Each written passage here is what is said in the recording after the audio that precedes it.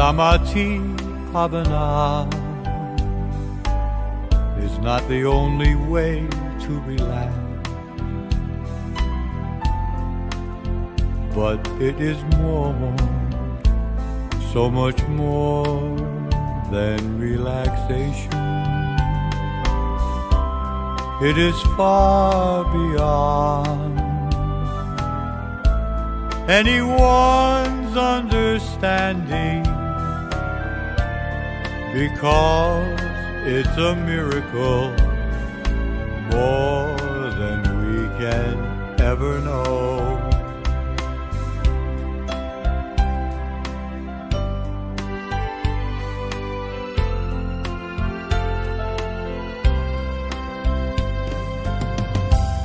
Do you know there is someone who is waiting for you? He is with you always, always with you. He is the one who knows with supreme kindness the most beautiful one in the universe.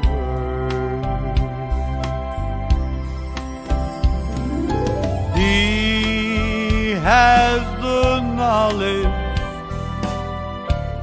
that you've been searching for, the knowledge to open up your mind to happiness within, the secret of your life that's been hidden for so long.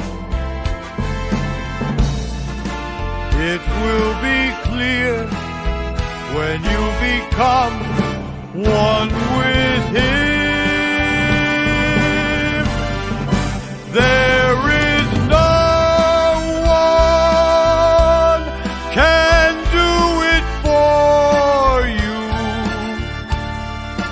Only you can do it for yourself. You'll awaken every day feeling joyful. You're the one that He is waiting for. You're the one that He is waiting for.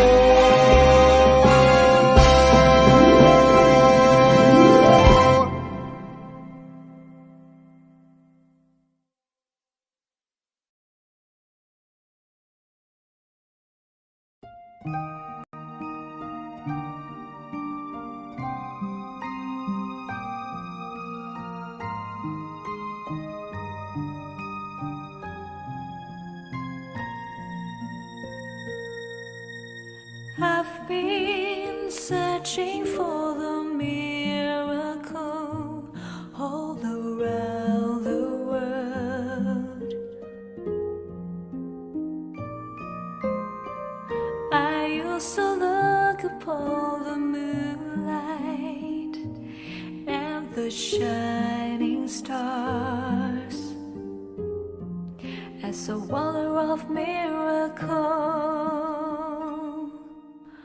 One day I gave up on searching, so I closed my eyes and still my mind.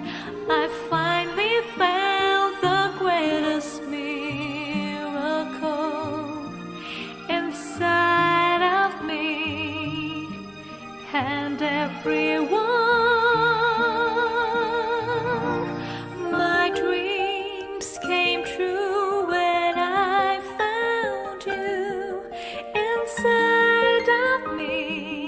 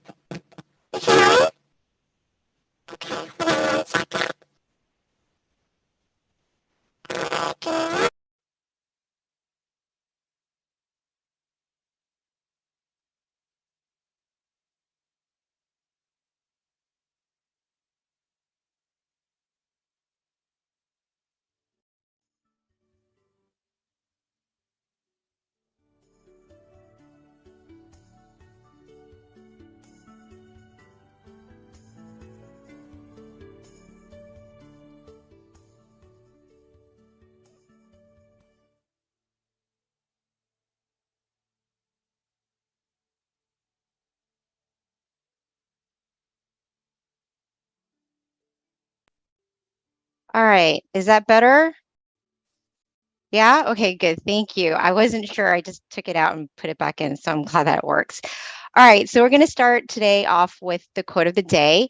So if I can just get some help for people to help me choose a quote by just selecting a random number from 15 to, let's say, 145. And the first number that pops up, I will read that quote. Okay, I see a number 123. Thank you, James. Okay, so let's see, 123, fingers crossed. It goes with today's theme, which is giving thanks or Thanksgiving, essentially. So 123, give me 1 second here to find it. Okay, this is a good one. Centering the mind, which is what we're about to do. So here's the quote. To center the mind means to imagine softly, similar to when you think of things that you love and are familiar with. Imagine easily and comfortably. This is called centering the mind. So hopefully that's going to help us as we begin tonight's session with regards to our meditation. So a couple things, you guys. One of the things that we'd like to ask everyone is, if you don't mind, to please put on your chat where you're from, because we're trying to kind of find out where our different meditation members are from throughout the country. So if you can just be so kind as to let us know. Another thing is with regards to tonight's session, just a heads up with regards to what we're about to do. First of all, I will give you a little with regards to our teaching monk. After, there's going to be a wisdom talk, followed by meditation, and then we'll have a candlelight, which we ask that everyone, if you have a candle, to definitely light it. You can also use your phone as well, and that will kind of help set the pace with regards to our candlelight session, followed by loving kindness, and then a Q&A. All right, so that's going to be our session tonight. A little bit about our teaching monk. This is Monk Jackie joining us today. He's been a monk going on his 9th year. He ordained in 2014 after getting his BBA in international business. And then he found his life purpose, which is to share meditation and to spread inner peace to all. So at this time, without further ado, let me introduce Monk Jackie.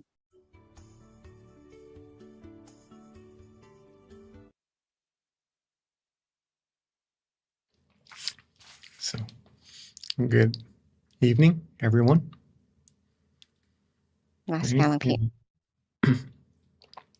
So, good evening, everyone in the US.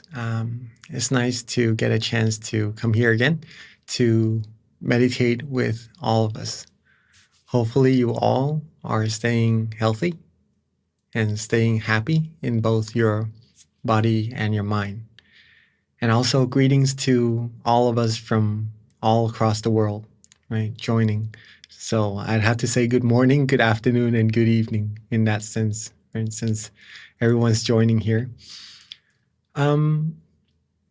What we're doing, meditating, is one of the most important things a human could actually do. And I'd like to elaborate on that a little bit more further in our wisdom talk together. But since this month is November, right?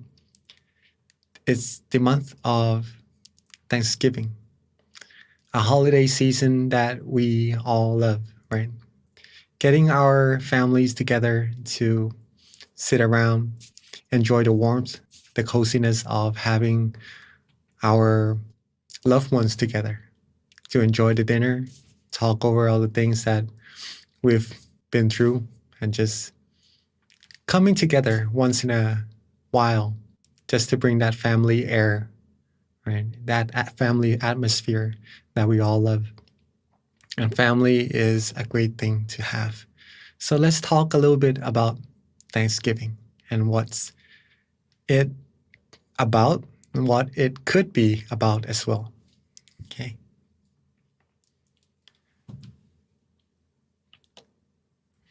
Thanksgiving. Giving thanks. Or what we usually do is to think of the things that we are thankful for, we are grateful for. Maybe in this case, some may think of the good health, the health or the things that we have right now, that we're not sick, that we're still available to do the things we need, right? Some may also think about their home, to be thankful to have a place to stay, to be thankful to have the family right here joining together in this wonderful holiday that's coming up soon. Okay. Some may even be thankful about having their friends to help them along the path they need to support them in all the things they need, the good stuff. And also, some may also be thankful about the food they have. And that's very important because we need food to survive, right? Some people may not be as fortunate, but that's why we need to be thankful for all these things that we have, or even more. Right? These are just some examples. Now, we are usually thankful for all these things that are outside of us, or maybe health is with us in this case. But something that we should take into acknowledgement or really great consideration or to be thankful for is actually being thankful for ourselves as well. I see a lot of people joining Georgia's Meditation Center, also in California. Beautiful, and a lot of people joining our session too. Welcome, all right? So we gotta be thankful for ourselves as well. Why is that? Because it is because that we have this life. We have the time right now, this present moment, that we're able to do good things for ourselves and to do good things for many, many more people around us. We have opportunities to do these good deeds. We have the ability to do these good things, right? All because we are present right here. We have life, right? And we should be grateful for this as well, other than the things we are already grateful for. And just to explain a little bit further about why is this life so important, okay? Being grateful for ourselves. With our life, we could help others, right? But first, we need to be able to help ourselves first, then we could help others. We could also, with this life that we have, we could create wonderful things and give back to this world also. Create very useful things that would help with ourselves and humankind. That's how special human lives are. Okay. And we could also give the things that maybe sometimes are precious to us, but by giving, we're giving something valuable. We're giving ourselves first happiness, and we're giving others that happiness as well, and something necessary for them to carry on with what they need to do. And there are many, many more things that we could do with our lives. And humans are very amazing beings. We could put big chunks of metal into a sky and fly it. Right? We could put a whole big chunk of metal on water and float it. No other beings in this world could do that. Humans are very, very amazing beings. And the best thing that humans could do, actually, is to take some time and find true happiness inside. Okay, with all the wonderful things that we could do with our lives, this is one of the most important things to do, to find true happiness. We're going to be able to do this by stilling our mind. Practicing to still our mind, we'll be able to find peacefulness first, a sense of relaxation and comfort. Our mind will become purer and purer. Then we will find that true happiness inside. Okay? Some of the things that would help us be able to still our mind is to adjust our body and adjust our mind. This is very, very important if you're seeking to find true happiness. Okay. If you're seeking to find peace or to find purity, to find what is actually important for humans inside of their mind, these two things must be taken into account or acknowledgement very firmly, okay, to adjust the body and the mind.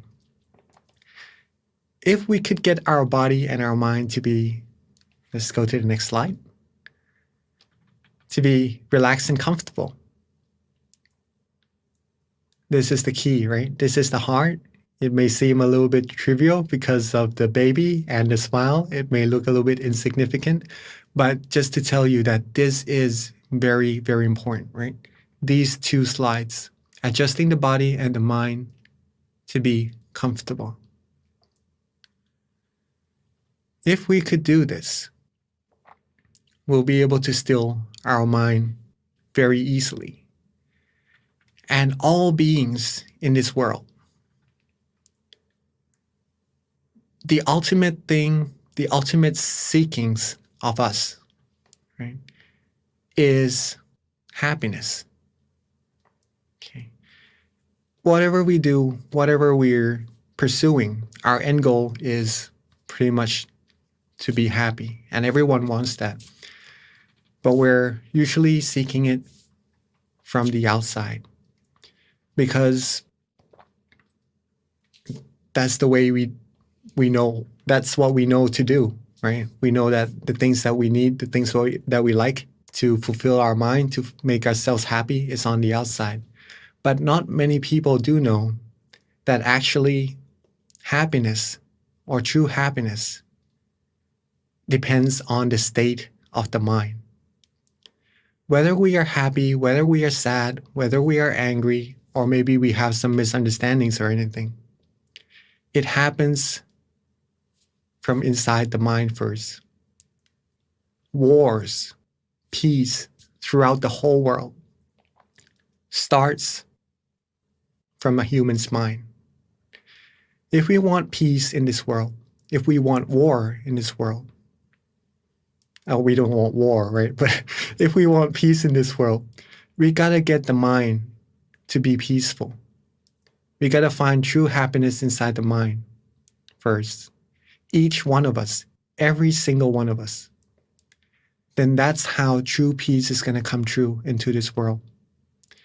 On the other hand, if we switch things around, if a person's mind is not peaceful, if it's filled with maybe anger, hatred, or maybe wanting to seek revenge and stuff like that, all the undesirable feelings, then it's going to cause the world to turn the other way as well. All things happens first from the mind. That's why finding true happiness is also very important. It's important for us because I'm sure we all seek happiness, and that's how we're going to find true happiness or happiness inside first. When we're able to find that, we're going to be able to share, to give this happiness to many, many more people around us. And eventually, if everyone in the world becomes happy, be able to find peace and happiness inside their mind, the world, as it is already beautiful, it's going to be even more beautiful. And it's going to be a world of peace. Peace that is true. True peace because it doesn't happen from having a set of rules made or having a country having more weapons to stop the other countries from maybe invading or something like that also. It happens because everyone in this world is fulfilled in their mind. Okay. And when they're fulfilled, when you are full, when you eat, there's no need to really find more things to eat, right? At that moment, you just like to share what you have. When we are full in our mind, when we are happy, the desires doesn't want to come in anymore. We do not have greed. We do not have wants in our mind. All that we have is the feeling of positivities and the feeling that we would like to share that happiness with everyone else as well. A little bit before we end our wisdom talk, again, adjusting the body and the mind to be relaxed and comfortable. Very important. We're going to do that in our session together in a little bit. This is the key. This is the heart. But also imagine it as if it is a candle. If you're able to get your body and your mind to be relaxed and comfortable already, think of it as if you've already lit a candle inside of your mind. Okay. When you close your eyes, it may seem a little bit dark. You can't see anything.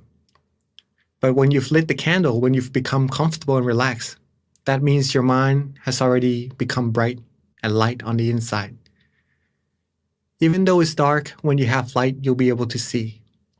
Okay, so this light, this feeling of comfort is like a guidance, a guide for you to walk through this path of maybe being a little bit hard to see. But if you have this feeling of comfort, you'll be able to walk further and further on the right path inside. Don't let this light go off. Don't let this feeling of comfort go away when you meditate. Keep your mind lit. Keep that light, that feeling of comfort inside your mind continuously going as you meditate, as you close your eyes. This will take you further and further inside, finding you more and more peace, more and more happiness, and a stronger sense of serenity inside of the mind as well. However, there are some points in time where the candles do go out because we sometimes put a little bit more effort than we need to into meditation and it doesn't get as comfortable. Or sometimes we do have some wandering thoughts inside of our mind. These things takes our mind away from the peace and serenity within, but there's no need to worry about that. Okay. All that we need to do is relight the candle or adjust the body and the mind once more to get it to be comfortable. Then we'll be able to walk further and further with that light lit inside of our mind.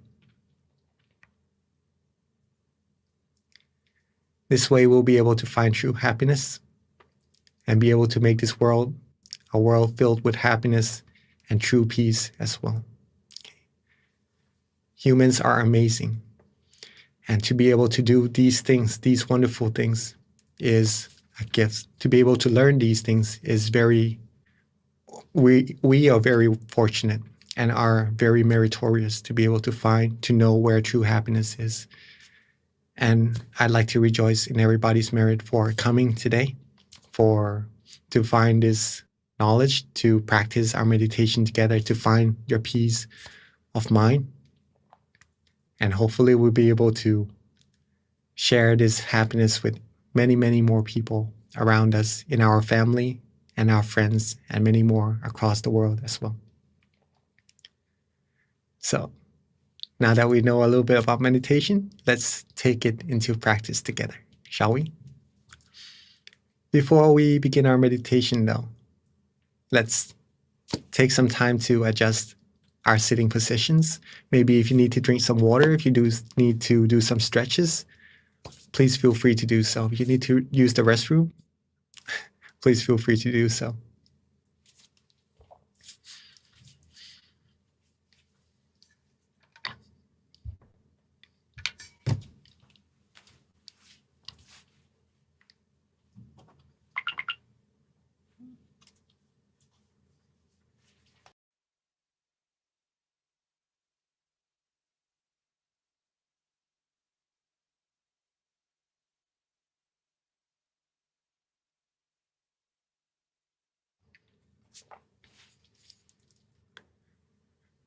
All right.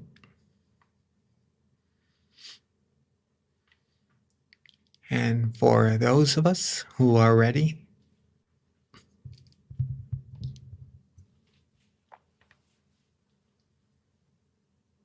let's begin our meditation together by softly and gently closing our eyes.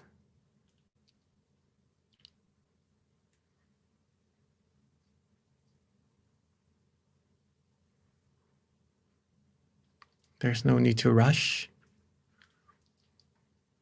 Let's softly and gently close our eyes.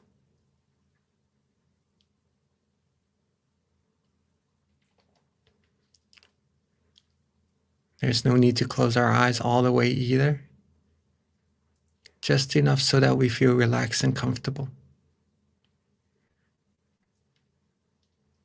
Leaving our slight room for light to penetrate would also help our eyes relax more.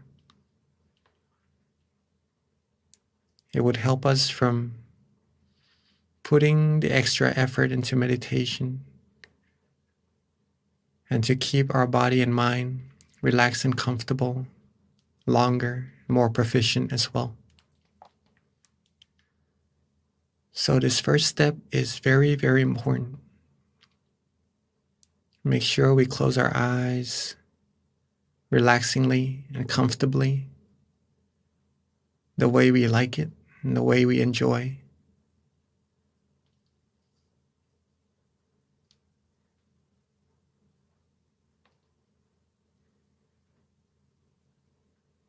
Now let's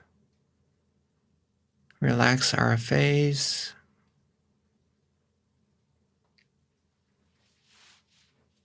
Relax our ears, our cheeks, our chin.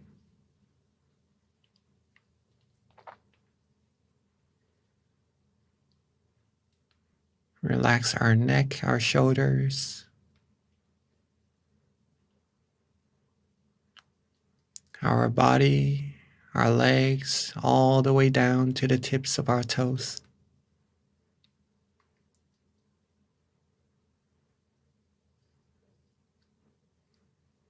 Make sure every part of our body is relaxed and comfortable.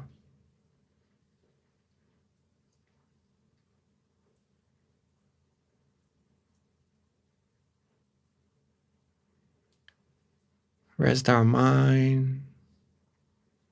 Let go of everything, any worries, any responsibilities for now.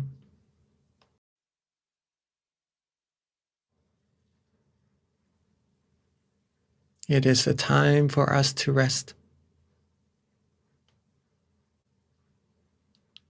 Rest our body, rest our mind, so that it could find that peace, that true happiness that is residing within all of us.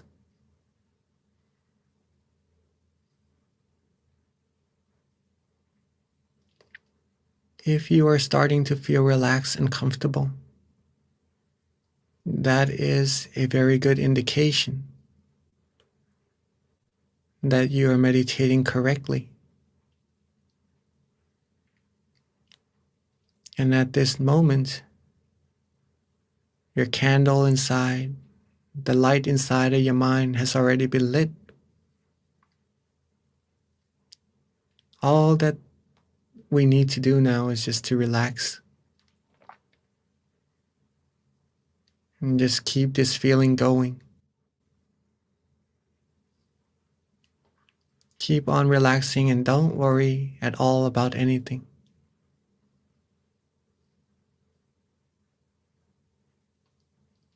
Don't worry. Be relaxed and be happy.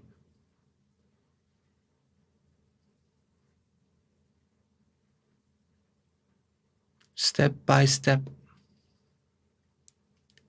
little by little,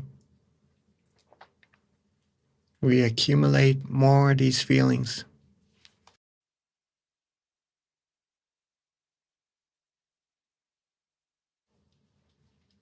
Like adding money into our piggy bank or watering a tree. Little by little, we accumulate the growth.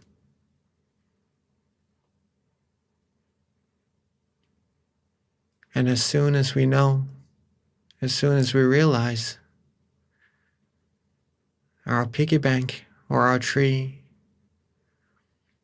has already been filled or grown to become big and prosperous,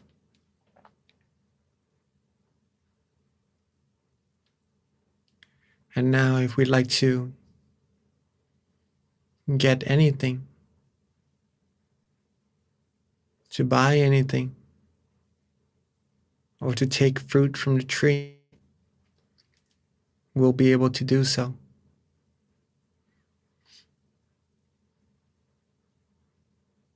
All starts by just relaxing our body and relaxing our mind.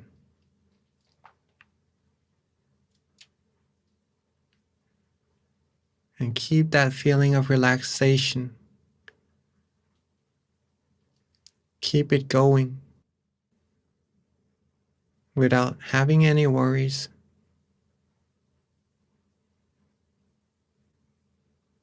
Enjoying the moment. Enjoying the present. Enjoying that feeling of brightness shining from within.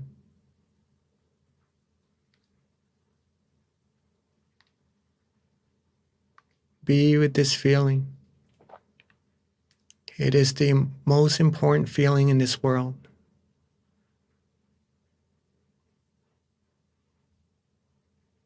It is very, very precious, since it takes our mind away from all negativities.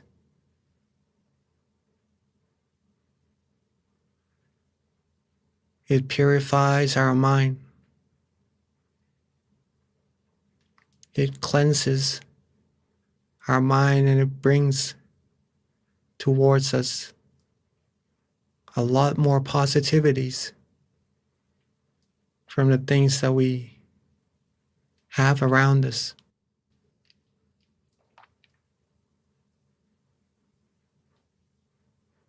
Relax, let go.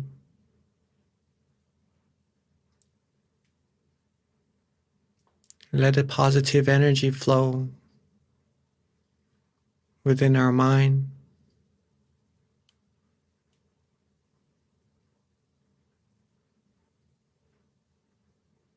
Enjoy every moment.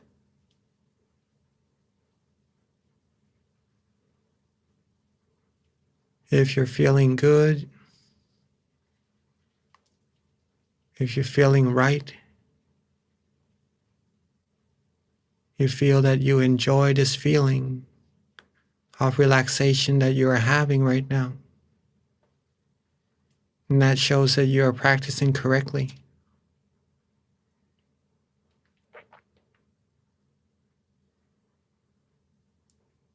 Keep this feeling going. And that's all that we need to do. It is like riding a train to a destination where the road is to be relaxed and comfortable. And whether the train reaches the destination or not, when we sit on it, we do not really think too much about it.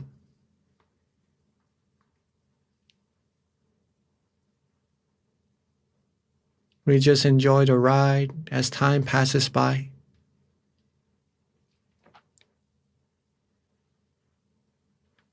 If we're able to do that same thing with our meditation, we just enjoy that ride, enjoy that feeling of comfort inside.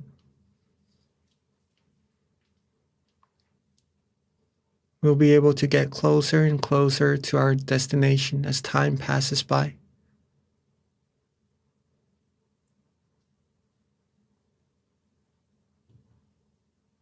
If we do not care much about what goes on inside our meditation,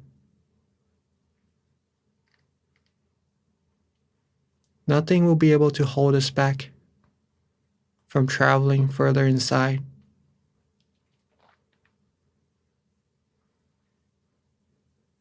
We'll be able to reach our destination easier and quicker.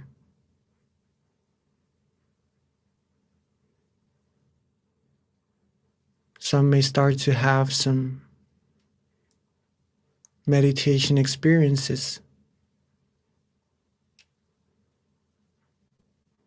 as they're able to be relaxed and comfortable for a longer while.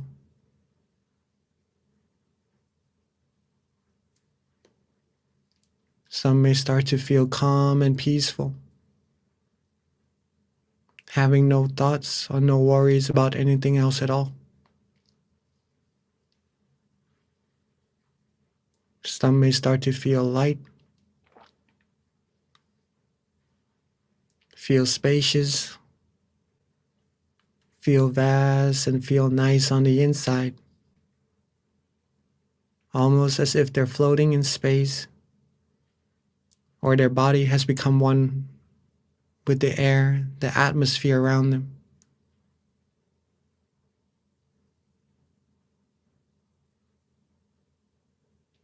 Some may even start to feel some brightness inside.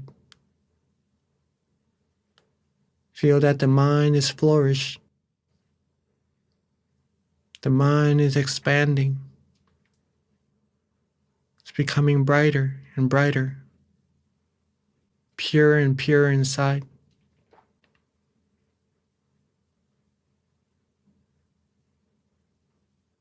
Some may even start to feel some movements.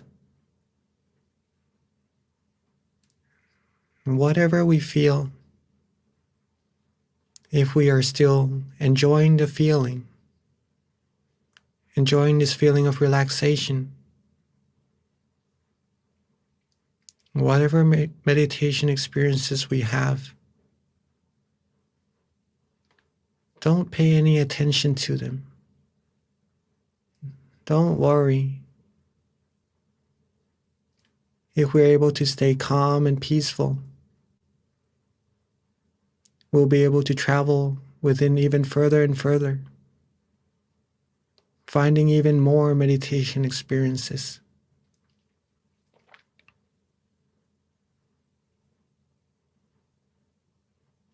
If our mind is not attached to anything, nothing will be able to hold it back from reaching deeper and deeper peace.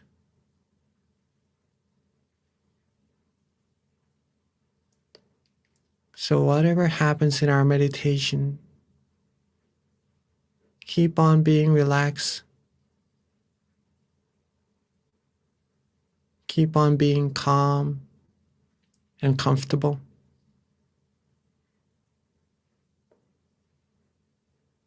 Be neutral with whatever happens, almost as if nothing special is happening inside. Nothing that could take us away from this peace, from this serenity inside. And that's how we're going to be able to still our mind more and more firmly, find more and more purity and positivities, more and more brightness that shines within us. So later on, we could share this brightness with many, many more people. Get them to become happy and bright as well.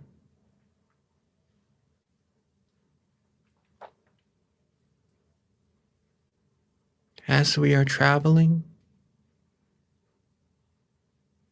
as we are relaxing, as we are enjoying this feeling of peacefulness,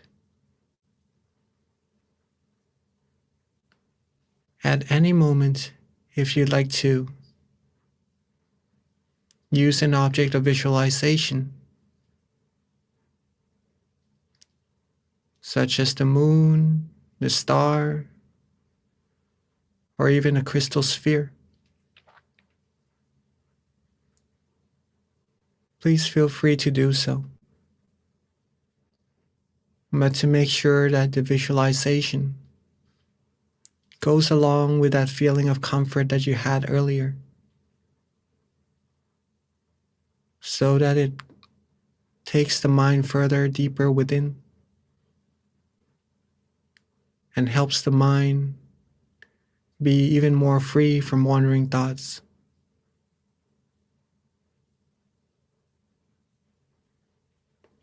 Or at any moment, if you'd like to use a mantra to also help the mind travel further with relaxation and comfort, please feel free to do so as well.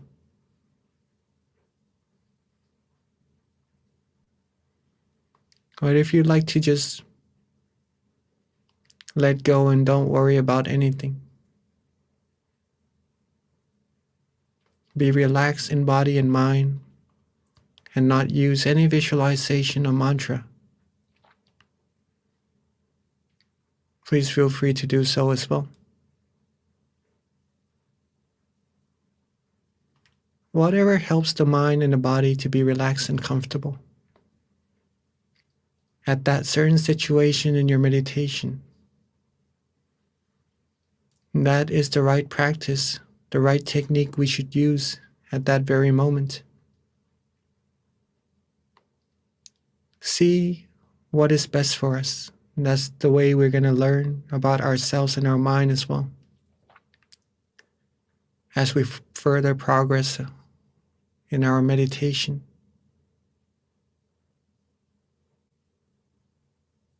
But the heart, the very essence of meditation is still to be relaxed and comfortable in body and mind.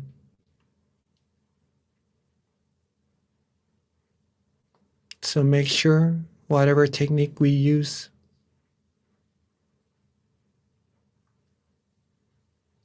to never lose this feeling.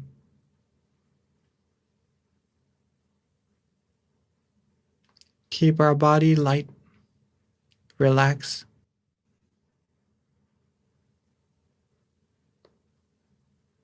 Keep our mind calm and comfortable.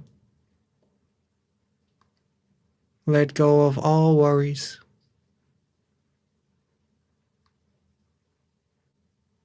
Keep it that way. and let us practice meditation. Let us keep ourselves calm and comfortable together in silence for this time being.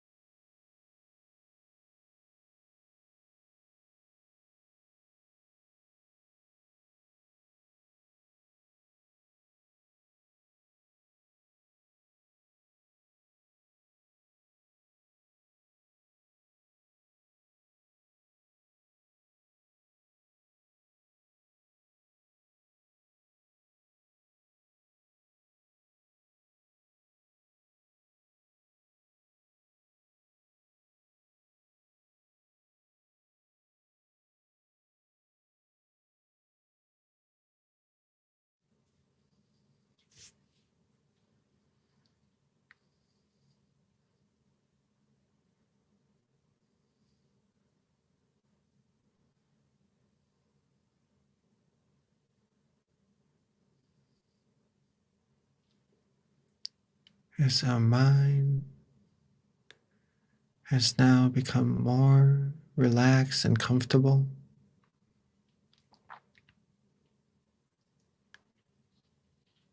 As our mind has now become cleaner and pure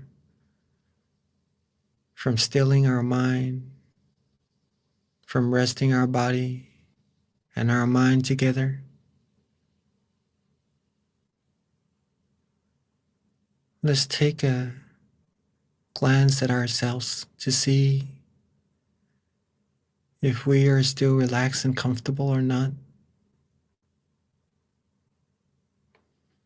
If so, then keep that smile going on our face.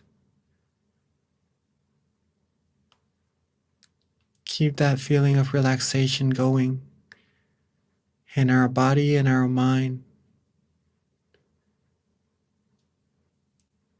Keep that feeling of expansion or the movement inside of our mind going for us to travel further and further inside to gain more peace energy, more positive energy from the source within.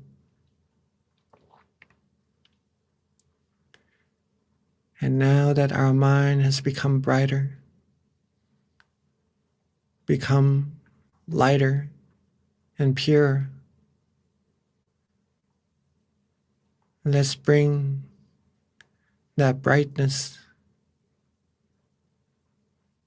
bring that purity outwards to our world by together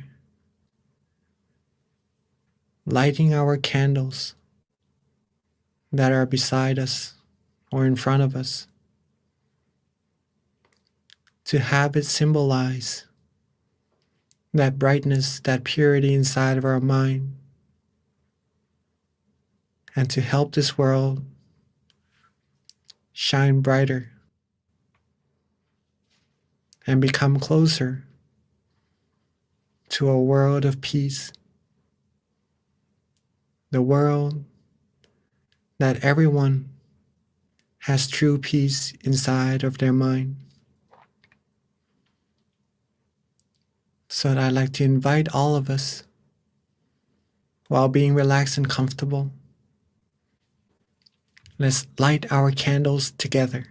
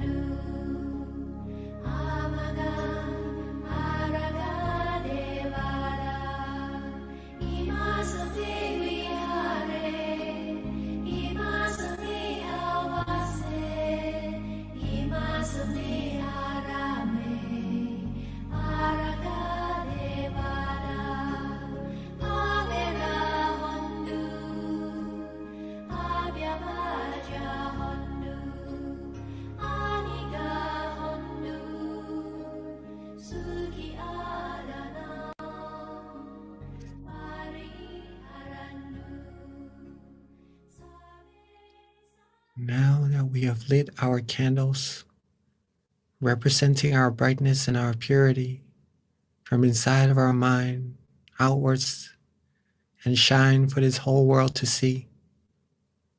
I'd like to invite all of us to sit back, relax, and close our eyes once more. Close our eyes relaxingly and comfortably, and reconnect back to that feeling of comfort and purity inside of our mind. Imagine that candle that we've just lit, or the candles together with everyone that everyone has just lit, and bring those brightness inside of our mind, making our mind shining even brighter, even purer. And let's radiate this brightness. Let's expand and spread this brightness outwards, along with our purity and our positive thoughts, our positive wills, to help all of us, all beings in this world, become happy, become free, become pure, free from sufferings and sorrows. Let's expand this brightness outwards, reaching everyone in our temple, in our meditation center, everyone around us. And let's expand it outwards even further to everyone in our community.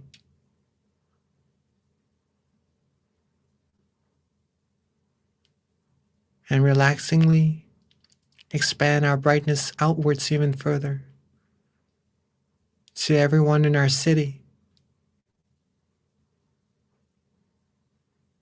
And expand it outwards further and further until reaching everyone in this country, till eventually our brightness covers this whole world.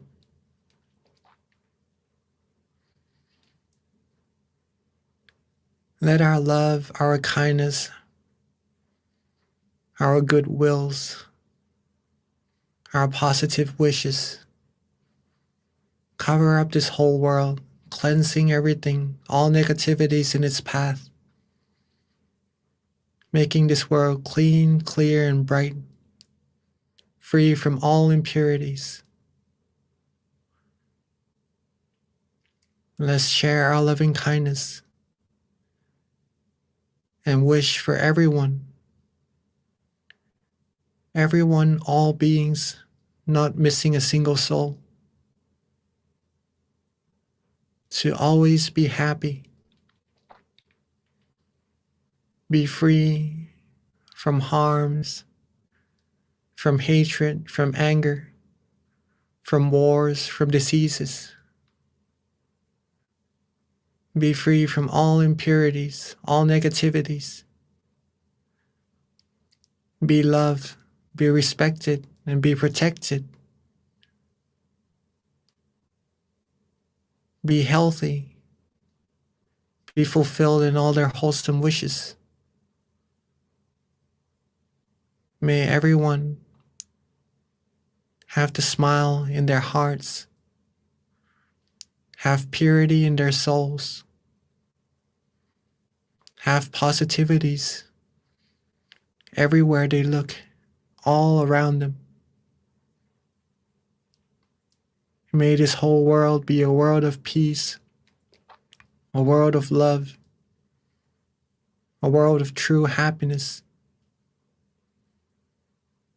May everyone be able to find true peace, true happiness easily and quickly. And may all of us, everyone, reach the utmost of happiness, the utmost of purity, as soon as possible. Let's take a few moments to share our loving kindness to everyone across the world.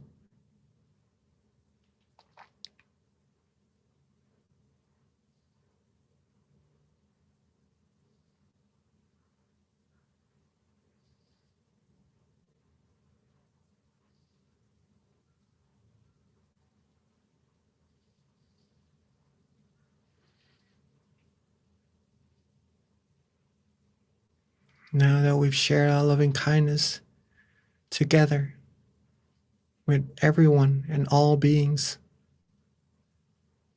let's softly and gently bring our attention back to ourselves.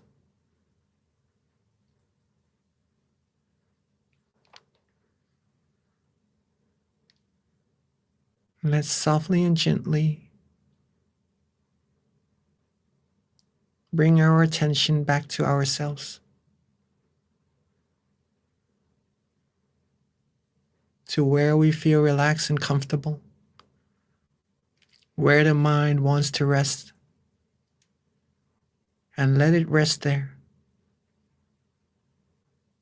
And at that point of concentrated purity, concentrated positive energy, with all of our accumulated good deeds, all the good things we've done, all the positive energy accumulated in our mind,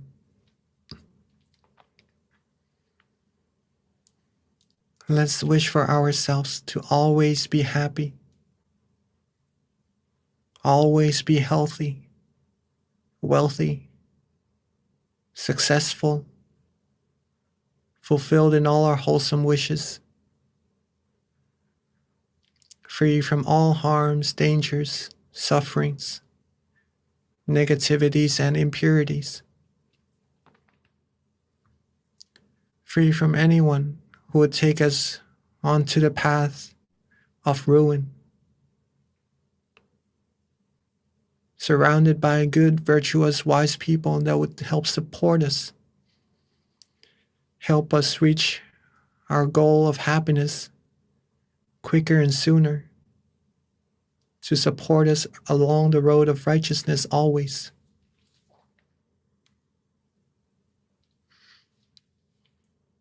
May we all be able to find true peace, true happiness quickly and easily at all times. Have the strength in our heart to help ourselves become pure and clean, and to do good things for ourselves, our friends, our family, and for this whole world, to be the role model of righteousness, to be the brightness. And may all of us be able to still our mind quickly and easily, and reach the utmost of purity, the utmost of happiness as quickly as possible. And let's take a few moments to wish for ourselves, for all the wholesome things we need.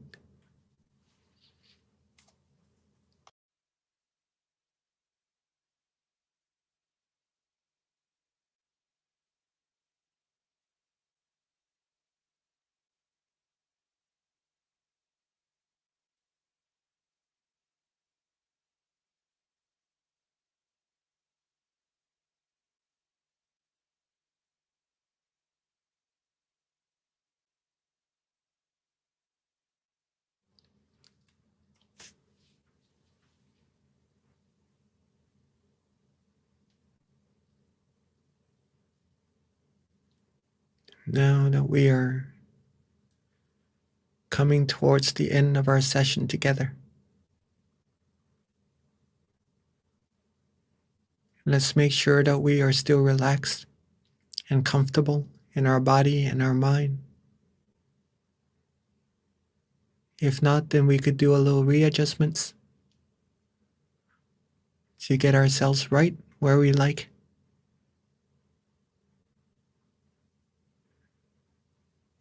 And as we end our session, make sure that we still have this feeling with us. To maintain this feeling as long as possible. And to reconnect back to it as often as possible throughout our days. And if we are ready, let's end our session together. And softly and gently open our eyes.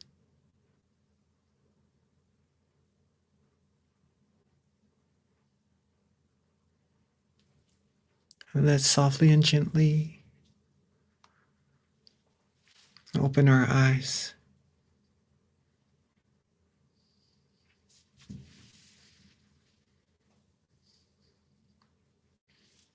Hope you all had a good and relaxing meditation.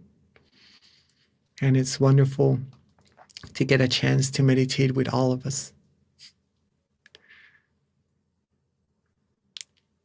Okay. It's very nice to see all of you. Let me pass the mic back to our wonderful moderator, Miss B.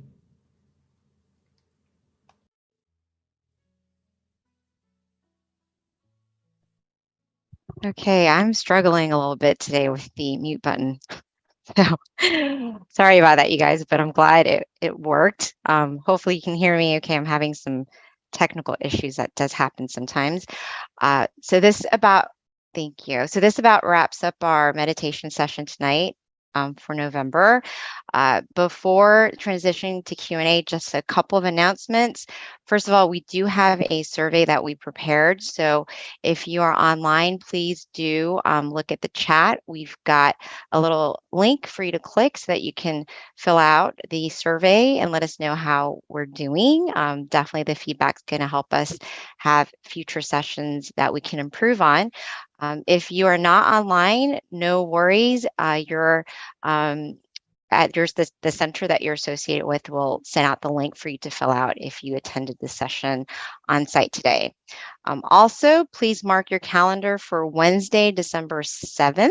That is our next full moon meditation. It's going to be next month, which is actually getting close to the end of the year. So it's going to be our last full moon meditation to wrap up 2022. So please join us, invite your friends and family.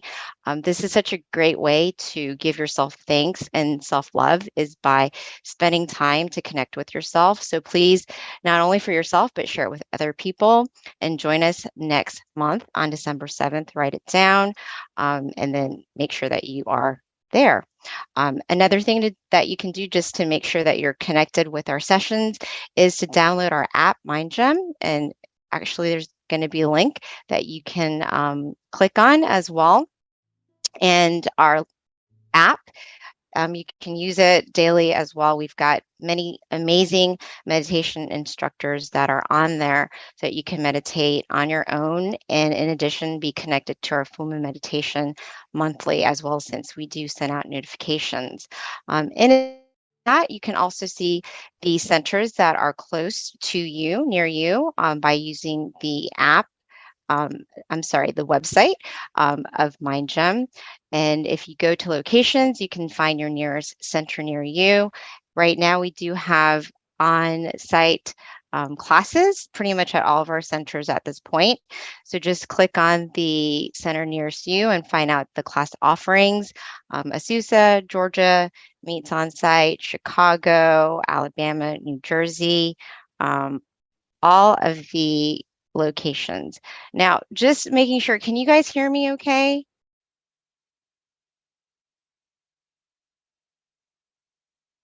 Okay, good. Just wanted to make sure because I can't ever tell. I'm glad that you can hear me because I know I was having problems before. All right, so that about wraps up our meditation session tonight. Now we're transitioning to the Q&A. Do not leave. This is one of my favorite parts because you can learn a lot with regards to just your meditation practice, being inspired by other people, any questions that you might have to be committed to your practice. So this is where we invite Monk Jackie back onto the onto the floor, I guess, onto the portal to ask him any questions that you might have. Again, if you can kind of stick with our theme, which is being thankful, that way we can kind of focus on just ways to better ourselves and stay focused to our theme, which is going to be thankful, which can be very general as well. So at this time, please do follow up with any questions that you might have with regards to meditation, being committed to your practice, or anything that at all that you might want to know. And it doesn't have to be focused on a theme either, so that's totally fine. All right, so Venerable, as we wait for people to trickle in with questions, I know the theme is being thankful, and I think something that a lot of people overlook is themselves, and you had touched on this earlier before beginning our session, is being thankful for yourself. But my question to you, just to kind of start things off, is what are ways that you feel that everybody can be thankful for themselves and give yourself self-love? Because I think it's such a topic that is very common, but people don't always know how to take care of themselves. Some of the ways, thanks for the question. And I see that a lot of us are being thankful and just sharing their thanks in the chat box right now. So thank you for that also. Some of the ways that we could be thankful for ourselves is that what I've actually mentioned in the wisdom talk earlier in the session, right, is to be thankful for the opportunities we have at this present moment, right? It's because that we have our lives right now, we have our hands, we have our legs, we could do things with these useful tools, right? We could do great things to others, give help, give necessities, or pretty much invent things, create things that are useful for ourselves or to many, many more people in this world. We have the opportunity right now to do so.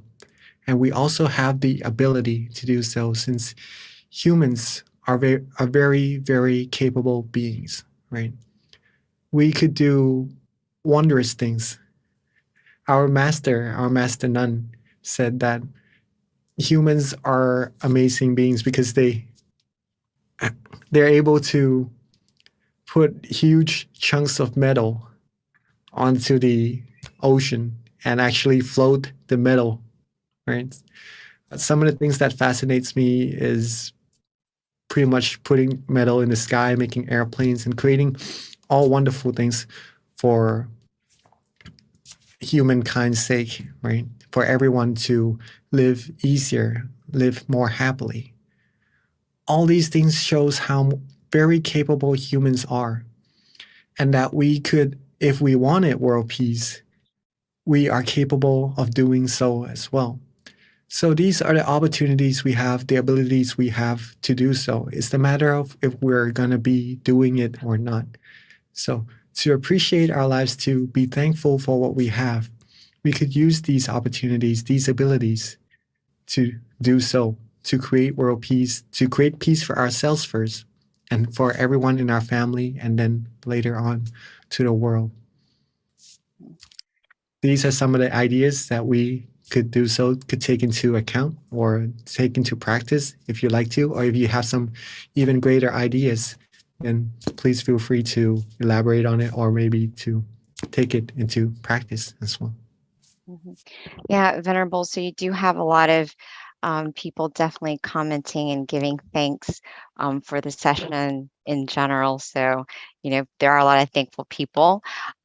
So with regards to just being thankful in general, Venerable, like what about people who have just a little bit more darkness in their mind? Because, realistically, there are so many different people going through different things, and sometimes it is hard to appreciate that you've got the human form, that you have like everything, because no matter what, it's so easy to kind of compare yourself to other people and then feel like, oh, they seem so much happier than me or whatever.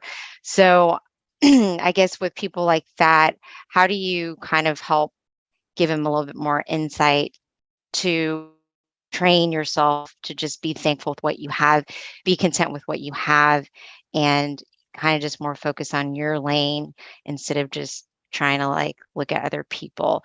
It's always easier, I think, said than done. I do think it's training your mind as well, but it's not always easy to do that either. Mm. These things do take understandings and the openness of the mind also. The person has to be willing to take into their acknowledgement some of the knowledge that we have to be able to clear all these negativities inside of the mind. If this mind is shut from these things, then it is hard to reach in and help to take all these negativities out.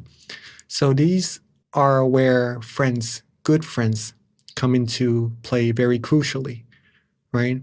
Sometimes it is hard. For myself, it took my very virtuous friend. Actually, she's my mom, right? Took her over 20 years to be able to open up my mind towards this path of righteousness, to clear the negativities out of my mind. And I know it's very difficult, but we can't avoid it, right? It takes friends, it takes virtuous friends, the people who know what to do to clear out the negativities in the mind, to help those who aren't yet able to do so. Okay. So first thing first, a friend, a very virtuous friend, as we all could be, as we all are, is very crucial to help out with these people who still has negativities in their mind. If they do wish to take out the negativities, then you could then help them understand that the negativities in the mind comes from basically one thing, which is desire, right? Yes. So if we have this desire, if we're able to get rid of the desire, we're going to be able to get rid of the negativities inside the mind as well. The desires help us to go on and further the other details about what causes the negativities to happen inside the mind. But the root of all of it is desire, right? So if we take the root away, we'll be able to find true happiness inside of the mind. And the way to get rid of that root is one thing only, is to still the mind, right? What we've mentioned earlier in our wisdom talk, if we could still the mind, we could then find true happiness, because we're able to get rid of all the negativities inside the mind right to the roots of it. Okay, so stilling the mind, adjusting the body and the mind to be relaxed and comfortable. That's the heart. And keep that light, keep that candle going. Keep that brightness, that comfortable feeling inside of our mind going continuously. We'll be able to get closer and closer to that purity inside of the mind. At first, it may be hard to understand of why do we need to still our mind. If we truly like to help people be happy, right? And some of the things that we could start by doing is just to invite them to come to our full moon meditation together. Get them to sit and just to relax for a little bit. Our teaching monks here who comes to guide you meditation, Monk Daniel and all the other monks in your center are very skilled in meditation. So they could give you some knowledge into how to meditate, right? But first thing first, get them to be relaxed. And when they're relaxed, when they're able to find peace inside of the mind, who knows, they might be able to find even more than just peace inside of the mind once their mind becomes still. And when they're able to find more than just peace, or to know what is actually inside of their mind, that's how their mind gonna open up to more knowledge to help get rid of all negativities and to find peace inside. And then they could become virtuous friends for many, many more people around as well. Hopefully that makes sense. Yeah, Venerable, that was so good, actually. I feel like, I was trying to take notes because I think it's very profound. And one of the things that you mentioned, and I know that there's a question, so I'll get to that too. But one of the things that you mentioned that I thought was very just insightful is the delusion part, because I do feel like there's a lot of people that don't even always have an interest to still their mind. Like they don't even take the time to stop because they are kind of in a rat race. How do you help people like that, Venerable, in terms of people that, they don't even know it, that they need to still their mind? And their days are just kind of ticking by. And Yeah, you just want to be that virtuous friend. Do you just kind of wait until they get, just figure it out? Or because to each his own time, right? it may take some work to do so, but one of the things that could help is to help them find the significance of getting some time to relax instead of just working all the time, right? Because even our phones, when working all the time, it needs recharging. So our body, when working all the time, our mind, when working all the time, we need recharging as well. Some of the things we do to recharge is to sleep, right? Or maybe to rest. But meditation, sleeping is just to rest the body. Maybe the mind is not at a fully rested state when we go to sleep. Meditation is what really helps rest the body and the mind simultaneously. So that's going to be a better rest, a better recharge for the body to help on with whatever tasks those need to be done, right? So you could explain, actually your own practice would be the best proof towards why meditation is so important, why you see it is significance.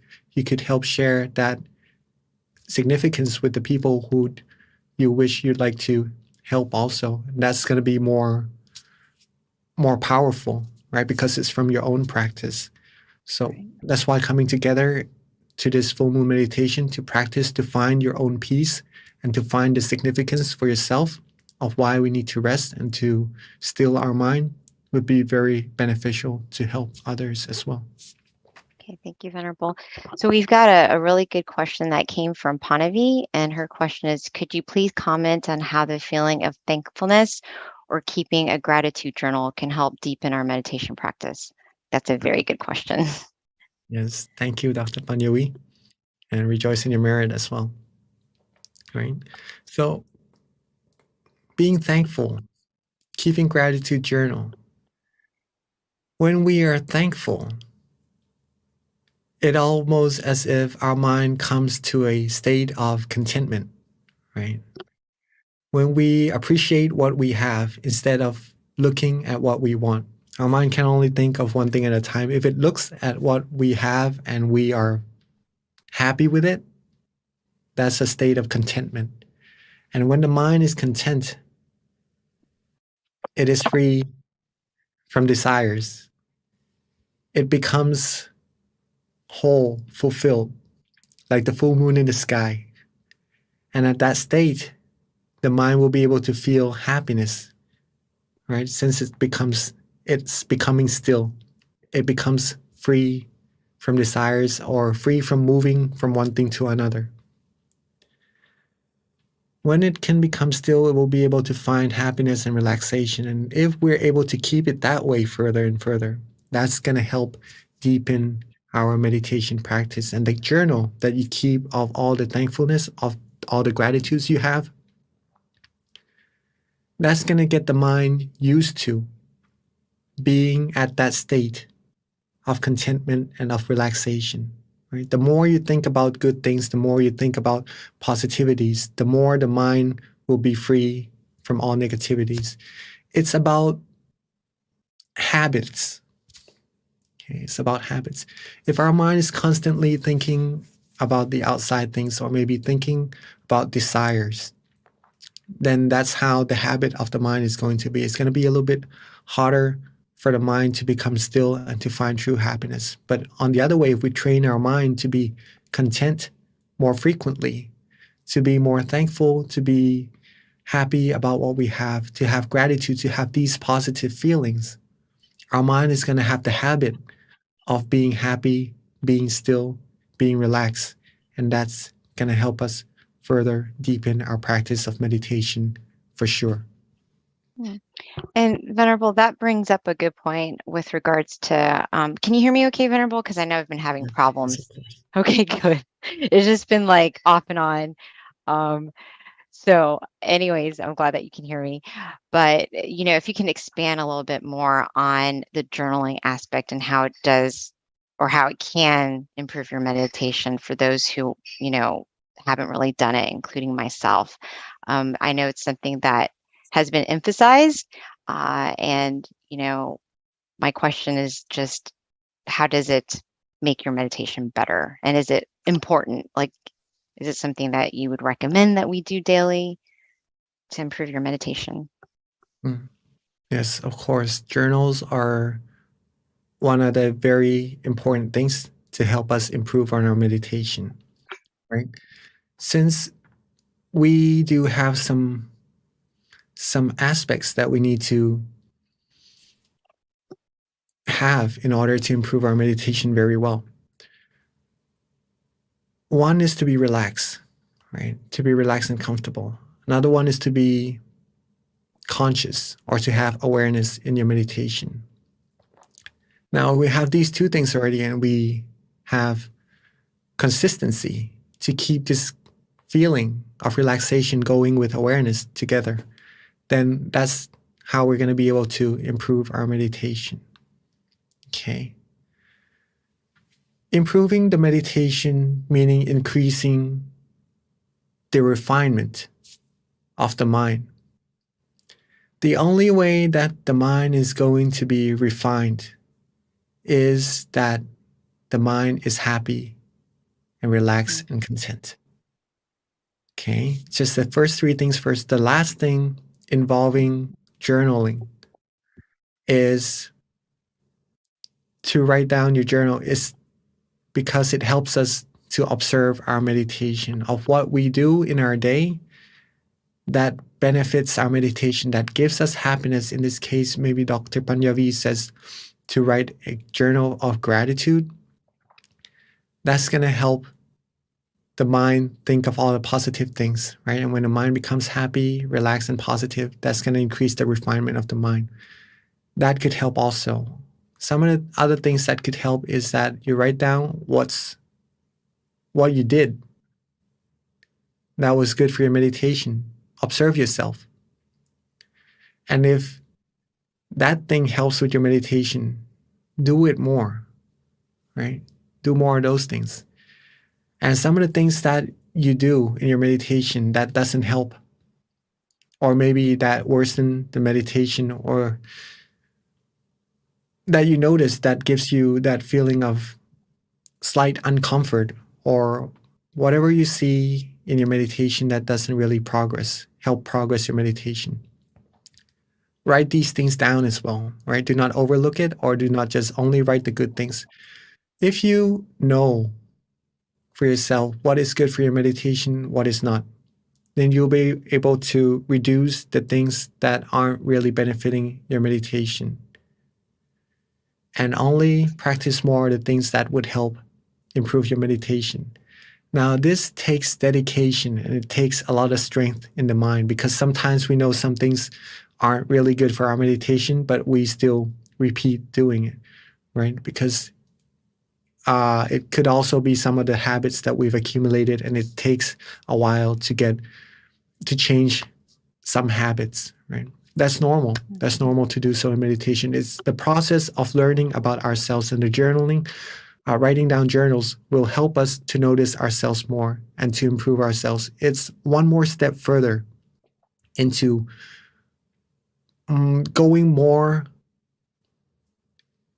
putting more effort into the practice of meditation, being more real towards meditation, shows how much you really want to get better in meditation, right? Some people just meditate to relax, to be happy, to be calm.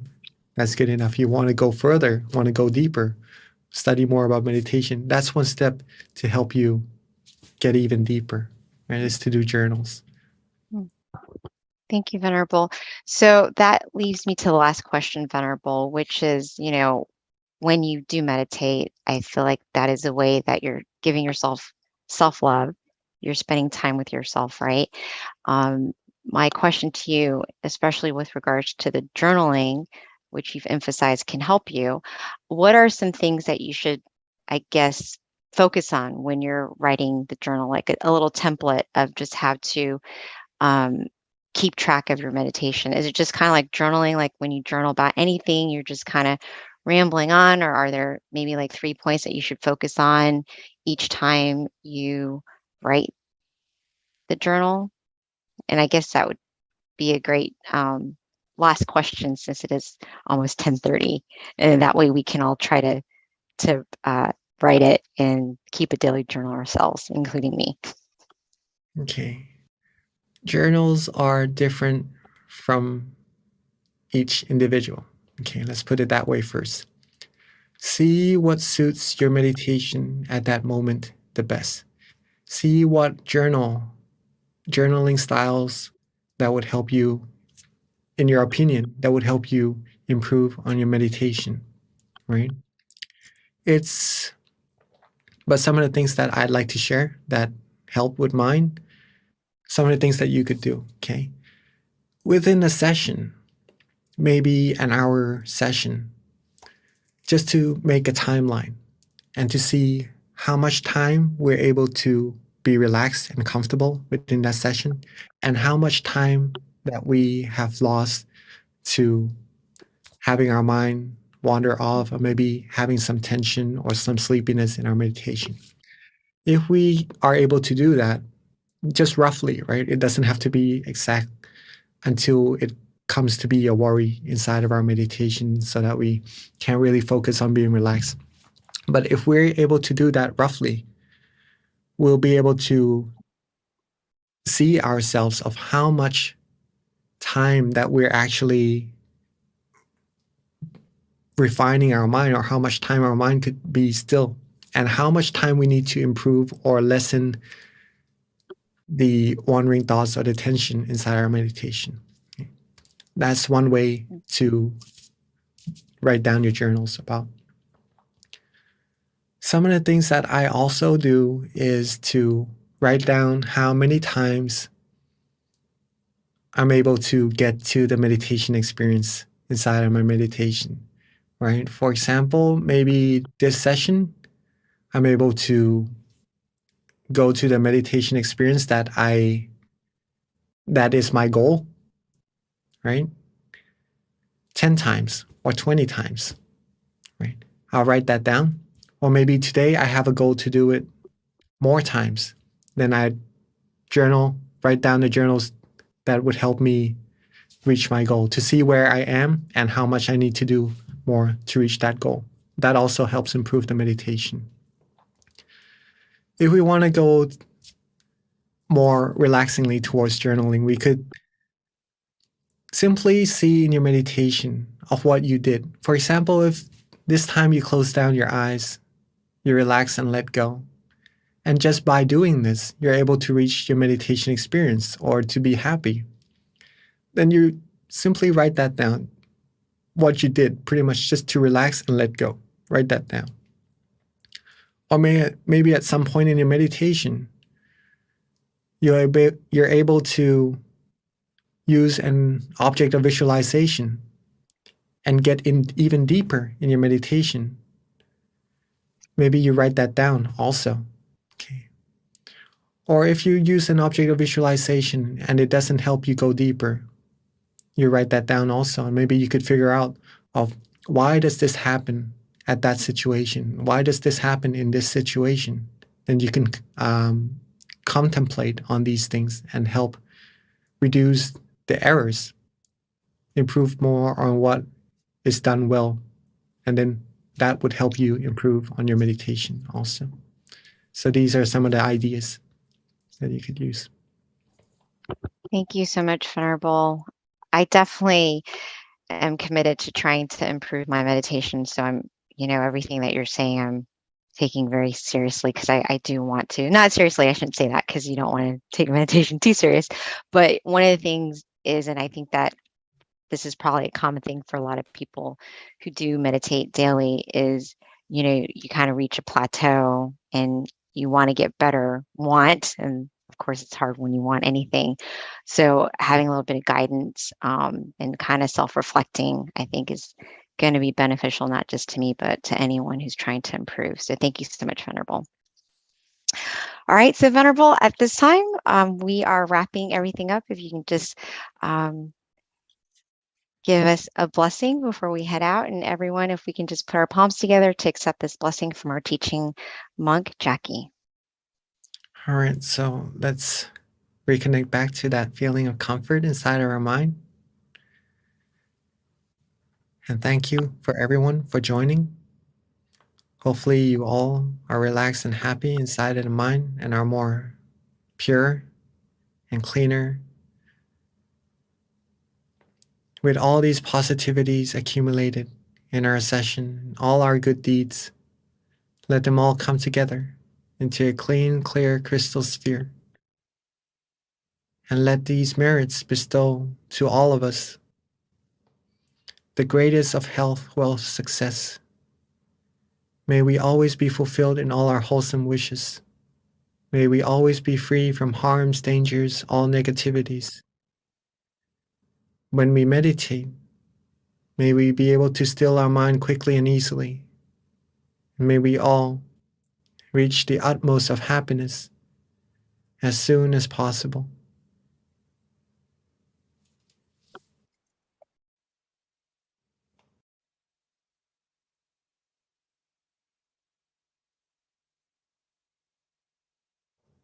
And rejoice in everybody's merit. Thank you again, Monk Jackie, and see you at the beginning of 2023. But for everyone else, don't forget December 7th, Wednesday is our next meditation session. And please don't forget to fill out our survey, which we'll put on the chat one more time so that you can give us some feedback so that we can continue to improve on these sessions, these full moon sessions. Thank you again. And as always, meditate often and meditate well. Bye. See you next month.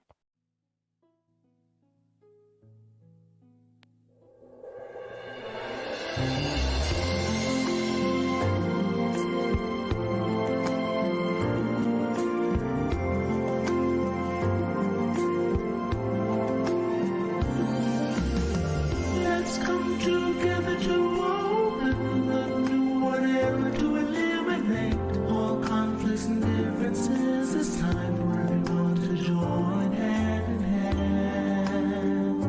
At last, now the world's beyond healing. It's time to change the world. As the one who knew in the past, in this period of our time, we will see before we depart this world. Everyone must join hand in hand to change the world from darkness to brightness, from suffering to happiness, from ignorant to the knowledge world.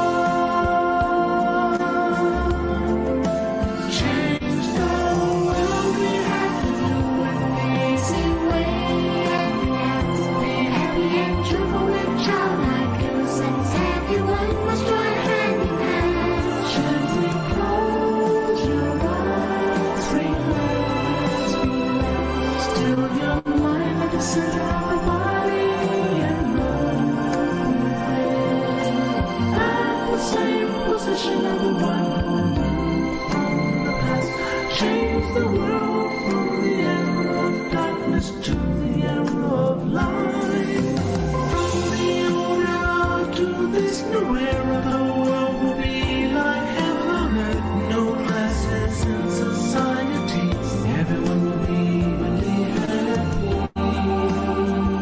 We speak the same holy language. We come as one with smiles of love.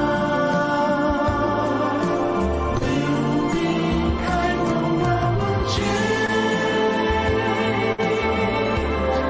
The world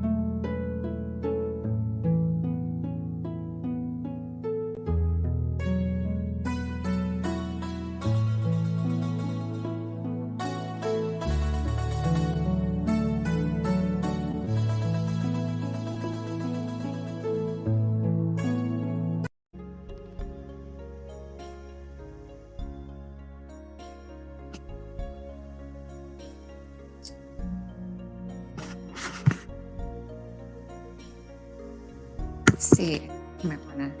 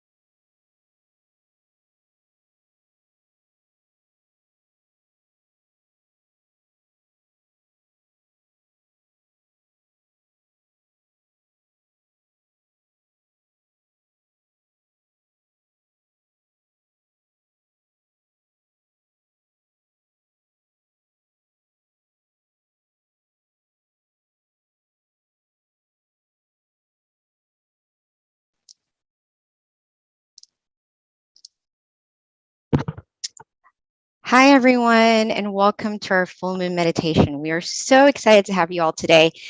This is going to be a very good meditation experience. Our theme is going to be Ignite Your Inner Light, so be ready.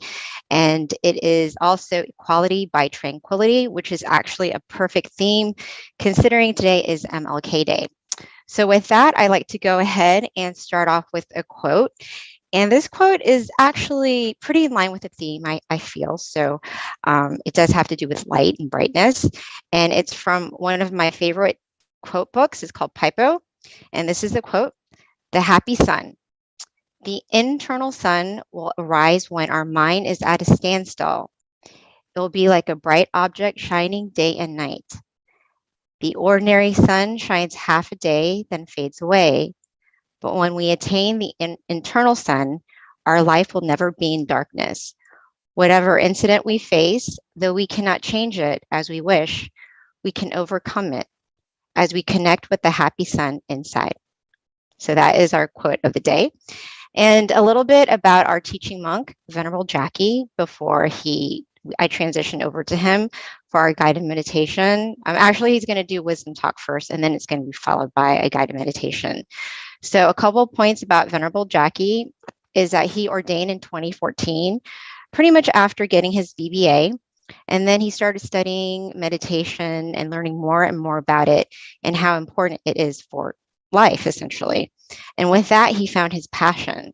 So now he gets to meditate often, accumulating this inner peace and also being able to share it with everyone else. So at this time, I'd like to introduce Venerable Jackie.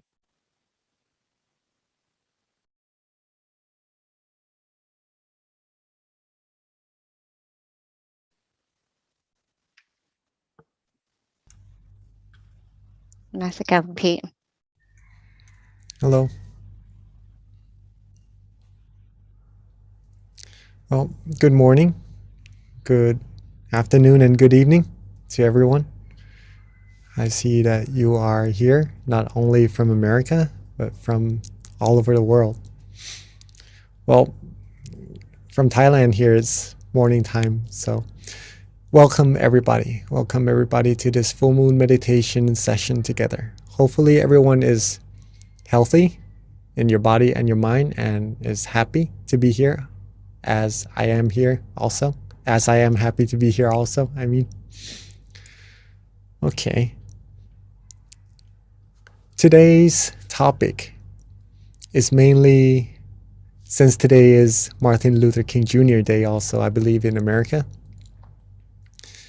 I guess it's appropriate to be talking about equality, just a little bit on it, but in relation to meditation or the peace of mind, if that is interesting to everyone, before we start our meditation, just to see how important it is, meditation is, right?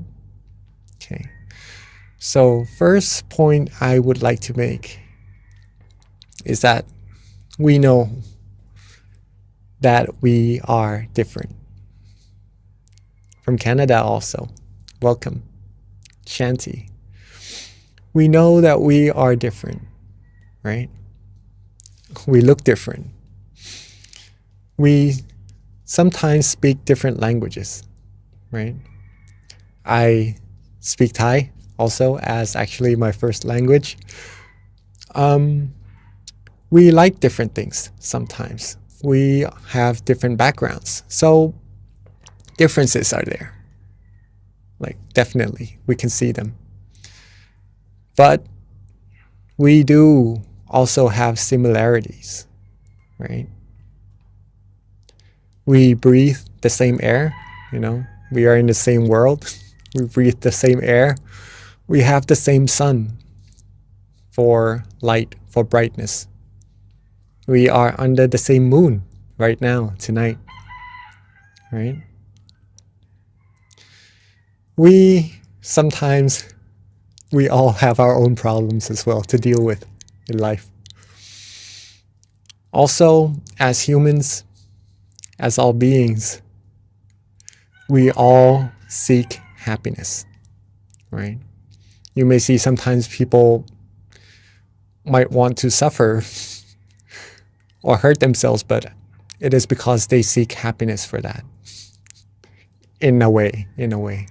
So all in all beings seek happiness. And it is this feeling of happiness, right, that is very important. Very, very important. It is because even though we are different on the outside, right, the feelings we have inside, love, happiness, all the other feelings, are the same. Okay? More or less, they are the same feelings. Different interpretations, yes, for sure, in different languages also, right? But the same thing that we are talking about, universal, is universal. When it comes to happiness, we all know what it is. We all know this feeling. There are two types, though, just to mainly distinguish them. First is the happiness that comes and goes. Okay. This happiness that comes and goes, for example, if someone gets something new, right, from a store, from somewhere, and accidentally it gets broken, we get happiness, yes, from getting the stuff for a while. It stays with us for a while, and then maybe it departs from us, right? If it doesn't get broken anyhow, right? Either us or that source of happiness on the outside, it could be anything, right, will depart from each other sooner or later. And that departing shows that those happiness doesn't really last. Or if you were to rely on these outer objects, other things for happiness, sometimes instead of happiness, once we depart, we'll end up feeling sad. Okay. So this is a form of happiness. Okay. This is a form of happiness. You could say that it's a come and go happiness. Let's put it that way. All right. The second type of happiness is the opposite. How could happiness becomes opposites, right?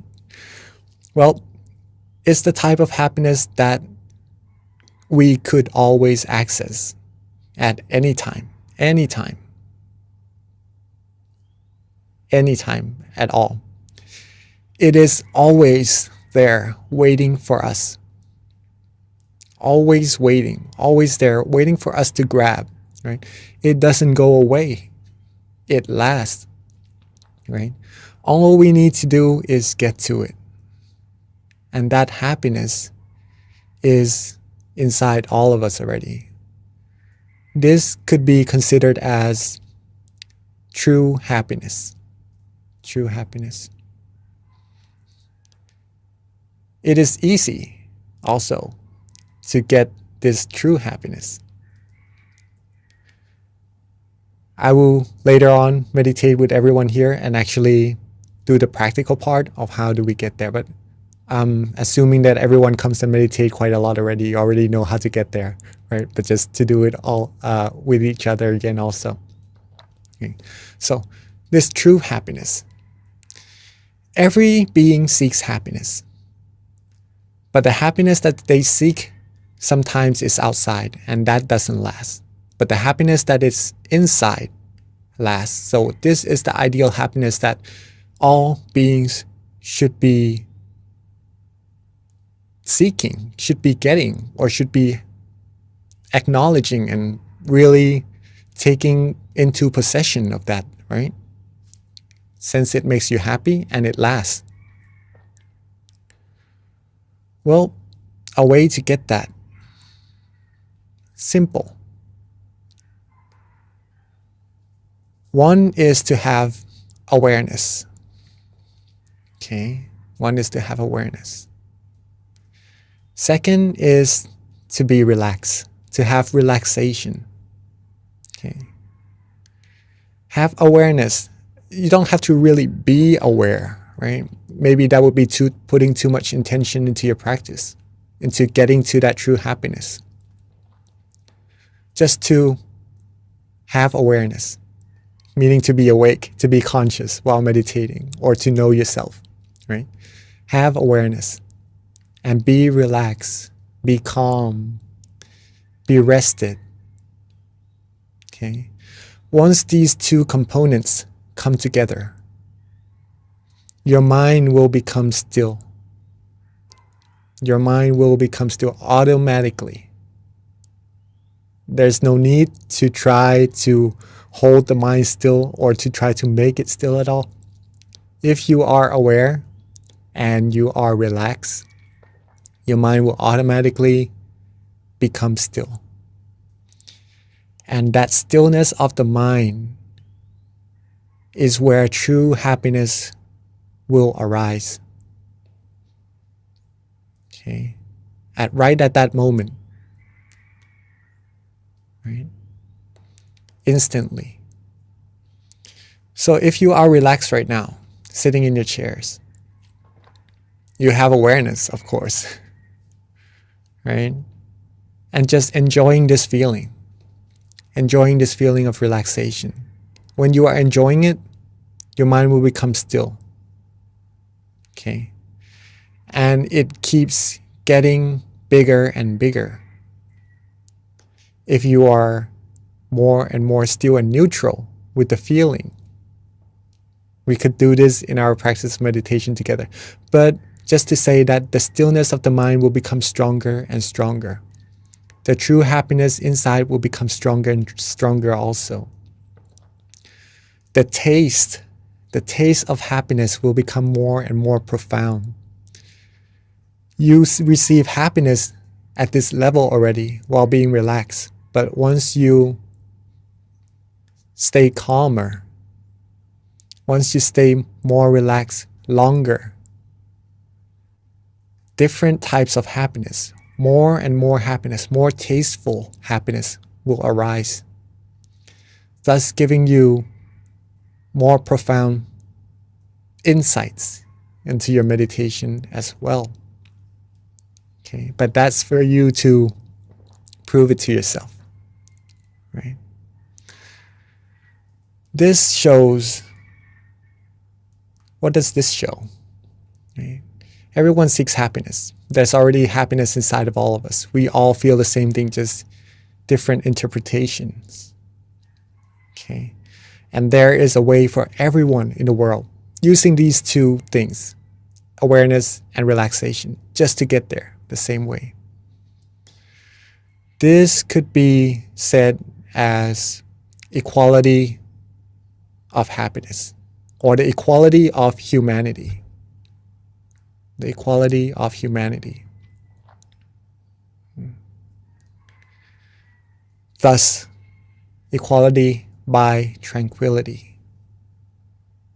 Okay.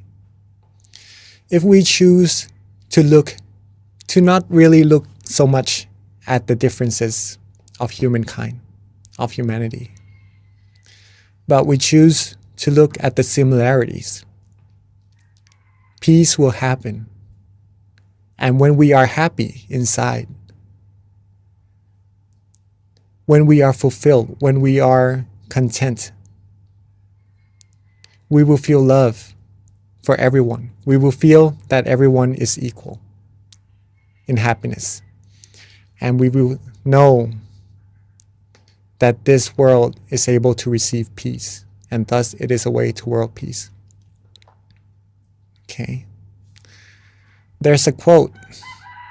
Since today is Martin Luther King Jr. Day also, there's a quote by him related to the moon also, right? So today is actually one moon together as one, as our campaign as well. Darkness cannot drive out darkness. Only light can. Only light can. If we were to create world peace, but we were to put out negativities,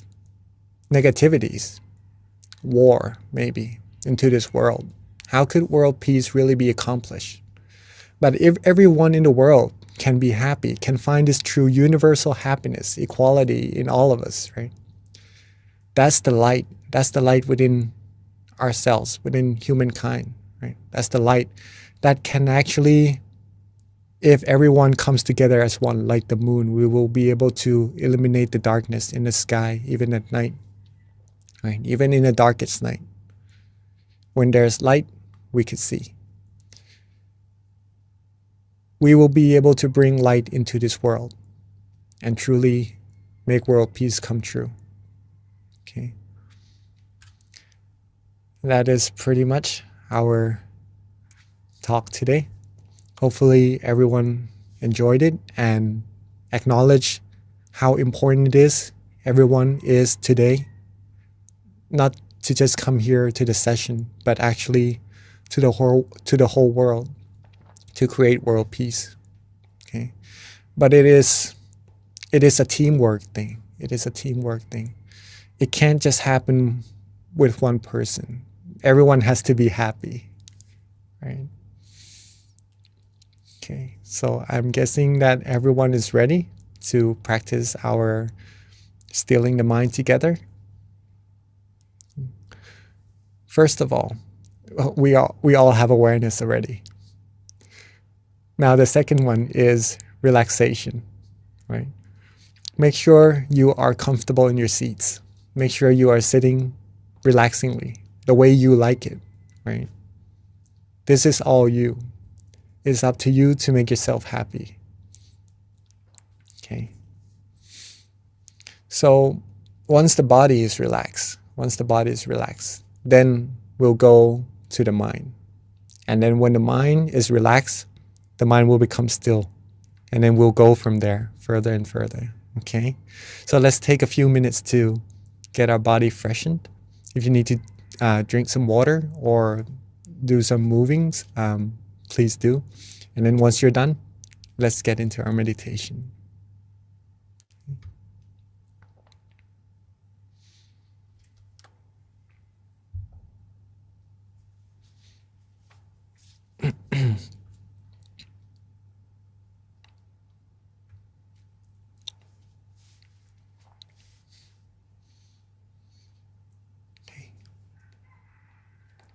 Let's softly and gently close our eyes.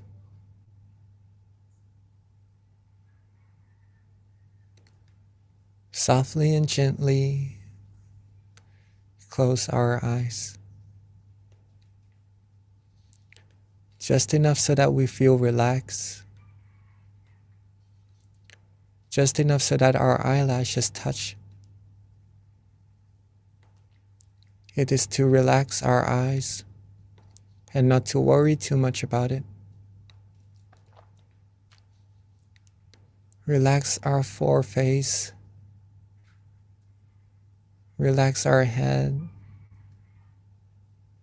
Relax our cheeks, our chin, our neck. Relax our shoulders, torso, waist, thighs, all the way down to the tips of our toes.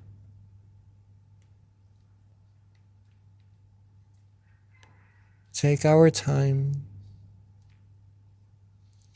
There's no need to rush at all in meditation. Relax, rest, be calm, be restful.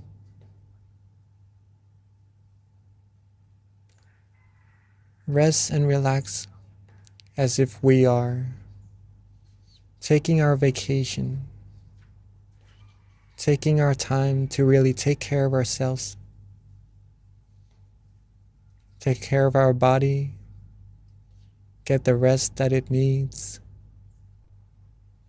and later on to take care of our mind as well. take this time to make sure that all parts of our body is ready to rest, and there's nothing that we need to worry about anymore. Now,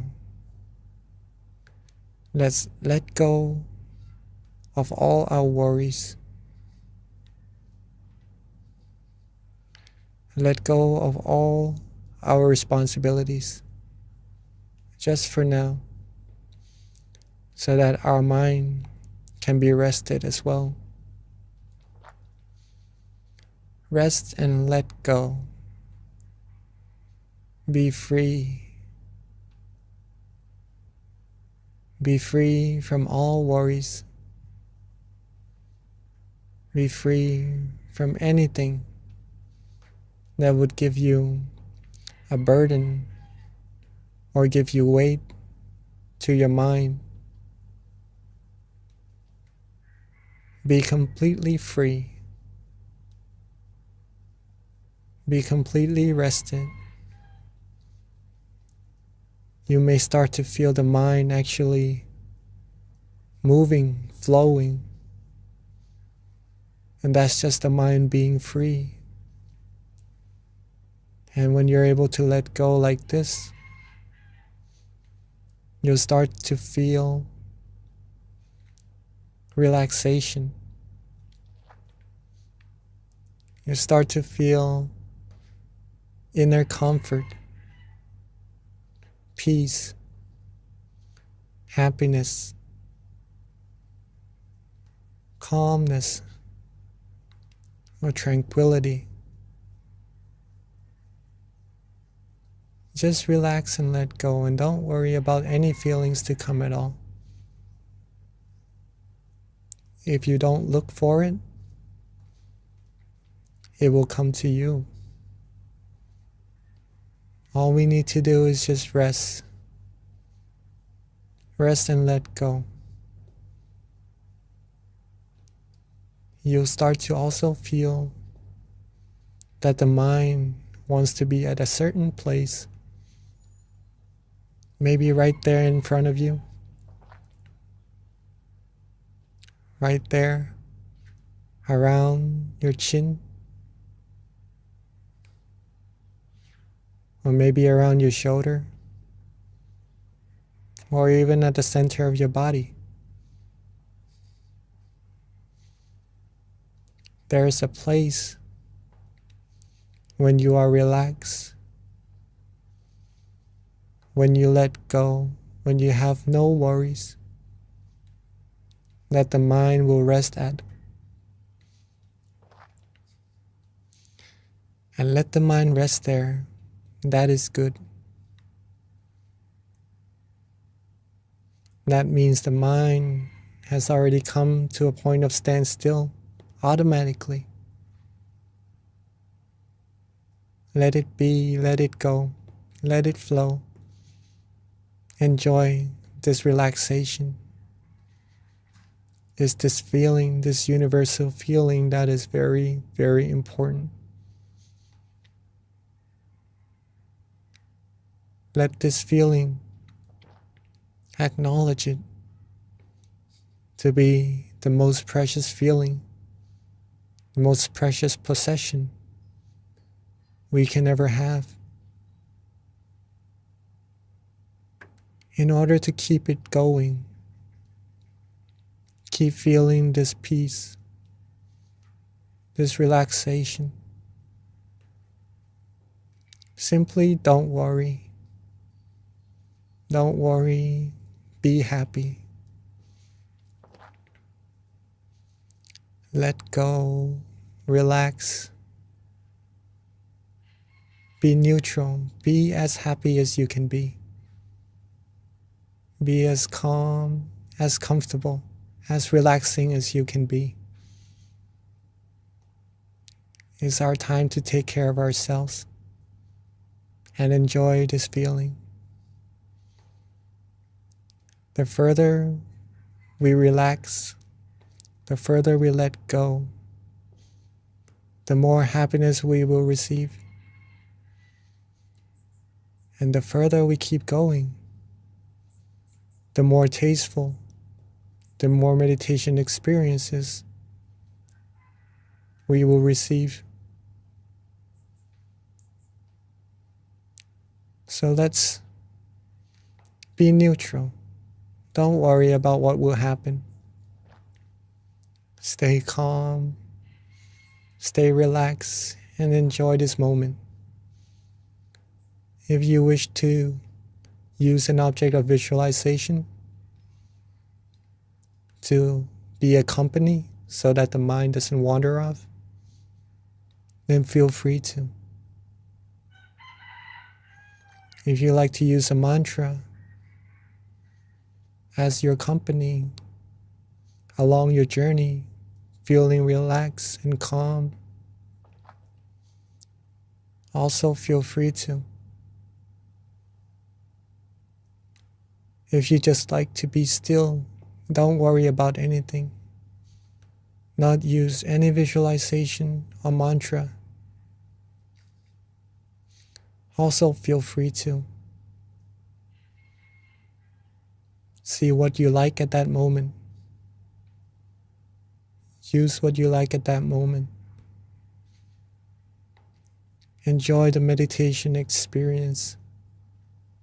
Enjoy the inner brightness. Enjoy the flow of true happiness that is being generated from within all of us. Let go. Don't worry. Let the feelings flow.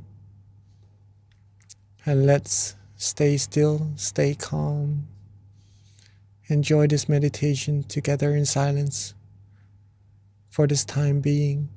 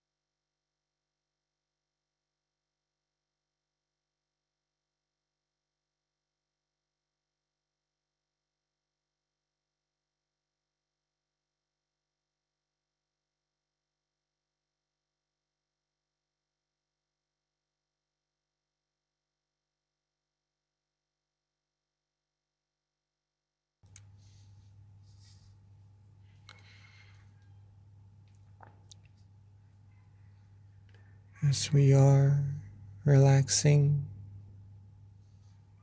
releasing, being calm, being still. At some point, we may start to have some wandering thoughts. Maybe we did not really pay attention to them, or they could be some worries we had from before.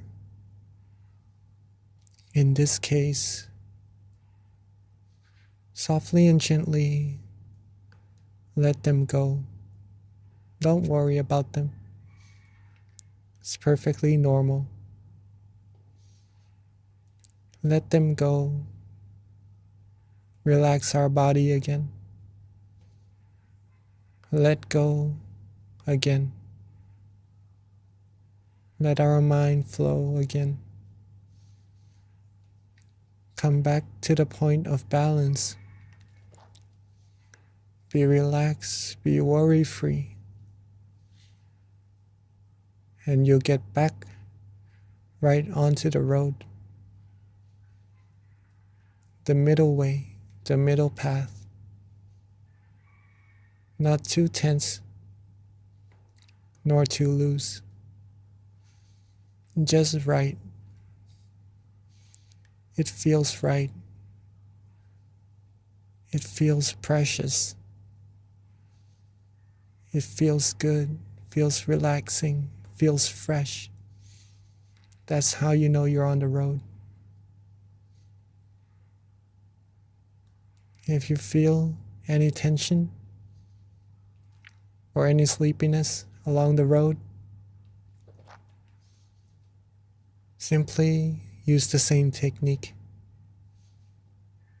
We could lift our eyelids up just a little bit. Reset. Let go of all those feelings, tension, drowsiness, wandering thoughts. And when we are ready, when we are calm and fresh again, relax our body, relax our mind, come back onto the road, come back onto the point of balance, the point of tranquility. Repetition of coming back to this balance point will take you deeper, firmer, more skillful in meditation, in being still, being on this path to true happiness. So let's take a few more minutes to rest and let go, be free from worries, be free from any thoughts, any anticipations of what meditation experience is to expect it. Let go and enjoy until it's time for us to share our loving kindness together.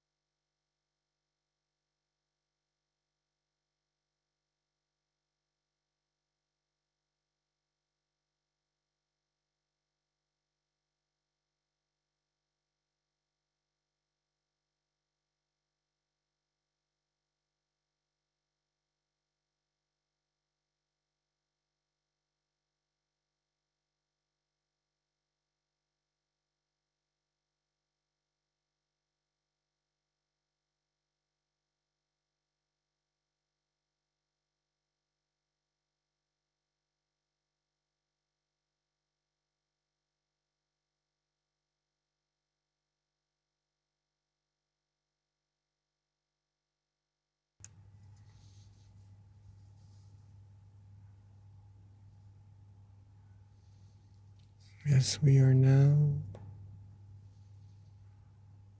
being calm, being relaxed, being with our inner happiness, our mind has now gained an amount of purity, whether if we know it or not. Our mind is automatically gaining positive energy, gaining cleanliness, gaining merit. The more we still our mind, the more we'll be able to sense it. And at this moment, some may start to feel the brightness. Some may start to have some meditation experiences. Keep on being still and relaxed. Be calm, be still.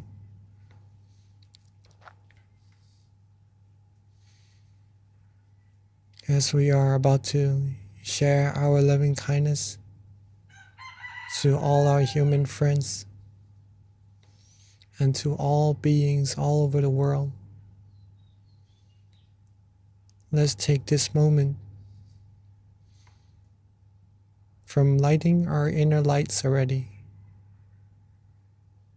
Let's open our eyes softly and gently,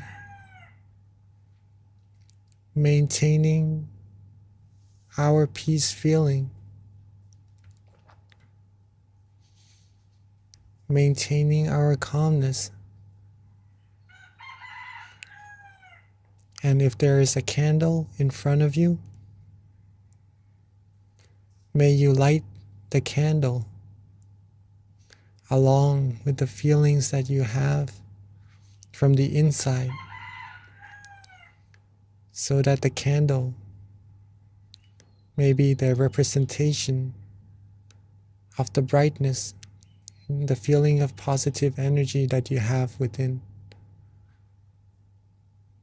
Let's take this moment to light our candles and lighten up the room, lighten up the mind, lighten up this world.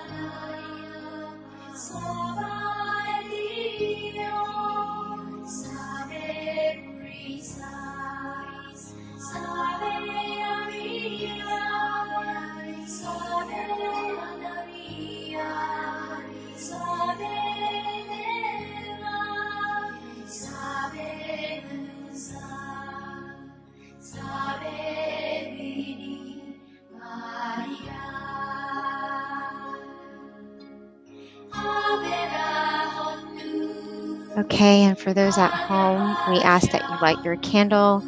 If you don't have a candle, you can also use an app to light the candle, or if anything, just imagine that inner candle that is within you. So at this time, we ask everyone to please turn on their camera, and we're going to take a group photo shortly.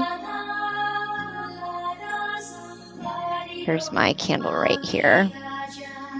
Again, if you don't have a candle, you can definitely just imagine one that is within the center of your body, and turn on your camera so that we can all see your beautiful faces.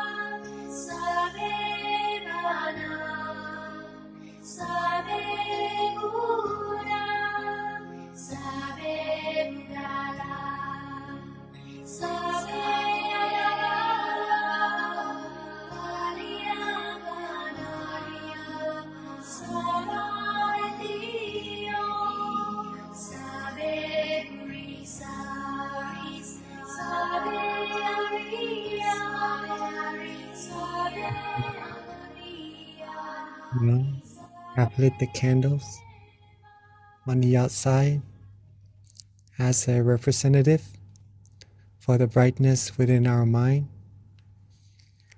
Let's get back to relaxing for a few minutes longer, just to share this brightness from the inside with all beings, all humans, all over the world. Let us relax ourselves back where we were. Imagine our candles right at where we feel most comfortable, most relaxing, seeing it bright, clear, and radiant, along with our mind being bright, clear, and radiant as well. Let's think of all our good deeds, our past practice of generosity, helping other people, giving smiles, giving endearing speeches, or coming together here, cleansing ourselves, cleansing our mind, coming together as a clean, clear crystal sphere, as bright as the sun could be, or even brighter, and share this positive energy, share this brightness with everyone around us sitting in this room, joining this Zoom session together. Have all of us have part in this positive energy. Have all of us be happy, healthy, strong, happy. Be fulfilled in all our good wishes, free from negativities, harms, diseases, free from anything that could take us onto the path to ruin. And let's share our love, our brightness, our purity, our positive energy outwards even further to our community, our society, our city, our country, our whole world, seeing the world bright, clear, clean, like a clear crystal sphere, and everyone on it clean, clear, and pure as well. Let's make a wish for everyone with our positive energy, with this feeling, this peace that we all have from relaxing, from resting, from accumulating our good deeds. And wish for everyone to be happy, to be healthy, to be wealthy, to be successful, to be fulfilled in all their wonderful wishes. For there to be no war, for there to be no diseases, no hunger, no hatred, no anger, no negativities of any kinds at all. Have the world be clean, clear, pure, be filled with happiness, true happiness from within. And wish for everyone to be able to still their mind easily and attain the utmost, the foremost of happiness as easily and as quickly as possible. Let's take a few minutes to share our loving kindness brighter and further out into space, into the universe, outwards infinitely, borderlessly, reaching all beings no matter where they are, having all beings, not missing a single one, have part in our kindness, our love, our positive energy as well. Let's take a few minutes to rest and share our loving kindness together.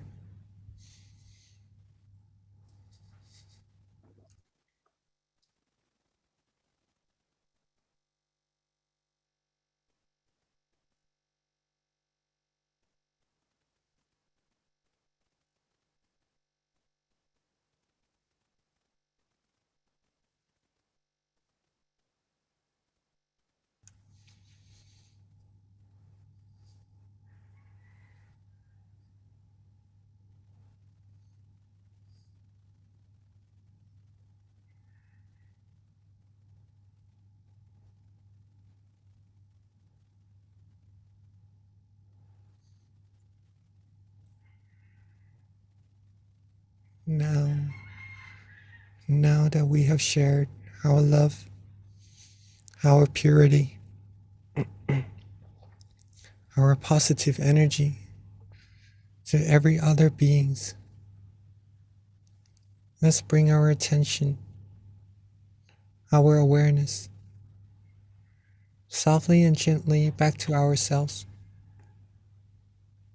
softly and gently back to our presence,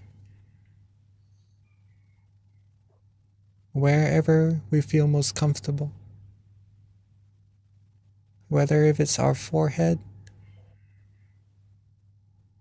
our chin, our cheek, our torso, or at the center of our body. Let the mind calmly, softly rest where it likes. Let the brightness be there.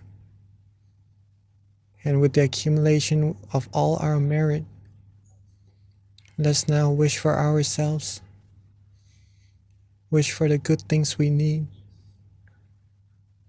wish for ourselves to always be happy, healthy, wealthy, successful, be wise in all our conducts, be fulfilled in all our good wishes, be free from diseases, harms, dangers, be free from all impurities, all negativities, be surrounded by virtuous, wise people who may take us onto the path to righteousness and happiness. Be free from those who may take us onto the path to ruin. And whenever we meditate, may us all be able to still our mind quickly, easily, and to reach the utmost of happiness as quickly, as easily as possible. Spend a few moments to wish for all that we need with the positive energy we've put our hard work into accumulating.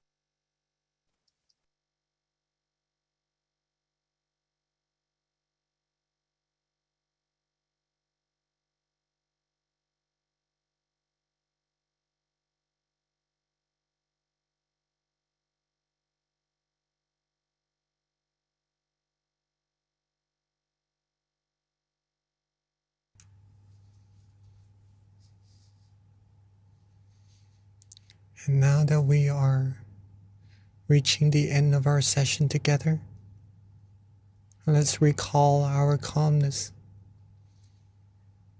Recall being relaxed, being rested. Recall that positive feeling that we had and are we still having. Let's recall being with this feeling. Let's be with the feeling and make sure that we are able to maintain this feeling with us as long as we can once we open our eyes and go about our days and remember how precious this feeling is. And when we are ready, as we are now at the end of the session, let's softly and gently open our eyes. Softly and gently open our eyes while maintaining that feeling of relaxation, that feeling of calmness, comfort, true happiness within us as long as we can. And whenever we remember, we could always get back there. It's always there waiting for us. And welcome back to the session, everyone.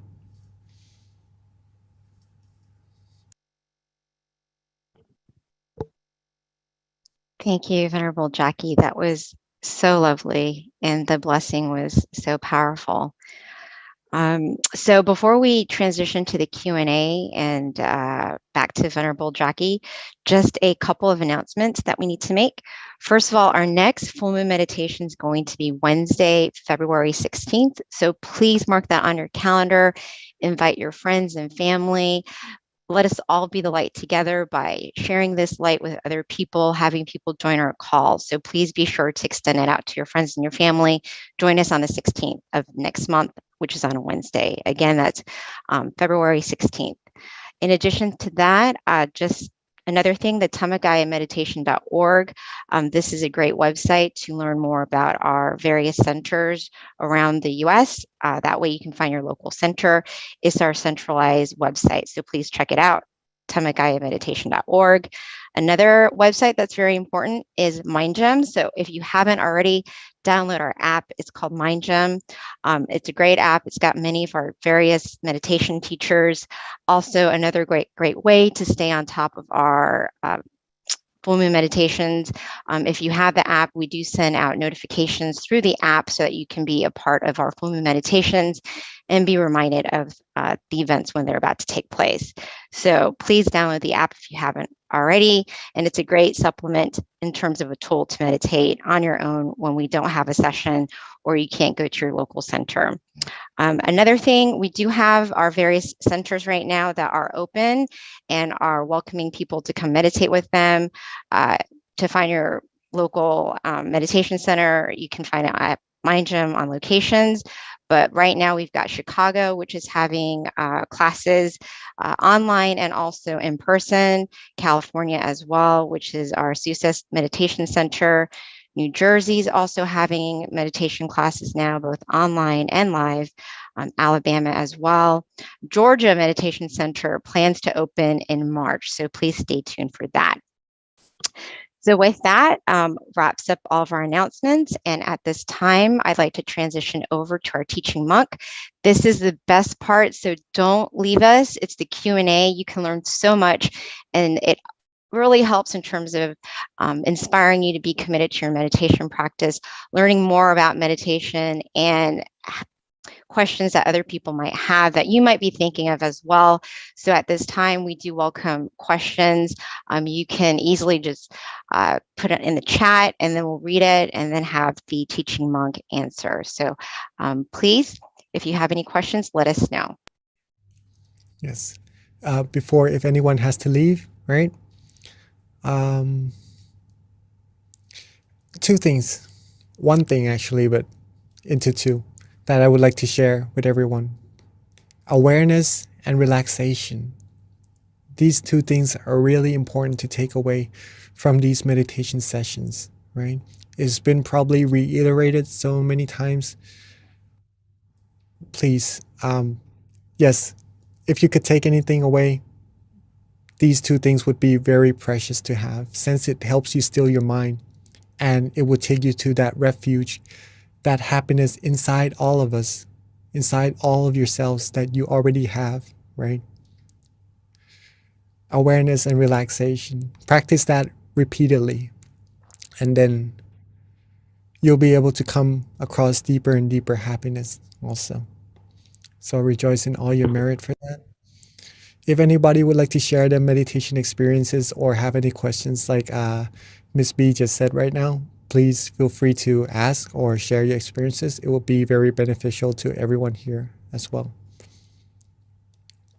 So Venerable Jackie, we did have a question kind of at the top, but keep in mind for anybody who needs to log off, feel free to do so. But if you're interested in learning about the questions that other people have, and again, this should help inspire you, please stay on. One of the questions it came through the chat, Venerable, and it just has to do with if you read about the Dharma or the wisdoms of the Buddha, does this generate good karma? Oh, of course it does. Of course it does. Am I okay? I'm on. All right. So pretty much the teaching of the Buddha is mainly to help us reach that inner happiness, right? So if you read it, if you study it, and then you take it into practice, that would give you a whole lot of benefits and good karma as well. Reading took so long. It took so long for the Lord Buddha to become the Lord Buddha. It took many lifetimes to accumulate merit, perfections, in order to be able to attain this wisdom that he attained right on that day of enlightenment. That wisdom is pure from a mind that is free from all defilements. If you are able to study it, read it, you'll get that knowledge as well. Thus, it is good karma, of course. So Venerable, another question that just came through. This has to do with if you have like childhood trauma, how do you overcome those scars and integrate the wisdom and meditation into your life? Childhood trauma. And this is How do you- from John Upshaw. Sorry, he asked this question. All right, that's all right. Okay. If we have childhood trauma, a good way, it may be easier said than done, right? But if you are able to let go, it may be a specific situation that happened. In that case, we actually might have to discuss it to see further details of how to actually look at it and overcome it in that certain situations, right? But all in all, whatever happens, if we could see that it is something that could happen to someone, it's something that comes and goes, right? This is what comes along with being human from the very first day that we are born. It is suffering, right? It is suffering. And it's because there are, like what Nong P. Daniel mentioned the other time in the full moon session also, it's like we are ill inside with the viruses, anger, greed, delusion, right? And these things cause negativities that project out of either a situation. I wouldn't like to say so much of someone or somewhat, right? But it happens. It happens. If we acknowledge this and we could see it as something being normal, right? It would be much easier to let go. Okay. It may take some time, or some event may be harder to let go, but eventually it is better to let go. It is better to let go. Okay. An example is called a dead dog story. I don't know if you've heard of that. We have some hands up here from May and Katik, right? Maybe we could have some questions from them later on also. But before we get into that, the dead dog story. Okay, I've heard of this story from a teaching monk of mine. There's this one guy who loved his dog really much. One day, his dog died. Okay, but he loved the dog so much that he carried the dog with him, even though it died already. Okay, and sooner or later, the dog it had bad odor coming out of it because it's dead, right? Pretty much. The more days he carried the dog with him, the stinkier it got. And he kept saying that it doesn't smell good at all. It smells really bad, but he still carries it. Okay.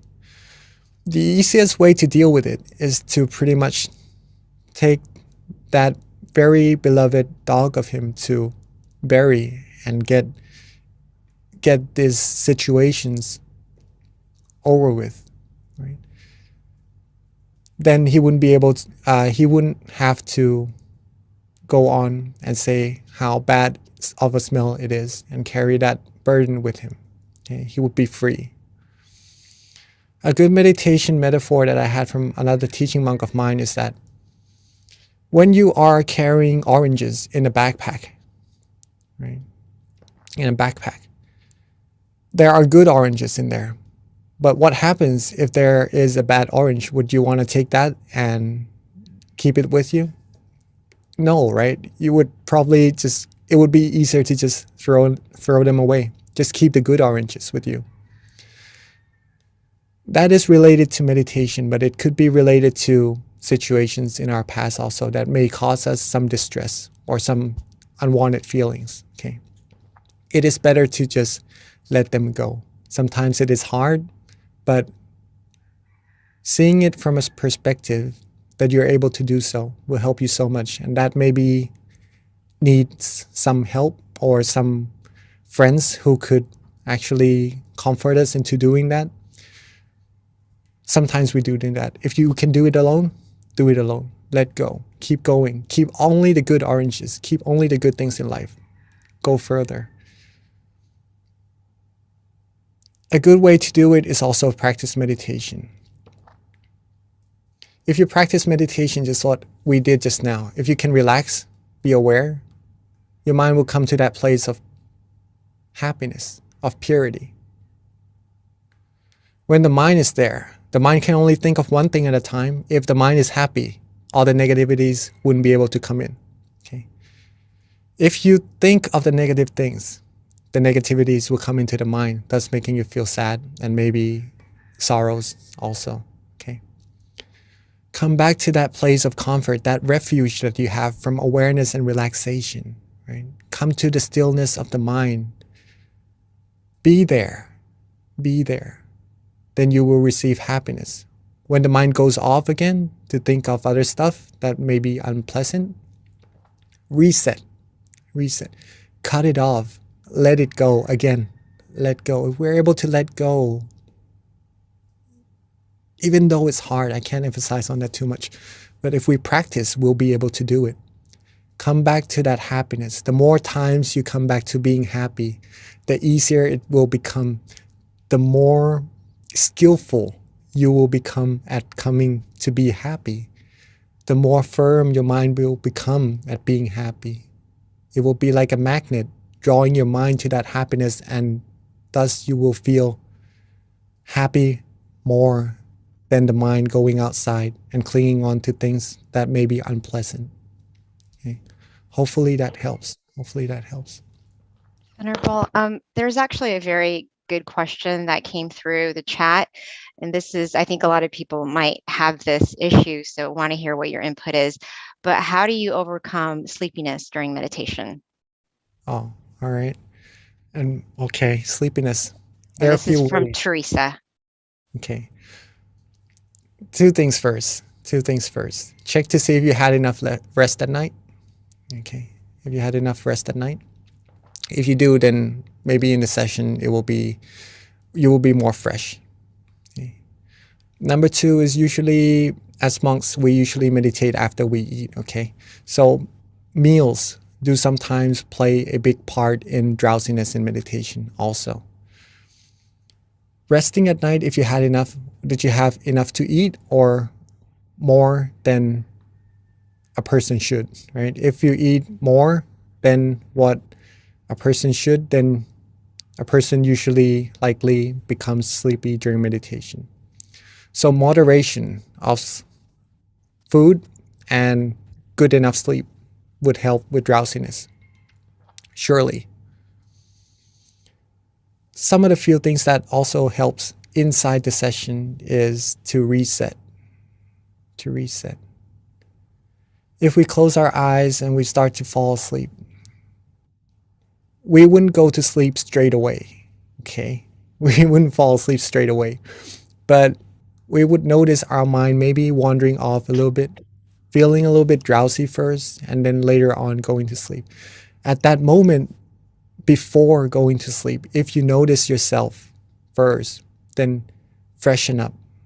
Maybe opening up the eyes, drink some water, do some stretches. When you're fresh again, close your eyes and start from there. Start from being fresh, being calm, being relaxed. Okay, that would help with sleepiness during meditation. There are a few more things that could help also. Right? Before the other things that could help. Maybe we have a limited time over here. So one thing that my teaching monk gave me that really helped me, I tried a lot of methods to help me with sleeping during meditation, but one thing that really helped, one word, be fresh. Be fresh. Okay. That's it. Anyhow that you would like to do it, be fresh before your meditation. Thank you, Venerable. And then here's a question from Chris Stevens. He would like to know, how is the full moon related to our meditation tonight? All right. Full moon is usually, it is very deep and very profound, but let's keep it at a point where we could relate to pretty much, right? In Buddhism, or in other religions as well, full moon tends to be an occasion of the happenings of some sort of somethings, right? In Buddhism, it usually relates to something very special also. So you could take it as a good occasion, right? That the moon is full and that we could come together and be whole, be one, like the moon, okay? Like the brightness in the sky that shines away all the darkness. When we meditate, we are actually shining away all the darkness, all the negativities that is there inside the mind also, and cleansing our mind, giving ourselves positive energy, right? That could be pretty much related to our meditation.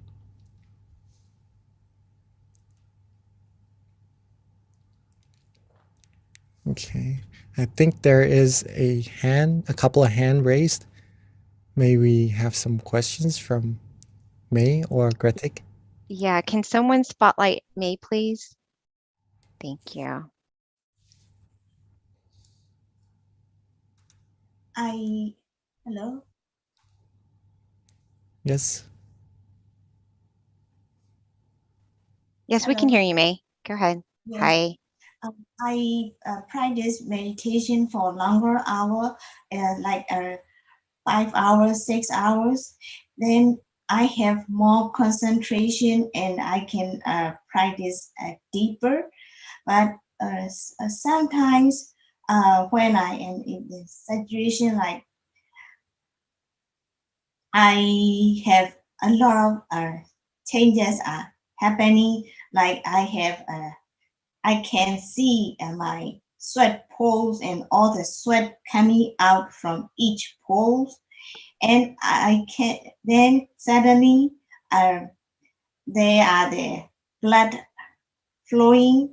I can see that movement, and so there is something like the pendulum here and moving backwards and front and backwards, and I feel all these happenings, and at the time I try to focus back on my tip of my nose, but I still see all these instant and continuous changes, and how can I focus, and where should I focus back to continue my meditation?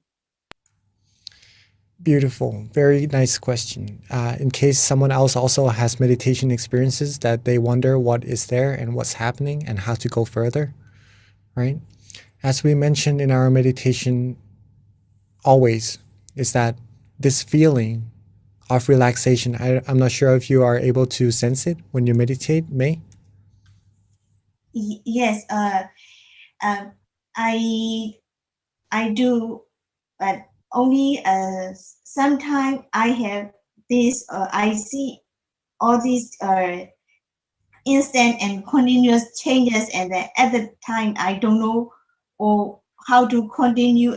But I will put back on my focus point on my nose, but all these the pendulum things here, and the moving front and back, and this is where should I focus at the time.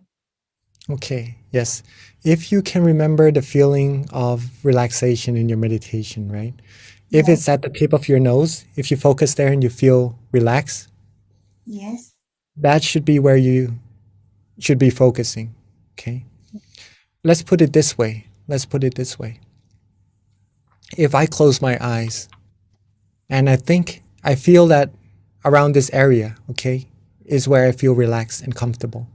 It could be my nose, it could be my ear, or it could be in front of me, anywhere. But I feel like right now, over here is relaxing. I would place my mind over here, but sometimes meditation experiences would happen around here. Maybe, like what you said, the pendulum is going back and forth over here, or maybe some other things would happen, maybe in front of me, anywhere. Do not pay attention to them. Don't pay attention to them. That's what being neutral means, right? Like if the door opens behind you right now, maybe you would look at it, right? But in meditation, if the door opens right now, what you need to do is just don't bother with it, right? Don't really pay too much attention to it. Be where you feel comfortable. That is the switch. That is what makes the meditation experience happens. If you let go of it, the feelings will go away and the experience will go away also. But if you keep being still, being neutral, you'll be able to go further. Don't mind any meditation experiences. If you go further, you'll reach deeper and deeper experiences. Okay. So in this case, if you like the nose, if you like the area around here, if you feel good, then keep the mind there. Whatever happens, whatever is swinging, don't worry about it. Very nice. Yes. Thank you. Thank you for that question, May. Venerable, there's another question that came through the chat. And this one pertains to a full moon. And this question is just someone wanting to know if there are any special precepts to be taken for a full moon. So maybe you can kind of just go into a little information with it, with regards to what precepts are, because not everyone on the call probably knows. So just a very high level summary of that. I know it's going to be probably more, you're probably gonna need more than 3 minutes, but All right. Okay. So precepts. I'm very surprised that you are keen to know about some more about Buddhism as well. Usually when I go and share meditation with people, they usually would be interested in the meditation itself, but it's nice to have people interested in Buddhism as well, right? I'm trying to be as neutral as we can towards this feeling or happiness within all of us. Precepts are pretty much disciplines, right? Disciplines. They are disciplines basically to not harm ourselves or to harm other people, right? For example, not killing, not stealing, not saying false things, or not taking in intoxications. Okay. These are, and one more is to not have sexual misconducts, right? These are the basic 5 precepts that every human should have, right? It is said that if we lack some of them, we will be less like a human, if that makes any sense, right? It will, like a sane human being, right? I mean, if you take intoxications, if you drink and you become drunk, right? It would be harder to control your senses or to be sensible in some cases. That's pretty much what it means. So if you are able to hold 5 precepts, 5 things, that's pretty much being a good human being, right? Good, normal human being. Precepts, not to hurt ourselves or to hurt other people. Now, during the full moon, 3 precepts are usually held further, right? As a tradition, right? Actually, the third one, to not have sexual misconduct, is changed to not having anything to do with sexualities at all. Okay. And then the 3 more is to not be in good, thick bed, to not listen to music, to not engage in entertainments. And the other one, I would have to, sorry, I would have to check to see what it is. We have 227 precepts as monks, right? So that is what we go by. And monks do not go for extra precepts on full moon days because we already have the full precepts, right? It is up to the person. It is up to the person to whether or not take on the extra 3 precepts, right? I'll see if I could remember it as we go along, right? Okay. Yes, so that is pretty much it. Just to overall say what precepts are and what full moon days give you as extra precepts. Okay. Thank you, Venerable. So Venerable, it is now 10:30. I don't know if you want to take on one more question or if we should just wrap it up. We'll leave it up to you, Venerable, because there are more questions as always, but at some point we do have to cut it off. So. All right, maybe just one more question before we end. All right. Okay, so with that, there is one more question. We've got Chancia who has her hand raised. So she's had it raised for a bit. So let's have her wrap up with the last question. Hi, Chancia. Thank you so much ค่ะ นมัสการค่ะ Mang Jackie and Kunvi นะคะ My question is, how can I overcome my highly imaginative mind? Because my mind is often get carried away with fun thoughts inside of me, and also like the fun, exciting maybe people or things in the outside world. So how can I overcome that? Do I have to look at like dead bodies or things like that too? Sorry. It's just my question. There's no need to actually look at dead bodies. To overcome, well, if you would like to, if it helps, then I guess it's okay to do so also. If you would like to overcome wandering thoughts or thoughts running around, right? Being maybe thinking of other people, other things. A good way is to practice resetting, just like what you did in your meditation. Okay. Resetting helps not only inside the sessions, but outside also. Whenever your mind goes wandering off, know yourself and reset. Come back to being in balance. If it helps, a good way to help with that is also visualization. You can visualize the Buddha image, the sun, the moon, a crystal sphere, anything that lifts your mind up. That would help with wandering thoughts for sure. Or a mantra, a recitation of any kind of phrase, any kind of words, samarahang, clear and bright, these things, right? It would help you be free from attachments from the outside, right? The mind usually goes wandering off. But it happens because the mind is familiar to doing that, right? If you could train the mind to be familiar with being still, then the mind would be more without going around, right? The mind would be more still automatically. Resetting is the key. If you reset, you train your mind to a new habit. The mind will become more used to being still and less likely to go outside. But dead bodies are one way to do it. Right? It's just to let go. It's one of the techniques that sometimes people use. Okay. Yeah, I think that's definitely a great question, because I think desires is definitely one of those defilements that is very rooted in our mind, that I think with other things it's easier to combat, but in terms of greed, you can do generosity. In terms of just delusion, you can meditate more. So, but desire, it's a little harder to figure out how to combat that. So that is a good question. Thank you for asking. Thank you. All right. Before I guess this is the last one, right? Okay. Yeah, you want to ask one more question? You want to answer one more question, Pete? All right. We do have a hand raised. We actually had 3. I saw a couple coming, but I think people were probably not sure if they should hold it up, considering, or it's 10:30. All right. If anyone would like to to leave. If they have something to do, then please, we're not holding anyone back, but I do have some time to answer more questions if you would like Okay. for me to answer them. But before Yeah. that, the other precepts in the 8th precept is to not have meals after lunch, right? That's the same as what monks do. Mhm. Yes. So that's Okay. pretty much it.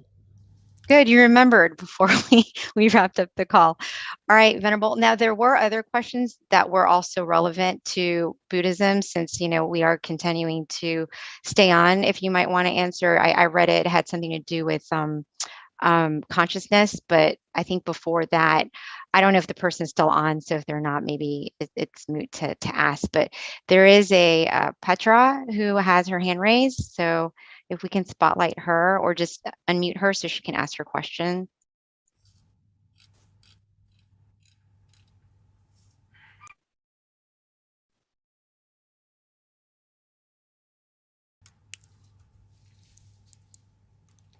Right. Okay. I think we're having problems trying to find that person. I do see the hand raise. Mm. So Venerable, let me go ahead since this is, that question, if you'd like to answer it. Just has to do with consciousness. And if you can kind of go into a little bit more detail with regards to what happens to consciousness when we're no longer physically here. อ๋อมือไปเลยใครไปเลยแทนในของฉันดิฉันเองนะคะ จ้ะมีคำถามไหมเอ่ย Oh, You have any- okay. Your hand was raised. So we unmuted you. What's the question with the consciousness? Okay. So this is the question. It says, does consciousness go away after we die? If it does, what happens after rebirth? Well, This is definitely a Buddhist type question. So yeah. If a way to really find out for yourself is to meditate, still your mind further and deeper to see this, right? But according to Buddhism, what was learned is that no, the consciousness doesn't go away, right? Consciousness is part of the mind, the awareness. So if the body rests, the body dies off. It's just the outside that goes away, it becomes a corpse. But the mind is still there. Or if the mind separates from the body, the mind may be known as spirits, or sometimes we see it as, in some cases, like ghosts and stuff like that. Yes, so the consciousness is still there with the mind. So it goes into another form according to how much merit or demerit it has made, right? If it made a lot of merit, then it's more likely to go into a good place or a better place. excellent. Thank you, Venerable. So that wraps up our questions. At this time, if you're still on the call, let us accept our blessing from our teaching monk before we wrap up this call. Okay. So I'd like us all to bring our mind back to where we feel relaxed and comfortable. And with the merit that we've all accumulated, may us all be pure, be clean, be cleansed in all our bodies, speech, and minds. Be pure in all our conducts. Always be happy, healthy, wealthy, successful, fulfilled in all our good wishes. Free from sadnesses, sorrows, sufferings, diseases, harms, any negativities. Be fulfilled in our goals towards happiness. And when we meditate, may we still our mind easily and be able to attain the utmost of happiness, utmost of inner peace, as quickly, as easily as possible.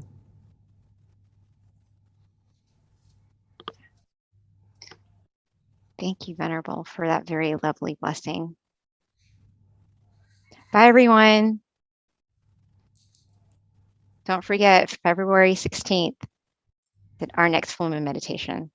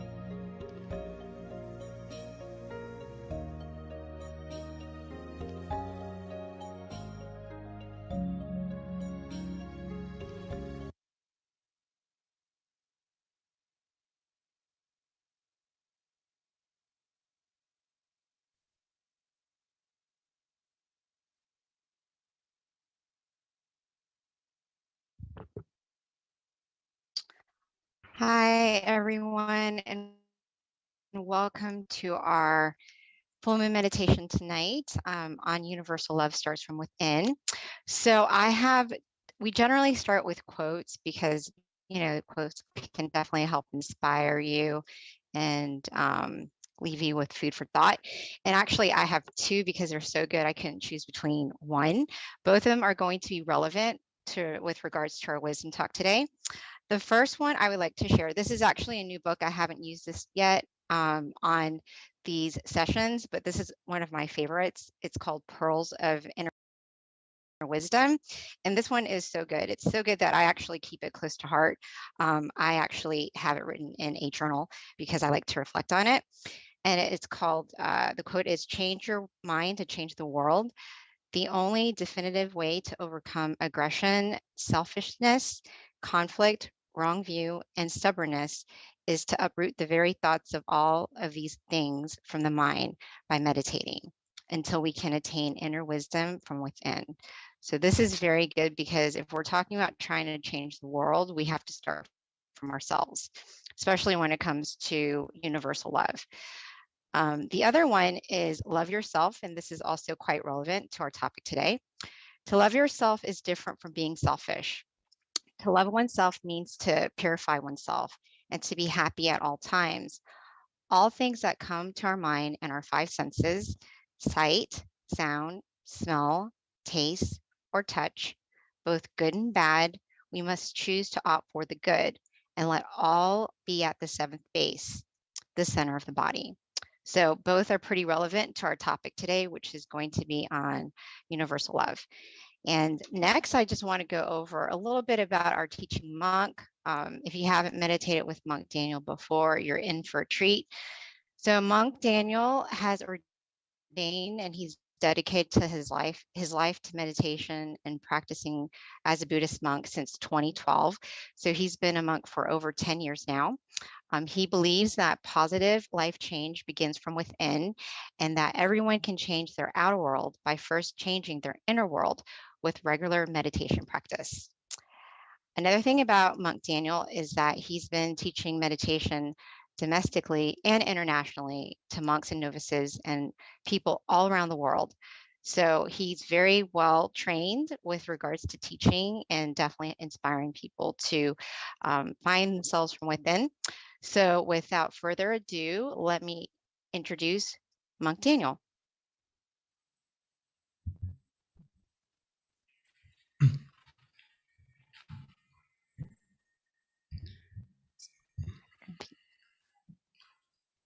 So, good evening to everyone.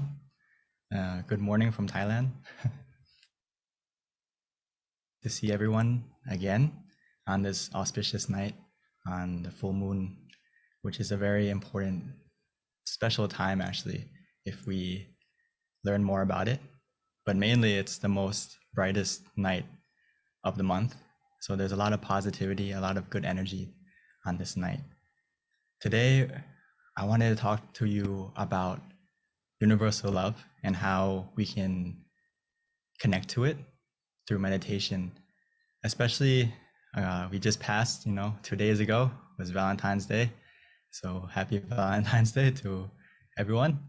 Hopefully you had a good time. And today we're going to learn the most important thing is to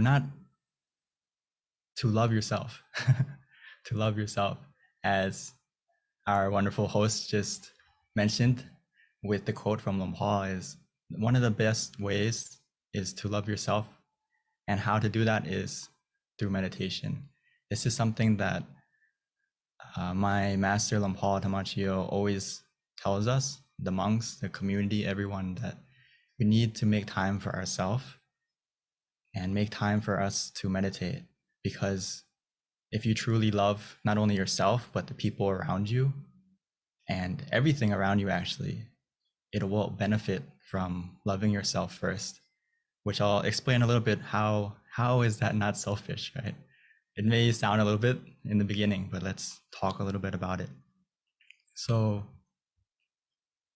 as we may see I want to talk about self-care a little bit. I know this is a topic that you may have heard about. So self-care isn't being selfish. This is a point that we have to get across, that taking care of yourself doesn't mean me first, but it means me too. It means including yourself in your happiness and including yourself and loving yourself as well. Sometimes in life, our focus gets distracted, and out of our good intentions, we tend to put our passion and our love and dedication into everything around us. It's like we are, whether it's our job, our relationships, whatever it may be, we put our passion and love into everything around us. But sometimes we forget to give some of that. We forget to give some of that love to ourselves. And today I want us to remind ourselves that we need to make time for ourselves too, because a better you means a better world. And right now it may seem kind of, how can me being a better person change the world? It may seem kind of big, like a big picture, but if you think of it, if you're a better version of yourself, the first people who are going to impact are the people around you, right? Your family, the people you love, your friends, your community. So it directly impacts the world and the environment around you about if you look after yourself more. So when we talk about self-care ideas, I'm sure there's many ways that we've heard before, whether it's going to the spa, taking care of yourself, taking care of your body. But the most important self-care idea is to look after your mind, which in this day and age, many people are starting to realize that mental health is very important, as we are living in a day and age where we are connected to everything in the world easily, right? Through technology, through our phones, through everything. We are so connected with everything and everyone, but sometimes from that connection to everything and everyone, we forget to connect to something very important, which is we disconnect from ourselves and we forget to look after ourselves. So we're so connected to everything, but we're disconnected from our own happiness and how we are feeling, because we're distracted on the outside. We're so busy looking outside all the time that we forget to spend some time to look inside and look at ourselves. So the most important self-care idea, number one, is to look after your health, your mental health, your mind. How is your mind today? Because life can get pretty distracting, right? We have so many things we need to balance, whether it's looking after our physical health or by exercising, looking after our career, looking after our relationships, or whether it's social or any relationship. It's very hard to balance what's important in our life if we don't look after our mind first, because our mind is the root of everything. Sometimes we tend to forget that, and we don't balance things correctly because life is very hectic, right? So sometimes we focus a lot on exercise, or sometimes we forget to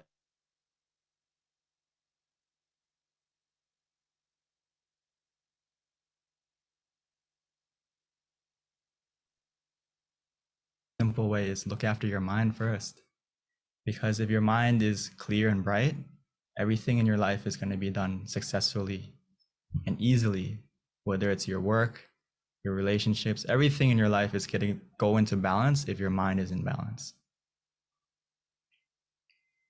So many times we may feel like we're out of energy, or maybe we have a broken heart or something like that. We don't have the passion anymore. We don't have the love anymore. We need to recharge.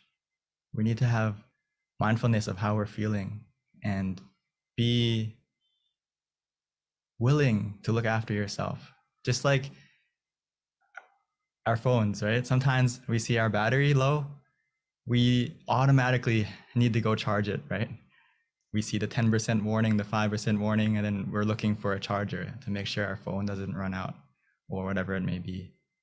We should feel the same way about our mind, about how we're feeling.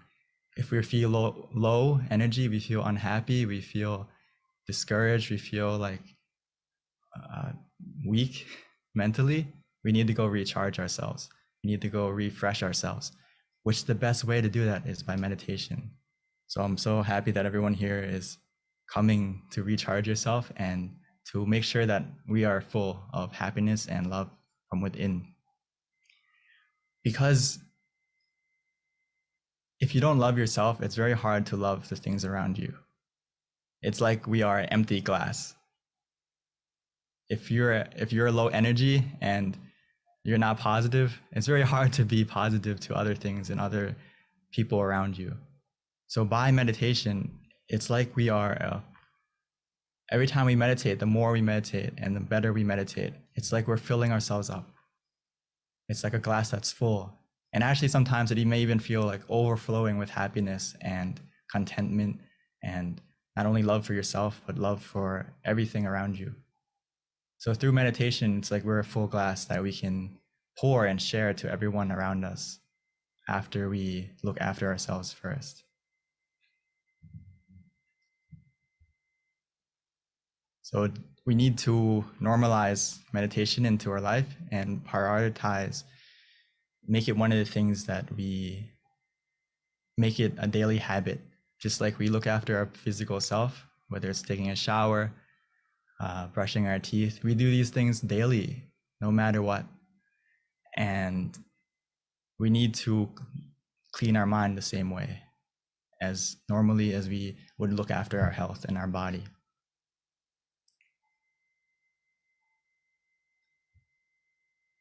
Because if we go back to self-care ideas, we don't have enough time in our schedule for everything. That's true. Sometimes we only have 24 hours a day. Our day is very busy, right? So if you remind yourself that and reflect on yourself that we may not have enough time for everything that we want to do, but we always have time for the things we love. So we need to make ourselves one of the things that we love as well. And meditation, one of those things that we love. If we make it something that we love, we're going to spend time on it and make it part of our schedule. So just before we meditate together today, I wanted to give us a little review on how to meditate as well, how to connect to that inner love and feel that happiness inside. For those of you who are new, or for those of you who are been meditating many years, this is something that even myself, I have to remind myself, even though I've been meditating for 10 years as a monk and ever since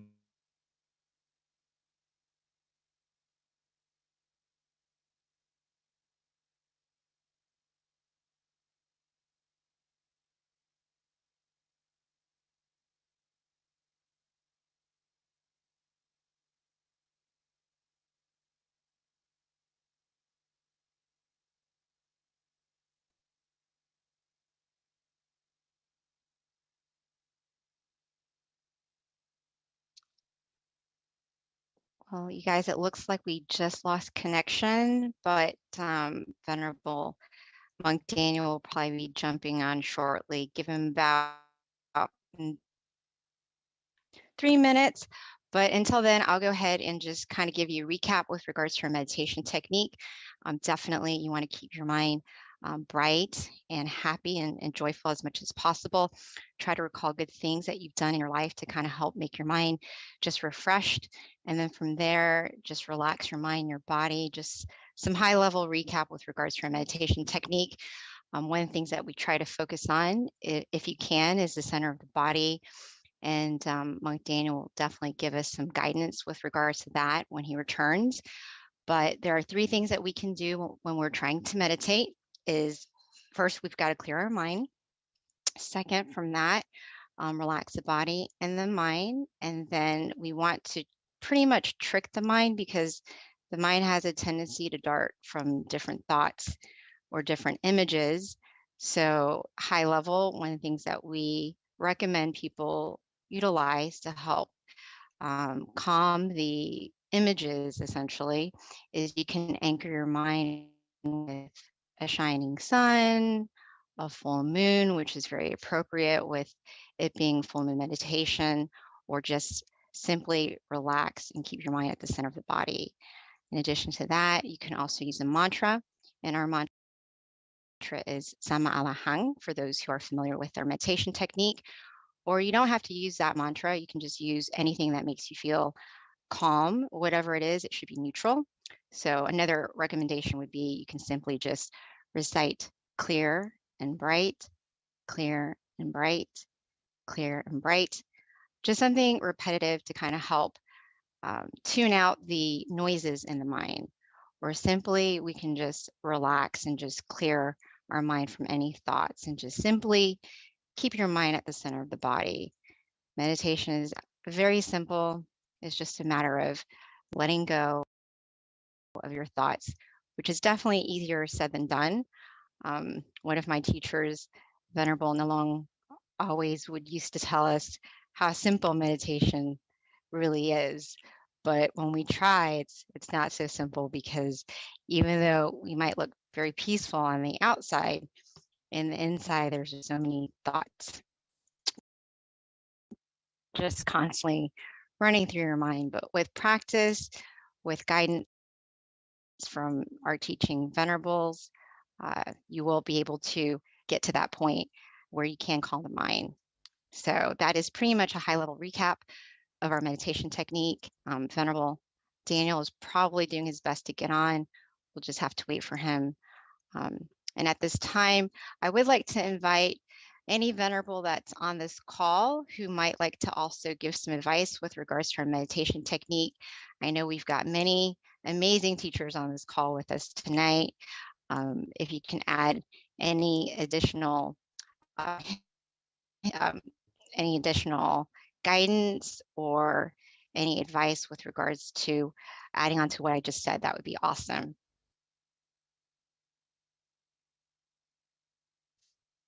Hopefully I'm not talking to myself, because I don't know at this point if I am or if I'm not. I don't think I am, because if I was, we'd probably have a lot of people leave the call, and we still don't. So yes, please hang in there with us as we take care of our technical difficulties. Oh, good. Thank you. Thank you for letting me know, because when you are on Zoom calls, you really don't know if you're talking to yourself or not unless you get some feedback. Okay, excellent. Thank you. So just a little bit about myself while we're waiting for Monk Daniel. I've actually been a volunteer since 2008. So almost as long as Venerable Daniel being a monk. It's been one of the most passionate things in my life with regards to just helping to spread meditation, being an example, being able to pioneer many different projects. So it's definitely an honor to be able to be on these calls with you. So at this point, I have learned a lot with regards to our meditation technique, because I have had many, many different teaching monks throughout the years, which has been such an inspiration, because no matter what, it's very easy that, you know, if you aren't connected to a community, it's not always very easy to be connected to your practice.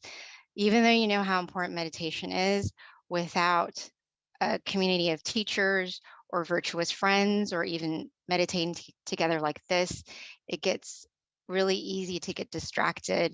And before you know it, time goes by, life goes by, and you just don't have that same commitment to your meditation practice. But by all of us coming together once a month, or as many times as you can, say if you are connected to a local center, it really does help you commit to your practice, so that before you know it, as the days goes by, which becomes months and years, you can look back and be very proud of yourself that you have been able to commit to your practice, that you are doing something worthwhile, you know, with your life, essentially, because in the end, the only thing that we can really take with us is our actions. And by meditating, we're definitely creating good actions for ourselves. So all of us on this call, be proud of yourself that you are in the right direction, that you found some of the best teachers in the entire world. I kid you not. We are so lucky. I see it all the time. You know, we don't have to go anywhere else with regards to meditation. We've got it right at our fingertips. Or even better, if you've got a local center, you have to take advantage of the amazing wisdom that we get from our teaching monks. So, you know, that's one of the things that I'm very grateful for, that I've got many, many teaching monks by being connected to this meditation community. Thank you. Yes. So, you know, this might kind of interfere with our meditation just a little bit, since our schedule normally is to meditate from 9:20 to 9:50, which is about half an hour meditation. And Monk Daniel is not on the call yet. So we'll have to kind of kill time until he gets on. I don't know if anyone can, thank you. I don't know if anyone can connect with Monk Daniel while I'm trying to inspire our community, and that way we can know kind of what to do. If not, I am going to have to volunteer one of our teaching monks, which we've got many qualified ones on this call, to guide our meditation practice for us, because there's many that can do it, I promise you. Okay, so a little bit more about me, since we've got a little bit more time, is that one of the things that I'm most proud of is, and this is for anyone in Georgia, because, and this is something I would announce at the end, but I'm going to do it now. I'm really excited that one of our teaching monks from Thailand, he's actually a former member of Georgia. And I'm very proud to say that when I saw him in Thailand in 2019, pre-COVID, he gave me a gift, and I went to a meditation retreat where he was teaching. His name is Venerable Michael, and he was a former student at the Georgia Meditation Center, which is where I volunteer. And when I saw Venerable Michael just before I was about to leave, oh, wonderful. Okay, I don't have to say anything now. I can wait till the end, because we've got our teaching monk back on the call. And now we will start our meditation, and perfect timing, because we start meditation at 9:20. It's now 9:22, so we didn't lose very much time. So at this time, Venerable Daniel, are you there? Wonderful. He's coming on so I can tell my story later. Thank you, everyone, for being patient with us. As we all know, technology, you just never know, it can be fickle sometimes.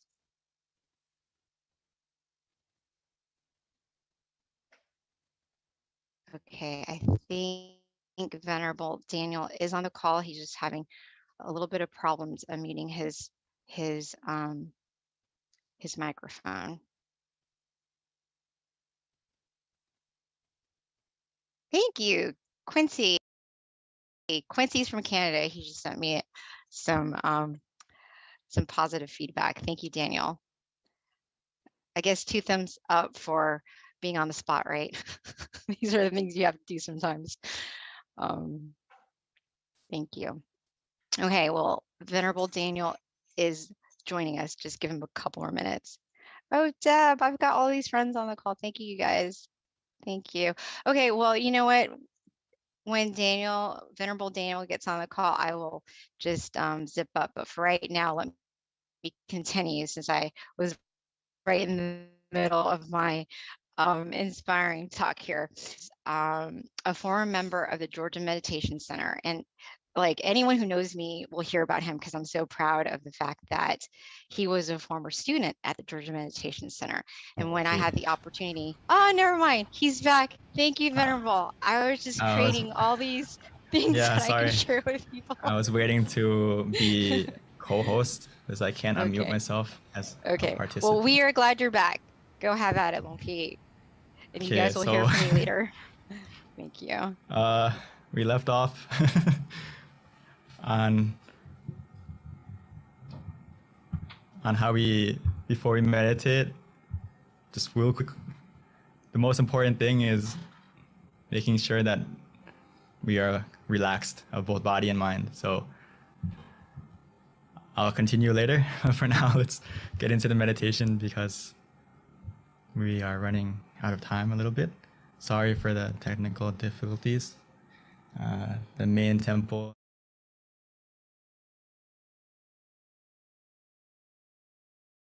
Take a moment to adjust ourselves to make sure we're in the correct position so we don't start or run in the wrong direction like the crab and the shrimp in the picture. So take a moment to adjust yourself, find a comfortable position, whether you're sitting on the floor, on a chair, and let's begin our meditation together.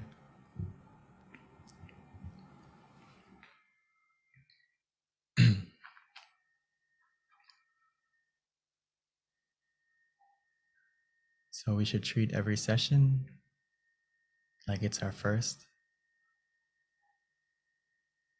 taking the time to make sure that we are relaxed, that we are comfortable. Because meditation is essential, the most important part is how we start. Making sure that we are running or starting our journey in the right direction. So we need to take the time to make sure that our body is comfortable and relaxed.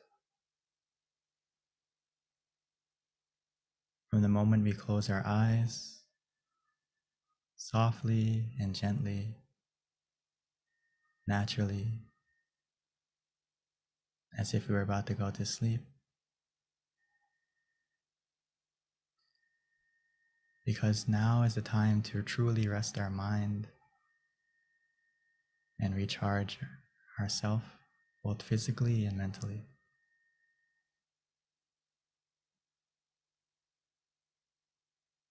For the rest of the meditation, we no longer need to use our eyes.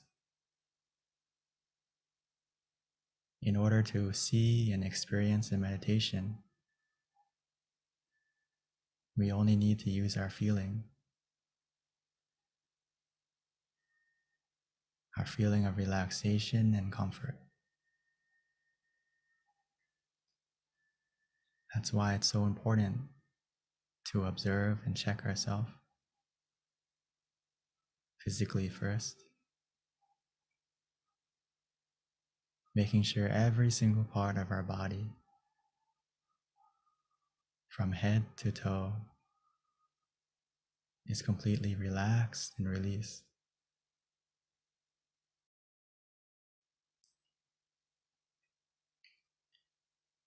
Sometimes the easiest way to do that is just to take a deep breath a few times, breathing in slowly and gently and deeply, feeling the cool and relaxing air, the calmness as it fills our body up with relaxation.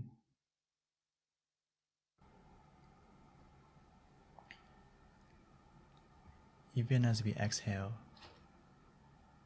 allowing that calm and comfort, that same relaxation to come out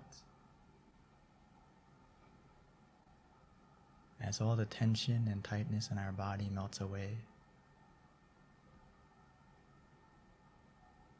Within us, we feel relaxed,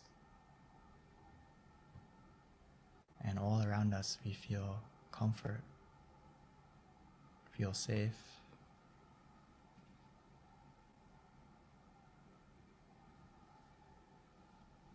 The more we relax our body, we may begin to feel that our body is becoming more light, more weightless.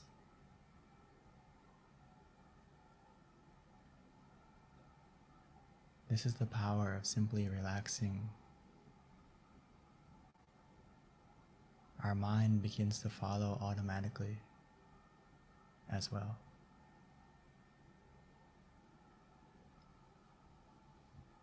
Our journey to find our inner happiness the universal love inside has already begun. Right now, all we need to do is to continue to relax. Now that our body is more relaxed, a mind that is relaxed is simply a mind that is free from any thoughts, any attachments.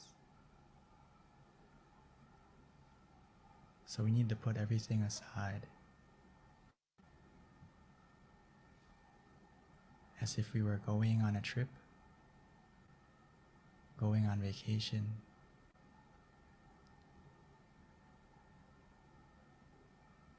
We can put our mind in airplane mode, disconnecting all connections from everyone and everything.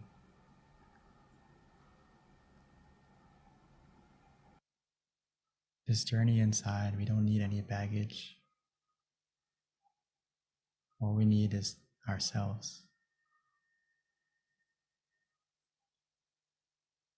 Right now, it's a time to love ourselves, to make sure that our mind is in the right place, to make sure that our mind is positive, clear, and bright.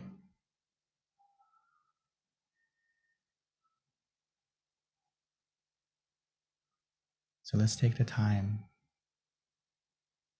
to help ourselves to calm down, to relax,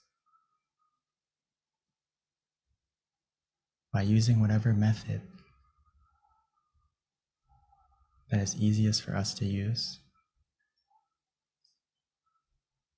Whether it's to repeat the mantra in our mind softly and gently, Samma Arahang, Samma Arahang, or clear and bright, clear and bright.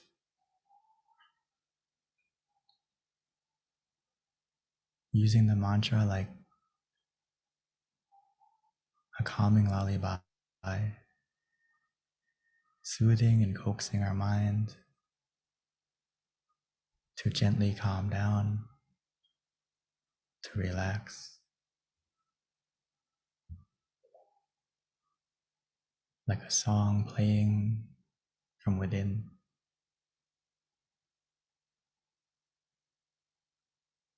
Or some of us may find it easier to just visualize an image, the full moon, like tonight. We can imagine it however we like, wherever we like, shining inside us, in front of us, however big, however small.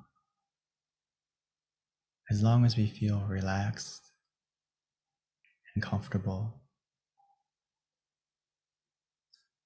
don't worry about the clarity. The more we relax, the more we follow that feeling. Everything we see and experience will change automatically.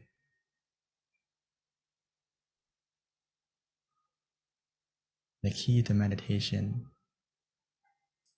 is just to keep the balance, to be calm, to be conscious, to be mindful and relaxed together.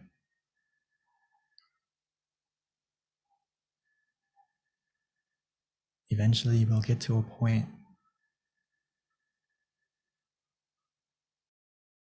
where we don't want to visualize, we don't want to use the mantra. We just want to do nothing. Let it be. Follow that feeling. Trust in yourself. You know what makes you feel relaxed. When we get to that point, just let go. Do nothing. And just be content. Through that contentment, the relaxation will continue to grow.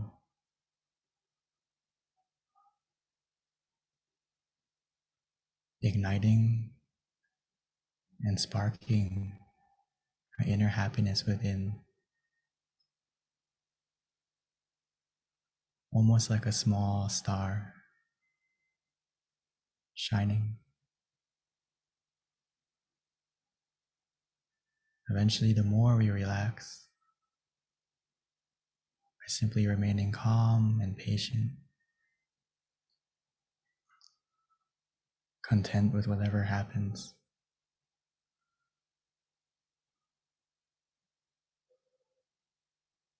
that inner happiness will begin to grow and expand, shining from within.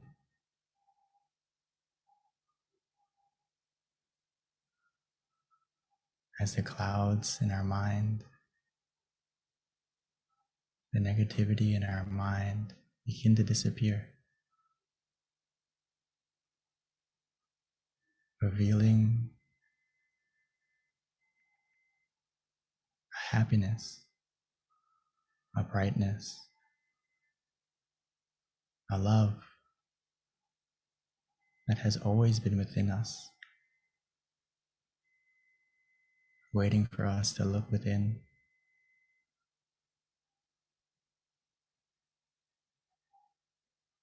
Just like the full moon tonight,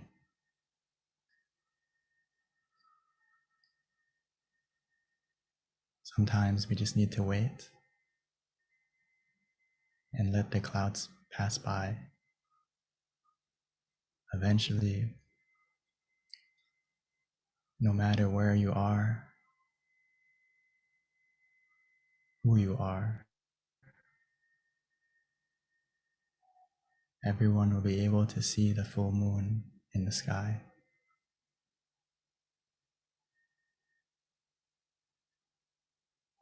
Within us, we have our own happiness that we can all connect to.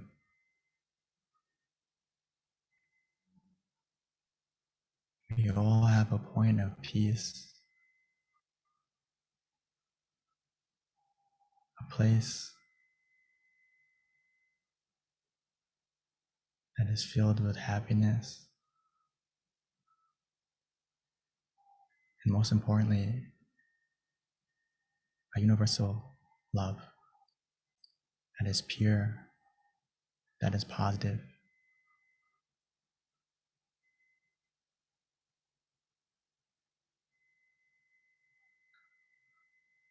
And the way to connect to that point is to simply relax.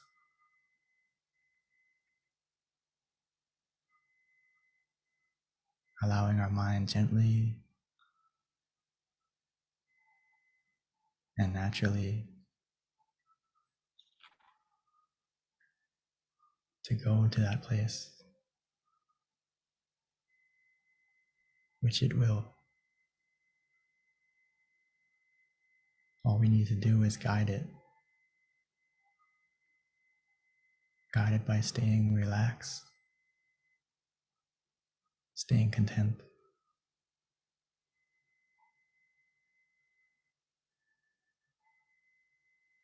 Every moment that passes by, every second where we feel relaxed,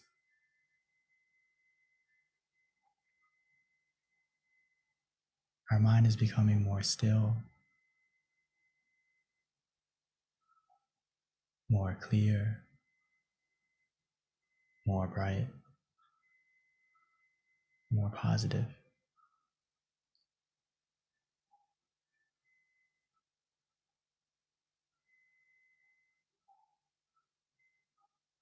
Even though right now it may be dark, but remember, the darkest night produces the brightest stars.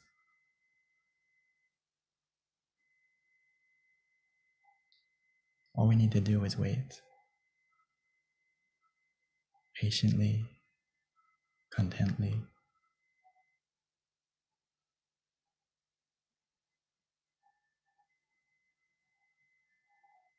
We have everything we need to succeed in meditation now.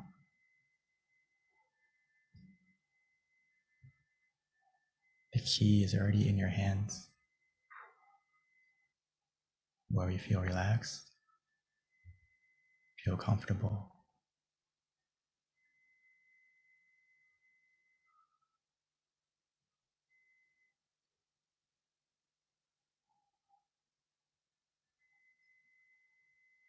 So let's continue to enjoy the meditation together, allowing this relaxation to take us to connect to our inner happiness, where we can truly love ourselves, filling our mind with positivity and allowing it to shine from within us.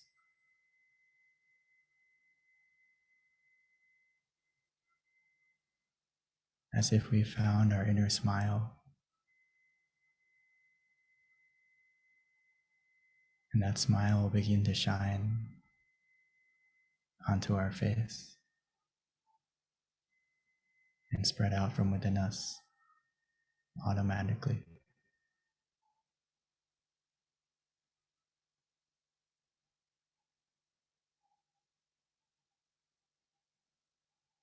So for now, let's enjoy this meditation together in silence.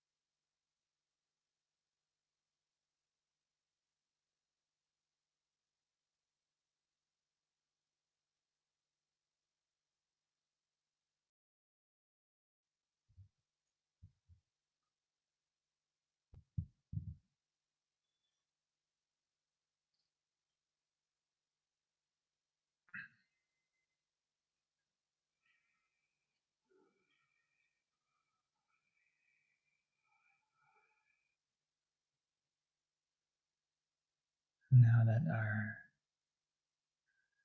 inner happiness, our inner brightness is beginning to grow within us, let's take a moment to light our inner happiness on the outside, light our inner brightness from within to our candle on the outside.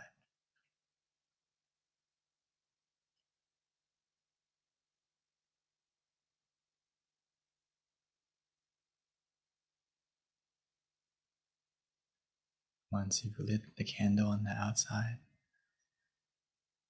we may continue to meditate,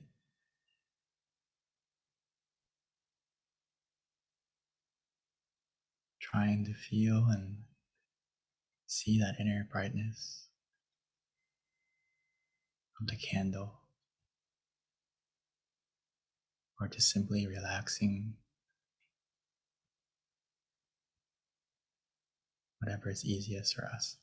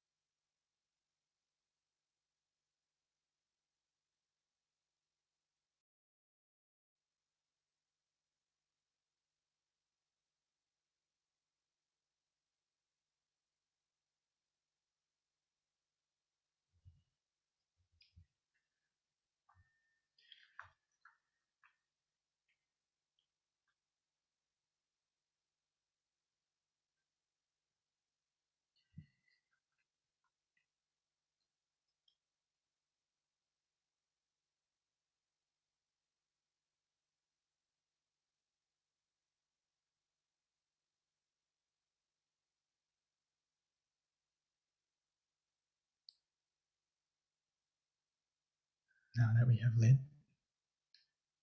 the candle on the outside, and most importantly, lit our inner happiness on the inside,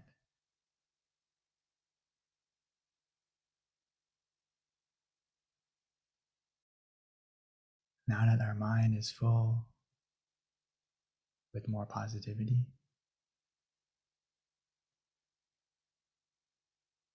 now that we can truly begin to feel the love for ourselves,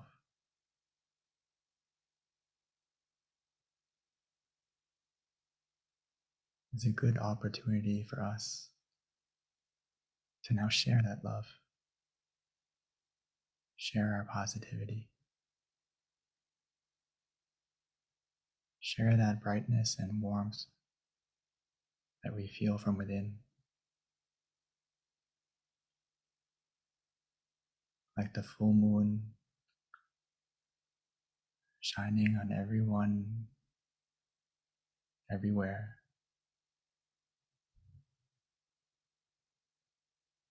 No matter the distance, no matter where they may be,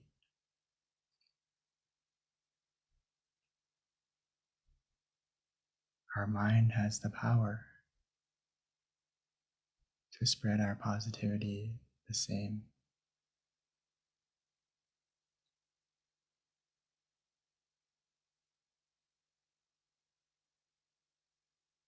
By simply wishing. Because what we think, we can become, not only for ourselves,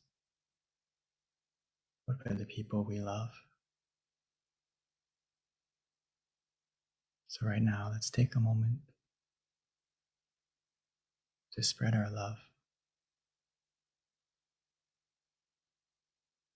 by simply imagining the person or imagining their name, whatever is easiest for us. And wishing for yourself and for them to be healthy, to be happy, to be free from any danger, any sickness.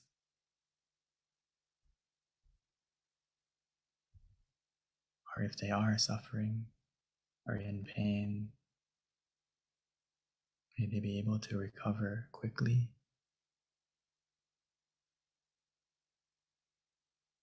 And may our life and the lives of our loved ones be free from any obstacle,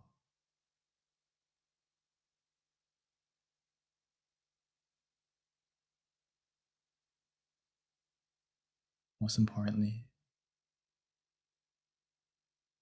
may they have the opportunity to also meditate, to find their own inner happiness, their own inner peace,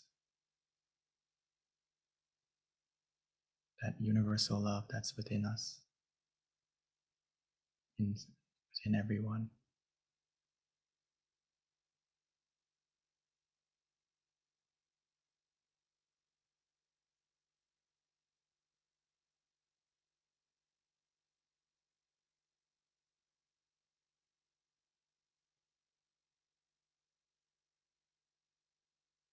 So just continue to wish for yourselves, your loved ones,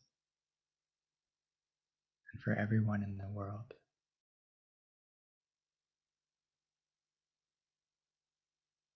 Allowing our positivity and our brightness to shine from within.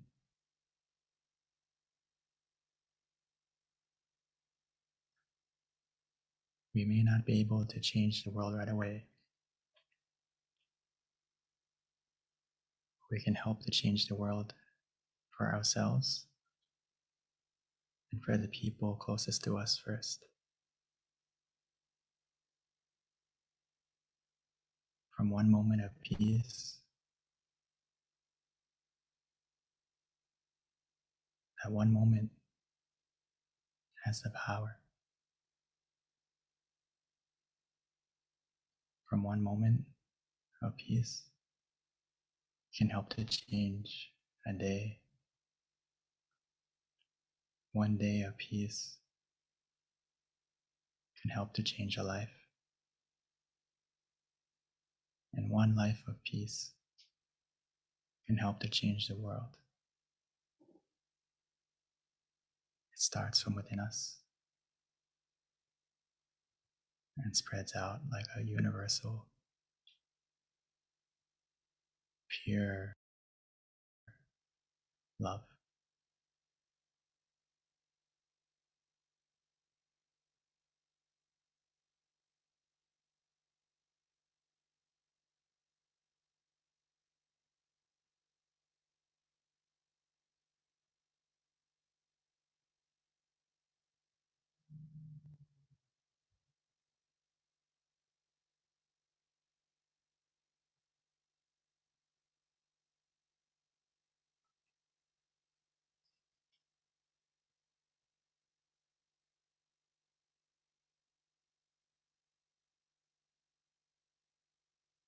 Sapphe Buddha Palapata Pachekanam Chayang Palang Arahantanate Shirakang Pantami Sapaso Sapaputtha Nupavena Sapathamma Nupavena Sapasangha Nupavena Satha Soti Bhavantu Te.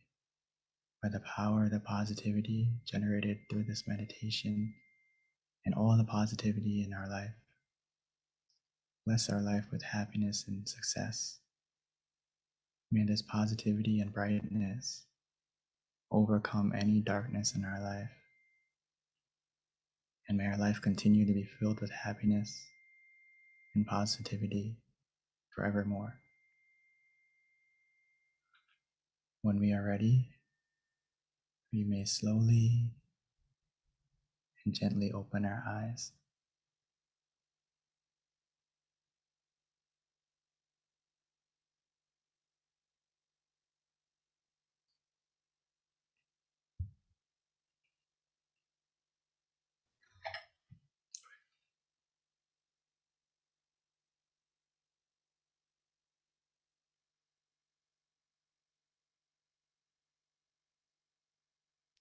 Thank you, Venerable Daniel. So that wraps up our meditation session. Before we transition over to the Q&A, if we can quickly ask for everyone to turn on their camera briefly so that we can all see your bright, happy faces for just a few moments. And then we will visually connect and then take just a couple of pictures before the announcement and then Q&A with Monk Daniel.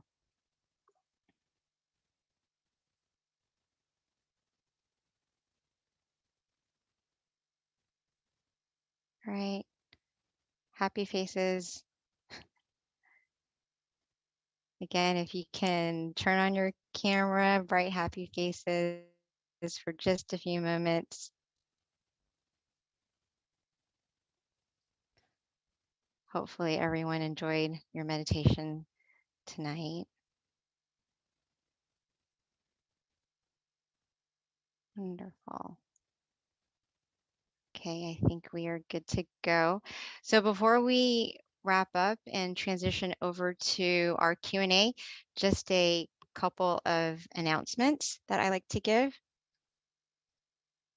Okay. So our next full moon meditation is going to be on March 18th. So everyone, please mark this on your calendar. Again, our next meditation full moon session is going to be on March 18th. Again, depending on where you're at, if you're in the US, it's going to be 6 o'clock PST, 7 o'clock MST, 8 CST, and then 9 p.m. Eastern Standard Time. For those who haven't already, please download our app MindGem. It's a great way for you to meditate with all of our teaching monks at home at the convenience of your home every day if you'd like. We have over 100 audio tracks for you to listen to. In addition to that, we also send out notifications with regards to reminders of special events, such as our full moon meditation. So if you don't already have our app, download it on either iOS or Android. Again, it's called MindGem. Also, another thing to notate is we also have an awesome website, a centralized website. It's called tamakayameditation.org. And this is a great website for you to reference any of our special events and also all of our local centers in the US you can find through tamakayameditation.org. And for those of you living in either Chicago, Azusa, California, New Jersey, or Alabama, note that we do have classes available at the local centers. Also, just a little highlight, I was mentioning this earlier, that in Georgia, we have a former member who is now a teaching monk. His name is Venerable Michael. He has now been a monk for 5 years. Very proud of him because he came from our center, and he is going to be here with Venerable Nick. Both of them are very well known in Thailand in terms of also doing some wonderful teaching for international students around the world. They're going to be visiting Georgia. Also, they'll be in California as well. I think they have a couple of other centers they might visit, but for Georgia in particular, they will be here for 2 months. Our first class is going to be on March 17th. That's actually a Sunday service class for anyone who's in Georgia. Please come visit us. And on March 18th, we will have our full moon meditation session at the Georgia Meditation Center as well. And then we're going to have our kickoff Wednesday meditation class on March 23rd. Kind of a big deal for us because we have not met since 2019. So we're very excited about opening up our first class. So if you're in Georgia, please do come visit us that day. Check out our website, meditationcircle.org, for information as well. So at this time, that pretty much sums up our announcements. We are going to turn it back over to our teaching monk, Daniel, for Q&A. So let's transition back to our teaching monk. Okay. I'm just reading everyone's comments. Oh, great. Thank you so much. Hopefully you had a good meditation. If anyone could please share in chat, that would be wonderful as well. And if you have any questions, or please send in the chat and I will help to answer any questions you may have about meditation or about your experience or whatever it may be. Yeah, so Venerable, looks like we do have a question. Okay. Yeah, Venerable, looks like we do have a question. Yeah, we've got a question. A hand is raised. So if you can introduce yourself when we spotlight you. I don't know where he went. But yes, so you guys, this is a great time to ask any questions you might have to our teaching monk, Daniel. You can either ask via chat or you can raise your hand and we can bring you onto Spotlight so that you can ask your questions to our teaching monk tonight. So Venerable, while we are waiting for questions, can you not summarize, but can you repeat? This is like such a great, I like to collect quotes, obviously, but I really like the end of your guided meditation when you were talking about how a moment of peace and you kind of like progressed it to changing the world. I thought that was so beautiful. Could you repeat that? I'd like to write it down. Okay.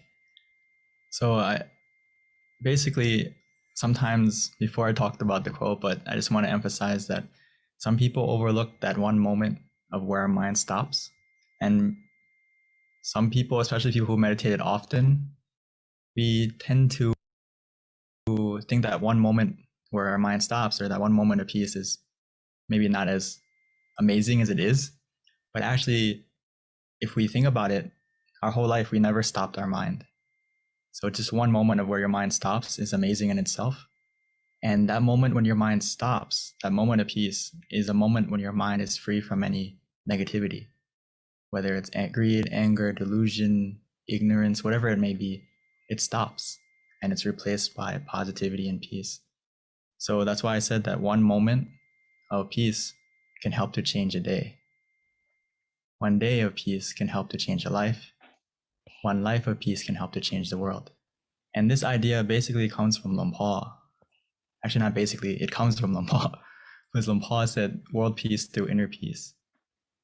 And it's not just a pretty phrase, it's actually true. It can come true starting from within us. And just like, I remember he once gave us a wonderful mission. Actually, he gave us the mission to spread meditation to the world, right? And some monks asked him, how can we do that? It's such a big project.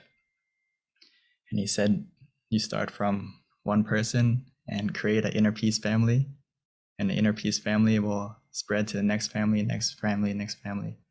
So it starts from one and slowly expands. So hopefully we can get the idea, but that one moment of where your mind stops is enough for you to unlock many profound things in meditation. So please don't overlook that one moment and be proud of yourself if you got that one moment. So I think, did you get That's it? so powerful. Yeah.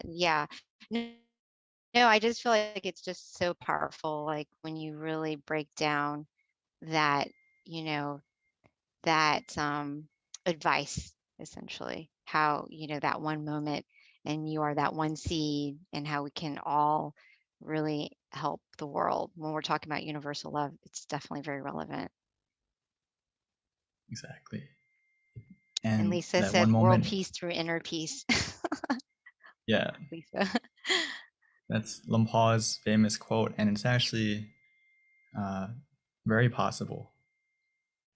There's so many people who talk about peace, and I think that if more people focus on changing themselves first, that world peace that seems so impossible can happen.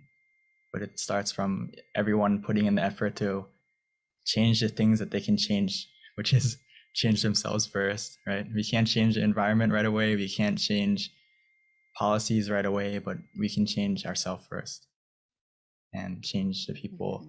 We can't change people, but we can change ourselves first. We can change people eventually, but it's harder than changing ourselves. Right. So it's a collective effort. Right. So I think someone said, I saw your slide about shrimp and crab. Could you share it with us briefly, please? Okay, I'll go back to that, or just to explain it. Sometimes this is a funny thing that happens a lot in meditation, is that we try to rush to the peace. We want to race to get to the goal. And if we rush, sometimes we run in the wrong direction, just like the crab and the shrimp. So when we start meditation, we need to take our time to make sure we're going in the right direction. And for the crab and the shrimp, it needs to know for itself what position works for them. For the crab, it needs to put itself in the right position that's comfortable for it to go in the right direction, which is side to side. For the shrimp, it goes backwards when it runs. So it needs to face itself in the right direction, in the right position. So what I mean by that is, for every person who meditates, it's different. Every session is different. So we need to take the time to look at ourselves and make sure we're going in the right direction, and we're starting in a position that is comfortable for us. Keyword is for us, not for someone else, not from what you heard before, but for you, what works for you. That's something that we need to pay attention to a lot. It's not a race to the goal. And sometimes when you run in a race, if you're running in the wrong direction, then there's going to be problems. So meditation is not necessarily about how fast you get to the destination, but it depends on, are you running in the right way? Are you walking in the right direction? Running or walking will the speed isn't important. The speed will change automatically. I know a lot of people like to ask, like, how can I quickly still my mind? How can I get to that point of peace quicker? You can't rush it. The less you do, the more you're going to get. The more you let go, the more you relax. That's the way you can go quicker. It's not like on the outside world when we want to get somewhere, we need to try more. We need to put more effort in. We need to run. In meditation, it's the opposite, completely opposite. So it's something we have to reflect on often. And I think Luang Pu gave the best example of that is stop is the key to success. Stop your thinking, stop your anticipation, stop your desire, and you're going to have success in your meditation for sure. So Venerable, before we continue with the next question, just for everyone who is on the call, if you have any questions, definitely please let us know. But also, we did wrap up meditation, so if you have to go, that's fine. But we'd love for you to stay on because you can learn a lot. So there is a question that came through, Venerable. It's from Deb, and her question is, what would be a good way to help someone who does not meditate but wants to have less anxiety and more peace? Sorry, one more time. There was a little bit of lag on our So this my side. question is from Deb. Oh, that's fine. Her question is, what would be a good way to help someone who does not meditate but wants to have less anxiety and wants to also have peace, but they don't meditate? I think that's a very good question. Thank you, Deb. Great question. Ideally, trying to invite them to come and meditate. Because anxiety and a lot of these problems that we have in society now, it comes from we don't know how to take care of our minds. We don't know how to calm our minds down. So as a friend or as someone that you care for them, we need to try to invite them to come and meditate for themselves. That's the best way, because Luang Por would say, like, we can't, the only way for someone to be full, right, is for them to eat for themselves. You can't eat the burger for them or whatever it may be, right? You need them to sit down and meditate for themselves to cure their anxiety, which is extremely possible if they come and meditate. And I know some people it may be hard to invite in the beginning. So that's why we need to be an example for them. If they see you meditating often and they see the change in you, they're going to want to be influenced to want to come and meditate more. So myself included, before, my mom was one of those people who helped me to be interested in meditation, because she was an example for me. I always saw her meditating. I always saw her inviting me. And in the beginning, sometimes I resisted. I was like, I don't want to go. It doesn't seem fun or something like that.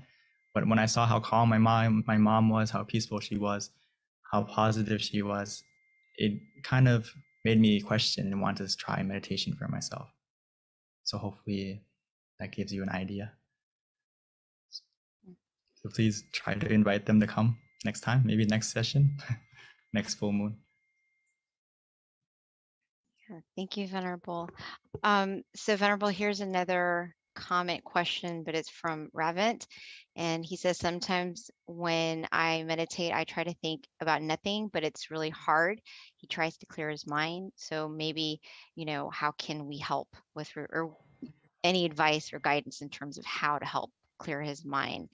I know we've got the tools, but it's not always, even with the tools, sometimes our minds are distracted. I think that's a wonderful question, and I'm sure everyone here deals with this, even myself. I'm sure everyone here in the call, in Zoom right now, has had a moment of where you meditate and it's hard to clear your mind. The first thing is, please don't be frustrated with yourself, because it's completely normal for it to be difficult in the beginning to clear your mind, especially if we don't meditate often, or even though we meditate often, but sometimes throughout the day, if we don't look after our mind, and many things come into our mind consciously and subconsciously. Everything we see, everything we feel, everything we experience, it all gets absorbed by our mind. So it may be hard to think nothing in the beginning. So a key concept I want everyone to start to understand more is meditation is a balance between doing nothing and doing something. So again, it's a balance between doing nothing and doing something. What I mean by that is to get to the nothing and doing nothing, to stop thinking. In the beginning, we need to do something. And what I mean by that is we need to use the tools that we have in our toolbox, whether it's visualization or using the mantra. Don't skip to doing nothing right away, or don't, even though we feel like sometimes I enjoy just to do nothing and relax.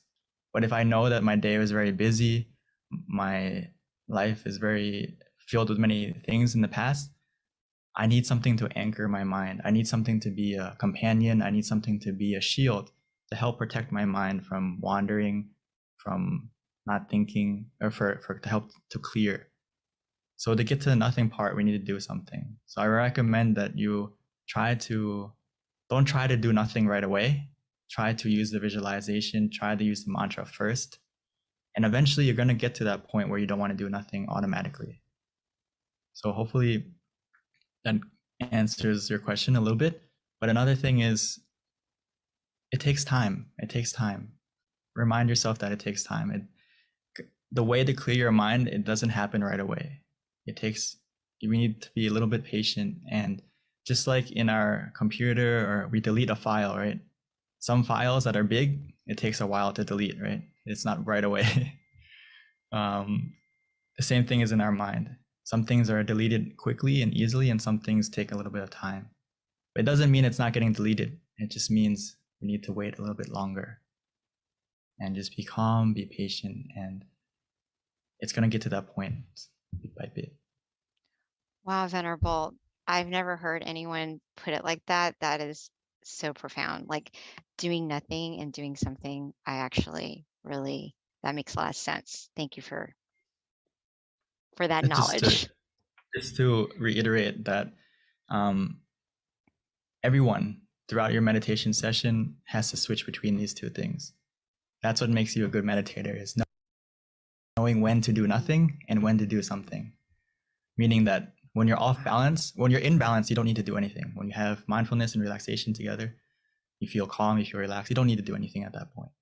But whenever you start to feel that balance is shifting or off, that's when we need to do something, adapt to the situation by using the mantra, by using visualization, whatever it may be, to get you back in balance. Thank you, Venerable. I love that. Another question that we have, and I think this is pretty relevant to universal love as being our wisdom talk today. And this question is, why do we hurt those we love? So I just want to expand on that a little bit more, which is true if we're talking about universal love and kind of expanding that out there. But, it's so everyone's hurting everyone, and we've got all these situations, even right now, Ukraine and Russia, things like that. That's a very good question, Venerable. Why do people continue just not, loving each other and trying to find harmony and peace, the world even, on a bigger picture, except for, of course, us on this call?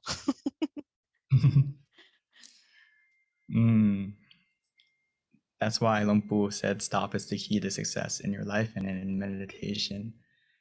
And the problem is we hurt the people we love because our mind gets influenced by the negativity that inherently everyone has what we call defilements, where we have anger, we have greed, we have delusion, we have ignorance, we have all these negative emotions, or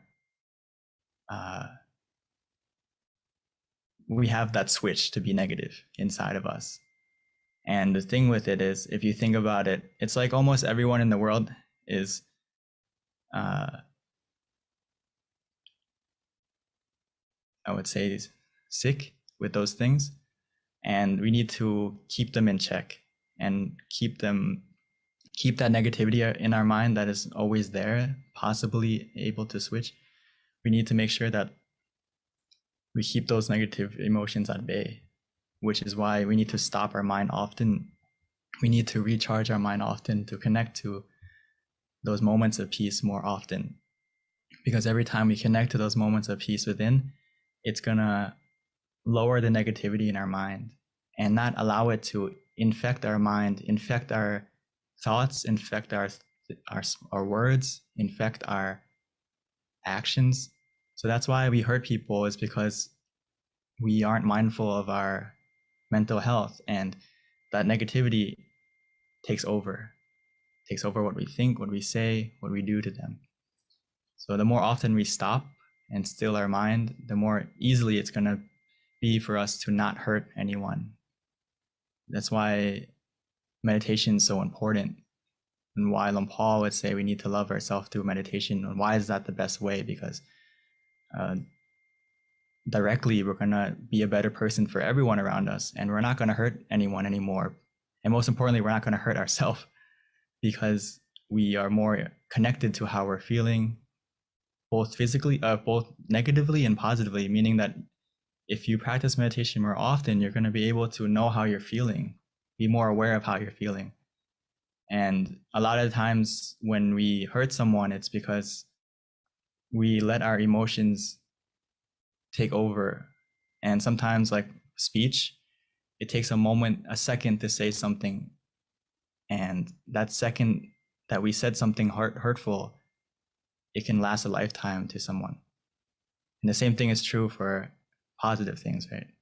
One thing you said, one action you did one time can change someone's life. So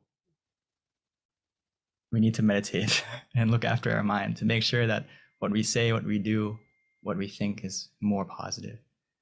And the chances for us to hurt someone we love will reduce automatically. So hopefully that gave you some kind of idea. Well, that was so inspiring. Oh my goodness. I wish everyone could hear what you just said, because I feel like it would motivate. I don't see how it can't motivate anybody who's not interested in meditation to meditate. That question that Deb had, Deb, I think you need to write down what the Venerable just said and share it with your loved one who isn't interested in meditation, because I think it's just a matter of being educated. And, you know, when it's broken down with such wisdom, I think it's very clear, and anybody who hears it would be curious to see what you're talking about. That was very, very a great explanation, Venerable. Thank you. So Venerable, last question before we wrap up, since it is 10:27, gives you enough time to answer this question. Statement slash question, but you know, there is some relevancy in this. And Ravin says that we love 10, we hurt 10. We love 100, we hurt 100. What is your thought on that comment?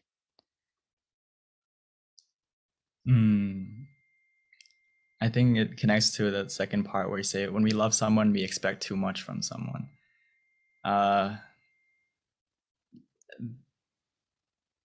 It's a different kind of love. I think if you meditate and the thing is, when we meditate, we connect to a more pure love. Sometimes our love is actually kind of mixed with other emotions, whether it's attachment, over attachment, obsessiveness, or possessiveness of that person, or expectation from that person. So that's why it's so important to, and also friends, yeah, exactly. That's why it's important to be able to have inner happiness for yourself and an inner love for yourself, because you're not going to expect from others more, because you have that happiness for yourself, that love for yourself already. And a lot of times why we expect so much, or we expect something in return, because we feel like we're missing something from others, which in reality, if we meditate and we have that happiness for ourselves already, we don't really need anything in return from anyone. We don't need anyone to make us happy, or anything to make us happy, if you meditate more, because you can access that happiness, that true happiness for yourself, anytime, anywhere, every time you meditate. So yeah, it's about connecting so to it's that. it's like a whole love, like you have enough love for yourself, essentially. Yeah. So you're not expecting your friend to give you back something or help love you back or someone to love you back because you already have love for yourself within. And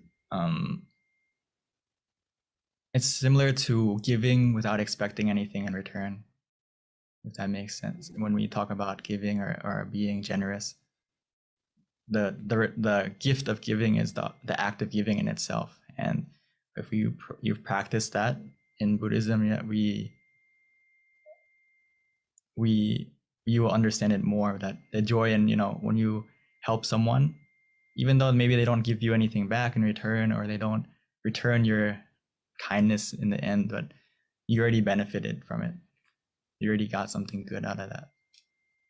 So don't expect to get anything back, but we did something good to them. That's enough. I think that's also very wise too, right, Venerable? Because then you're not being disappointed either. It's like it's only creating happiness for yourself because then you don't have any thoughts that might be negative. I think from my experience and from my understanding is a lot of people suffer because of expectations. Right. Meaning that your mind isn't in the present, your mind is in the future. You're expecting something that hasn't happened yet. So you're disappointed because you feel like something is missing. Instead of that, focus on what you have. Be in the present. And you're going to be way happier. Which meditation teaches you how to do that. That's why being in the present is so important, because it really can impact your mental being. And eventually you're going to get what you expect automatically without you realizing it. Because if you're in the present moment, you have the power and the decision to make your life better. When you're in the present, you're able to walk towards your goal. It's not bad to have goal or expectations necessarily, but if you focus on the expectation and on the goal rather than the method, you're gonna suffer. But if you focus on the method and how to get to that goal, you're not gonna suffer. Wow, that is so well put, Venerable. Thank you. I love hearing your wisdom, because it really is so inspiring, Venerable. And you've got so many great comments that I didn't get a chance to read out loud, but they're there in terms of the wisdom that you've taught us today and how many people have enjoyed it. And thank you for sharing it with us tonight. So at this time, everyone, it is 10:30, and this wraps up our meditation session tonight. The Venerable is going to give us a blessing, and we can accept it by putting our palms together. So by the positivity of everyone coming together to meditate tonight, and by your own positivity that you generated by meditating, as well as all the positive deeds you have done in your life that you can remember or that you can remember, may all that positivity, all that pure energy come together within us to cover us, to protect us, to guide us, to be surrounded by positive people, positive situations. May that inner brightness, that inner positivity make our life more clear, more bright, more successful in every way. May all the darkness, all the obstacles in our life disappear and be replaced with opportunities to succeed, to become more happy, both physically and mentally. Most importantly, must we be able to meditate, connect to that inner peace, inner happiness easily and quickly, be healthy and strong of both body and mind forevermore. Sadhu. Thank you for that beautiful blessing, Venerable. Namaste, Venerable. Until we meet again next time. Bye, everyone. Please mark your calendar, March 18th, for our next full moon meditation. Sorry for the technical difficulty problems. Okay, Venerable. It happens. That's why technology is unpredictable. We're just glad that you're able to come back and we didn't lose you again. So thank you, Venerable. Okay. That was an awesome session. See you next time. Namaste, Pika.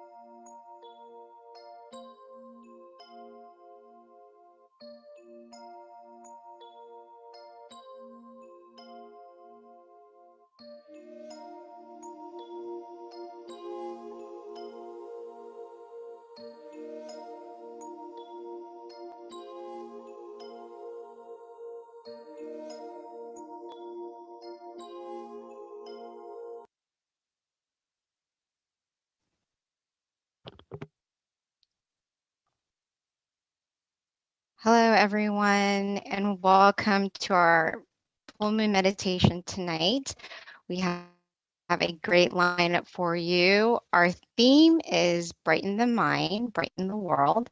And with that, I wanted to share a quote because that's normally how we start our full moon meditations. So for those of you who don't know, I normally read out of Paipo, and Paipo stands for peace and peace out.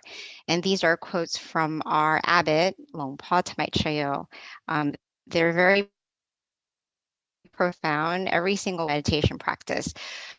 So I picked a quote that I felt that would be appropriate for our theme, which is brighten the mind, brighten the world. And it's called Happy Sun. So the internal sun will arise when our mind is at a standstill. It will be like a bright object shining day and night. The ordinary sun shines half a day, then fades away. But when we attain the internal sun, our life will never be in darkness. Whatever incident we face, though we cannot change it as we wish, we can overcome it as we connect with the happy sun inside. So that is a little inspiration with regards to starting our meditation tonight. So with that, just wanted to introduce our teaching monk. This is going to be Monk Jackie's turn. A little bit about Monk Jackie is he has been a Buddhist monk since 2014. He ordained in Thailand, and with that, he learned the value of meditation, and he became very passionate about meditation. One of the reasons why he decided to stay in robes. So now he's able to study his meditation practice in even more depth, in addition to sharing it with those of us around the world. So with that, I would like to introduce Venerable Jackie.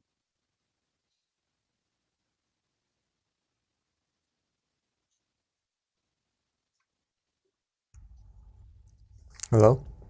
Hi, Venerable. Good evening, everyone. And good morning to all of us as well. Since we are all here from all over the world, hopefully everyone is healthy, happy in both their body and their mind, right? Staying well amidst what's been going on around the world.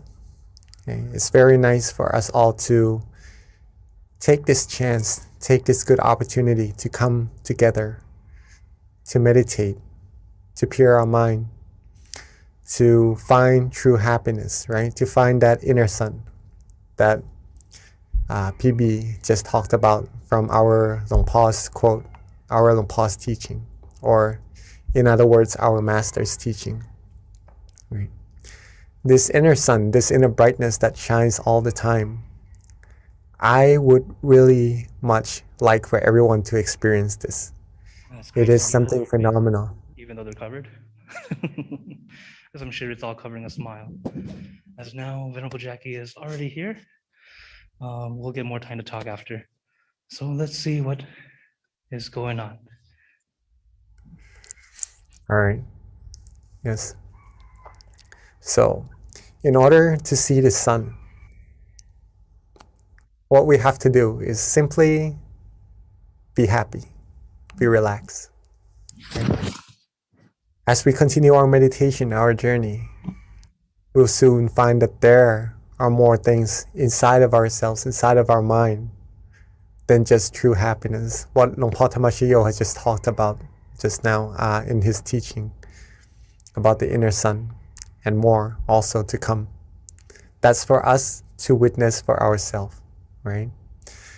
If I say that there's that sun inside of all of us, some may have already experienced it and know what it is like, and some may have some feelings of that sun inside, feeling good about it, but still has some thoughts of what that sun actually is, right?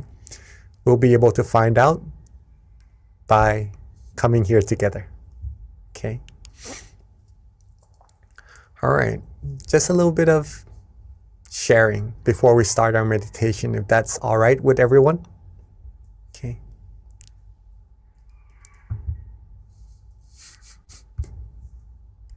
All right, so war, chaos, disputes, all these things that somehow creates sorrows, sadnesses in our mind,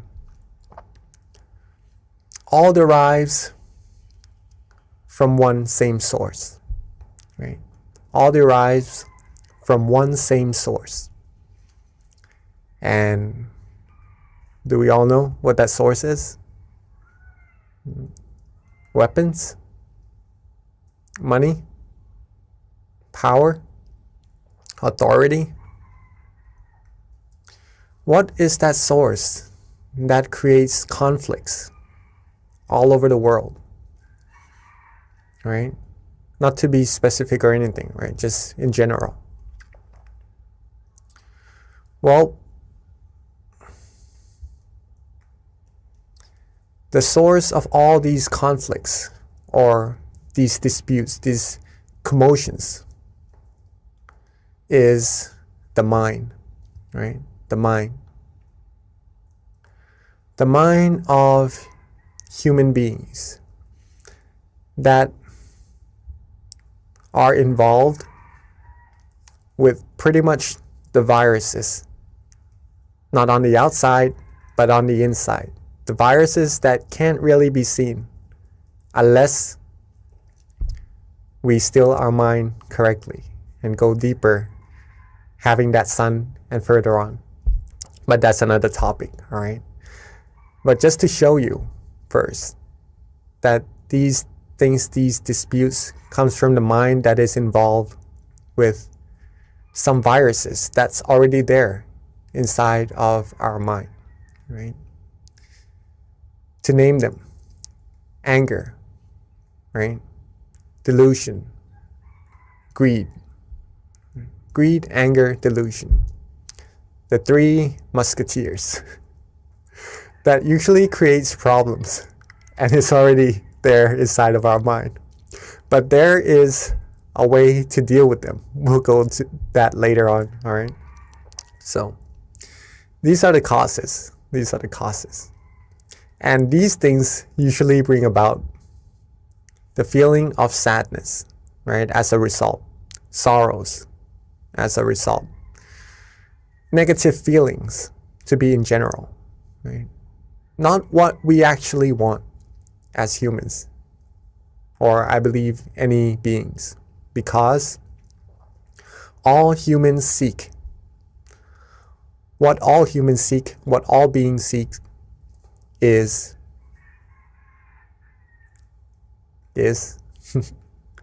I'm sure we all know, we all seek the same thing, right? We all seek happiness. We all seek happiness one way or another. We try to find things that makes us happy, right? Things that we know we like, we try to get it. We try to have it for ourselves so that we could feel better. Surround us by people who we like, who we love. Do things that we like, that we enjoy, just to get that feeling of happiness inside of us. Find good food. Find food just to replenish our body, our mind, just to be healthy, just to be able to have the energy to go about doing our things, to feel good, to be happy again. Everything revolves around seeking this happiness, okay? One form or another. Where can happiness actually be sought? Some may find it on the outside, but actually it derives from the exact same place that causes all the conflicts and commotions earlier as well. Happiness comes from our mind, right? Comes from our mind. And that's what we need to take into acknowledgement, into account, that either happiness or sadnesses doesn't really depend on the outside factors. It does play some part, yes, but mainly, it comes from our mind. And whether or not we choose to be happy or we choose to be otherwise, it is completely up to us to choose. Okay, it's completely up to us to choose. A cup half full or half empty. Choose where to look from it. Choose where to be. Okay.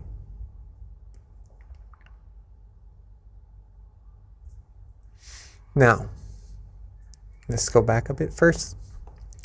Now that we know that happiness or sadnesses, sorrows, originates from the same place, which is our mind, what can we do to always be happy, right? Because we like that feeling. I'm not sure if anyone likes to be sad, likes to have negativities, but I'm sure no one would, right? I'm sure no one would. What we all seek is positivities in our lives, happiness, good things, right? They all arrive from the mind. Can we control it? Can we control these feelings? Yes, we can. Yes, we can. If we train our mind well, it needs training, right?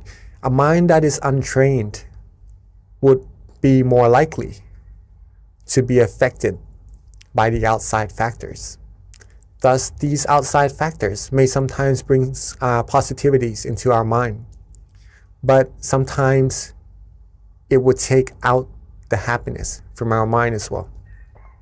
Okay, so training the mind, training this source of happiness within us to always have that feeling of happiness is very, very important. Okay, we can all do it. We can all do it.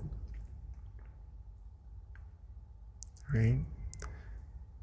If we always wanted to be happy, there's a way to do so. That's what I'm implying on this, right? Hopefully this all makes sense and everyone is catching up. How then? How then do we always have happiness? The answer is to practice these two. Okay. Whatever we do in life, wherever we are, whatever state we're in at that moment, right? Our physical body, our mind. If we have these two things together, awareness and relaxation, we will instantly find happiness. Awareness and relaxation.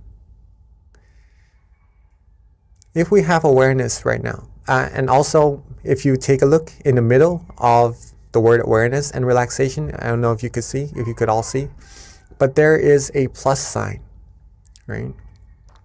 So that means that if we are aware and we have relaxation, we simply put our awareness with that relaxation. Have them two go together, hand in hand. And that's when we will receive happiness. An unlimited amount of happiness. Infinite amount of happiness. The happiness that you could always access at any time, anywhere. Whether you're here on Earth or maybe you have the chance to go out in space, if you have these two things together, awareness and relaxation in your mind, in your body and your mind, right? You see? Relaxation in your body and your mind. You will find happiness. Always. Always. No matter if we are healthy or if we maybe in times of sicknesses, right? We always have that point in our mind to be happy, for sure, 100% all the time, right? This is why training the mind or meditation would give us the opportunity or the knowledge or the skills to take us through that source, to that source which is the source of true happiness. Okay, just to keep that in mind, that what we're doing may be simple, just relaxing and having awareness. But the more we practice, the more we'll see how profound it actually is. Okay. This is a teaching from our abbot, our master, หลวงพ่อธรรมชโย.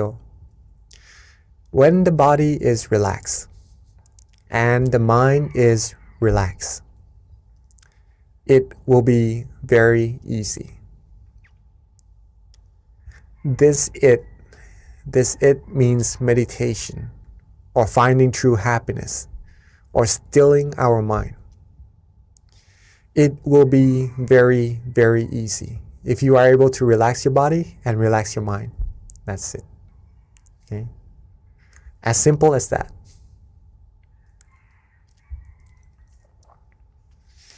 Now, what Miss B had just spoken earlier before our session also is that she mentioned this word in our master's teaching, right? Stop. When the mind stops or becomes still, we'll be able to find that inner sun. The mind will be able to stop when we have awareness and relaxation together. When we have that feeling of comfort inside of us, and our awareness is with that feeling, and we just rest and we just relax and just enjoy that feeling, at that point, our mind would have already come to a point of standstill. It is at a point where it has already stopped. Okay. But the stoppage of the mind has different levels also. So stopping the mind doesn't mean forcing it, right? If you feel good, if you feel relaxed in your meditation, then that's when your mind is already still. And there's nothing else that we need to actually do, right? Just keep it rested, keep it still, and it will take you deeper into your journey inside automatically.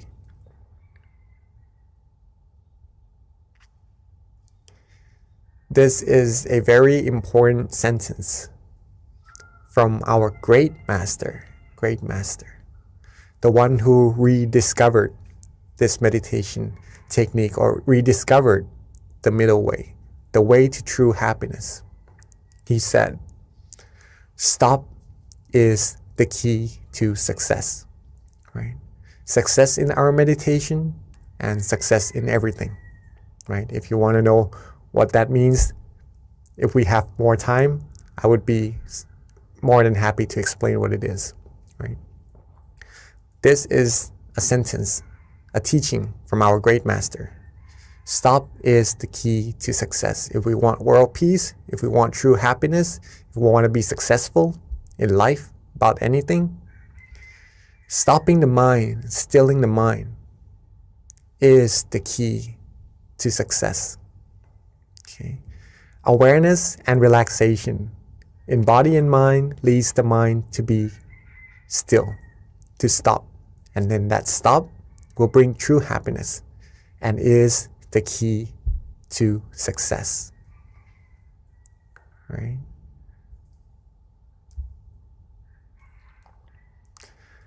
When we train our mind and we're able to reach that source of happiness more and more, we'll be able to control ourselves, to control our mind, whether to feel good or otherwise.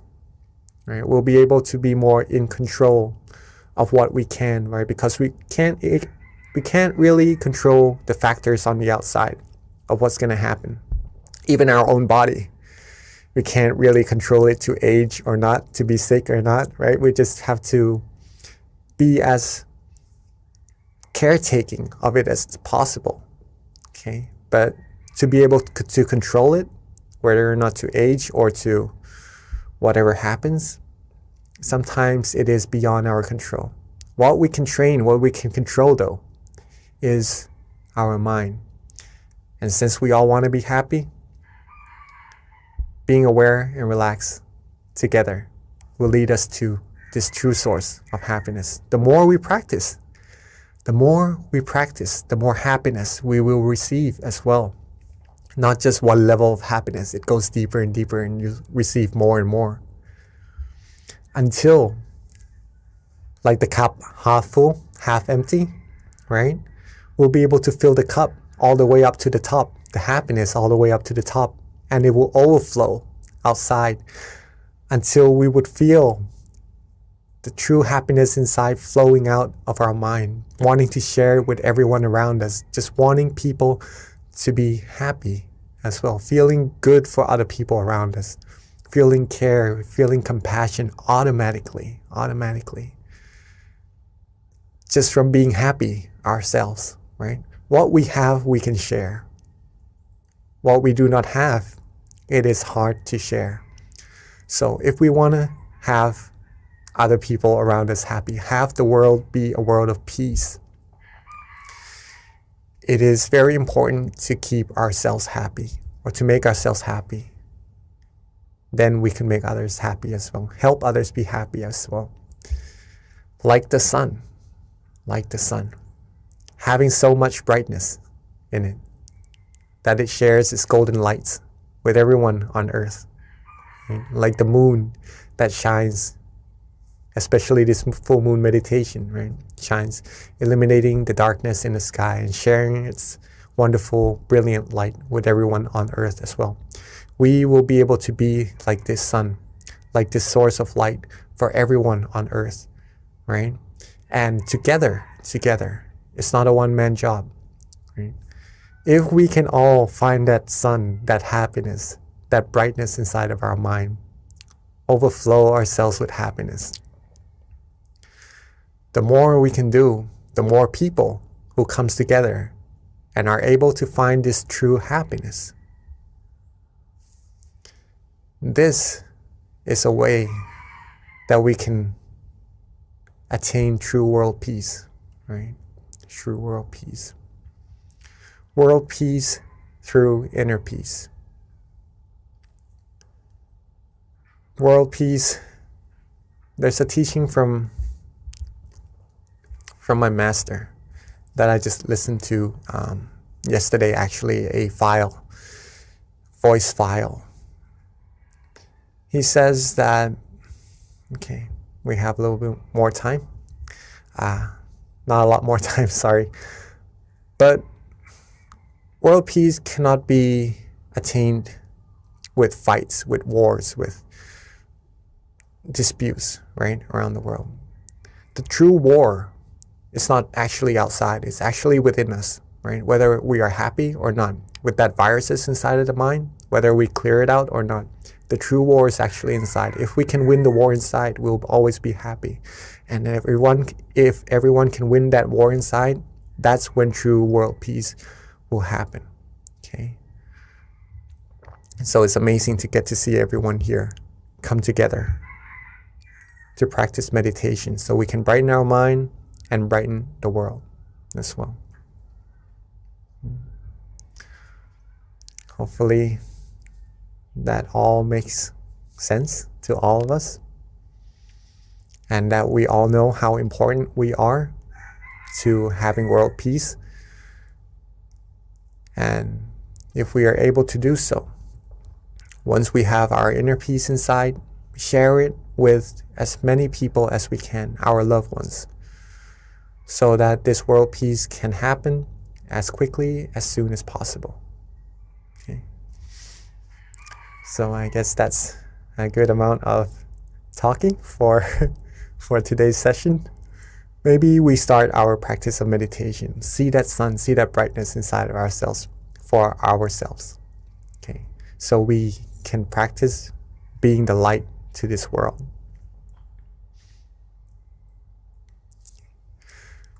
So again, awareness and relaxation, right? Very important. So get yourselves comfortable first. In your chair, on the floor, on a cushion, anywhere you're sitting.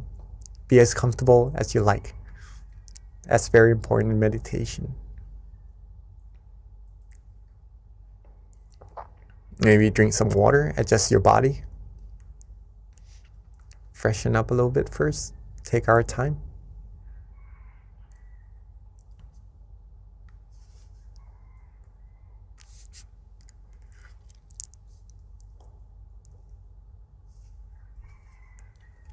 All right.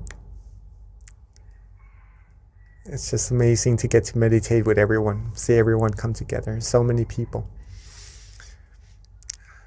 I'd like to actually thank all of us here also.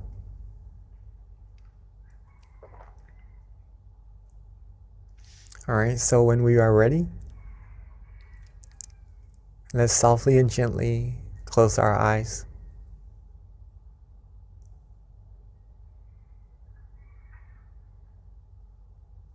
So when we are ready, let's softly and gently close our eyes. Rest our face, rest our forehead, our ears, our cheeks.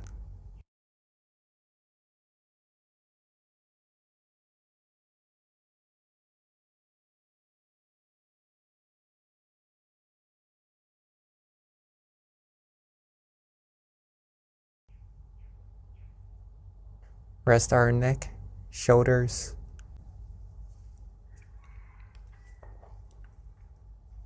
Take our time. There's no need to rush at all. It is simply the time for us to rest and relax. And that's all that it is. Just resting and relaxing, along with being aware.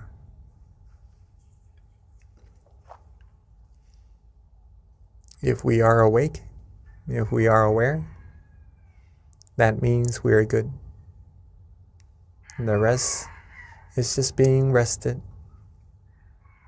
being relaxed, and being with that feeling, softly and gently. Free ourselves from all worries. Free ourselves from all responsibilities for now. Let everything go.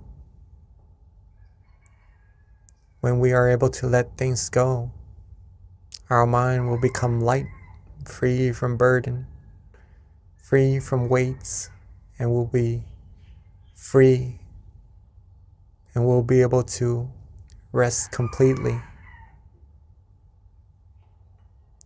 So let go. Let go of all worries. Let go of all things to think about. For it is our present, our gift, this moment, to give ourselves true happiness, to give ourselves the positive energy that we need to go about our lives with, to be successful in life. So let's rest, relax, and just let go. Be calm, be comfortable. Be with that feeling and just enjoy. Enjoy this moment. Enjoy this calm and comfortable feeling inside of all of us. Just flourishing. Just flowing from that source of true happiness that's already there. Relax our body. Relax our mind. Relax ourselves. Relax every part of our body and mind. Be calm. Be comfortable. Let go of all worries. If we are starting to feel good, if we're starting to feel relaxed,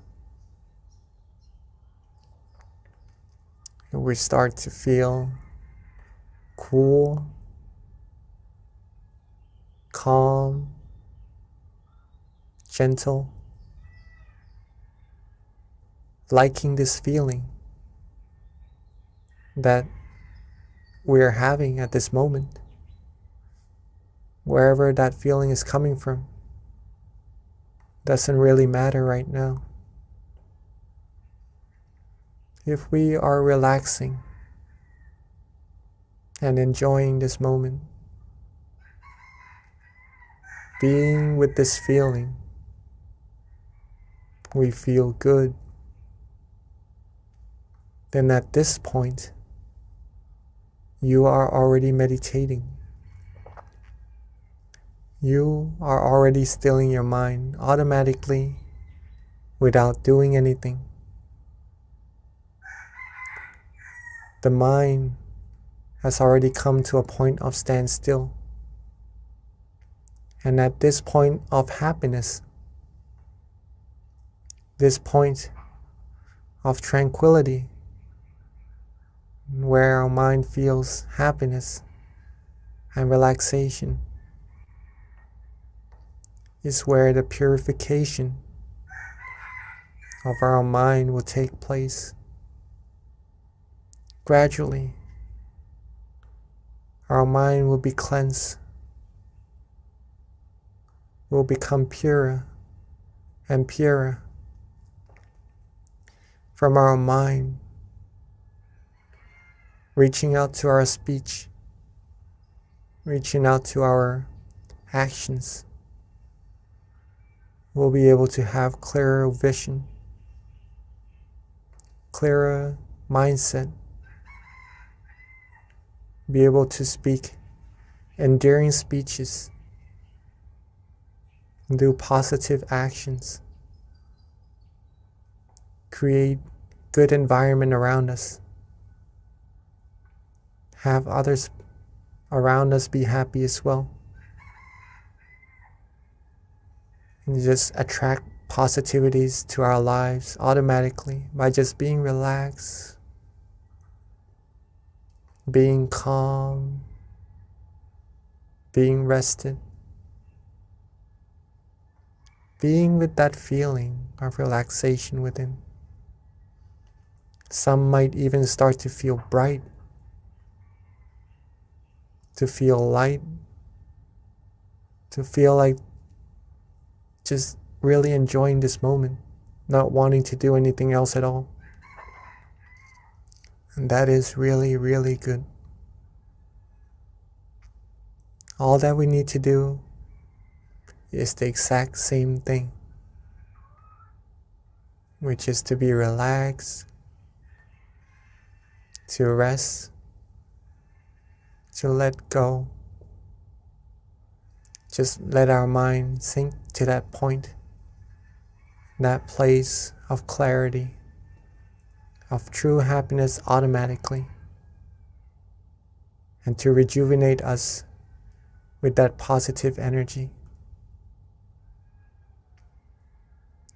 If we would like to use an object of visualization, such as the sun or the moon, then you may feel free to do so. Whatever image that uplifts the mind, that is pure, and you are visualizing it comfortably, then that is also meditating correctly. That will also lead us to the point of true happiness. Or if you would like to use a mantra to coax the mind, to relax the mind, to free the mind from wandering thoughts, then you may feel free to do as well. Recite the mantra relaxingly, calmly, at our own pace. Samma Arahang,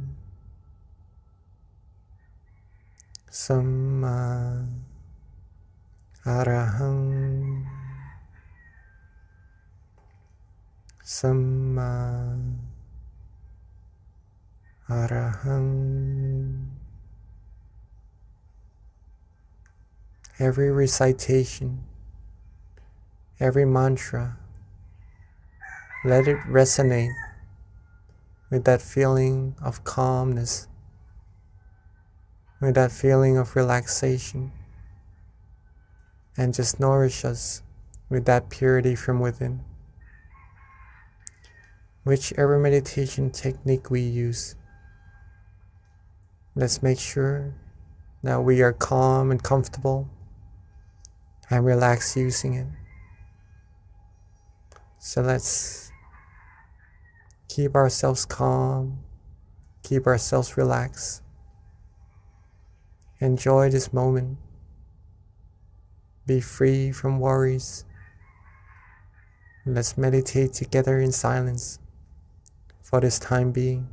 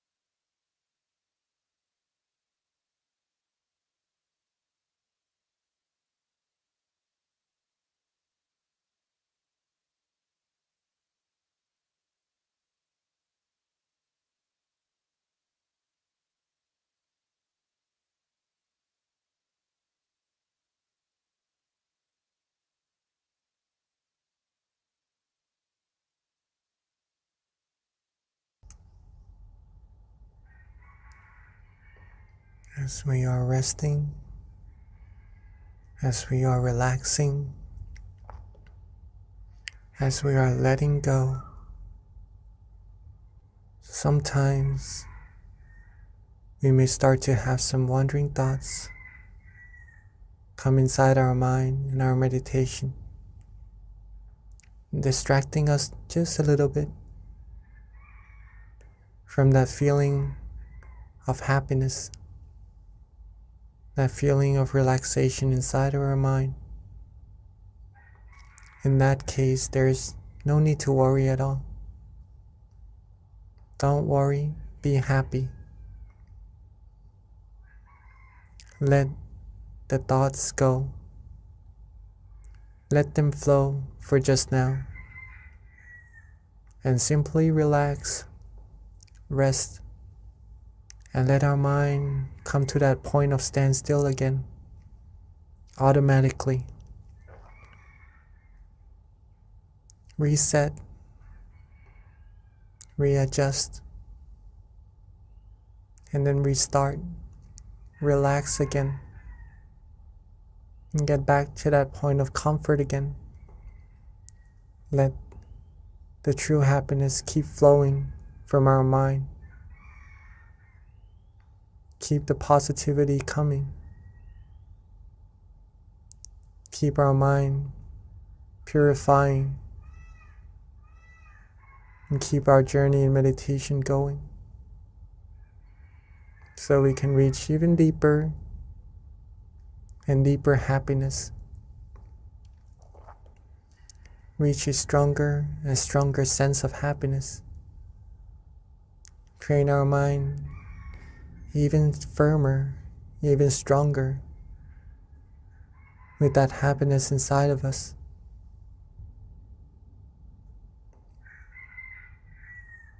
At some point,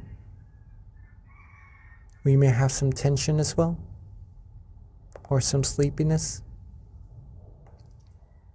There's no need to worry about that either. Simply let go. Let go of the tension. Let go of that drowsiness. Relax our body and our mind. Come back to being with that feeling of relaxation in ourselves. And we'll be right back on the road, the journey inside, to deeper, stronger happiness as well. So let's keep our mind relaxed, keep ourselves calm, keep ourselves flourish, energized with this positive feeling inside of all of us for a little bit longer.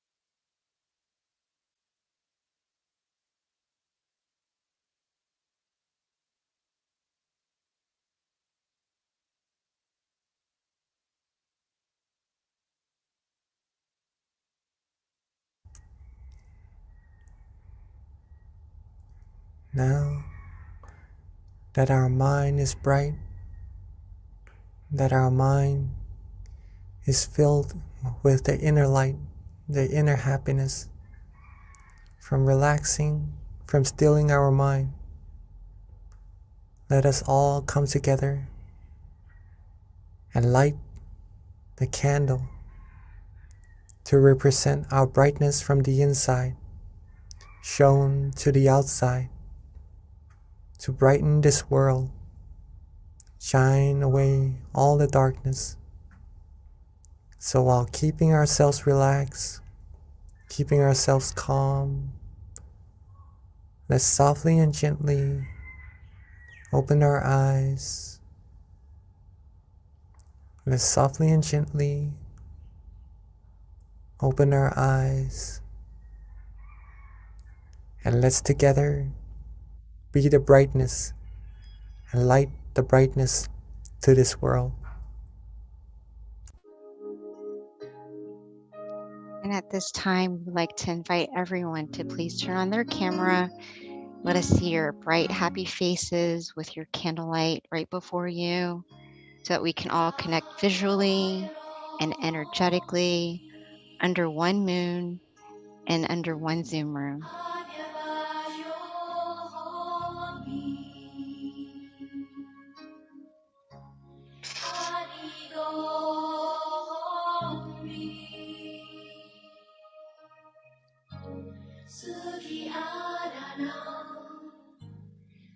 There's my candle. Again, we'd like to invite everyone to please turn on their camera so that we can see your bright, happy faces, connecting visually and energetically,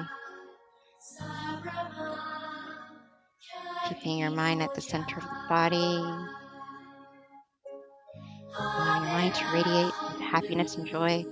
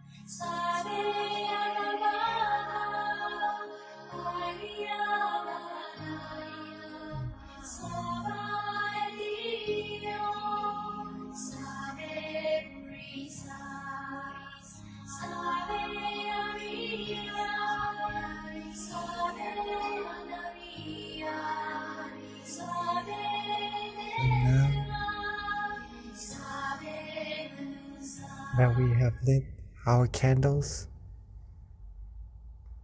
on the outside together, let's bring that candlelight, closing our eyes softly and gently, back to being relaxed and comfortable in our meditation again. Let's softly and gently close our eyes, rest ourselves, come back to being relaxed and comfortable in our meditation once again. Feel that brightness, and let's bring our candle inside of our mind, at the center of that feeling, shining bright together with the happiness of our mind. And let that brightness be the representative of our true happiness, of our positive energy. Let all of our merit, all of our good deeds, the positive energy from all our good actions come together into this brightness, and let it shine bright outwards to everyone in this room. Shine bright outwards, reaching everyone in our community. Shine outwards even more while being relaxed, reaching everyone in this country, and shine brighter outwards even more, reaching everyone in this world. Shine bright, shine out this peaceful light,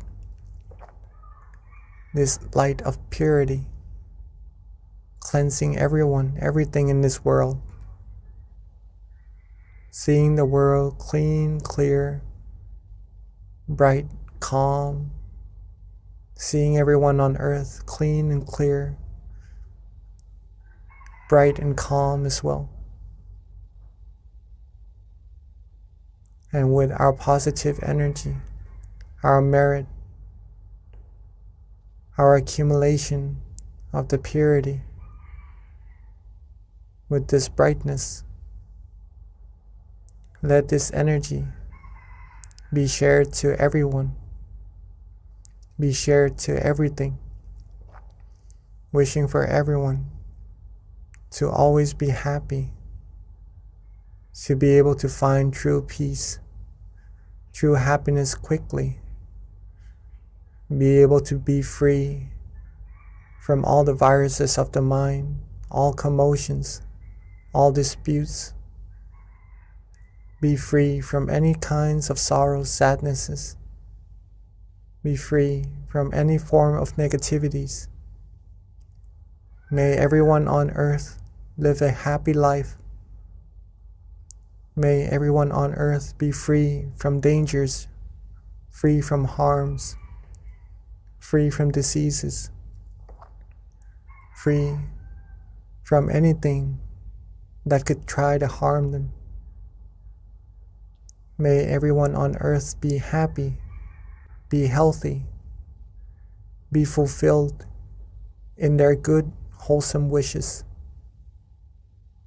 be able to find true peace, true happiness easily, still their mind easily, be able to find that inner peace, inner light easily, and to ultimately be able to reach the utmost of purity, the utmost of happiness, as quickly and as easily as possible. Let's take a few moments to share with the world, share with everyone our positive energy, our good thoughts, goodwill, our loving kindness.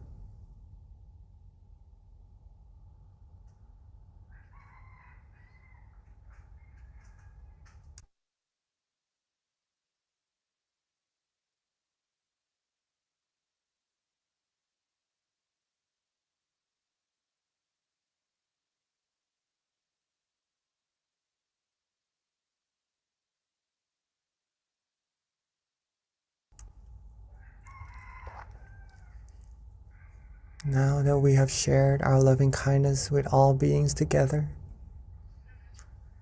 let's softly and gently relax ourselves, bring our awareness, bring our attention softly and gently back to ourselves.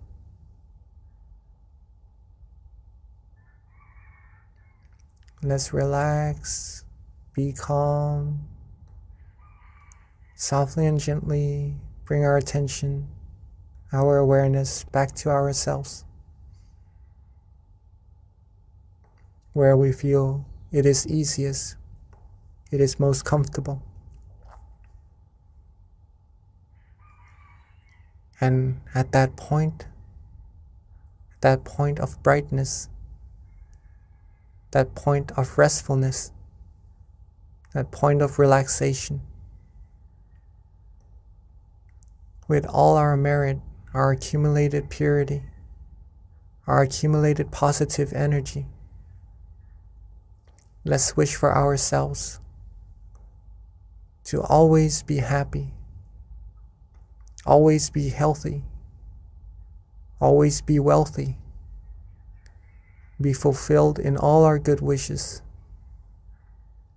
be free from diseases, dangers, harms, be free from all negativities, sorrows, sadnesses, be free from anyone, anything who would try to harm us, be surrounded by good, wise, virtuous people who would take us onto the path of righteousness, take us onto the path of happiness. And at all times, may we be able to still our mind, find true happiness easily, and reach the utmost of happiness as quickly and as easily as possible. And let's take a few moments to wish for ourselves for what we need.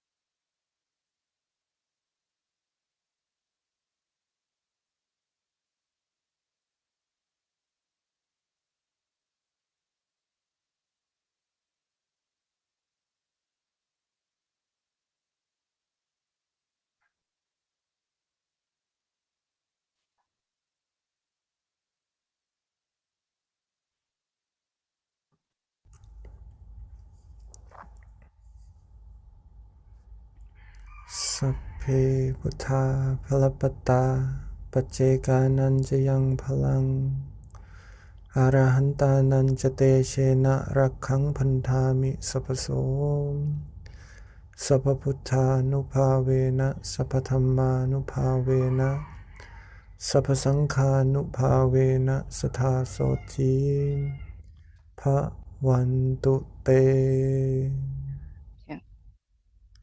And then when we are ready, let's maintain our relaxation, our calmness, our feeling of comfort, and to keep this feeling with us as much and as often as possible. When we are ready, let's softly and gently open our eyes. And when we are ready, let's softly and gently open our eyes, for we are now at the end of our session together. Thank you, Venerable Jackie. That was a lovely meditation tonight. So everyone, please note that this does wrap up our meditation session. We do have a Q&A, but before Q&A, which of course we recommend everyone please stay on. You'll learn so much information with the Q&A.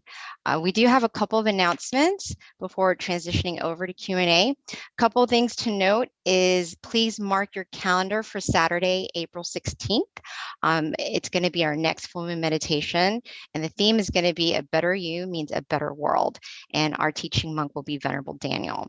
A couple of other additional points to make is that for those who are not aware, please do follow us on tamakayameditation.org. This is where you can find out information with regards to your local center if you want to come meditate in person, or you can also follow us on MindGem as well, on our Facebook, on our Instagram, on our website. If you don't already have our app, you can download it on either iOS or Android. Again, that's MindGem, and we send notifications every month with regards to our full moon meditation. So you'll be reminded and get notified on your phone, which is very convenient and easy. And if you RSVP, you'll also get daily, well, not daily, but you'll get reminders with regards to our full moon meditation. A couple of other things to announce is that we do have our in-person meditation centers that you can visit if you're in New Jersey, Azusa, Alabama, Chicago. Our local centers are open to the public. And a big announcement for those of you in Georgia like myself, please mark your calendar. We are so excited after 2 years of being closed since 2019. We are one of the last centers to open, but we will be officially opening this week. We've got our kickoff meditation classes, one being on Sunday for those who attend service, the other being on Wednesday, which is our regular meditation classes weekly, was on Wednesday before. So we're going to start that, resuming that again. And our kickoff is going to be on March 23rd. And super excited that we've got 2 visiting venerables from Thailand. One of them being our former member, Venerable Michael. He is with us. He flew in the other day. And Venerable Nick, if you aren't aware of Venerable Nick, he's got a huge following on YouTube. He gets, at this point, millions of hits. They're both in Georgia. And what's even more exciting is they've got a book that they're going to be launching, and the book is The Building Blocks of Meditation. So if you're in Georgia on the 23rd, please come to our 7 o'clock meditation class. Anyone who attends will receive a book as a gift from the center. We've got a lot right now in inventory, so please come and get yourself a book. If you aren't in Georgia, it's okay. You can go to Amazon and purchase a book, and all the proceeds goes to donations anyways. So at this time, that wraps up all of our announcements. We would like to invite Venerable Jackie to answer any questions.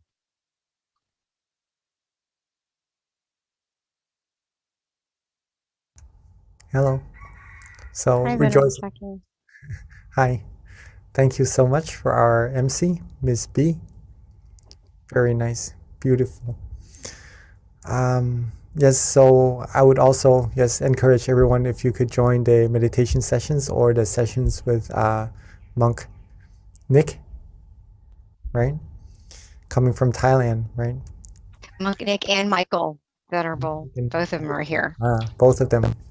Yes, yes, we got a double whammy. Really excited. And they've got their second book, The Building Blocks of Meditation, that we get to piggyback off of a book launch too, and opening our first class in after 2 years. So very excited about that. Yes, I also heard some of his teachings on YouTube, Monk Nick. Yeah, very, very good. Very, very good. So if you would like to go and see for yourself also, that would be very nice. Okay. So I guess it's time for Q&A. Still see some of us are still here. All right. So I do have a question from, not me, but someone gave me a question. All right, so as we know that meditation can improve mental health, are the people who have some mental disorders able to meditate, or is it recommended for them to meditate? Okay, this is a question from Pini, right, or a participant in a center. Okay. So yeah, actually meditation is really good for mental health. It's really good for everyone. Everyone actually. It's just pretty much relaxing, right? So relaxing, being happy is good for everyone. So anyone with any difficulties in health is able to do so. Okay. Completely try meditation. It's free, it's natural, and it's very easy. But there is an exception. There's an exception. Okay. Because we need awareness and relaxation to go together in meditation. In some cases of mental disorders, it is hard for the person to have awareness, to have attention with something for a very long time. Okay, and in meditation, sometimes we do need that attention, that awareness to be prolonged, to be continuous with the feeling of relaxation, right? To get good meditation experiences or to be able to go deeper and deeper. But some mental disorders doesn't really allow that person to have such ability. In this case, it would be difficult for that person to meditate, unfortunately. But little by little, right? Anyone can visualize, I believe, maybe a sun, a moon, right? Because they can still see. If you could help that person, if you would like to help someone with difficulties in their health, be able to do some meditation, maybe just for a fraction of a second, think of the sun, the moon, think of a Buddha image or something that purifies the mind, right? Have them do this frequently, a little bit at a time, not forcing them too much, right? It may be quite hard to do so, but I'm sure they'll be able to do so. Okay, just a little bit at a time. That gives them the sense of familiarity with meditation, which will benefit them later on in the very long run. All right, even though now it is difficult, but if we give them the ability to do good, right? Show them how to practice generosity, show them how to practice moral disciplines, give them a little bit of meditation, just a little bit at a time. This accumulates, right? Then in their future, in the long run, they'll be able to be better in terms of meditation, in terms of mental health, and be better at having awareness and having relaxation together, stilling their mind, reaching deeper meditations. All right. So that's the exception, but all other cases, it's actually very good for everyone. Okay. So that's meditation. Thank you, Venerable. So you guys, at this time, please feel free to ask any questions you might have with regards to meditation or how to deepen your practice. You can raise your hand or put it in the chat. This is a great time to take advantage of our teaching monk being here with us and for him sharing his wisdom. So Venerable, as we're waiting for questions to trickle in, when you were explaining with regards to people who have mental disorders and if they can meditate, you mentioned moral disciplines. And I've always had this question that I haven't been satisfied yet with the answer. That's why I'm going to ask you to see what you say. But how does moral discipline help with your meditation practice? So I understand, especially like the basic ones, but when you start kind of like adding on to the basic moralities, how does that actually help purify your mind even more? Like, to me, just the basic ones that we know of should be enough, right? Does it really do anything when you start tacking on more? In other words, maybe too, you might have to share what they are for people who don't know what they are. All right, so maybe the basic ones are the 5, right? Mm-hmm. And then the more ones that you mean is the 8? Correct. Yep. Is that correct? Yeah. All right. So the basic 5 precepts, or moral disciplines, pretty much you could put it that way, is that they refrain ourselves. They help us control ourselves, right? To not hurt ourselves and to not hurt other people, right? No killing, no stealing, no sexual misconduct, no lying, and no intoxication, right? That's pretty much helping ourselves be harmless to ourselves and to be harmless to other people. In this sense, we are able to control our actions more to be towards goodness, control our speech more to be towards goodness, and with a good mind, with a clear mind, that gives a sense of no harm to ourselves, right? No danger to come to ourselves, no worries, in other words, no anxiety. Our mind will be able to be more still easily. We'll be able to meditate better easily, right? And the 3, to add even more, is to uplift the mind even further, to be pure, right?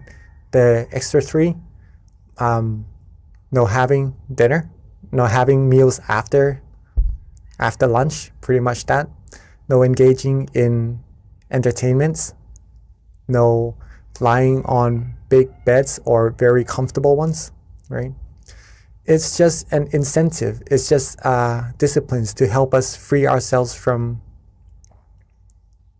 desires. Let's just put it that way, from desires. When the mind is free from desires, it'll be more calm, it'll be more tranquil, thus easier to meditate. Okay. All precepts are good. It keeps our mind clean, gets ourselves the better sense of meditation, better sense of cleanliness of our mind. Like when we shower, we clean our body. We really don't want to get our body dirty after cleaning it, right? When we have our white shirt on, don't really want to get it dirty, all right? It doesn't feel good. Okay, same with the mind. If our mind is clean, we will get the sense of cleanliness and have better meditation. Moral disciplines. If we have the 5 disciplines, it's like wearing a good white shirt, right? We are clean. We're clean. And makes us feel good. The 8 disciplines, maybe a white shirt also, but an even brighter one, right? It uplifts the mind, makes that brightness, makes that cleanliness of our mind even higher. And maybe even more disciplines, if you would like to take on, then that's like wearing an even brighter, whiter clothes, shirt, right? That's pure in a sense of the mind, feeling better, feeling more proud of oneself in the sense of wholesomeness in the mind. And that gives better meditation as well. Thank you, LP. I like the comparison of the white t-shirt. I never thought of it that way, but that actually is a really good analogy in terms of that question. Yes. Yes, so about just a little bit about, is there any other questions to come? I haven't seen any other questions yet at this time, Venerable. Looks like we kind of have a quiet bunch today. It's kind All right. of the change in time, I think, makes me feel a little slower. Oh, we have a question from someone in DC who just raised their hand. Can someone spotlight Mr. Rabbit, please? Okay, let me see. All right. If you have any questions or you would like to share your meditation experiences, you may feel free to do so, all right?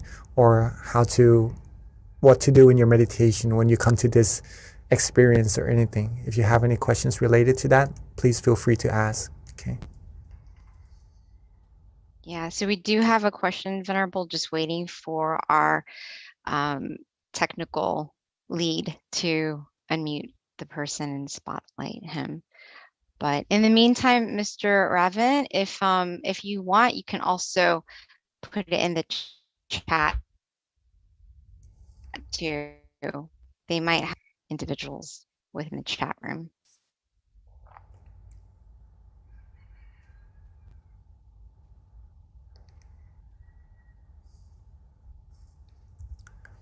moral disciplines, it also gives us the sense of being a role model, right? A role model of goodness to other people around us as well. So if you would like to try to take on these moral disciplines, it will be very beneficial for yourselves as well. Okay. All the people around us as well. So Venerable Mr. Ravan did follow up with his question, which, is more of a comment, but maybe you can expand on this, which is meditation is similar to an oil change in an engine. What do you have to say with that? A clean engine, clean your mind. Yes. Yeah, of course. It's like detoxing, right? In a way. So yeah, sometimes when we go about our days, doing our jobs, doing our activities, we have thoughts in our mind. We have maybe come across some problems that we have to solve, right? All these things do build up inside of our minds. Some situations that we come across in the news, in our everyday lives, right? So when we come to meditate, just like what you said, it's like cleaning out the engine, right? It's like changing out the oil and the engine oil. Right? So it flushes. Whenever you can have awareness and relaxation together, I keep pointing out these two fingers always. It seems in every session I have these two fingers. But awareness and relaxation, very, very, very important. If we have these two together, it flushes away all the negativities, all the commotions, all the fussiness inside of our mind, all the fuss, right, that we maybe accumulate without intention throughout our days. Our mind will become clean. Our mind will become refreshed, re-energized, right? It's like that cup of water that we've mentioned earlier. If we have a full cup, it's like having full energy to go about our days doing other things. Right? Compared to a person, maybe feeling a little bit sad, feeling a little bit not energetic, feeling a little bit depleted in their energy, maybe giving them the advice of meditation, recharging them, they would feel better, they would feel more energized, they would feel good, and then they would have the energy to go about doing their days, right? So yes, Mr. Ravan, yes. So meditation is pretty much like that. It's cleaning the mind. It's like cleaning the engine of the car, right? Our body is the car and our mind inside. Maybe we need to change the oil, take the bad stuff out, fill it with good stuff, good energy, positive energy, and carry on with our lives better. So Venerable Scott has a question, and his question pretty much is, how do you relax the body? Because sometimes it's hard to relax, which I think that is a very common question. That is actually a very, very good question, right? How do you relax your body? How do you relax your body? Sometimes it doesn't get really relaxed. What do? Get your body as comfortable as you can, okay? First of all, if you need to do some stretchings, some exercises on some parts of the body, then do so in order to have a better, more comfortable body, relaxed body in your meditation sessions or in your daily lives, to be general. However, sometimes we do have some pain or maybe some difficulties in relaxing some part of the body, or maybe someone may be sick as well even, and it is really difficult for that situation to be able to relax the body. All right. In this case, be content. Be content. Be happy with what we have, right? Whatever relaxation we have at that moment, it may be different also. Even being healthy, it may be even different in each different session or different days. So whatever we have of a feeling of relaxation at that moment in our body, be content with it. And then once it's relaxed, once it's good, once we accept it, then we go on to relaxing the mind. And then our meditation will progress as well. Okay. Thank you, Venerable. We have another question from Isabella. This is a pretty good question too, which is how can you tell that you have true self-awareness? How to tell that you have true self-awareness? Right. Simply, let's put it this way first. Simply being present, knowing that you are here, knowing that your mind is not somewhere else, right? Knowing that you are present, then that's being aware. That's having true self-awareness already. Okay. But it gets even more intense as we go deeper in our meditation, as we become more and more still. Okay.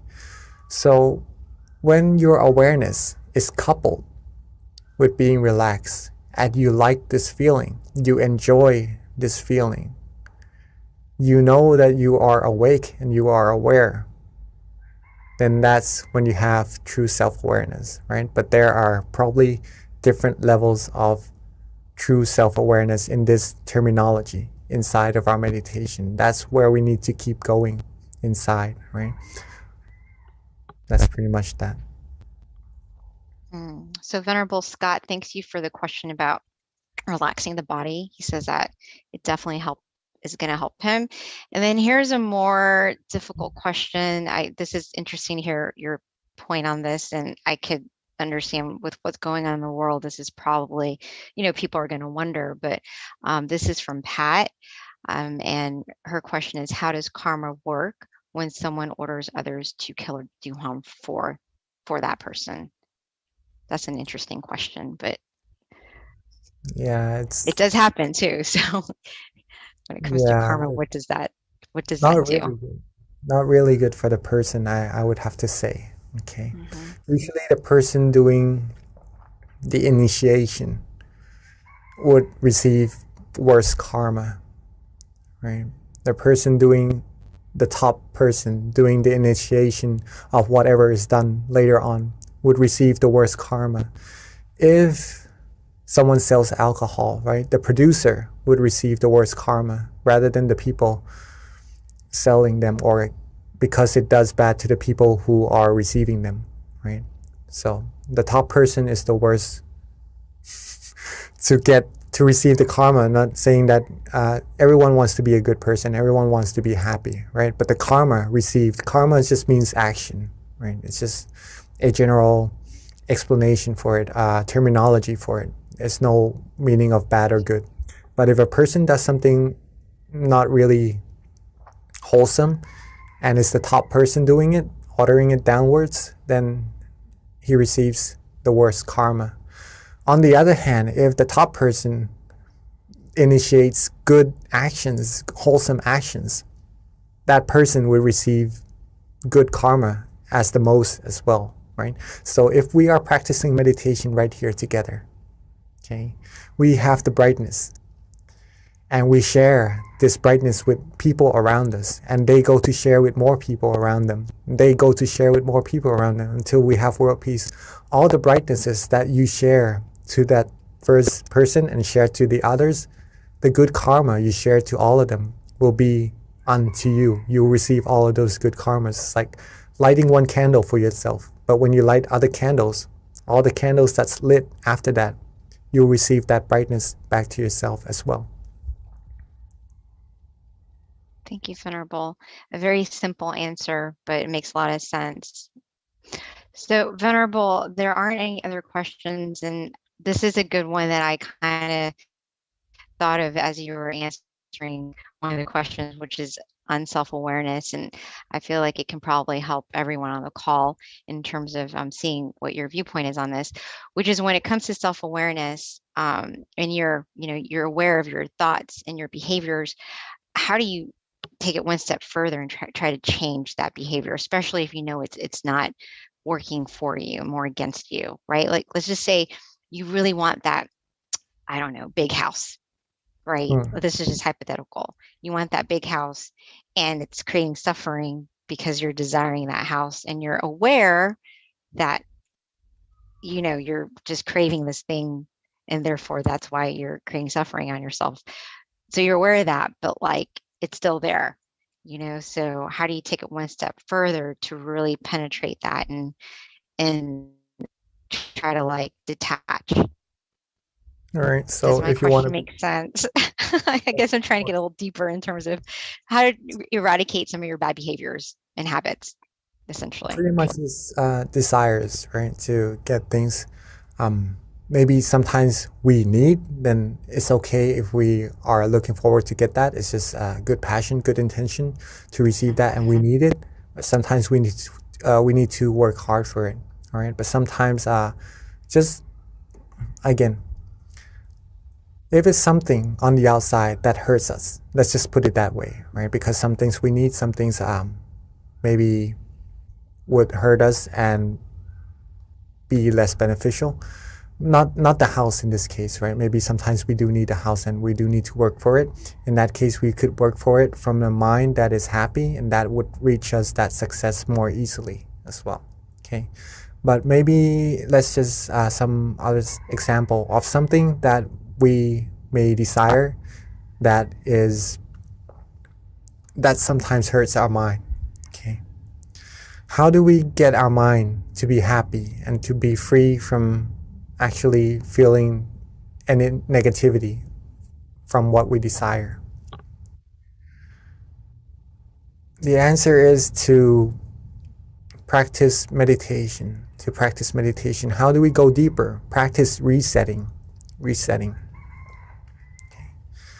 Once we know, our awareness goes out, right, to other things around us.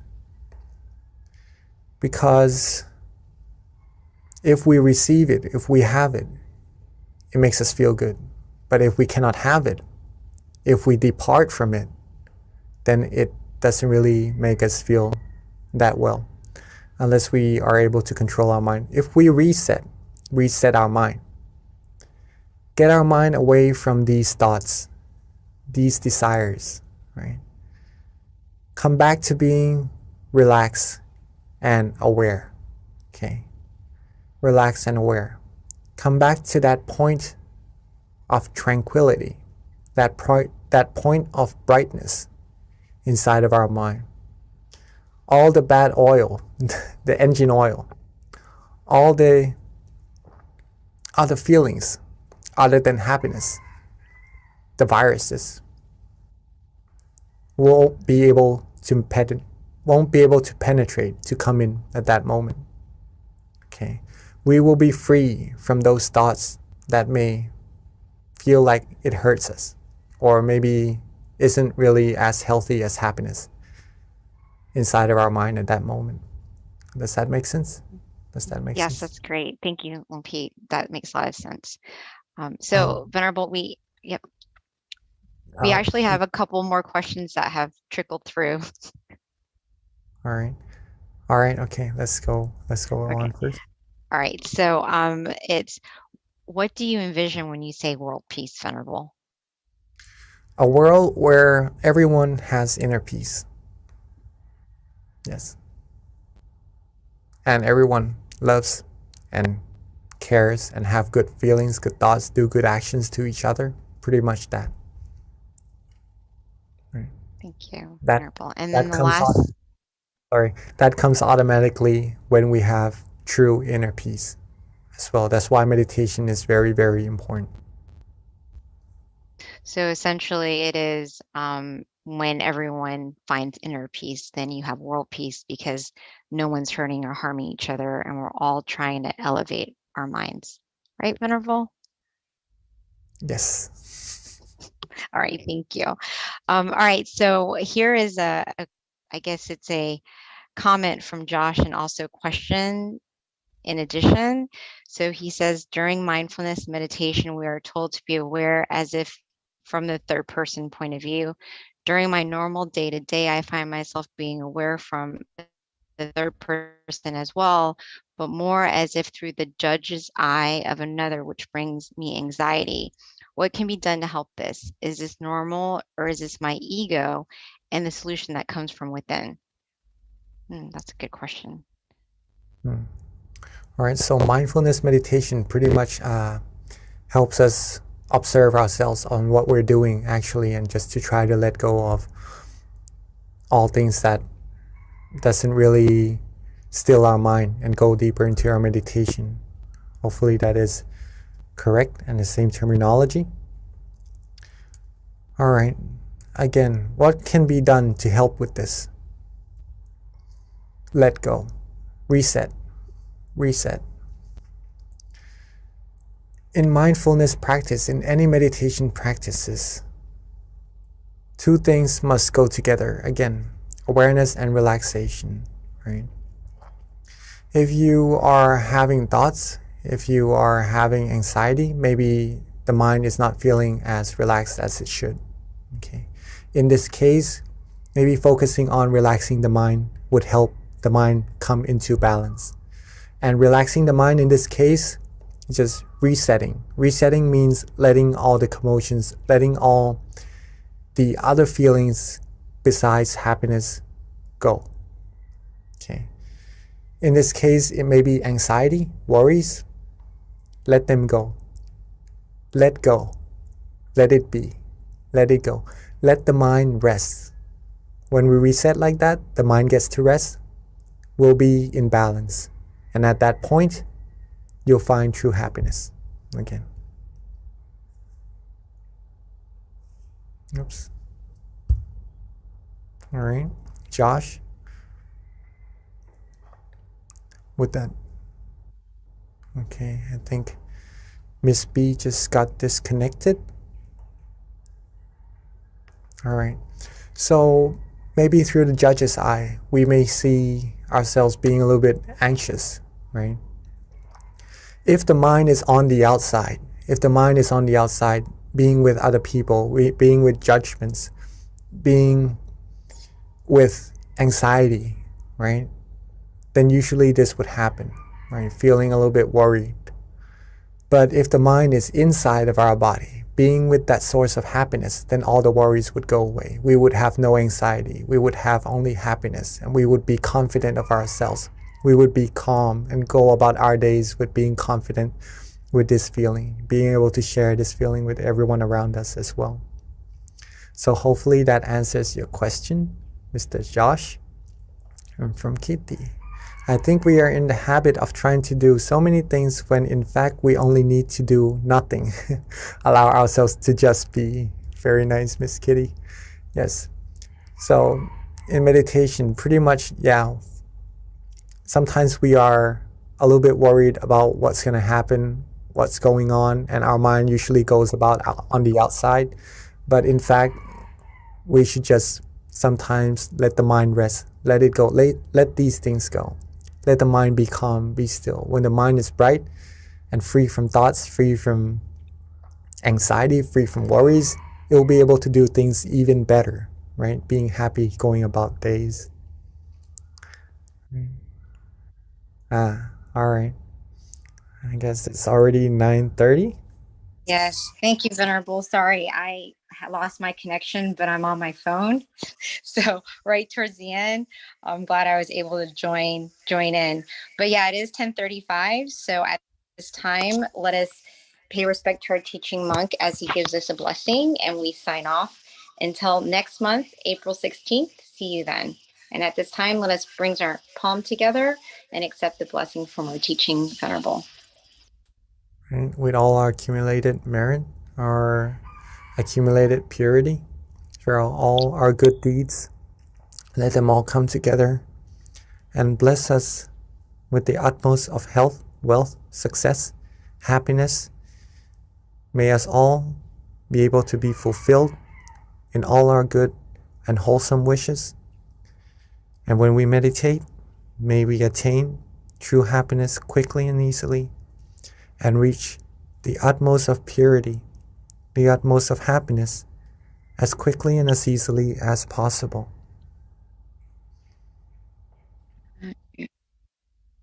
Thank you so much for your great questions and for your guided meditation. Until next time, Venerable.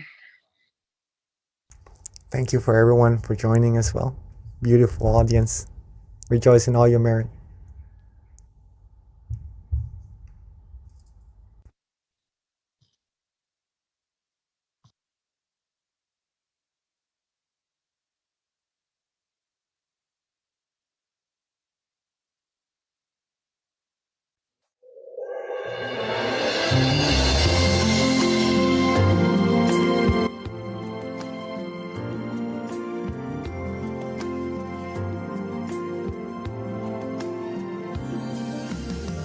Let's come together to open the new whatever to eliminate all conflicts and differences. It's time for everyone to join hand in hand. At last, now the world's beyond healing. It's time to change the world. As the one who knew in the past,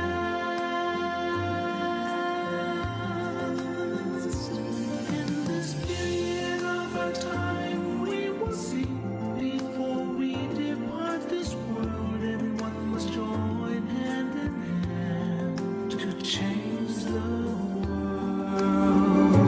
from darkness to brightness, from suffering to happiness,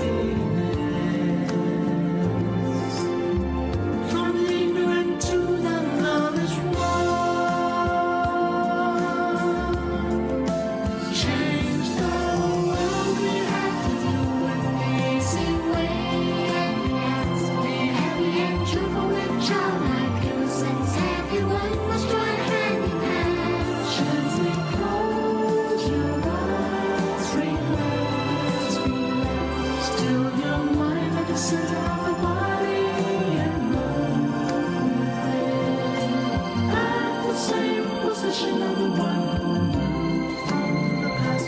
Change the world from the era of darkness to the era of light. From the old era to this new era, the world will be like heaven on earth. No classes in society. Everyone will be evenly happy. We speak the same heavenly language. Become as one with smiles of love.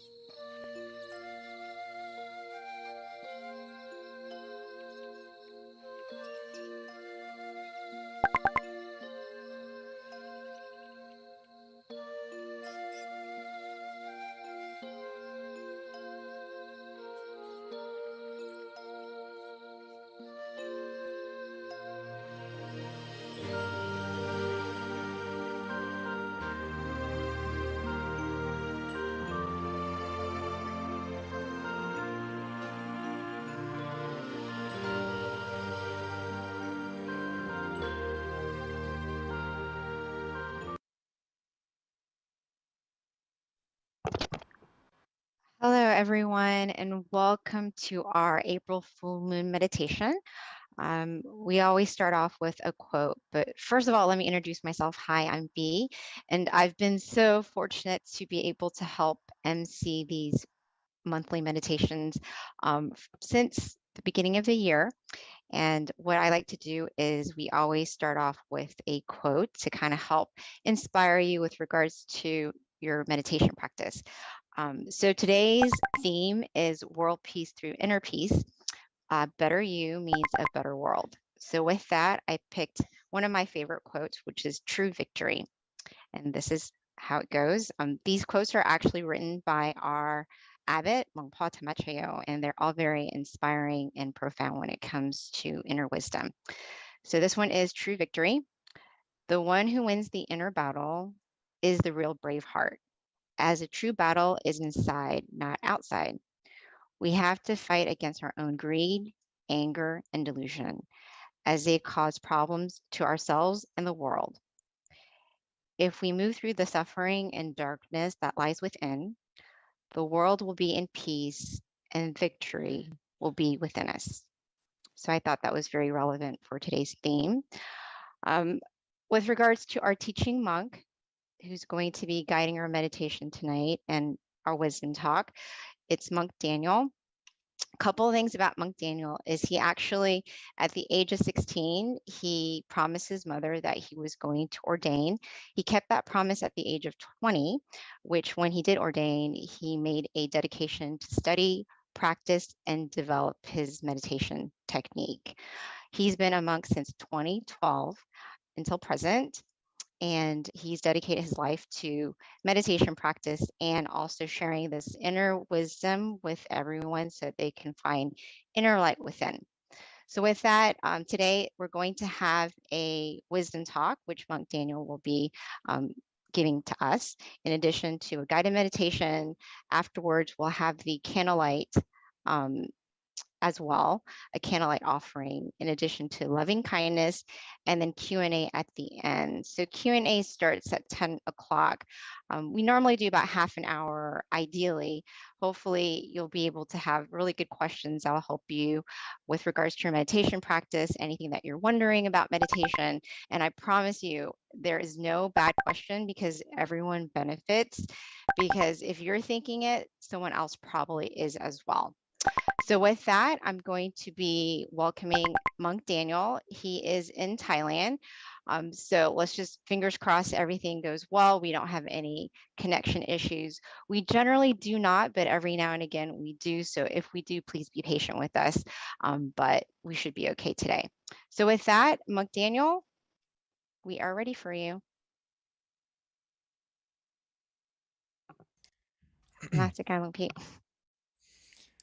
Good morning, good evening to everyone in America, but good morning from Thailand. It's wonderful to have the opportunity to see everyone. Hopefully everyone's day and tonight will be very peaceful, just like the full moon will be full of happiness and brightness. So yes, I love the quote that our wonderful moderator, Miss B, just gave to us about conquering our mind, which is the true victory, where we can find our inner happiness, our inner brightness. This is the most important thing that we need to put into our life, which will connect to today. A lot of people don't realize that when we take care of our mind and take care of ourselves from within, it's actually going to help the world. And sometimes we may see or feel like, how can I have an impact on the world? Or how can just one person make the world a better place? So I wanted to expand on that a little bit so you can be inspired not only to change yourself from within, but also to help make this world a better place, one person at a time. So let's get into today's topic.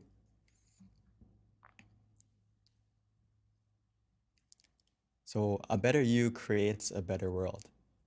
Why is that? Because if we love ourselves, the rest will follow. Or when we put our mind in the right place, as our master would say, Lom Ha, he would say that if we put our mind in the right place, or another way of saying it is, if you put your mind in the right place, the rest of your life will fall into place. Or he would say that if your mind is at ease, your mind is relaxed, everything will be achieved easily. And if your mind is at the center of the body, everything will be successful even easier. So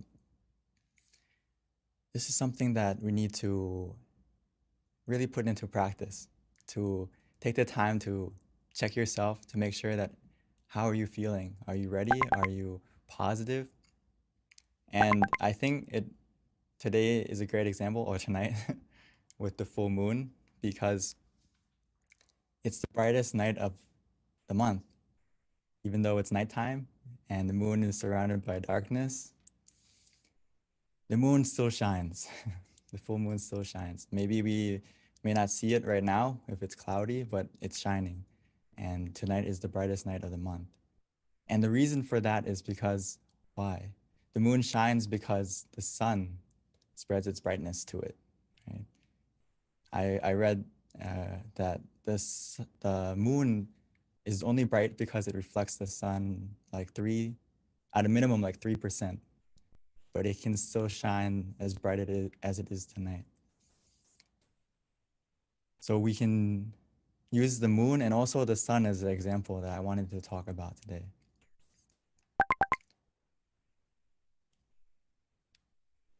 So the sun and the moon have a good relationship, and we can apply that to our life and as an example. Because just like the moon receives the brightness from the sun, it also spreads that brightness to the world, making the sun helps to make the day bright and the moon helps to make the night bright. So I want to start it from the sun first before we come back to the moon.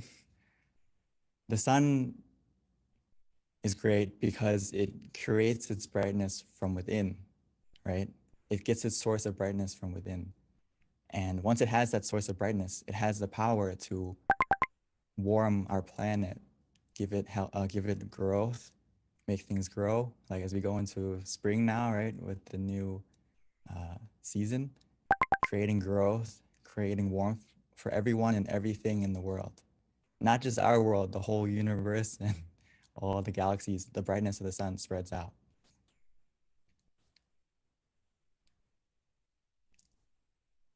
Even in times of darkness, as we can see, when there's a storm, when it's rainy out, it doesn't mean that the sun stops shining.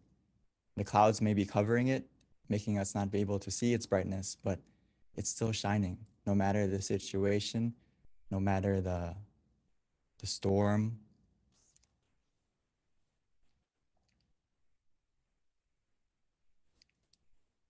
And another thing about the sun is when it's surrounded by darkness in space, right?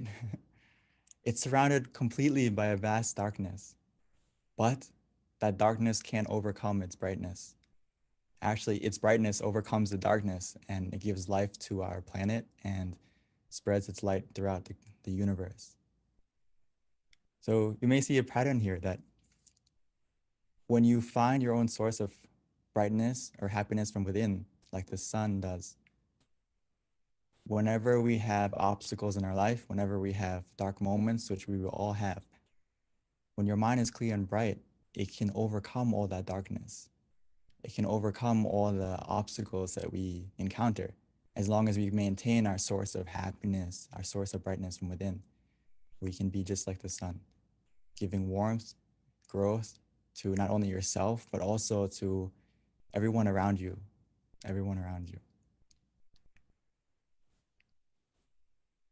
So just a tip that I would like us to practice also is that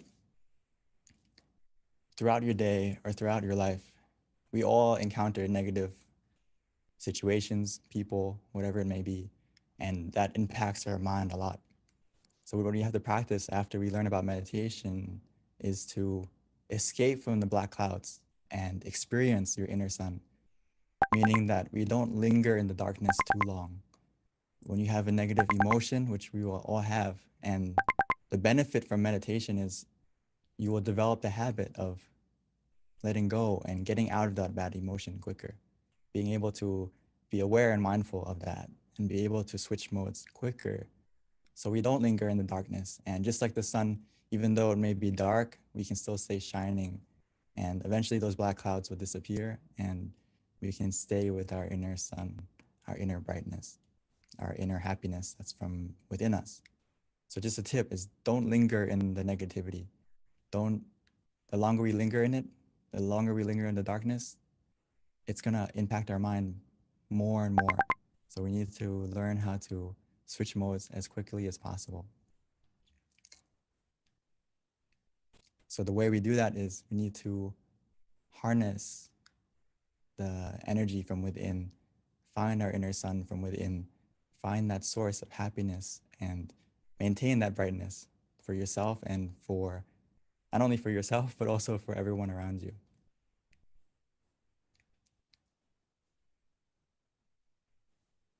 So we need to be able to find your inner smile, as I put it as well, and relight that inner sun before you do anything in your life and make it a habit.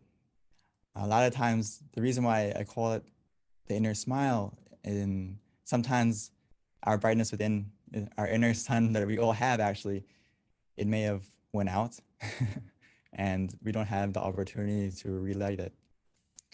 So before you do anything, we need to practice ourselves to make sure that, can you smile to yourself? Can you smile to others? Sometimes we can't, I know. And this is a good homework to practice, to check yourself. How is your mind? Did you lose your smile? Did you lose your brightness from within? If so, that's a red flag for yourself to go and meditate, to find that smile from within again and also to relight that inner happiness, that inner brightness, that inner sun before you do anything. So just like a simple tip is when you wake up in the morning or before we start our day or throughout the day when we need to take a moment to pause to find your smile and relight that sun within before you do anything. And then you're going to be automatically want to smile not only to yourself, but to the people around you. And also you may even smile to everything. You may smile to your everything surrounding you, whether it's you see the sun shining in the sky and you smile and you are grateful that the sun's there. Or you see maybe there's traffic, you still smile because your mind is at peace from within. So why does this create a better world? Because you become just like the sun. If you have that happiness within yourself, that brightness within yourself, it's going to shine out of you. Whether or not you want to keep it within, it's going to happen automatically. You're going to want to smile automatically, and you're going to be positive to the people around you automatically and naturally. And actually in Buddhism, we talk about there's like 6 directions that we have a sphere of influence around us, whether it's our parents, our friends, our associates. Everyone impacts at least 6 people or more in your life. So it's not just you that's changing, but the people around you that you influence. So when your mind is clear and bright, you become that sun in many people's lives, spreading your warmth, spreading your growth, and helping other people develop around you as well, not just you. So when your brightness disappears, it doesn't only disappear for yourself, but also for the people around you. So I would like to have us keep that in mind, that you actually make a big difference, not just only to you, but also to the world.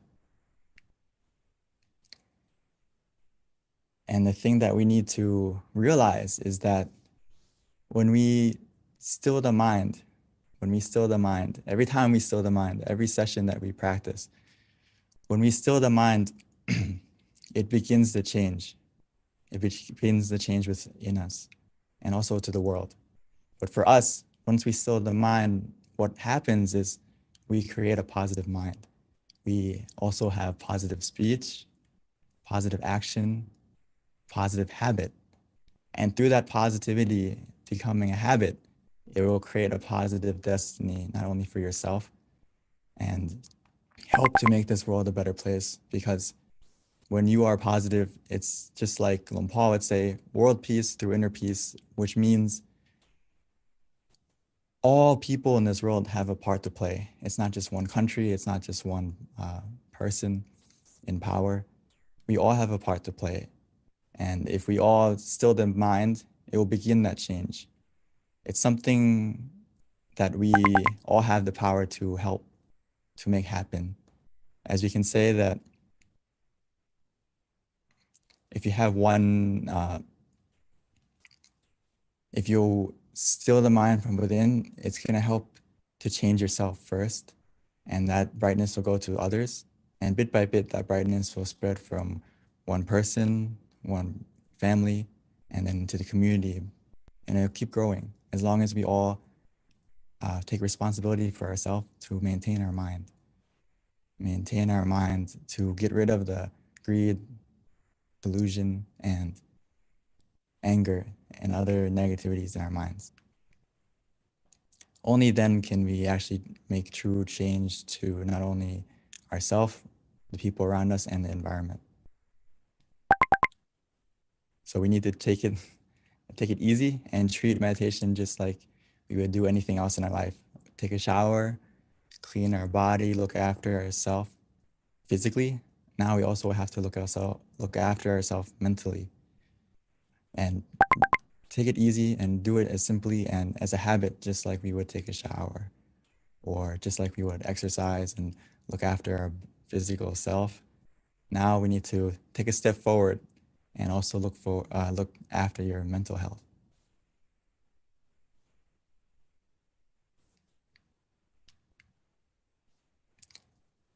and just to remind ourselves that the door of happiness opens from within. So all we have to do now is to close our eyes, relax your body and your mind. And by relaxing your body and your mind, our mind will calm down, it'll be still, and we will have the key to open the door from within, which is simply just to relax. And when we are relaxed with both body and mind, we're going to understand this, that the door of happiness opens from within. A lot of us have been searching for it from around us, but hopefully tonight we can get a glimpse of that happiness from within by closing your eyes and just relaxing your body and calming your mind.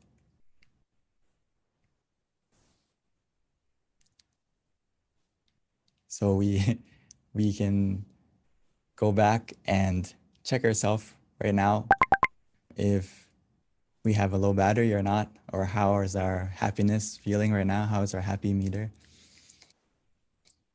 If it's not full, that's no problem. We can fill it together in just a moment. And also just to keep in mind for yourself going forward that try to be aware of how you're feeling throughout the day and make sure that you are a full battery. Just like our life, we don't really like to let our phone run out of battery or our technology run out of battery. But why do we allow ourselves, our mental health, our physical health to run out of battery? So right now, more than ever, we need to be more aware of our mental health, our inner brightness, our inner happiness, and keep it charged. And for right now, if we haven't kept it charged, no problem. Let's charge it together. Before we start, all we need to use right now is basically to take it easy, take it slow, and then feel the balance. We need to find the balance from within us. We can find that balance with just 2 words that we have to focus on right now is to be conscious, but with comfort. So that means whatever we do, whatever method we're using in just a moment after we relax our body, relax our mind, is make sure those 2 things are in balance, where we feel both conscious, but also we have comfort. This is actually key. And if you understand this finding this balance, you have mastered meditation to a certain degree already, because it's not just about being mindful, but it's also about being relaxed every step of the way in your meditation. These 2 things need to go together. So hopefully together we can practice just a moment now, and we have a chance to be both like the sun and also like the full moon, meaning that the sun creates its brightness from within, making the day bright. The moon receives that brightness and it shares it to the world, making the night bright as well. So we should be both like the moon and the sun, finding our brightness from within. And once we find that brightness, that happiness from within, we need to spread it not only to ourselves, but also to the people around us. So I'd like to invite all of us to meditate together so we can be both like the moon and the sun and find our source of happiness, our inner brightness from within together. So before we start, I would like to invite everyone to take it easy, take it slow, and no need to rush. Take a moment right now to adjust your body, make sure that you are comfortable before we switch modes into meditation together.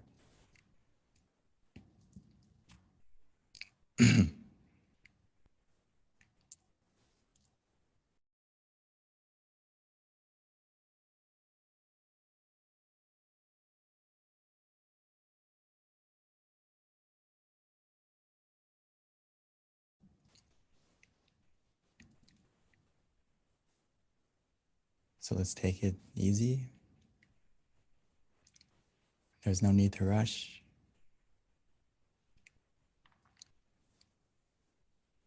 Meditation is about finding the balance between being conscious with comfort.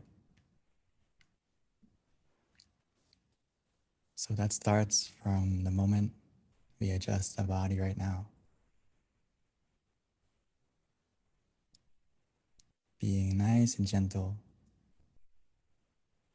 taking the time to adjust our body first, making sure that we can find a comfortable position, whether we're sitting on the floor or in a chair. And once we found that comfortable position that works for us, the key word is it works for you. Every person, every session, it's different.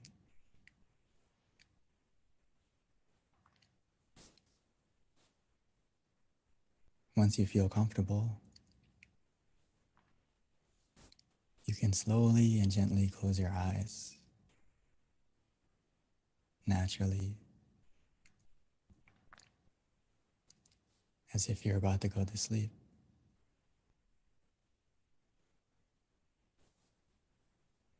Because right now is our opportunity to not only rest our body,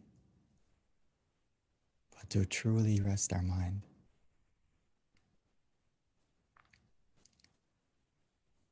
And that process has already begun. The moment we take the time to relax our body and calm our mind, the process of meditation has already begun.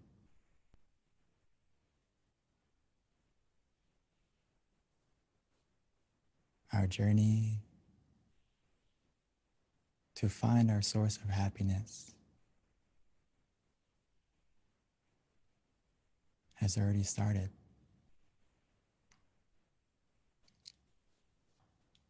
All we need to do now is to relax our body, making sure every single part, from our eyes, our face, all the way down to our feet, making sure every single part of our body is relaxed, is loose.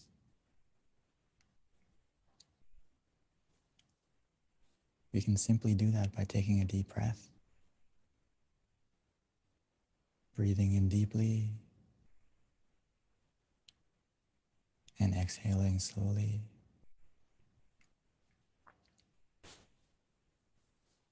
Allowing the relaxation to fill up our whole body.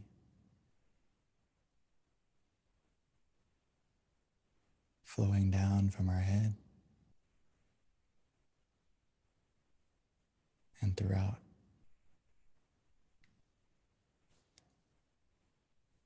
Breathing in deeply, exhaling slowly. Allowing any hidden tension to melt away.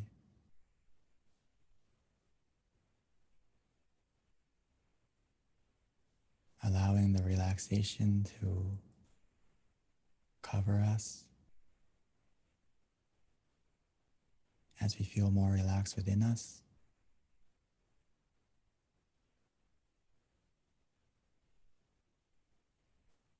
Even as we exhale, allowing that relaxation to surround us. The more we relax our body,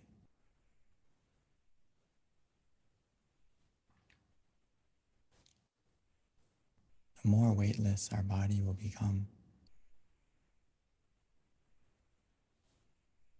As our body begins to melt away gradually bit by bit.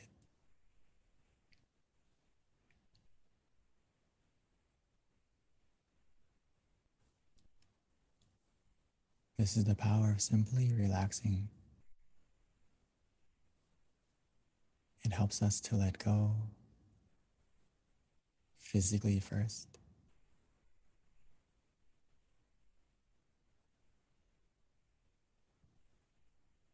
And as we continue with that feeling of relaxation, our mind will begin to let go as well.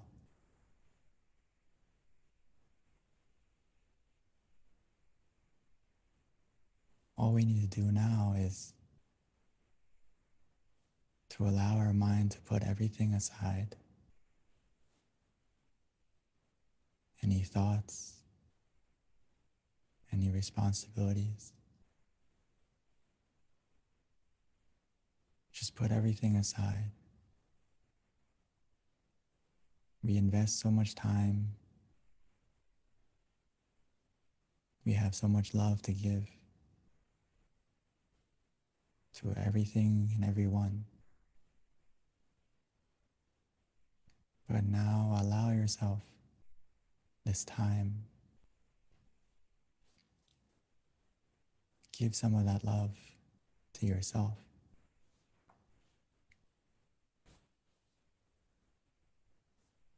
So we can have the opportunity to find our happiness from within first.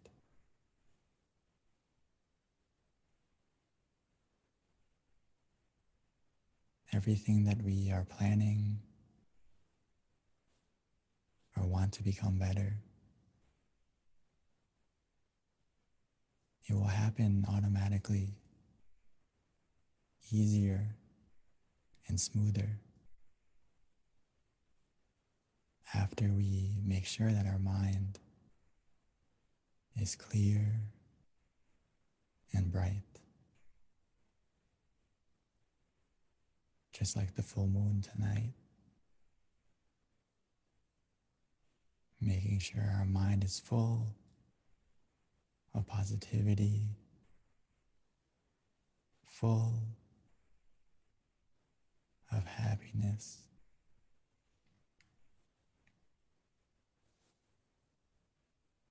But to help us get to that source, we can start by using any method we like.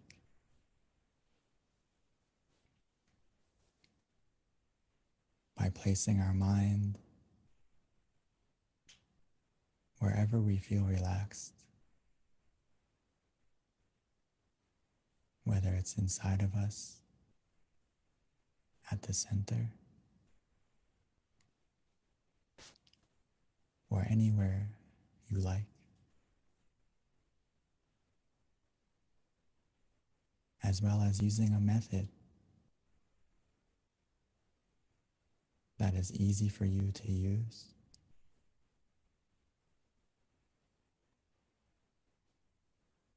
Whether it's to visualize an image softly and gently,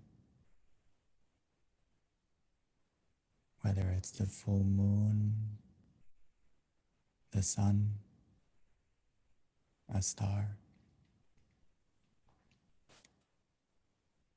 We can imagine it however we like, anywhere we like, as long as it helps us to feel conscious as well as comfortable. Don't worry about the clarity, as long as it helps us to stay relaxed.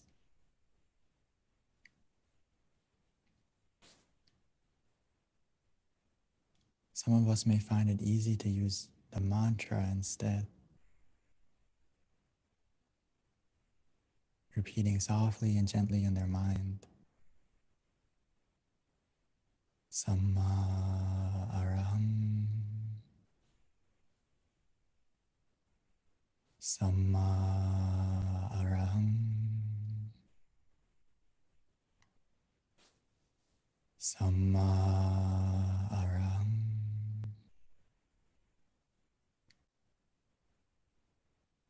Samma means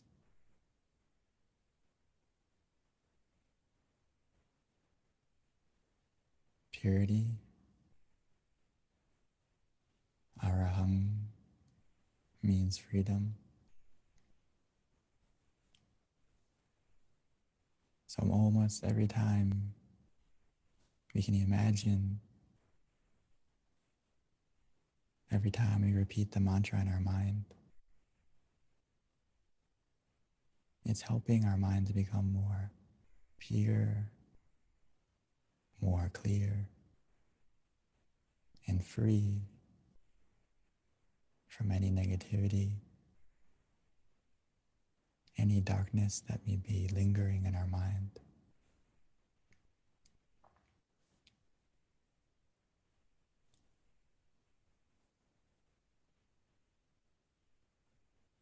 Or some of us may enjoy just letting go, relaxing, doing nothing. Actually, whether we use the visualization or the mantra,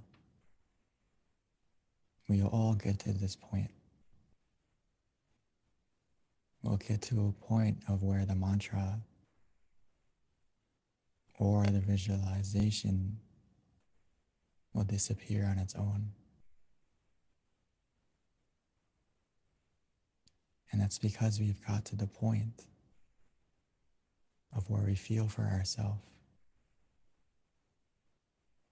where we feel that we just want to let go.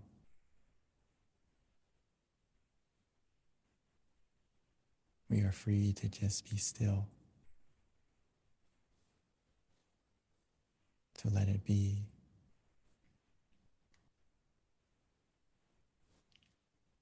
When we get to this point, we will feel it for ourselves.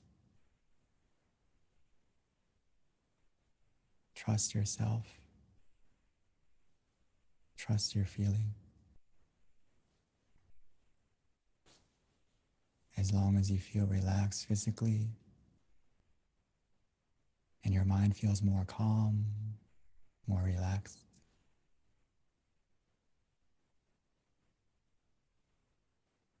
we are on the right path.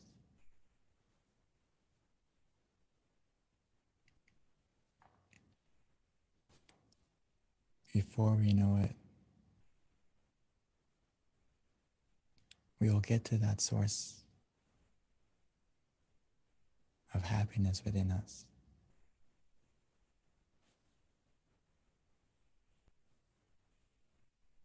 That door of happiness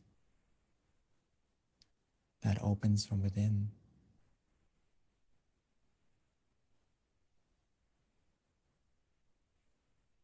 We have the key the moment we closed our eyes.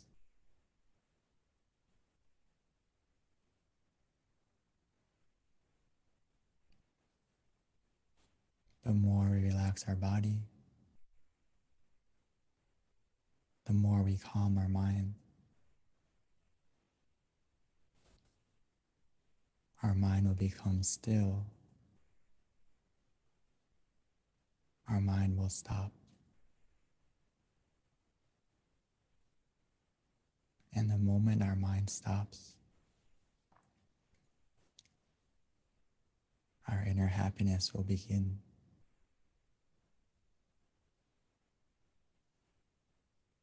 First as a feeling, a feeling of calm, of contentment.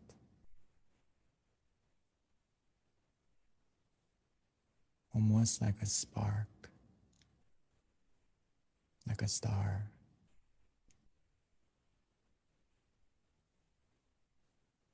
And as we continue to relax, take it easy, that feeling will grow and expand. as the clouds of our mind will begin to disappear, revealing the full moon shining within us.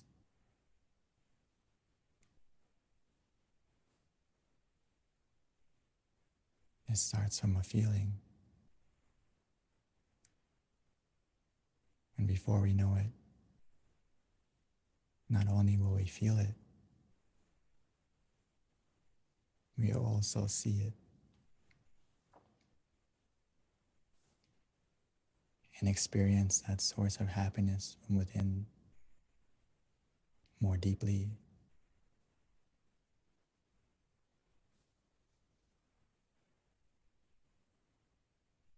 But for now, as long as you feel relaxed,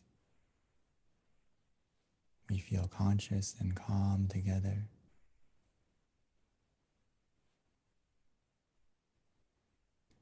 Every second that passes by, every moment matters. Every moment counts. Our mind is becoming clearer, brighter, more positive.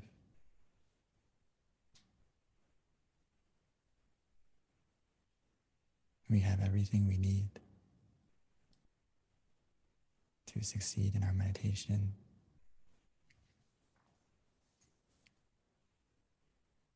Just continue with this feeling, allowing it to grow.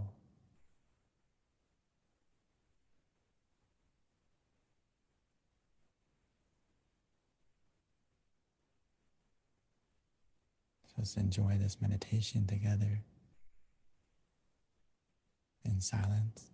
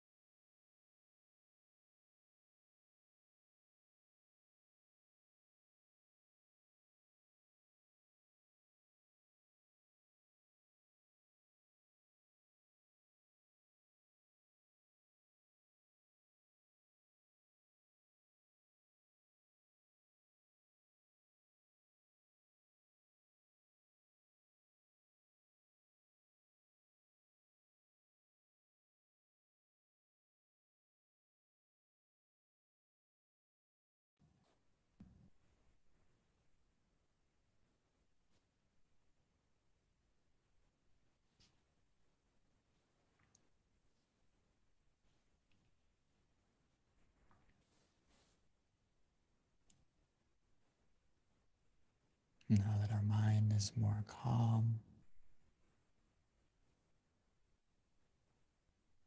now that our mind is more clear and bright,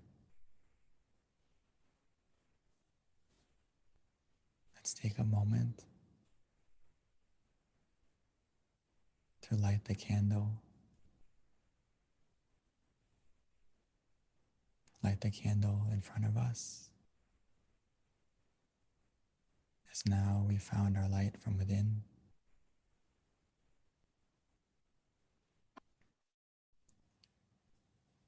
We can slowly and gently light our candle.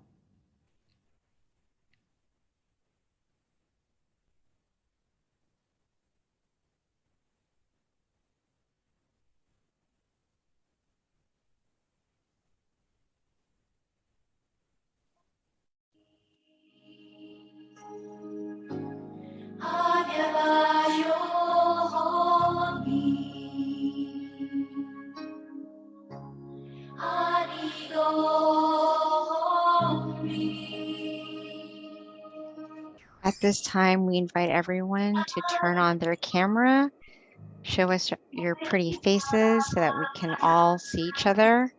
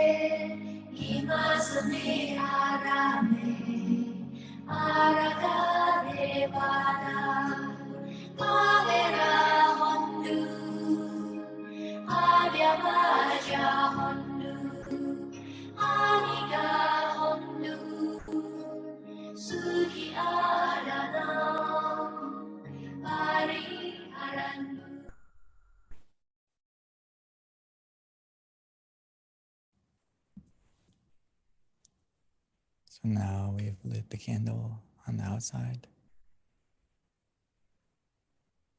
Let's continue to keep our candle, keep our brightness on the inside by continuing to relax our body, to calm our mind.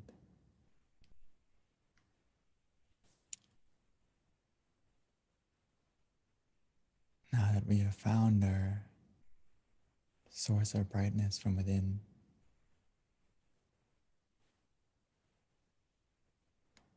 now that we way of taking the time to become more full of happiness, of positivity. Let's take a moment to spread our love and kindness, our forgiveness. Spread it just like the full moon.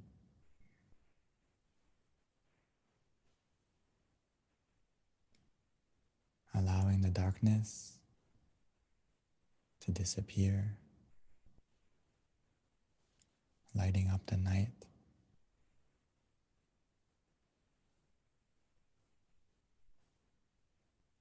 Don't let the ugliness of others or of the world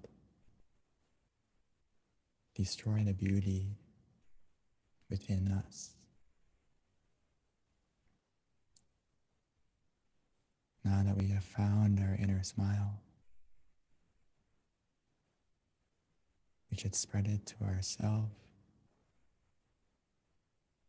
smiling to yourself, and continuing to smile and spread your positivity.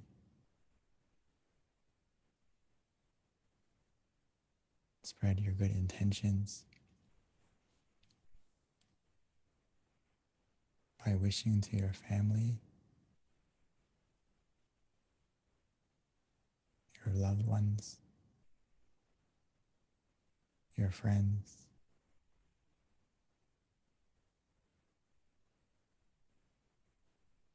wishing for everyone to be healthy, to be happy,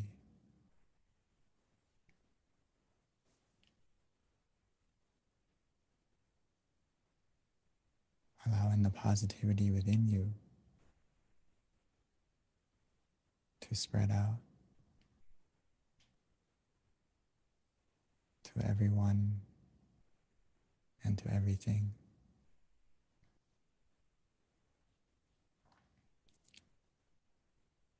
We all have a part to play,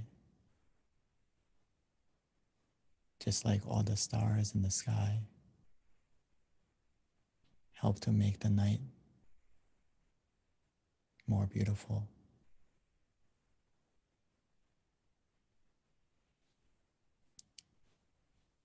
Every moment of peace within you right now, every moment that you share it, will help to light up and brighten this world, both in times of darkness and in times of brightness,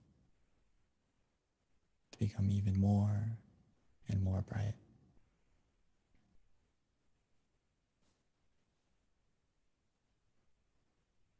So take a moment to spread your happiness, your love and kindness to everything, to everyone.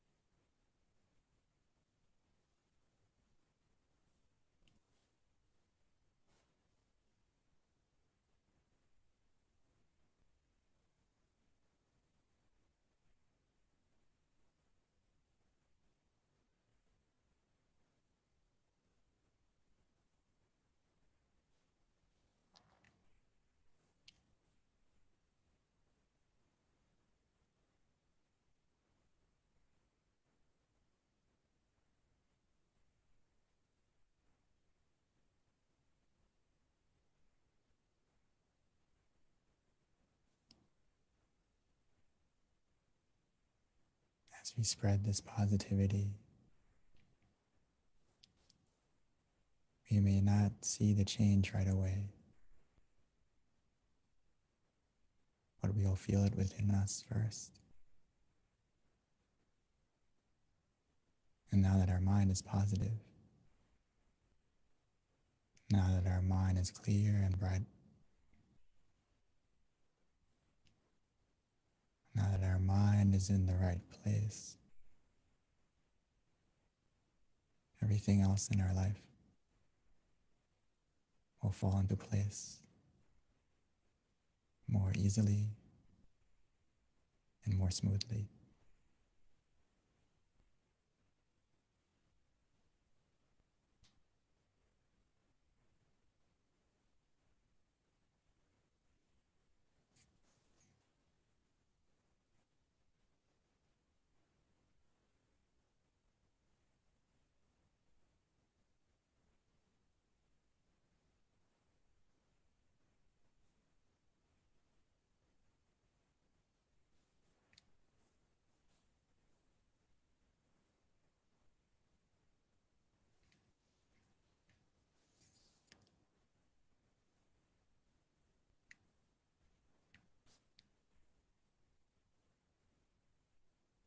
Sapphe patta palapatta pache kannang jayang palang arahantana te rakang pantami sapaso sapaputta nupavena sapathamma nupavena sapasangha nupavena sathasoti bhavantu te. By the power of our clear and bright mind and the positivity generated within us in this meditation, bless our life to be more happy, more peaceful.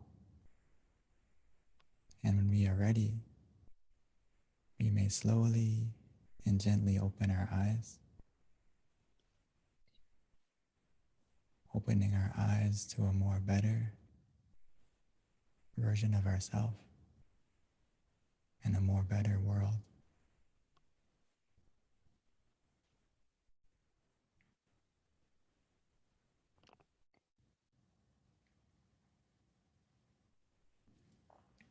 Thank you, Venerable Daniel. That was very, very peaceful and very calming and beautiful meditation, always. So before we transition over to the Q&A, Venerable, did you have something you want to say before I do announcements? Okay.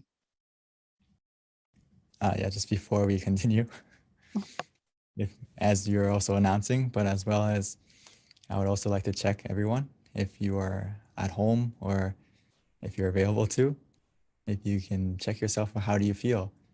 And please share it not only as a word form, but as an easy form, maybe 1 to 5 on a scale for yourself. How do you feel from the meditation? And please share it into the chat, as well as if you have any initial or any further comments or experiences, please also share. Thank you so much. And I would like to pass the mic back to Ms. B. Thank you, Venerable. Yeah, that's a very cute slide. I like that. Okay, so yeah, if you can share your experience for Monk Daniel there, and also we'll transition to Q&A shortly as well, if you want to talk about your experience or if you have any questions. So a couple of announcements, everyone. Please mark your calendar. We've got a big announcement coming. April 22nd is Earth Day, and it is actually a recognized day around the world. It's also our Master Abbot Longpa Tamachayo's birthday, which falls on the same day, amazingly enough. So there are no such thing as coincidences. There you go, April 22nd. Please join us, as it is a very special day for all of us, not only appreciating the earth, but also for our community. It's a great way to give back to the world in our own way, or the earth, and also a way to show gratitude for our teacher who's given us this meditation practice. So we are hoping to have as many people on the call as possible, because, you know, it's really world peace through inner peace, and with all of us coming together in different parts of the world, it's even more power, and it's a great way of just thanking the earth. So please join us on April 22nd. And 2, you can always download our app as well, MindGem, which you can get on iOS or iPhone, and we send out notifications and reminders so that you're definitely up to date on all of our activities and our meditation events. So with that, another event that I want to go ahead and just share with everyone so that you have it way in advance is our next full moon meditation in May. I know that's a long time away, but time goes by so quickly.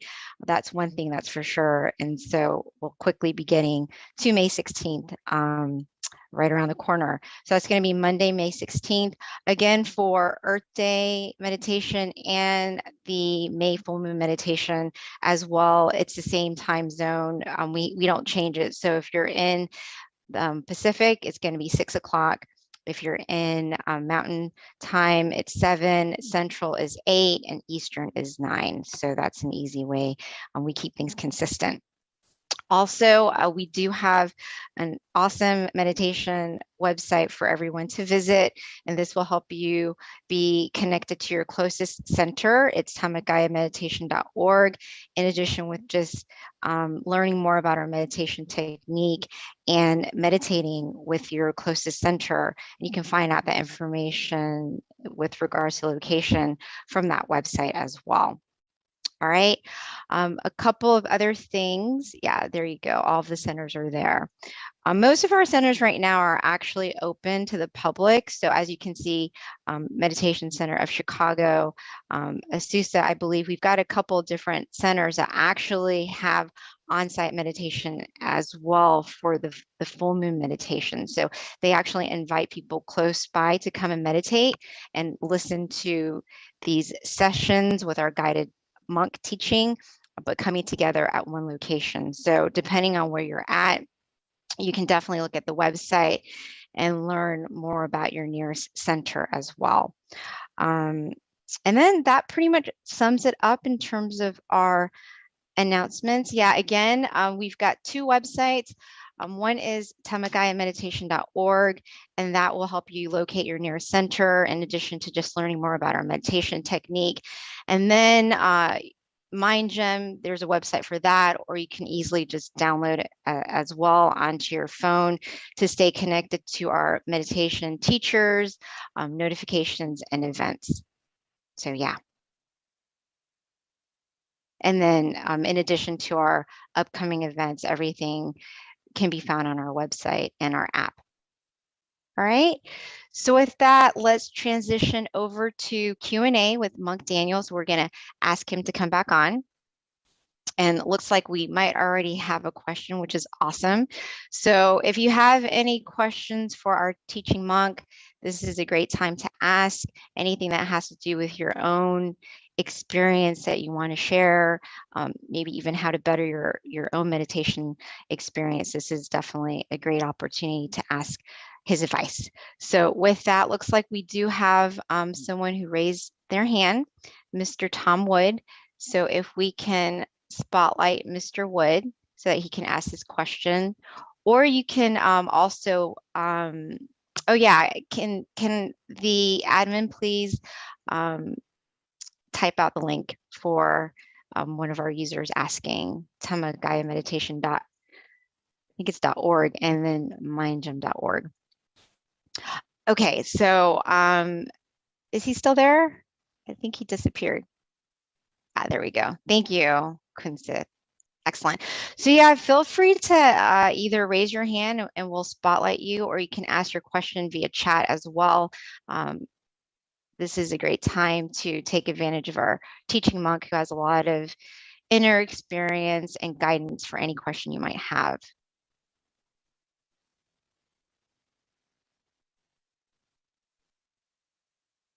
So it looks like we kind of have a little quiet bunch today, Venerable. Normally these questions are kind of flowing through. Do you have a question? Yeah. Or want to share your meditation experience?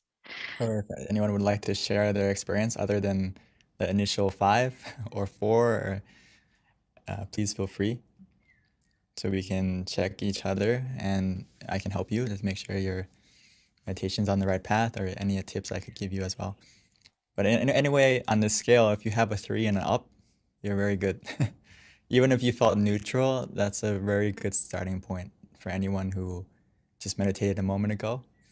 So don't be discouraged if you didn't feel like super happy or super blissful, but just a moment of where you feel neutral is actually a very good starting point.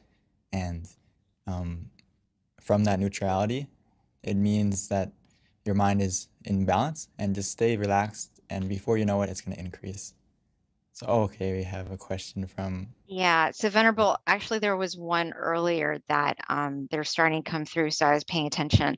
The first question, which is if we scroll up, but I have it right here. The question is, when we are in pain, how can we meditate? When we have pain, actually, myself included, sometimes when I first ordained, I was 20 and I grew up in America. So sitting on the floor, sitting in meditation position, like the standard one, it could be painful for me. And also like physically more pain than that. I had some knee surgery. So I also had problems physically when I first started. So there's a couple ways to deal with it. So great question. The first way is, a lot of times we can't completely get rid of the pain because physically we have some limitations. But the best thing we can do initially is to adjust yourself to be as comfortable as you can. And when we meditate and close our eyes, it's like a race between the pain and the calmness. So if we can get to the calmness first by using the mantra and using the visualization to kind of take our focus off, it can help us to win over that pain that we may feel like. It depends on the level of pain too, okay? And another thing is, if you feel pain throughout the meditation, like where it's distracting to us to a big degree, I would recommend you just to adjust your position. And sometimes if I felt like a really overwhelming pain when I'm sitting, sometimes I just get up and walk around and still meditate, but in a walking position or in a different position until you feel that pain kind of dissipate, and then you can continue again when that pain goes away. So actually, it depends a lot on the level of pain. I don't know if I could ask you how severe it is, and it can also give you some more tips. But if it's not super painful, we can adjust the way I just mentioned. Hopefully that gives you an idea. It doesn't mean that if you feel pain you can't meditate well. It can be a little bit difficult, but we can overcome it in different ways. So Venerable, there is a comment that I feel like is definitely something I wanted to share with you. It's from Jesse. Jesse states that beginning session was awesome for a short time. This person saw brightness within, and yeah, so it was very lovely. That's what came from Jesse. Are you ready for the next question, Venerable? Thank you, Jesse, for sharing. And yes, you can. Okay. When your mind is more calm, more peaceful, like I mentioned during the meditation, we may experience it first by a feeling, but if we continue with that feeling, we may encounter something more profound, as Jesse mentioned, where we can not only feel the purity of our mind, that we will also be able to see and experience it more. But yeah, sorry. Oh, the next question, Venerable, is, and I think this is a good one.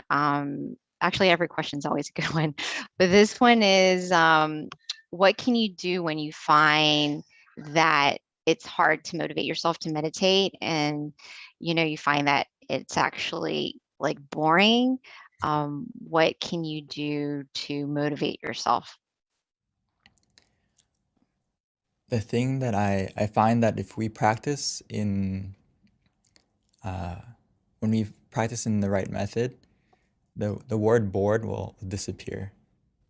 So we have to be a little bit observant of ourselves, that are we practicing correctly, and just truly relaxing our body and relaxing our mind, and treat it like don't treat it as meditation, treat it as a time to rest your body and your mind.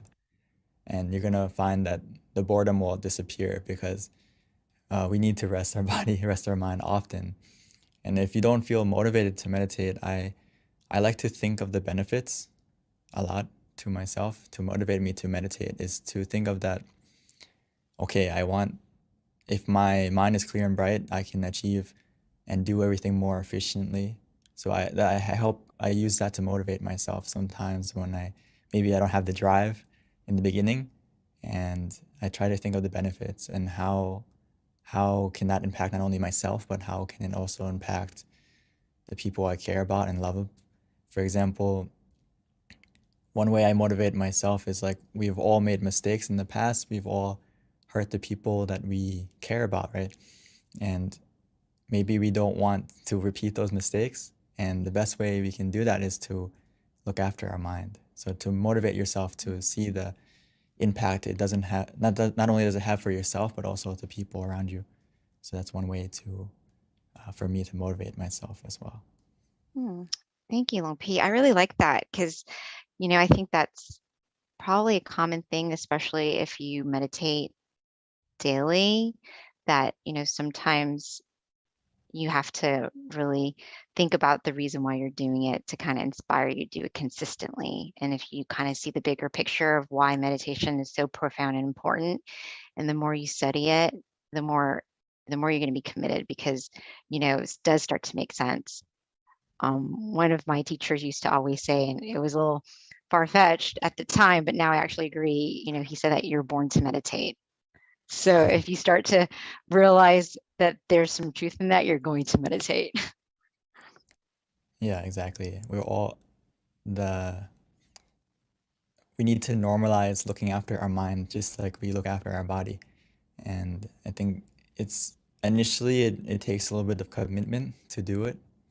But once you study the benefits and also feel the benefits for yourself, you're going to realize that, okay, it's something I need to do. And I really recommend you being as consistent as possible, because actually the method is really easy if you understand just finding the balance between being relaxed and mindful together, or sometimes you can say conscious and comfortable. But the thing is, the hardest thing of meditation is not the practice, but the consistency.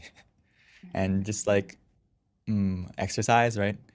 Sometimes the first step is to get yourself to the gym or start to work out, and then it kind of gets easier as it becomes a habit and becomes almost like you can't miss it and you want to do it. And this is even more so with meditation, because you're going to feel that happiness, and you're going to have you're going to not only see the happiness within yourself, but the impact of yourself around other people. So. Thank you, Venerable. All right. And then the next question is, why do I always feel sleepy when I meditate?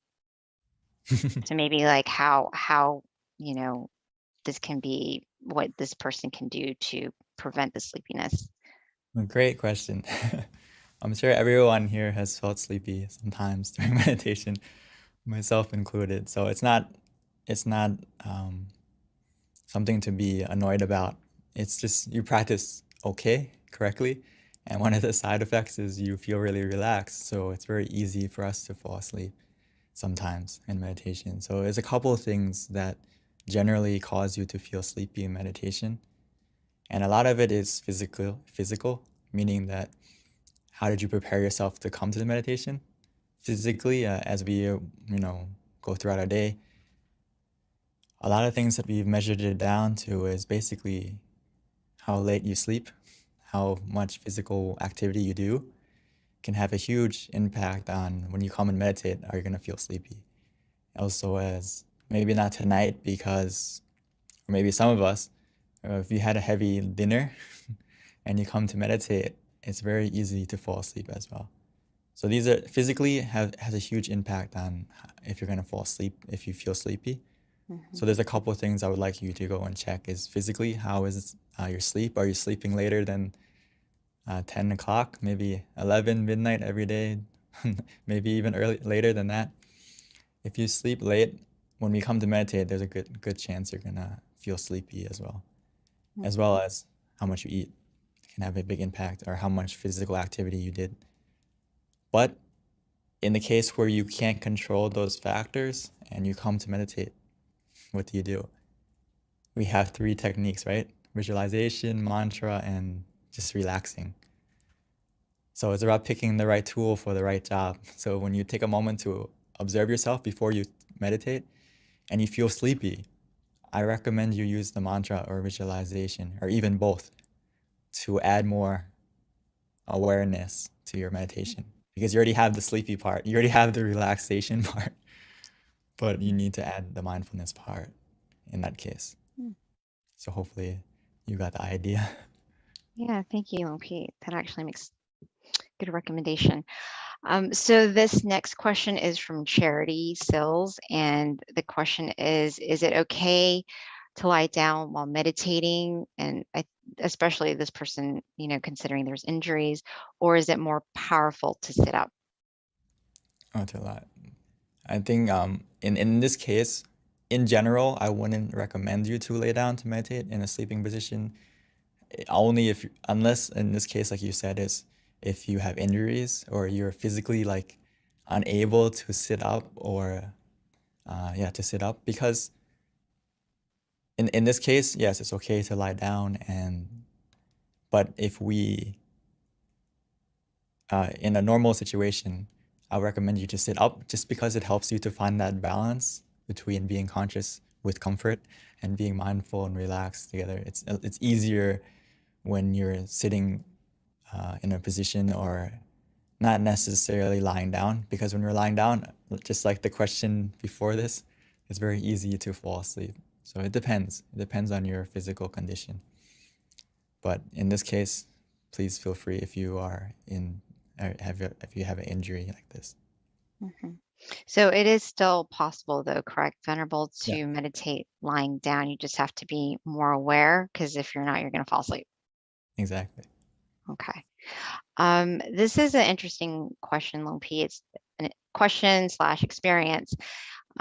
So this person felt very cold, like chills on the arms, but it was very blissful in meditation, and wondering if this is a cleansing of energy or just relaxation, like the temperature dropped.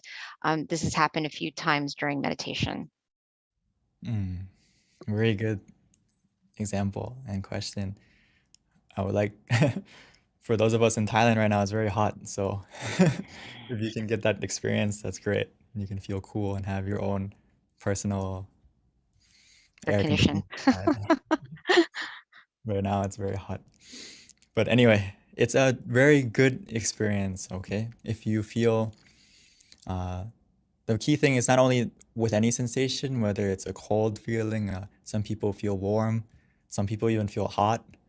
But the key thing I would like to ask you back is, other than that sensation, is how did you feel? Which in this case, if you felt, in this case where you said that you feel blissful, you feel, and you have relaxation, that is the key, that to check yourself, that is it a good experience or is it a positive experience? So you can say it's similar to what's actually cleansing you is not necessarily just the sensation, but also the feeling of relaxation, and that you have the blissfulness too. So I would say that it's a result that you're practicing in the right method, and just keep going with that sensation and see where it's going to take you. It's definitely the feeling of relaxation, the feeling of blissfulness, as well as the product of being cool and feeling more cool. It's all in the right direction. So please keep going and spread your coolness and your your coolness to not only yourself, but the people around you. Maybe the people next to you can get closer to feel some of that coolness too. So Venerable, here is a more of a comment, I think. So maybe you can give more insight if this is kind of what happens when you meditate, but it's from Scott. And he says that he finds that when he meditates and he's at work, he's more in tune with himself and his surroundings. He also feels like things click easier when he meditates daily. Yes, it's actually, I'm glad that you mentioned it, so it's not just me saying it, but as we meditate more, we develop mindfulness. Not only that, but not mindfulness just of what you're doing, but it's a focus where you feel also relaxed. So it's not like another focus where we're dialed in on what we're doing and we feel stressed. So when we meditate, we get that we develop the skill to observe things relaxingly, but also be in, you can call it like neutral observation, where you observe something, but you can be in the right position to observe it correctly with a good perspective, with a clear perspective. So that's why I recommend actually in the slide where I said that to find your inner smile and to relight your inner sun before you do anything, meaning that you center yourself, and by practicing meditation daily, you're going to become just like Scott and be able to be in tune with yourself and also what you're doing more. To put it simply, you become more present. A lot of us, we live our life in the future and in the past, and we aren't present of what we're doing. We're not fully present. So when we meditate, we are able to stay more present and, like you said, be in tune with how you're feeling and realize and how to adjust correctly. So yes, that's why I recommend everyone to please practice daily, and you're going to see many more profound benefits just like this. Thank you, Venerable. Looks like that was our last question, unless anyone else has anything they want to share before we wrap up today's session. Someone said, should you face east with meditation? Ah, From Evangela. I would say that you can face any direction. I mean, face this direction that you feel comfortable in, and it depends on where you are. Sometimes it depends on the feeling you have. This is the most important. It doesn't necessarily have to be a certain position. In, like, for example, when I am in the temple, there is a big jariya, or a big stupa that we pay respect to. So sometimes I like to face in that direction because mentally I feel more comfortable, but it doesn't mean necessarily that I have to face that way, but it depends on you. It depends on you. And you can face the direction. but Venerable, isn't there some benefit to sitting in the lotus position? I mean, ideally you want to be comfortable, but is there a benefit essentially to sitting in a lotus position versus like a chair? There's benefits, of course. It's a standard position for a reason. And if you can train yourself to be able to sit on the floor and sit in the lotus position, there's benefits, for example, increased awareness, and if you can really keep your back straight comfortably, it helps to reduce the stress on your back to almost be zero if you can stay in. But for a beginner, or perhaps when you first start out, it's always important just to find a position that works for you and gradually work towards that if you really want it to be a goal. And yeah. Like Yeah. for me, I couldn't sit on that way for a while, but it took a while to adjust. Right. I'm always very stubborn. Like I like to kind of test things that I'm told. And I did try the chair, and I'm like, yeah, I could sit in the chair just as well as sitting on the ground in the lotus position. And then I tried it, and then I learned why. You have to try it for yourself for you to figure out what works for you. Because after 40 minutes, my head kind of like went down and I almost fell off the chair. So I was like, oh, that's why I should sit on the floor. Okay, so Venerable, another question that just came through. The question is, what are the different type of levels of meditation, and how can we tell if we've reached the next level of meditation? Very good question. Save the best for last. Great question. To put it simply, there is many levels of meditation that we can attain, but for now, I would treat meditation not necessarily are we there yet. It's not like a race to the destination. If we treat meditation that way, it's gonna feel we might feel bored or we might get dissatisfied with our experience. And what I've been practicing and what our master would tell us is that we will know for ourselves when we get to the end, right? So, but we shouldn't sit there waiting like, are we there yet? Are we there yet? Because if we sit like that, we're not gonna enjoy our meditation. So when we practice, treat meditation like harvesting happiness, meaning that your goal for meditation now and every session when you start should just be to relax so we can feel happiness from our meditation. And as we feel relaxed, we feel happiness, our mind is becoming more clear and bright and more purified.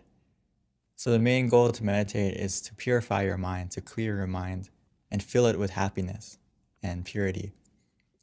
So that to feel are you at the next level is just to measure that feeling of happiness, that feeling of purity, that every time you meditate, do you feel that level increasing?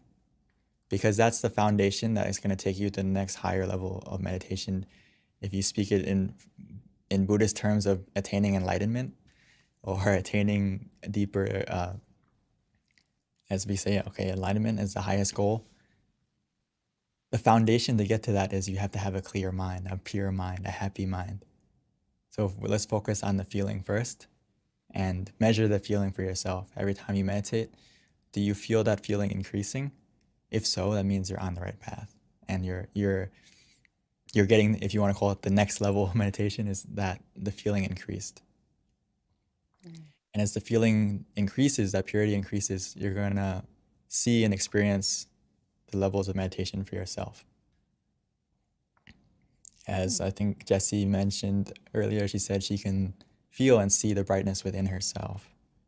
So that's something that we have to experience for ourselves. And it's something that I also put to, like, I think like B just said, like, you're stubborn, right? And you want to test it for yourself.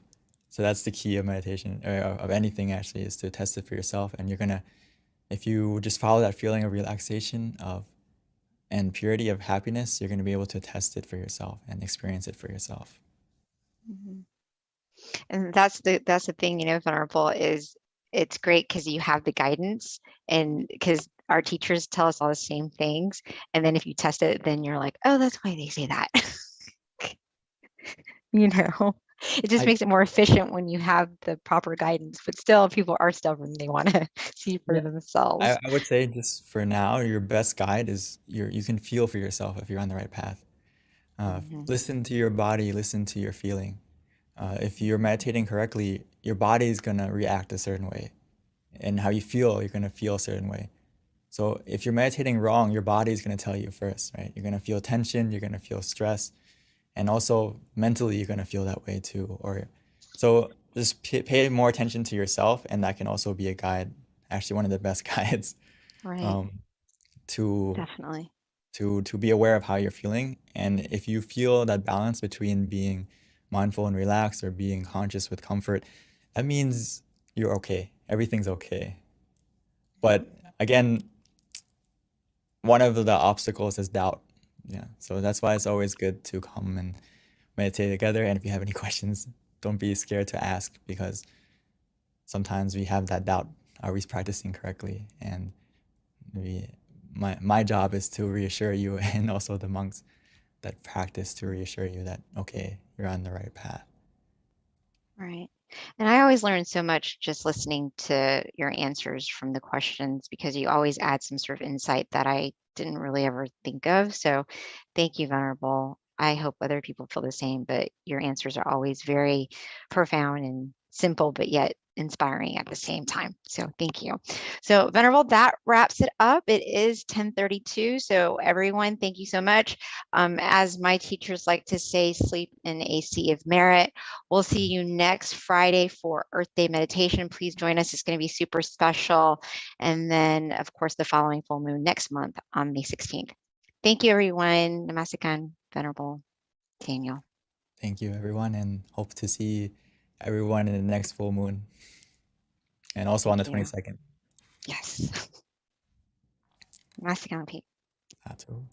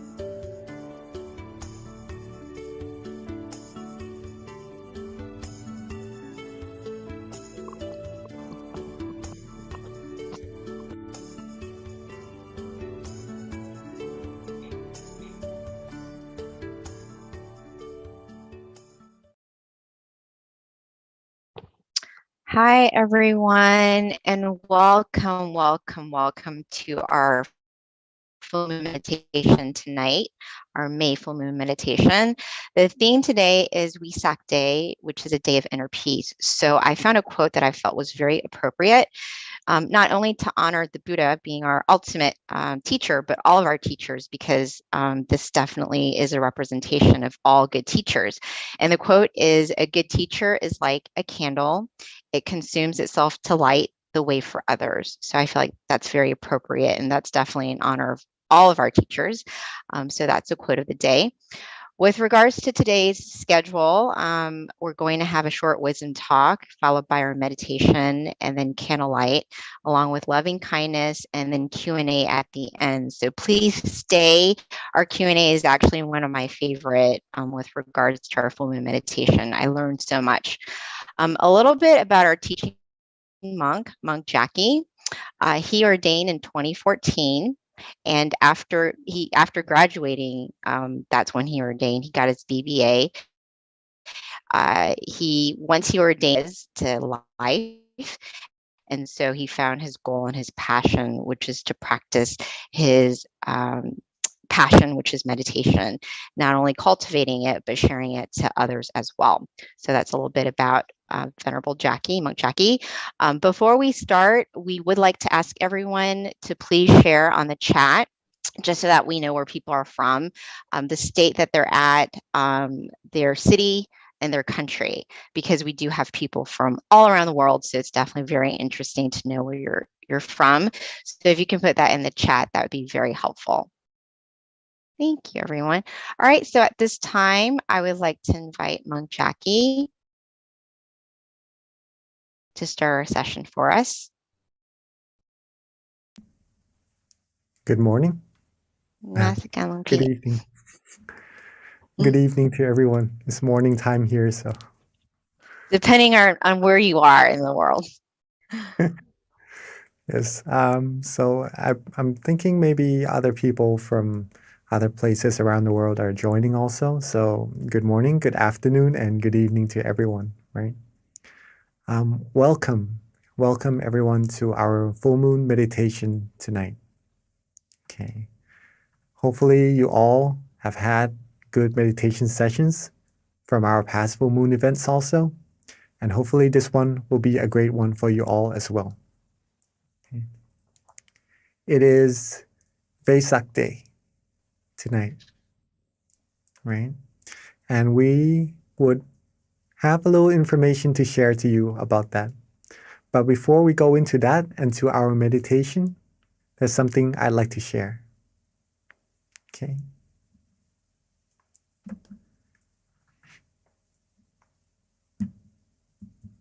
Relaxation is universal. Would you all agree with me on that? Everyone in the world can relax, right? Okay, so that's that. If relaxation is universal, and meditation is actually the same thing as relaxation, okay? They are the same thing. That means meditation is universal as well, okay? Hope you all agree with me on that. All right? Okay. Now let's keep this in mind for a second, that meditation is universal, just like relaxation. It's just a feeling, it's just a practice. Okay? Everyone on earth can do it, right? We can do it. We have been doing it for many, many times already as well, I believe. And for those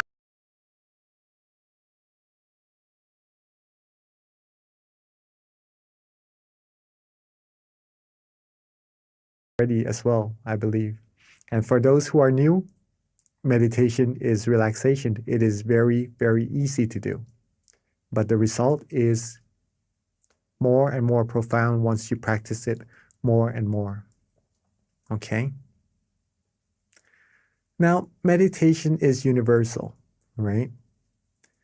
Meditation also leads us to happiness, Okay. Not just any happiness, though. It leads us to true happiness. What is true happiness? True happiness is a type of happiness where you could always have. It doesn't go away. It doesn't depart from you. You don't depart from it, unlike the other happinesses we find on the outside. Okay? When you want this happiness, you could always access it. You'll be able to rely on yourself for happiness and to be able to help others be happy as well. This is what true happiness is. Okay. Meditation is universal, and meditation brings true happiness. Let's put it this way first, so that we understand this phrase. Everyone can have true happiness. If you can relax, then you can have true happiness. Okay. So, in other words, everyone here today is able to find true peace, true happiness for sure. Okay. Now, we know this already. How do we do it? How do we meditate? How do we find this true happiness inside of us? Simply by relaxing our body and mind. That's it. As simple as that, right? If you can relax, you can meditate. You can relax your body, you can relax your mind. That is already meditation. Thus, this word, relaxation, or feeling comfortable, feeling good, feeling calm, is very, very important in meditation and for everyone as well. We may feel relaxed from time to time. We may feel good when we are sitting in a comfortable chair before we go to bed. After coming out of the shower, we feel good, we feel relaxed. But sometimes we are used to it, that we overlook it, of how important it actually is, this feeling of relaxation. This is the feeling that will bring you deeper and deeper into more and more happiness inside of yourself. Okay, so let's take a look at how it does that a little bit more. So if you're able to relax your body, relax your mind. Okay. I don't know if you can see this, but there's a little word, relaxation, on the bottom right here, right? On the left of the screen. We might start off with a good amount of relaxation, right? That we feel, okay, this is our relaxation right now. I'm feeling good. I'm feeling calm. That's good. If we keep that feeling going, if we keep being relaxed more and more, be with that relaxation, it will grow. It will become a little bit bigger. Okay. And then when we keep being more and more relaxed, more and more calm, keep going, it becomes a little bit bigger. Okay. And I guess you all know what's going to happen next. If we keep being more and more relaxed, be with that relaxation, it's going to get even bigger and becomes even bigger until it becomes very, very big. I literally expanded the word relaxation so that the white part is all that we can see right now. So it eliminates all the other undesirable feelings away. And all there is left inside of our mind would be the feeling of relaxation. Okay? It becomes so big that this relaxation becomes peace. It becomes serenity in our mind. Nothing else can come in. No negative feelings, no negative energy could penetrate. It becomes true happiness. Okay. This is the power of relaxation. This is the power of meditation. Okay. Now we know how to meditate, right? Not that difficult. And if we practice together more and more, we would find true peace little by little until reaching the very utmost of it. Nothing can penetrate, and that's the ultimate goal of meditation. Okay. Now this was discovered. This technique was discovered a long, long time ago. It doesn't just happen. It didn't just happen recently. Okay. It was discovered actually on a full moon day. The same type of day, the same type of night that we are meditating together right now. Interesting enough, it is on the 6th lunar month also, which is tonight, right? The 6th lunar month. This full moon day, over 2,600 years ago, actually, was when it was discovered, this knowledge. It is a day called Vesak Day. Vesak Day. Okay. On this day, just for information for all of us also, when true happiness was discovered, when a person like us, right? A person was able to discover true happiness inside. It is actually on the same day that this person was born, discovered this true peace, true happiness inside, and passed away, right? It's on the same day, but on a different year, just so you know. Okay. And this person, we all know who this person is already, actually, from seeing the picture, right? Is the Lord Buddha. On this Vesak Day, over 2,600 years ago, he sat down and vowed that if he doesn't attain true happiness or the knowledge to eliminate all negativities from the mind, right? If his flesh or blood were to vanish,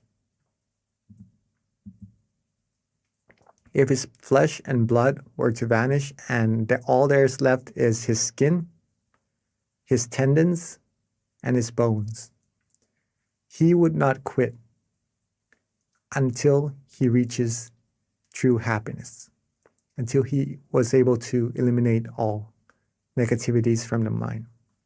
And so he did. And he passed the knowledge down to many, many people, and so they did also. Okay. Until generations after generations, reaching us here in the present day, we too can find this true happiness by just relaxing, by just meditating. Now, along his years of teaching, there is this one phrase that he said, Nati Santi Parang Sukham. It is in Bali, right? An old language. It means there is no happiness greater than the peace of mind. So for everyone here, if you are seeking happiness, are you all looking for happiness? Do you all want to be happy? All beings do seek happiness, and that's pretty much what we aim for, what our goals in life will bring us. It brings us success, and that success, it's what will fulfill us, give us happiness, right? So all of us seek happiness. I'm sure no one would want to be sad or to feel bad or anything, right? We all want happiness. And if we want the greatest of happiness, it is where the peace of mind is. Okay.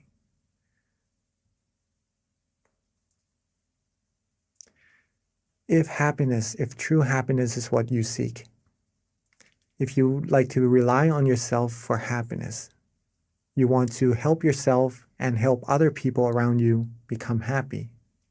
Now you have the roadmap. Now you have the roadmap. You know where your destination is, right? You know where your destination is. You have the compass. You have the tools, which is meditation. And how to get there is just to be relaxed. Keep being relaxed more and more until we reach our destination. We have all the necessities we need to go further and further through this path of happiness.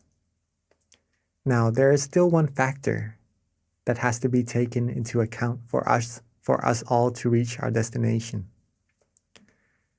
That factor, can anyone guess?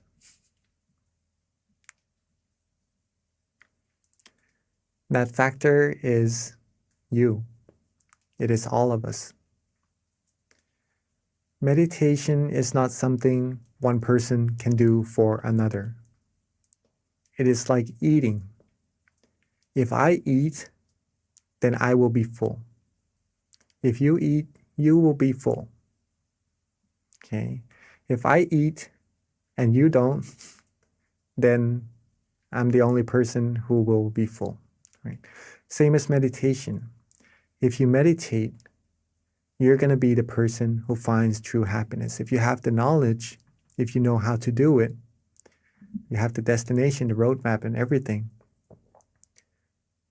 Well, if we take into account, right, if we take that into practice, we will sure reach our destination. And I'm sure all of us would be keen, right, to reach that destination altogether.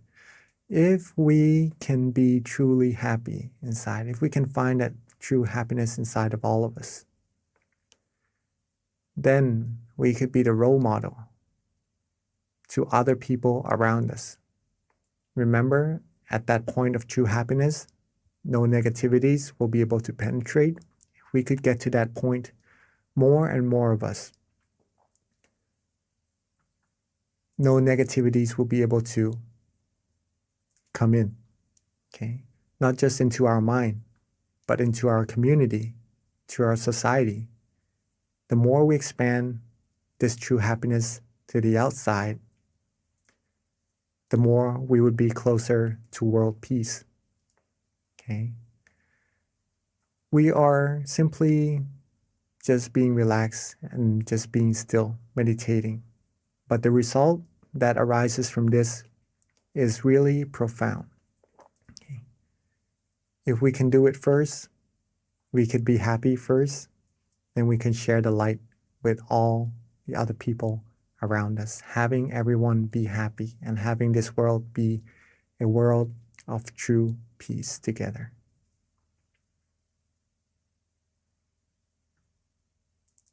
All right. Hopefully that was interesting enough of how meditation, just being something that is maybe a little bit overlooked, right? Just being relaxed. But by being relaxed more and more, it becomes something very big and profound. So I think it is a good time for us to actually take this into practice together. Okay. So when we are all ready, before we meditate, make sure you're comfortable. Make sure your body is relaxed as well, right? Because that's what we need for our meditation. So let's get ourselves adjusted, our body adjusted, so that we feel good in our meditation together for a few moments.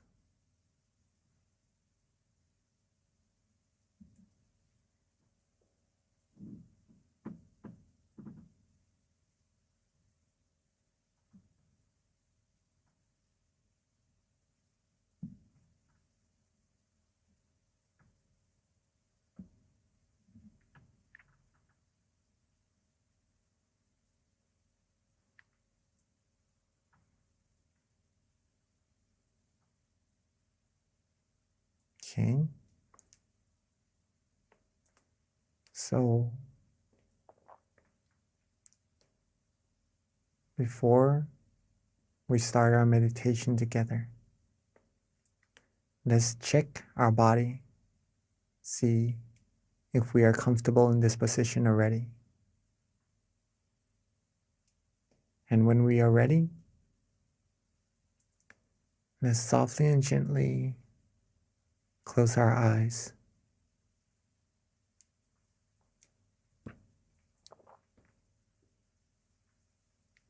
When we are ready, let's softly and gently close our eyes.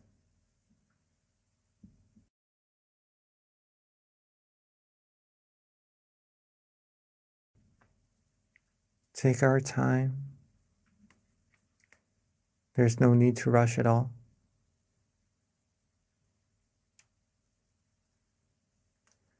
Relax our foreface. Relax our eyebrows, our cheeks, our chin, our jaws. Relax our neck, our shoulders, our waist, our thighs, our legs, all the way down to the tips of our toes.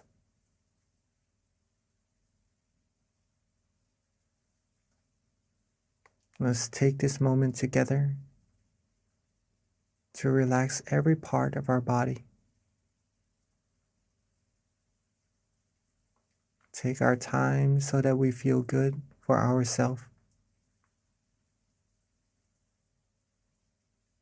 Rest every part of our body. Make sure that there is no tension at all in our meditation.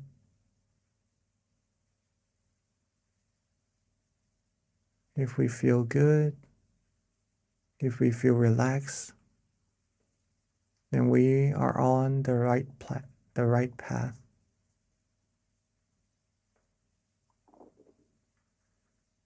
Let's keep this feeling going.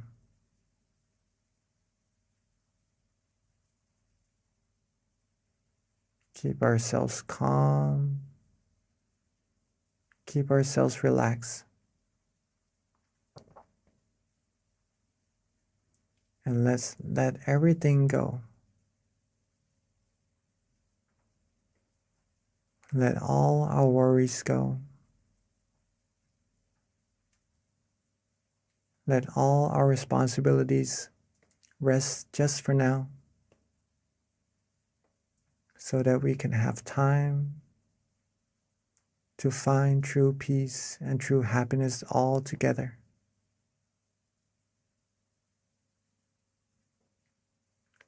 If we are relaxed in both our body and mind right now, if we feel good in our meditation right now, keep that feeling. Keep that feeling flowing. Keep that feeling alive.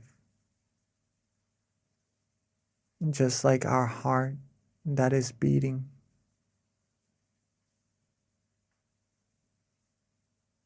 This feeling of relaxation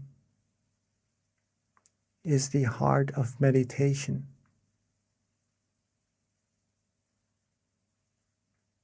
So as long as we feel good,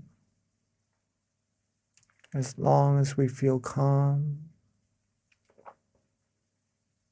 as long as we feel relaxed in our meditation, then the heart of our meditation is beating. And we are being alive on the outside and on the inside. We are walking are traveling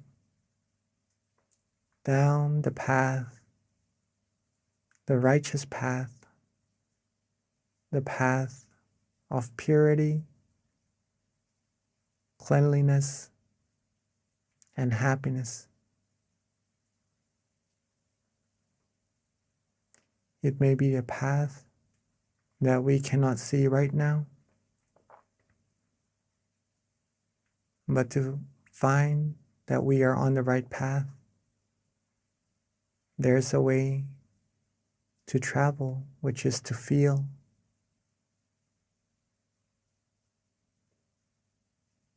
To feel calm, to feel relaxed, to feel restful. And that's how we know we are traveling on the right path, in the right direction, getting closer, closer to the utmost of happiness, the greatest of happiness. But it is like a tree as well, where we cannot rush for it to grow, where we cannot rush for it to bear fruit.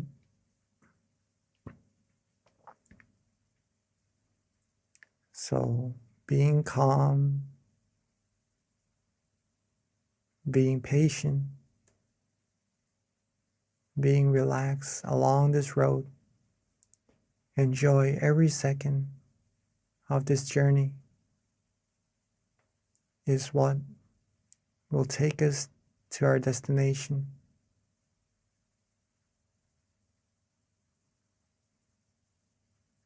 The more we can be calm, the more we can wait, the more we accumulate this peace of mind that we are having right now, the closer, the faster we will be to reaching that destination of ours.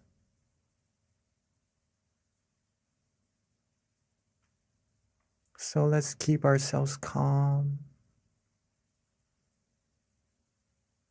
Let's keep our body relaxed. Let's keep our mind relaxed.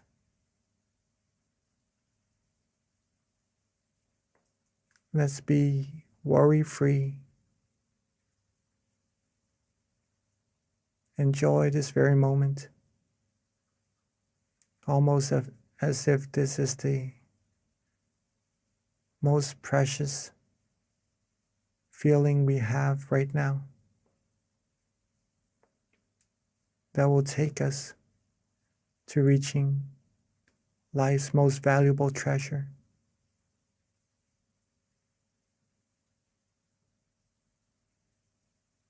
Keep our body relaxed.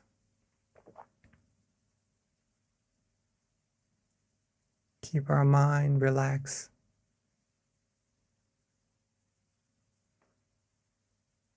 Soon the brightness, the feeling of brightness will shine. We will find that from closing our eyes and all that we can see is darkness, it will start to slowly dissipate, and gradually we will feel lighter, brighter.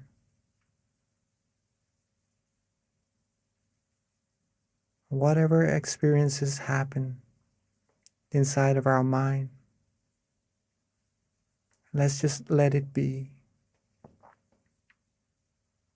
Let's not pay too much attention to them,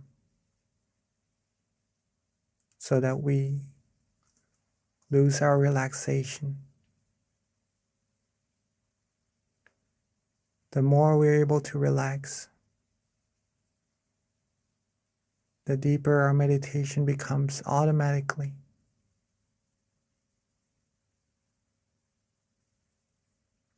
This is our vehicle. This is our tool. At any moment that we find ourselves maybe wandering off, thinking of other things and losing our concentration with our relaxation inside, feel free to reset. We could always let those wandering thoughts go and restart our meditation. Come back to feeling relaxed again in our body and our mind. We'll be right on the road once more, going deeper and deeper into our meditation.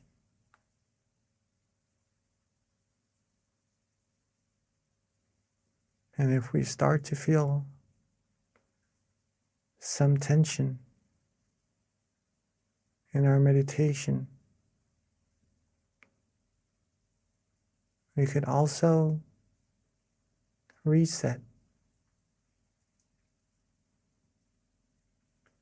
by softly and gently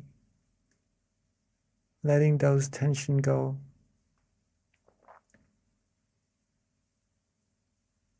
Relax our body. Relax our mind once again, so that we could come back right onto the road that leads us to further and further relaxation.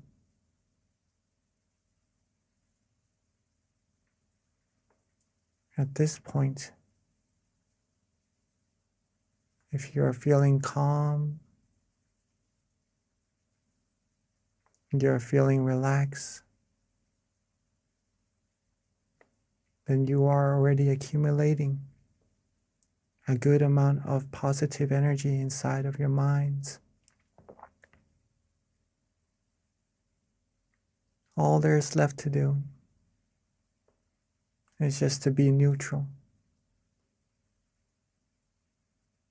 Let these positive energy keep accumulating more and more automatically.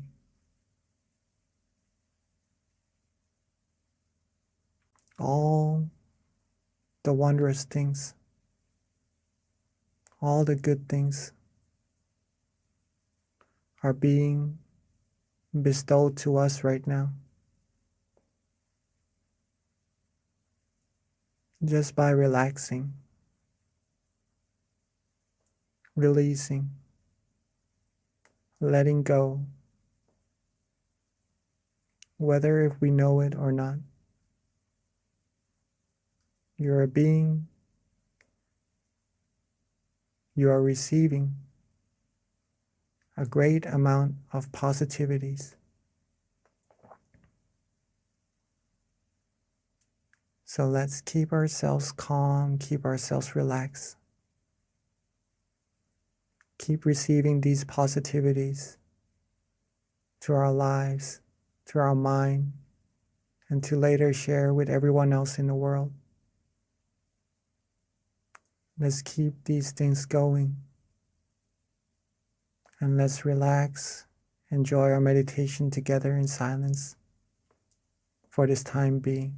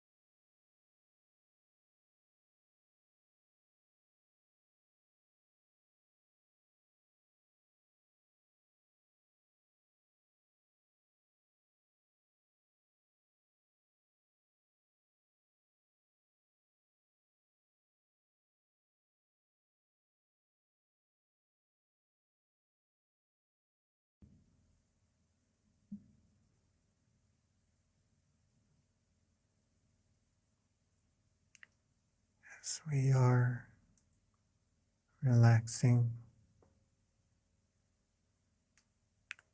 as we are letting go, feeling our relaxation, feeling our body resting,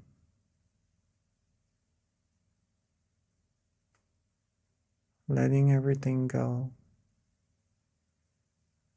feeling calm, feeling restful. We may start to feel the flow of energy inside of ourselves.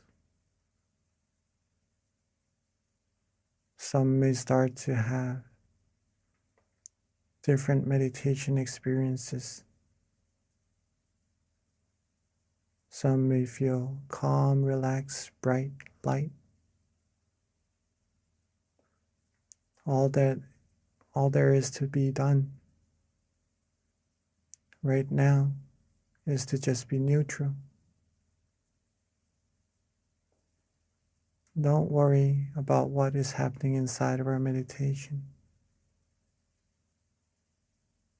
Don't worry about what's going to come into our meditation. Don't worry about what is passing in our meditation. As a matter of fact, there is no need to worry about anything at all. Just to be with this moment, with this feeling of relaxation, is all that we have to do.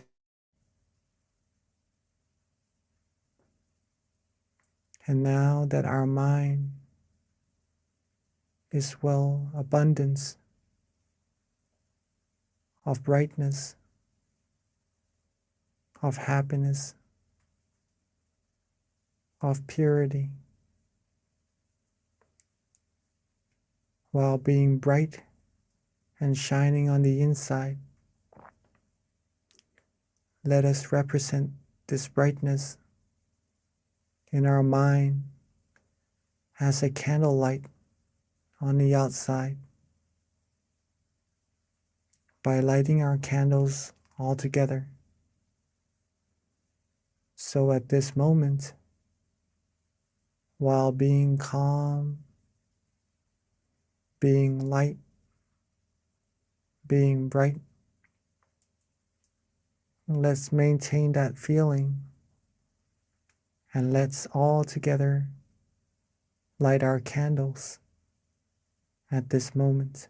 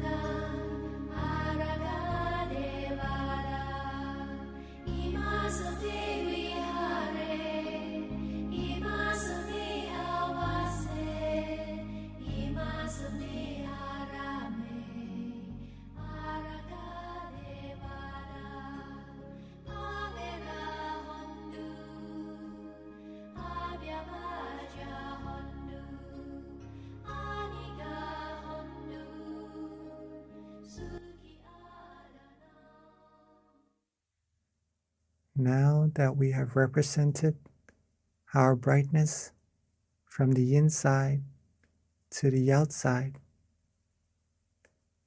let's together come back to our seats and close our eyes softly and gently once more.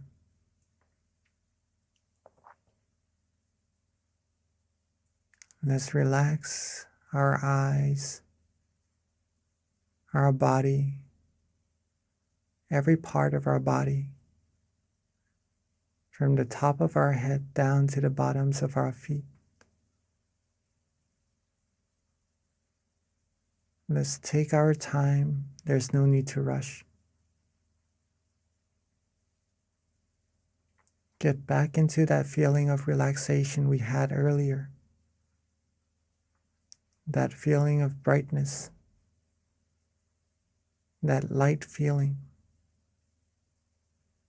that calm and comfortable feeling we have inside of us.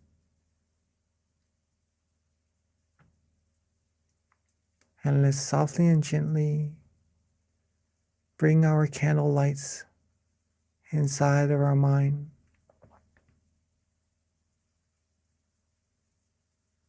Let's softly and gently bring our candle lights inside of our mind where we feel calm and comfortable. Anywhere. And at that point, at that place where we feel good, we feel bright, we feel the candle light shining. Let's also recall all of our accumulated positivities from our practice of generosity, our accumulation of moral disciplines, and from our meditation, gathering positive energy. Let all of these good energy come together along with the brightness of the candlelight into a clean, clear crystal sphere, bright and shining.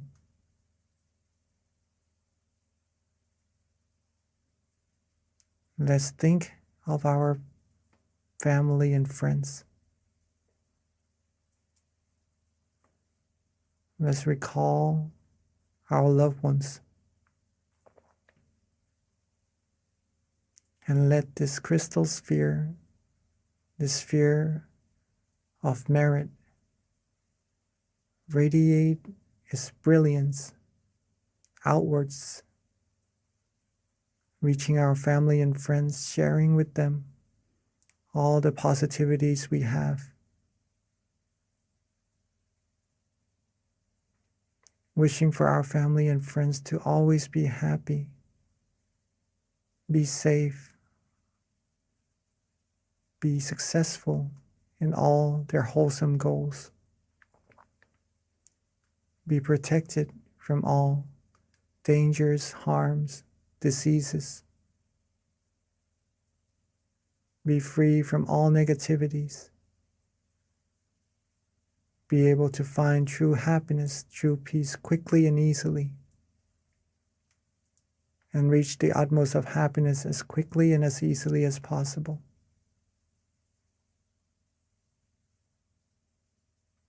And let's share our brightness, the brilliance of our mind outwards even further. Outwards, reaching everybody here in this room. Outwards, reaching everybody in our community. Reaching everybody in our city. Outwards further, reaching everybody in our country. And outwards further, reaching everybody in our world. Seeing this world clean, clear, and bright and shining. Seeing everyone on it clean, clear, and bright as well. And wish for everyone to always be happy, always be healthy, be fulfilled in all their wholesome goals, be free from all sadnesses, sorrows, sufferings, all harms, dangers, diseases, wars, be free from any form of negativity. And may everyone on earth be able to find true peace quickly and easily. And may this world be a world of true happiness, true peace quickly and easily. And may we all reach the utmost of happiness as quickly and as easily as possible. And let's share our loving kindness outwards even further into space, into the universe. Outwards infinitely. Outwards unlimitedly, reaching all beings no matter where they are. Wishing all the good things for all beings as well. And let's take a few moments to share our loving together, our loving kindness together in silence.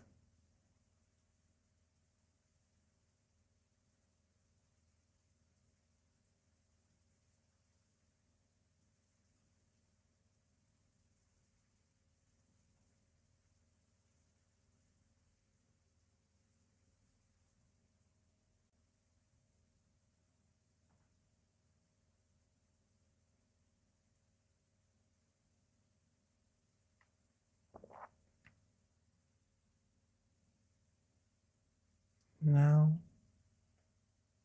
that we have shared our peace, our love, our positive energy outwards to all beings together, let's softly and gently bring our attention back to ourselves.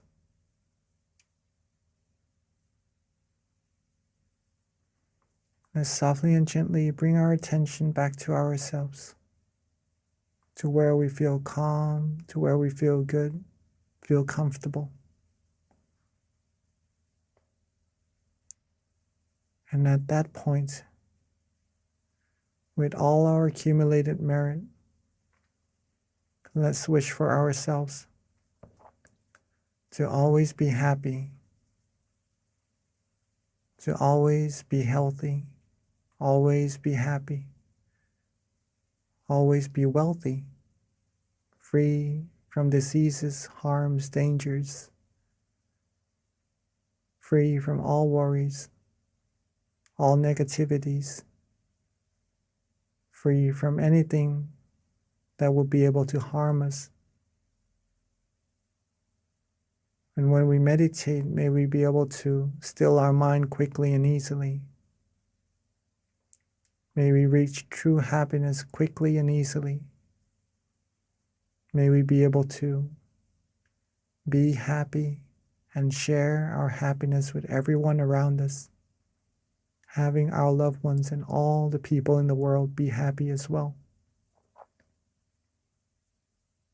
And may all of us always walk on the path of righteousness and reach the utmost of happiness as quickly and as easily as possible. Let's take a few moments to wish for ourselves for all the good things we need.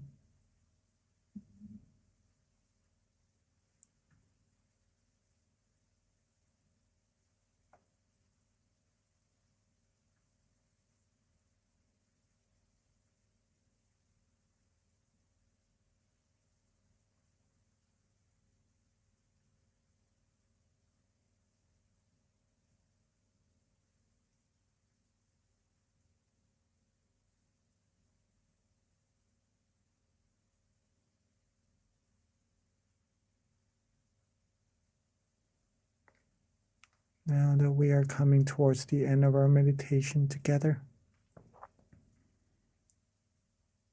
Let's recall ourselves being calm, being relaxed.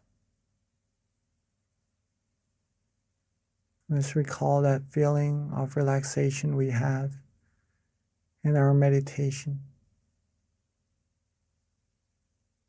And let's recall how important this feeling actually is, and that it will grow into a big tree bearing us the fruit of true happiness one day. Let's keep this feeling together with us as much as possible, as often as possible. And then when we are ready, we can softly and gently open our eyes. When we are ready, we could softly and gently open our eyes. Sapphe Buddha Palapata Pajjeka Nanjayang Palang Arahanta Nanjate Shena Rakhang Pantami Sapaso Sapabuddha Nupavena Sapathamma Nupavena Sapasangha Nupavena Sathasoti Bhavantu Te.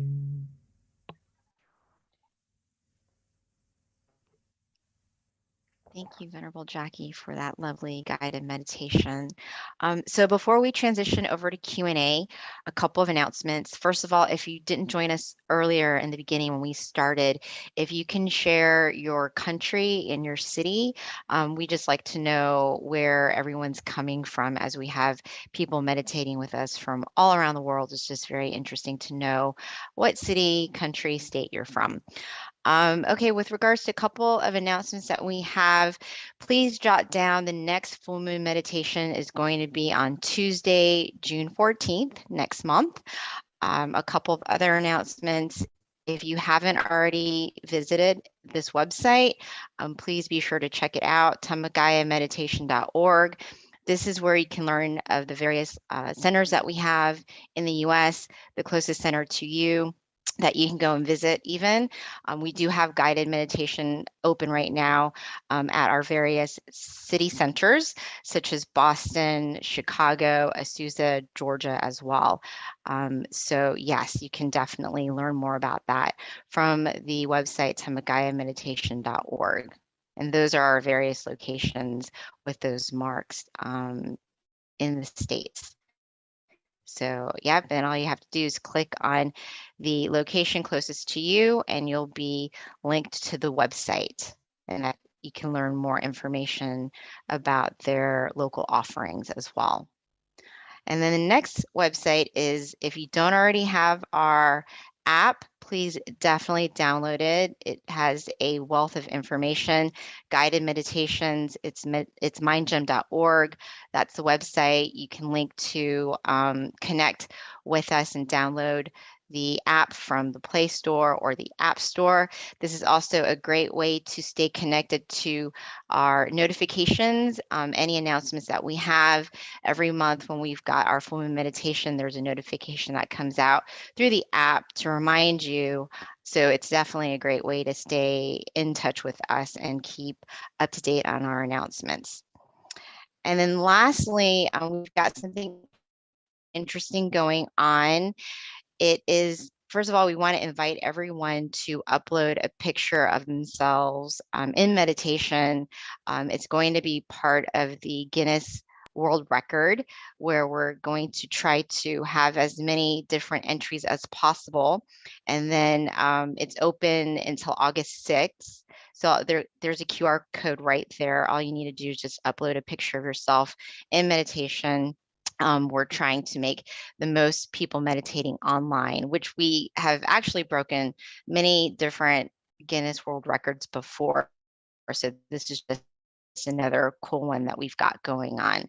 So everyone on this call, please be sure to send a picture of yourself in meditation on the QR code right there. All right, and that wraps it up for our announcements.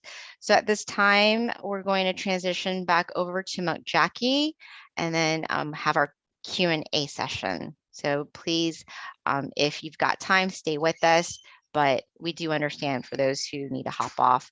But this is definitely a great time to have your questions answered, further understanding about meditation or any questions you might have with regards to your practice, how to improve it. Looks like we have a question right now, Mung Jackie from Shrirat. Yep. So if we can get the spotlight on Shrirat, please.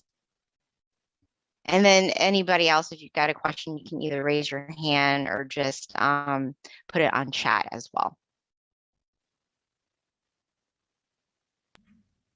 Yes, I think Shirat can open your microphone and all right. Or you can always put it on chat too, whichever is Yes. easiest.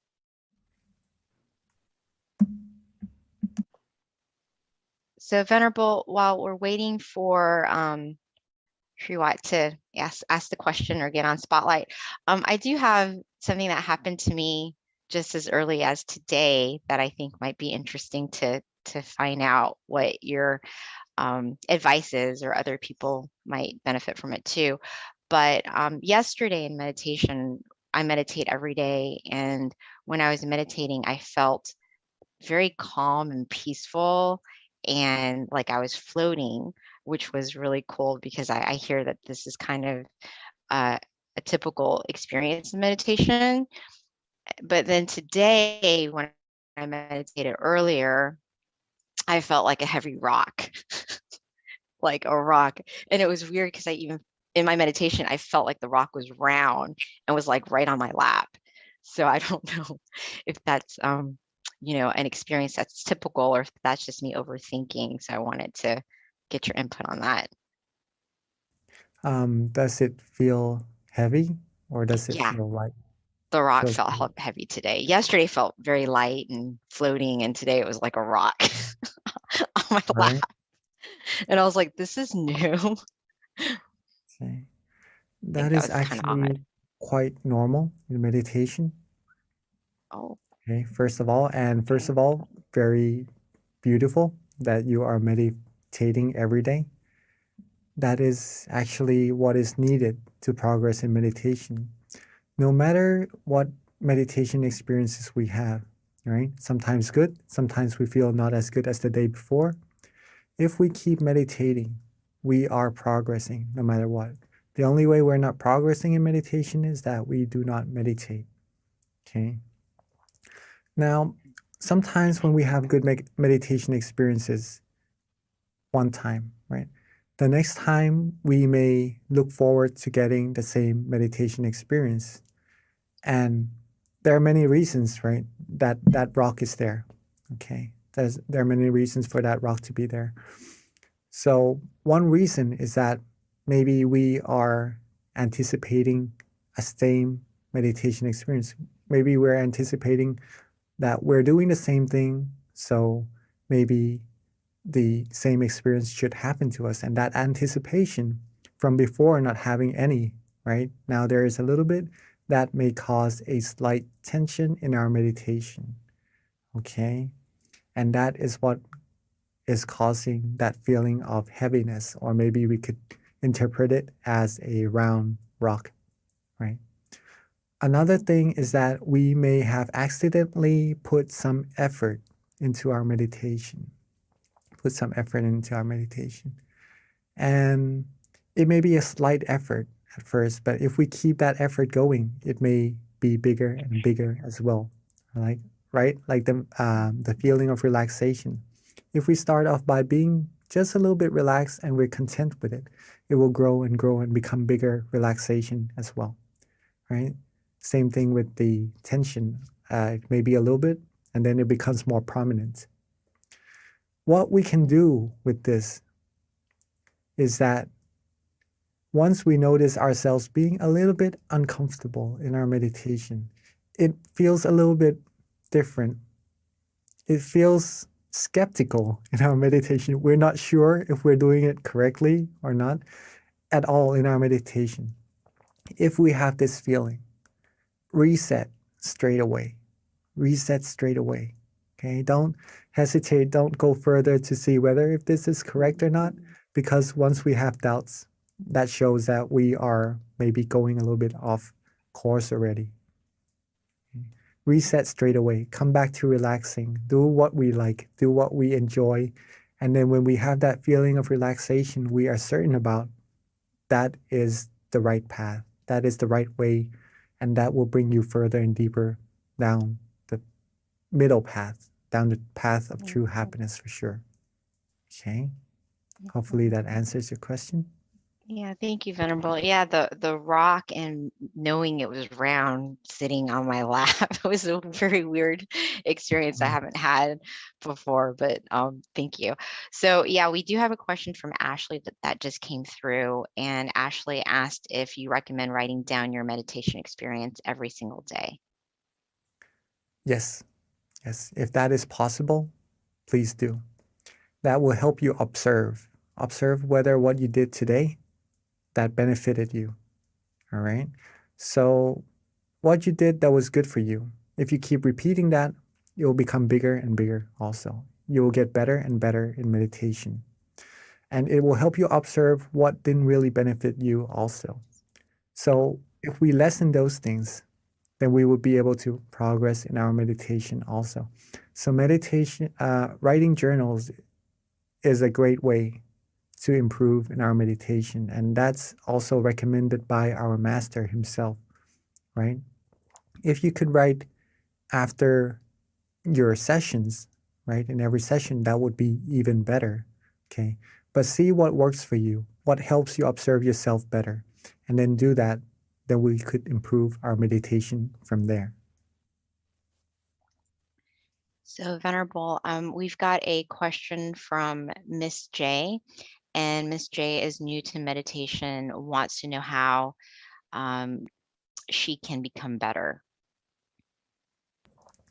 To become better in meditation is very easy, but it takes consistency, pretty much that. Meditation is very, very, very easy, right? We're just relaxing and just keeping that feeling with us. Sometimes we have tension, sometimes we have some experiences that we are not certain whether we're on the right path or not. And sometimes we are sure that we are on the right path, okay? Whatever happens in our meditation, accumulate more of those feelings that you like. Okay, this is how we improve. When we are certain that we enjoy meditation, that feeling, that relaxation, accumulate more of that. Maybe it could be 1 second, 2 seconds, 3 seconds, 1 minute. If it goes away, reset, come back to do it again. Accumulate like putting money into a piggy bank. One day it will become full. We'll have like a bigger piggy bank and we keep accumulating it. It will become full again. It becomes bigger and bigger. Once we know it, we are now millionaires pretty much. We would be very wealthy of the happiness inside of our mind. Okay. Consistency, repetition, be relaxed often. That's how you're going to improve in your meditation. Thank you, Venerable. So we've got a question from Deb, and her question is, first of all, she had a beautiful meditation experience and it felt very peaceful, but she wants to know how she can do this as a daily activity where she's able to keep calm and have that peaceful feeling consistently. I actually have something that I can share with you about this. Let me just try to find it. All right, so to be able to have this feeling with you more often until it becomes part of you. Same thing with what Ashley asked, right? Or Miss J, right? Miss J asked, how to improve meditation. Oh, just a second. I'm on airplane mode right now. Uh-oh. Okay. So it's pretty much almost the same thing. But just for you to see as well. Just a second. Right? We have the 3 things for us to improve now, which is consistency, repetition,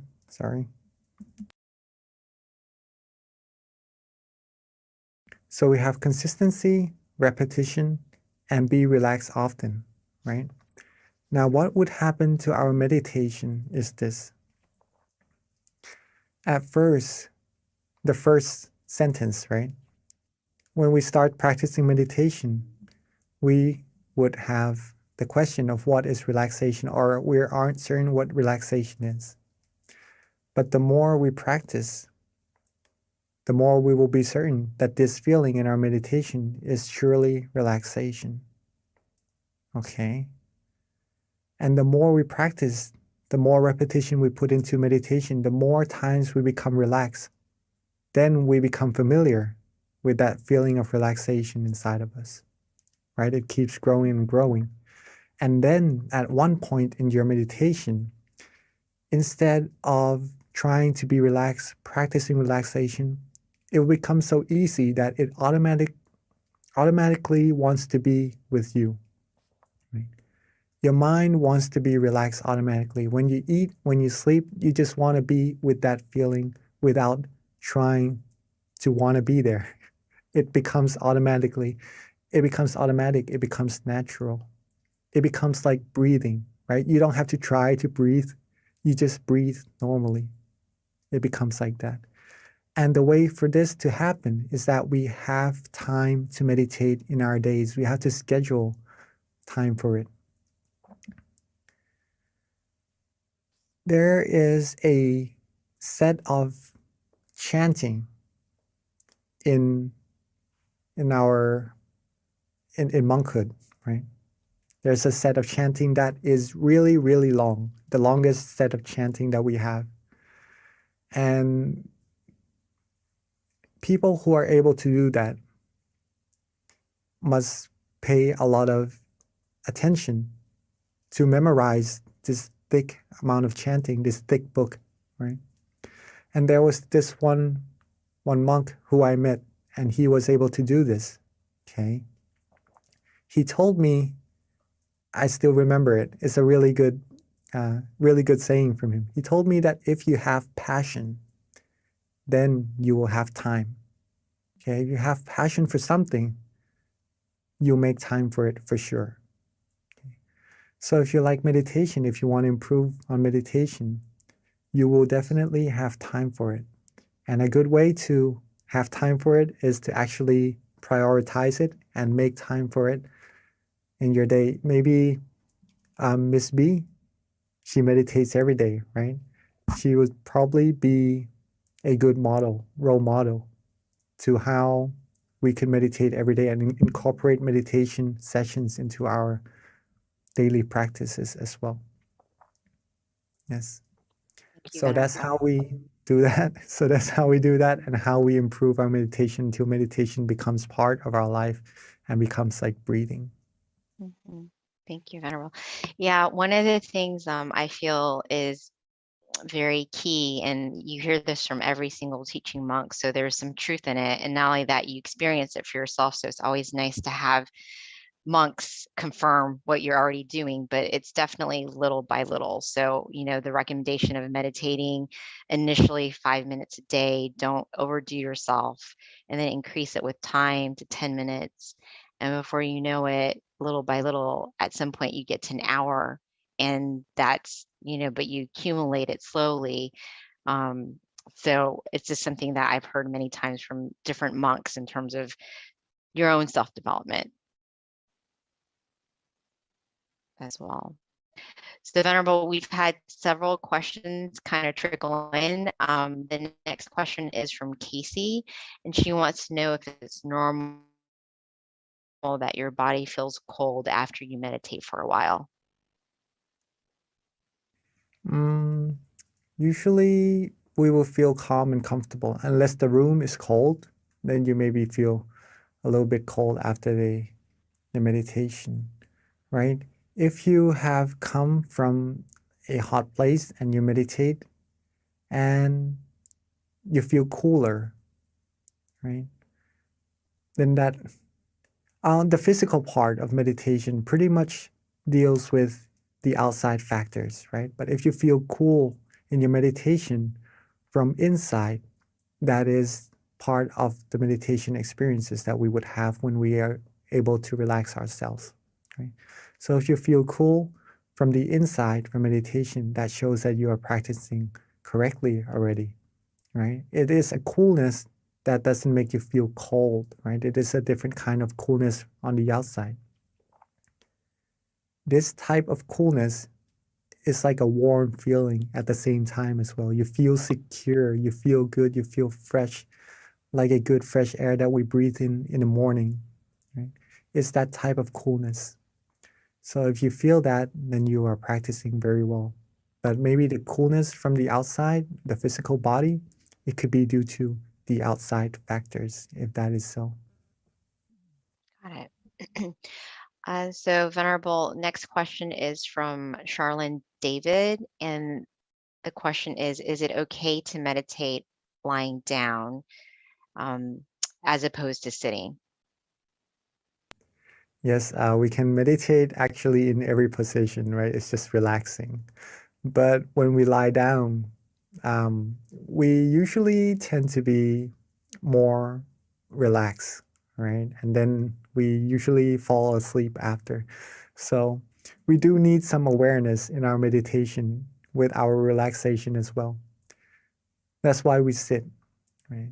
Because sitting is a good way to relax and also have awareness at the same time.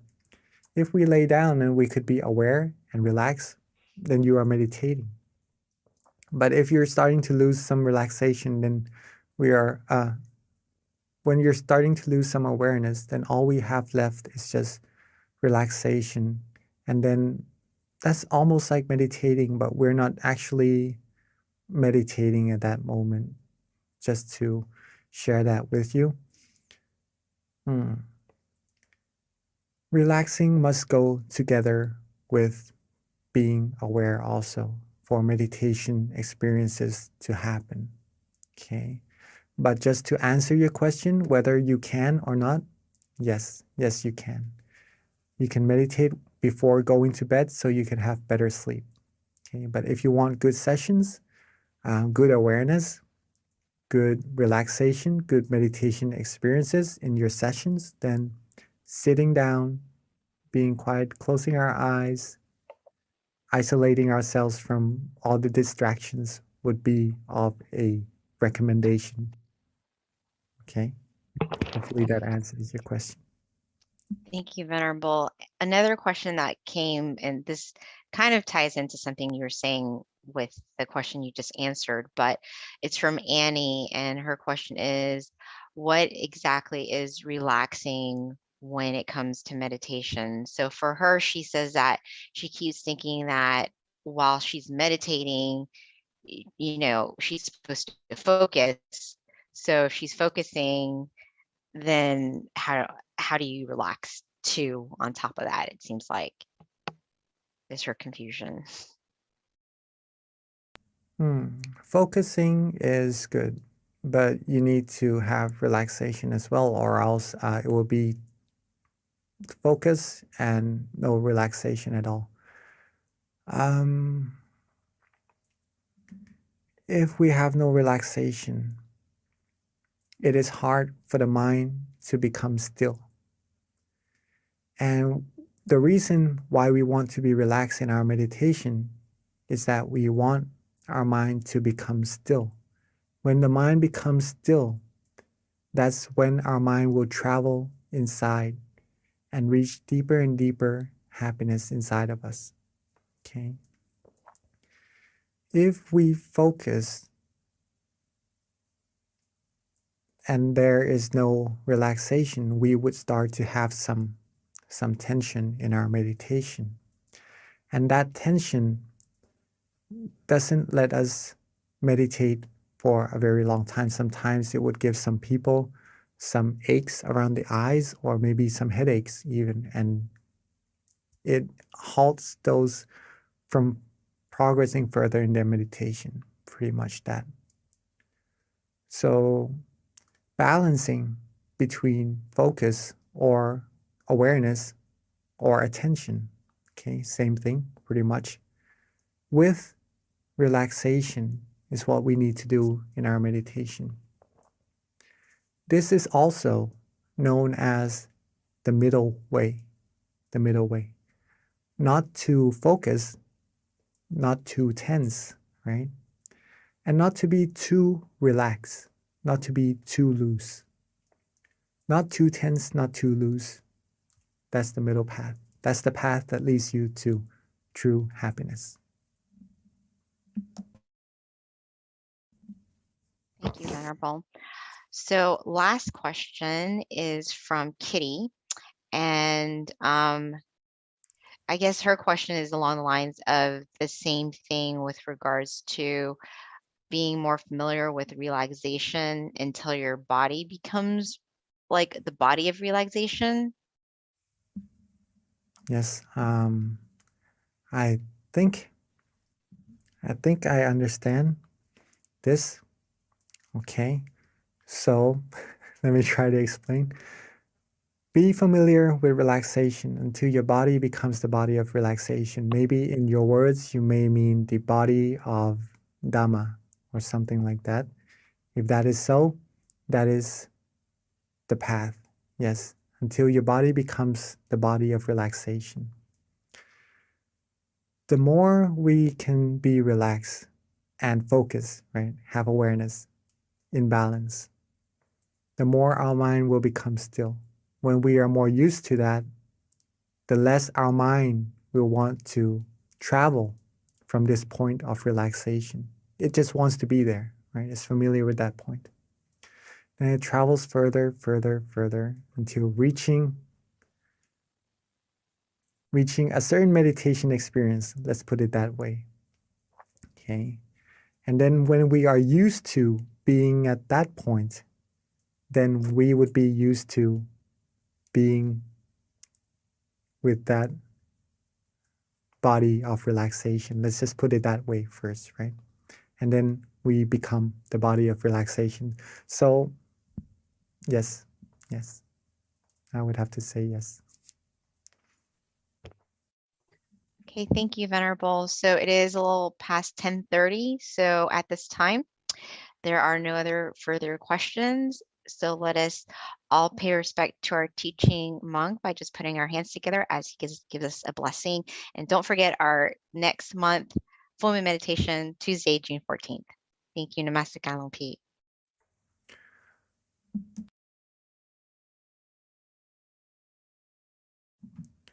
So with all our accumulated merit, our accumulated positive energy, let all these merit come together into a clean, clear crystal sphere. And let this merit bestow to us, bless us with the utmost of happiness, the utmost of health, wealth, success. And may we all be fulfilled with all our wholesome wishes.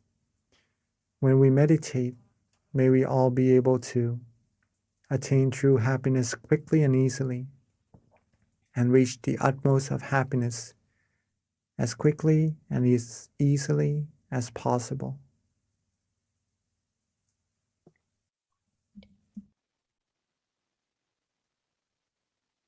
Thank you, Venerable Jackie. Thank you, everyone, for attending our May full moon meditation, and we'll see you again next month.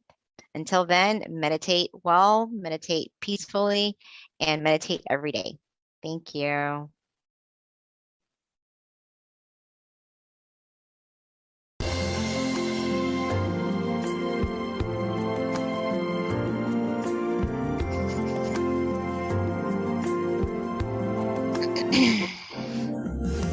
Let's come together to open the new whatever to eliminate all conflicts and differences. It's time for everyone to join hand in hand.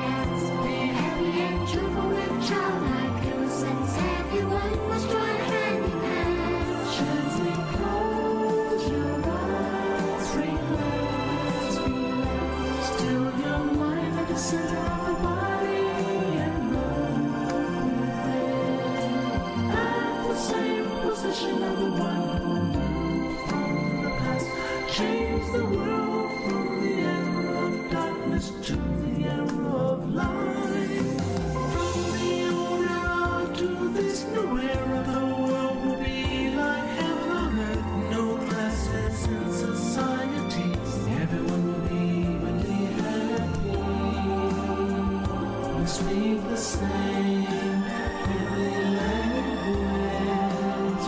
Become as one with smiles of love.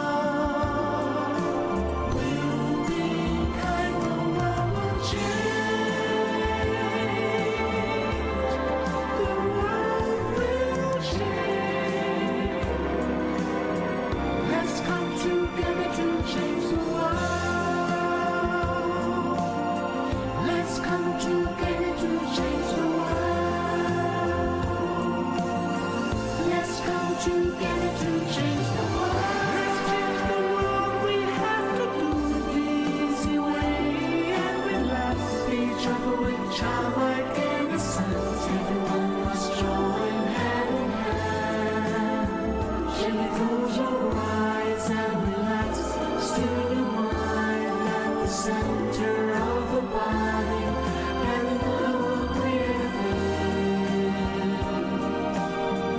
As the word will in from the heart of our social dissonance. Let's come together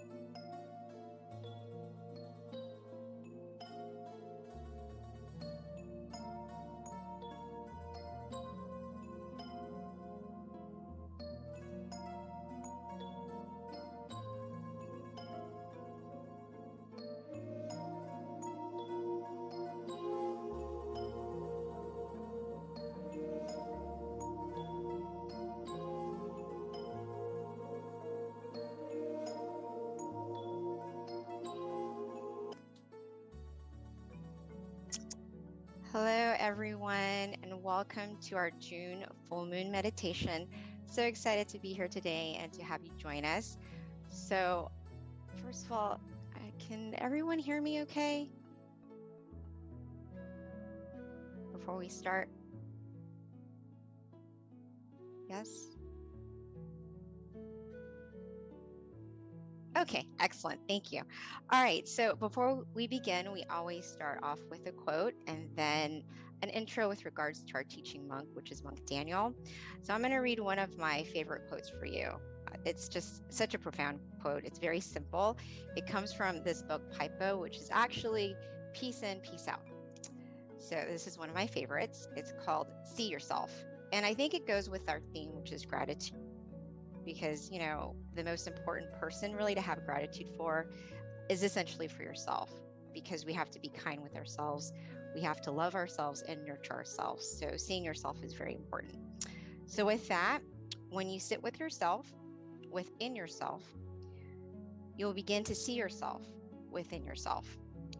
You will start to see who you really are, and you will live a life true to yourself.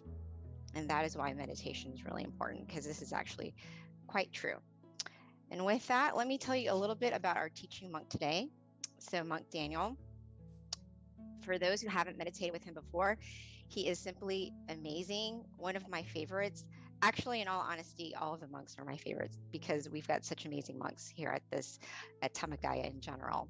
But Monk Daniel, he actually ordained in 2012. So he's been teaching Buddhist monk for over 10 years, going on to his 11th year. His goal is to pretty much help with any peace projects that he's assigned with his greatest potential. And he's been training monks and staff and people from all around the world to find true inner peace. And he has a wealth of wisdom. I actually had the opportunity to meditate with him and meet him for the first time in 2019 with a whole bunch of staff and volunteers in Thailand. And you guys are definitely in for a treat. So I'm so excited to welcome our teaching monk, Monk Daniel. But before we transition over to him, a couple of announcements or a couple of things to keep in mind. First of all, we do ask that if you can, please share with us in the chat where you are from. We have people from all around the world, so it's just nice to know what city, state, country that you're from. It's just something that we like to kind of keep up with. So if you could put that in the chat for us. And then also we do have a candlelight meditation as well that will be done later after our guided meditation.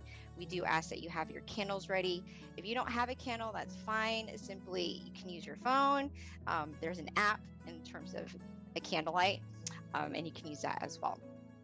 So at this time, let me transition over to our teaching monk, Monk Daniel. Okay, good evening, everyone. Welcome, Venerable. Good morning from Thailand. Nice to be back on the full moon of June as we go into, the halfway mark of the year. Before we know it, it's already the 6th month of the year. So time really flies by, right? So true. So it's a very good time to reflect as we're halfway through the year. How's it going, right? As today's theme is about gratitude, and also in June, there's a special day that we have, right? In June, we have Father's Day in America, right?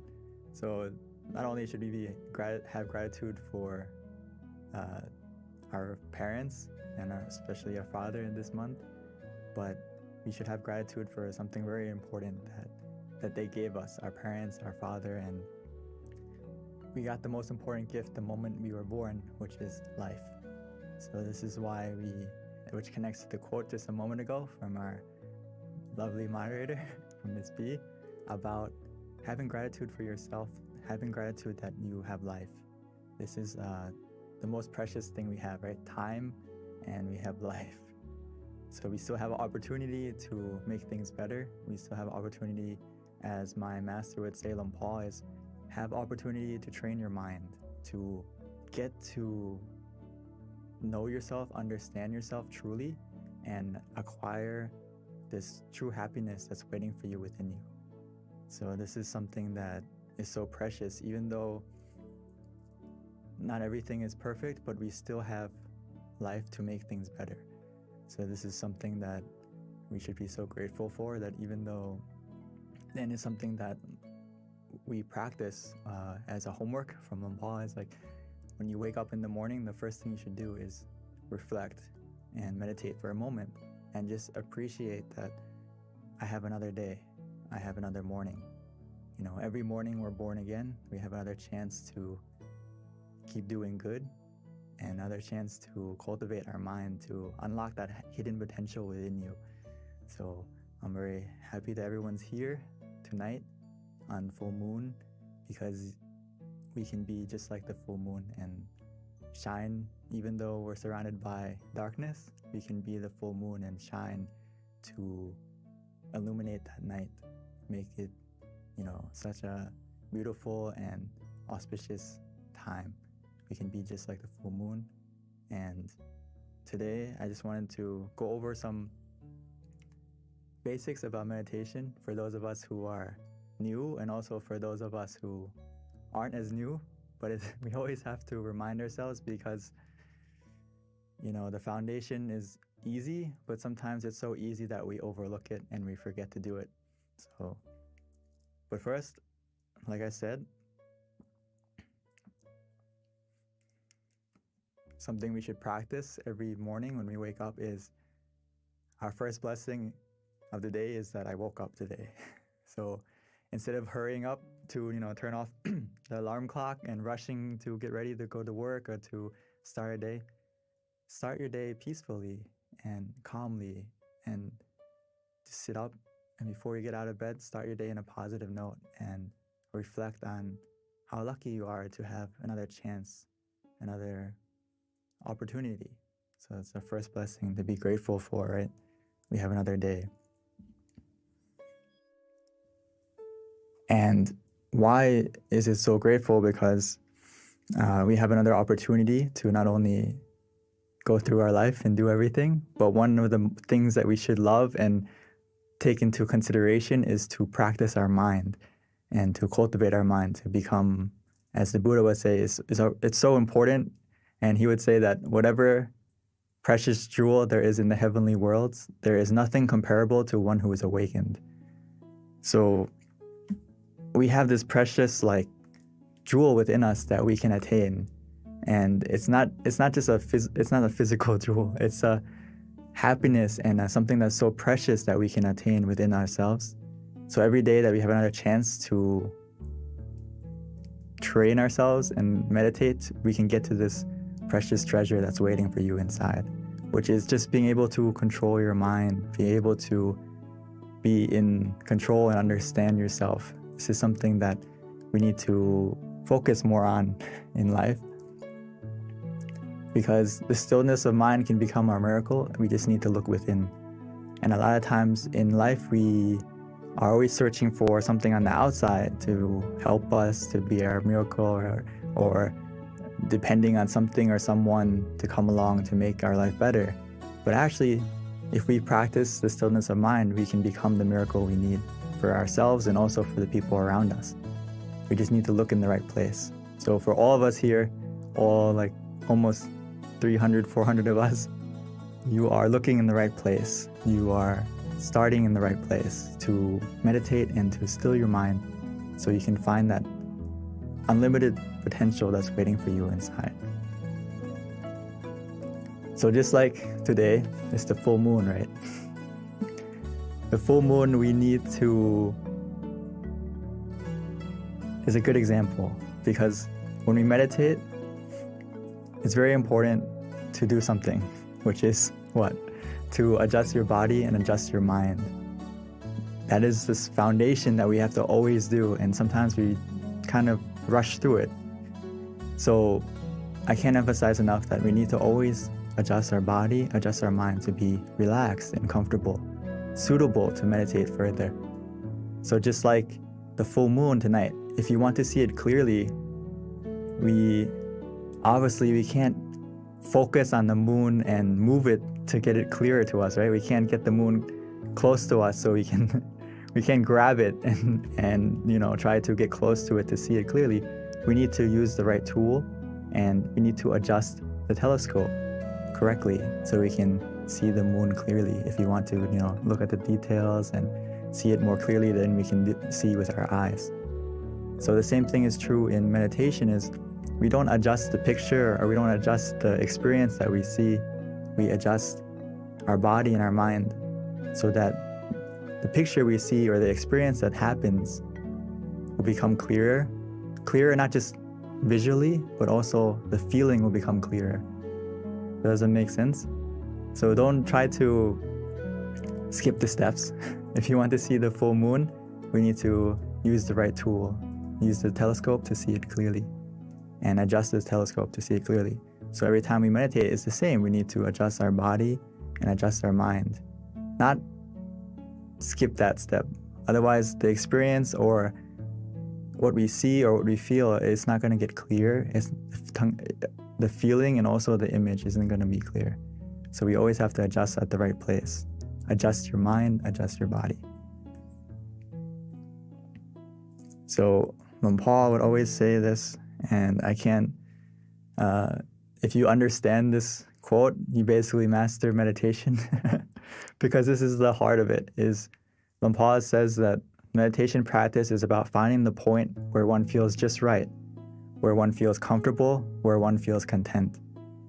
This is something I use all the time in meditation, and that we have to remind ourselves is that where is that point for you? It doesn't necessarily have to be just a point, but also what is the method that works for you that helps you to feel comfortable and that you feel content with? So that's the key. When you adjust your body, you adjust your mind, and then what method are you going to use? What technique are you going to use that helps you to stay comfortable as well as being content with that feeling?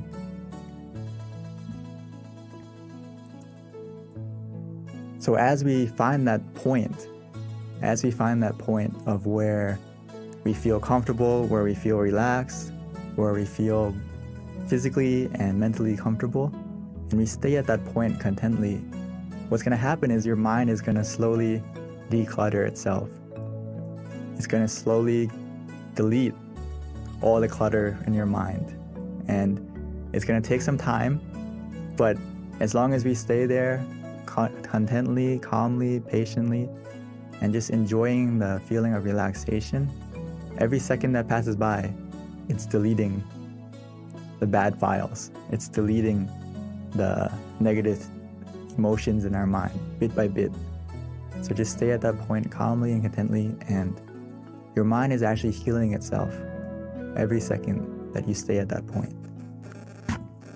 It's actually doing two things at once. It's deleting the bad, removing the clutter, and also it's uninstalling all the bad emotions, all the negativity within us, the greed, the anger, the delusion, and also everything that is negative. It's going to slowly get deleted, as well as at the same time it's downloading a happiness within you and making your mind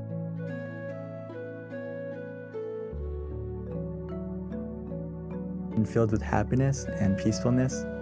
Or at the bare minimum, you're going to feel neutral. And even though you feel neutral, this process is already happening as well. As long as we stay content, stay patient, and embrace the meditation at that moment, and just trust that your mind is healing itself as long as you feel calm, you feel comfortable, you feel relaxed. So like I said, we always need to check. We always need to check our body and our mind. What makes us ready to meditate? Always have to check every time you meditate. And how we do that is physically, we always have to make sure that we feel calm, relaxed, and comfortable. As you can see in the picture, she's sitting very nicely with the back straight, but this is the standard position. But if you don't feel comfortable in that position, it's okay. Start from what position works for you, and we can always adjust according to how you feel, and just go with go with your own flow, go with how you feel. If you feel relaxed, you feel comfortable, you need to adjust, feel free, because it's the foundation of making your mind calm and relaxed as well. So physically, if you're not comfortable during the meditation, you can adjust, you can move, okay? Always go back to making sure physically you're as comfortable as you can be. And your mind, how can you adjust your mind? When you go, after you adjusted your body, we also have to adjust our mind by just changing our mindset and switching modes, like we would do with our phone. If you turn on airplane mode, there's no Bluetooth, there's no connection anymore, right? You turn everything off and no one can call you, no one can contact you if you have this on. So we should kind of get the same feeling when we meditate, is put your mind on airplane mode. It's not time to think, it's not time to plan, it's not time to do anything but connect with yourself. Disconnect from everything so you can connect with yourself, recharge yourself, recharge your mind. And it's just about starting from that mindset. And then of course we need something else to help us to stay in that mindset, is why we use the visualization and the mantra to adjust the mind bit by bit. And I always love to use this example about adjusting the body because it's really important. It's really important that you don't rush to start your meditation. You know, when I say let's start to meditate, it doesn't mean you need to start as a sprint to get to the peacefulness. You need to see what works for you, what position works for you, what method works for you at this moment. So the crab and the shrimp, they have their own specialty. You know, the crab runs side to side, the shrimp goes backwards. So it needs to adjust itself in the right position so it can go in the right direction. Our meditation's the same. When you adjust your body, adjust your mind, it's about looking at yourself, reflecting on yourself, what method, what technique, what position works for you that helps you to feel comfortable this session. It's not always the same. It's not always a fixed 1 + 1. It's sometimes you have to find the position that works today. And it's not always the same. And the method is the same. Sometimes we use the mantra, sometimes we use visualization. Sometimes we just relax and do nothing. It depends on you. It depends on how you're feeling now. That's the key thing. So just a small checklist to check when you're meditating is, and when you start, is what's easy. If it's easy, it's going to be the next bullet point. It's going to be calm and relaxing. So do what's easy for you and helps you to stay calm and relaxed. And if you do these two things, it's obviously going to make you feel like the time passes quickly because it's easy, it's relaxing. And what happens? You feel happy, you feel content. So just like anything in life, if you have fun with it, if you're enjoying it, time is going to pass quickly. And you're going to feel eager to continue to meditate. You're not going to be like, oh, when is it going to stop? When are we going to get to the end? You're going to be feeling these 4 things. So this is the only thing we need to observe is, do you feel easy? Does it feel calm and relaxing? And then just allow the time to pass. But at any moment, if you feel that it doesn't feel easy, it doesn't feel relaxing, it's just like driving. It's like you're about to go off the road. You're off the middle way. If you fall off track, we just simply restart. If you feel that balance is off, you don't feel comfortable, you don't feel relaxed, physically or mentally, always be ready to restart. Restart in this sense doesn't mean going back to zero. It means just coming back on the road, coming back on the path so you can continue going in the right direction. But if you don't reset, if you don't readjust, you're still meditating, but you're still sitting, but you're not actually meditating. You're going in the wrong direction, and yes, you're sitting, but your progress isn't going anywhere if you don't come back to the right path where you feel in balance, like Paul said, where you feel content, where you feel comfortable again. So the sooner you readjust, the sooner you restart, the better. So just keep that in mind, that it's okay to reset, restart as many times as you need. And before we start the meditation in just a moment, just remind yourself to take it easy, take it slow, and to feel that balance between being conscious, and also to have comfort. These two things are all we need after you adjust the body, adjust the mind. All we need to do now is to find that balance. Feel that balance for yourself where you feel conscious of your comfort. Does that make sense? Meaning that you are able to, if you feel and are aware that you're comfortable right now, and that feeling is still with you, that means you have both, right? You have you're conscious and you're also comfortable. So just do that and stay with that comfort feeling, stay with the feeling of relaxation, and just observe it neutrally. See where it takes you. The only time you need to react, readjust, or do anything is that comfort is starting to change in a negative way. It's decreasing, or you feel not as relaxed as before, then okay, that's something we have to interact and adjust by whether adjusting the body again to be comfortable, or mentally, maybe we need to use the mantra again or use the visualization again to help you to get back on track. So hopefully we got some sort of picture of how to meditate. And now I would like to invite us to practice meditation together, and we can put it into practice and have some time to cultivate our mind as we can become the full moon we need tonight, find our brightness within us.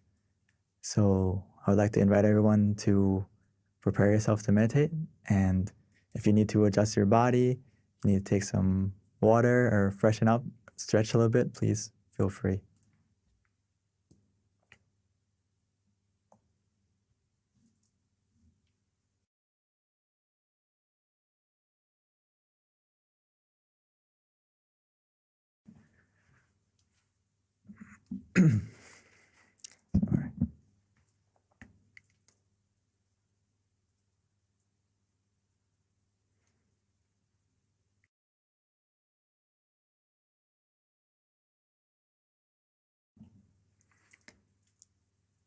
So let's take some time to switch modes. Now it's time for us to meditate. Time for us to find the miracle waiting inside. All we need to do now is to look within, easily and simply.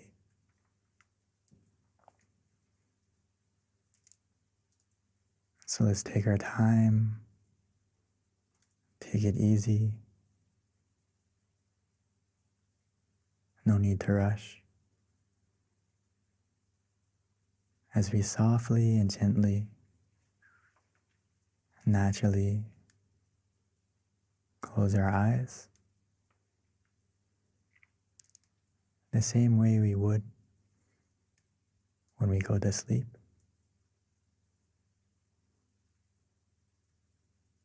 Because now is the time for us to rest, to reconnect, to recharge, to rest our body, and to truly rest our mind.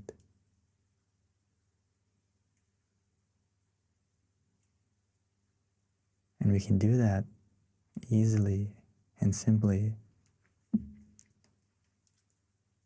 by first taking the time to adjust our body, making sure that our body is completely relaxed, comfortable,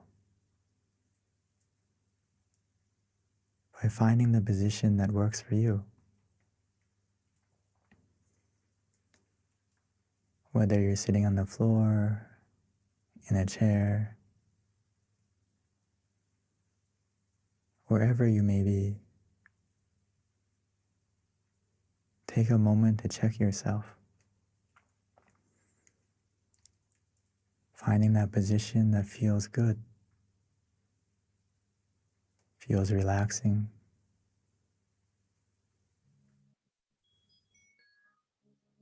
As you continue to relax and release every single part of your body,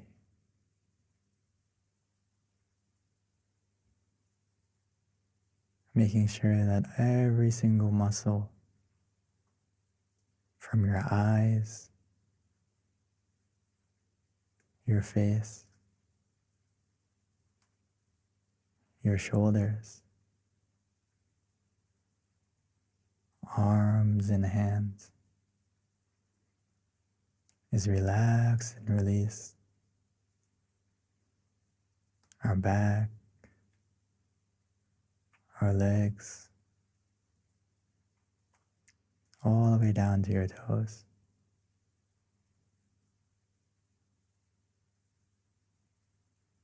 Relaxing and releasing.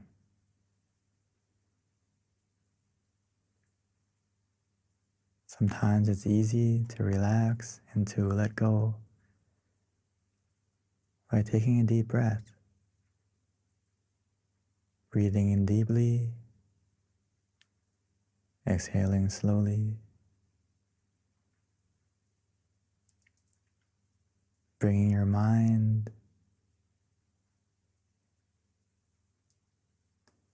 to the attention of your breath, feeling the relaxation, the coolness as it enters your body, filling up your lungs and spreading to every corner, every part of your body.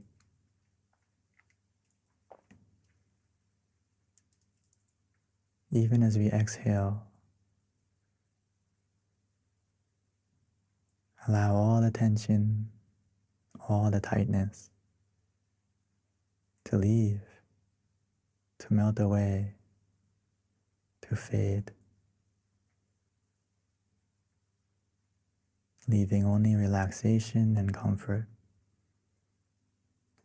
within you, around you, as if we're embraced, surrounded in a cloud of comfort where we feel safe, where we feel free.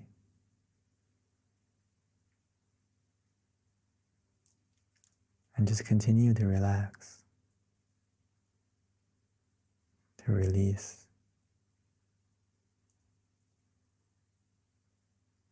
And gradually our body will begin to fade away, almost as if it's not there.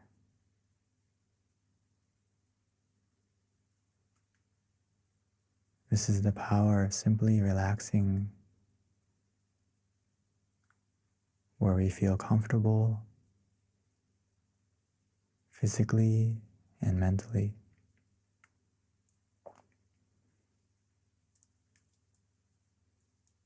Now that our body is more relaxed and comfortable, we just need to continue with this feeling, allowing our mind to also let go, to relax, to release. Allow your mind to let go. Put everything aside, whether it's from the past, because it's the only time that we can truly control. It's not time to do anything. It's just time for us to relax, to release.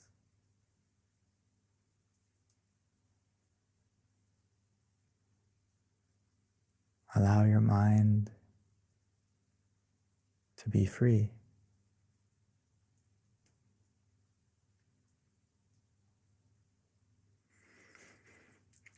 To help your mind to be free and to slowly let go, to stay in the present, we can use any method that feels easy, that we are familiar with, that helps us to stay comfortable as well as conscious. But the key is to use the method that helps you to be relaxed,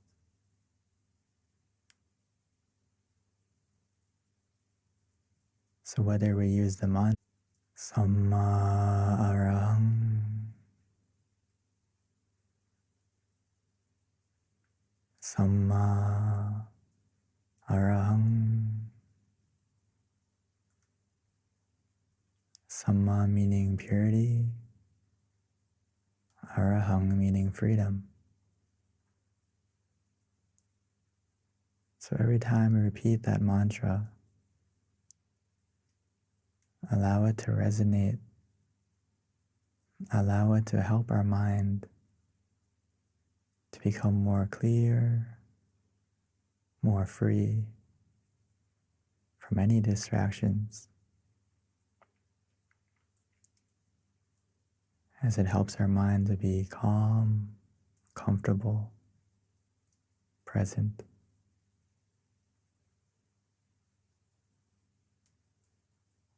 Or some of us may enjoy to visualize,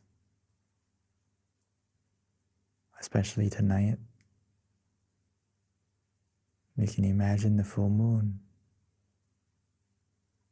however small, however big. We can imagine the moon shining,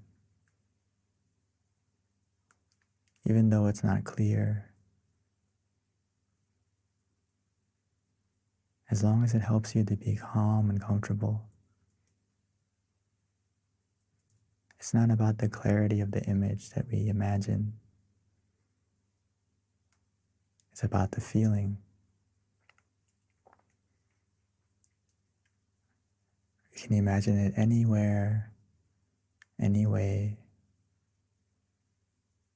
as long as it feels easy, feels relaxing.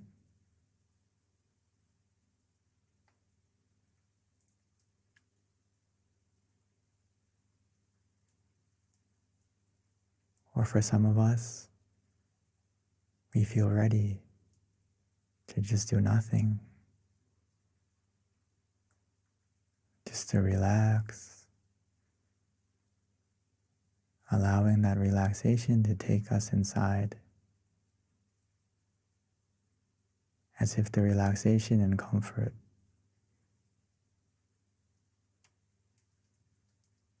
is carrying us like a wave, like a current, pulling us softly and gently to the point of peace within us.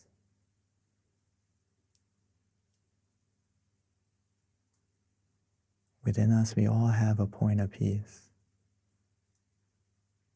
a place of peace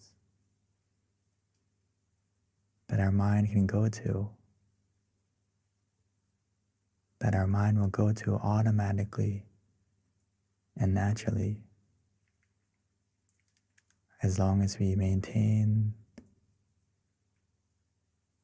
the feeling of relaxation of both body and mind. Our mind will go to the center of the body, the place of peace within us that we all have, that we can all connect to.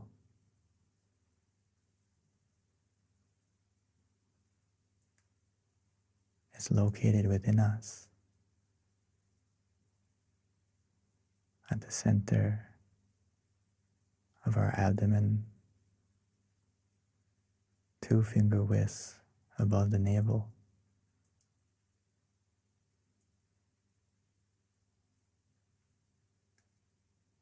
But we can connect to that point just by following the relaxation we feel.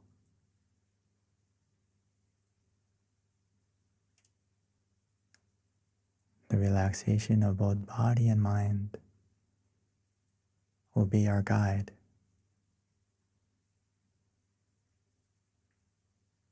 So just trust in your feeling, trust in yourself. Follow that feeling of relaxation.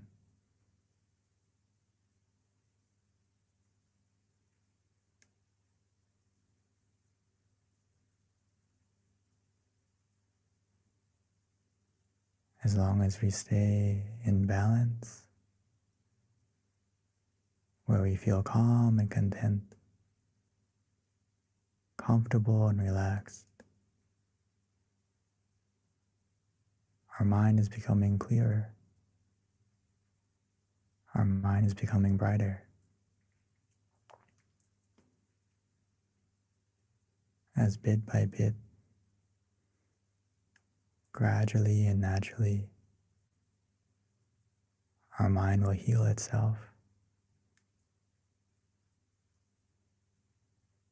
The negativity, the darkness of our mind, the clouds, they will begin to fade and disappear, leaving our mind full of happiness, full of brightness, full of positivity, as we'll be able to find our own full moon shining within us. It's always been there, waiting for you to look within, calmly, comfortably, relaxingly.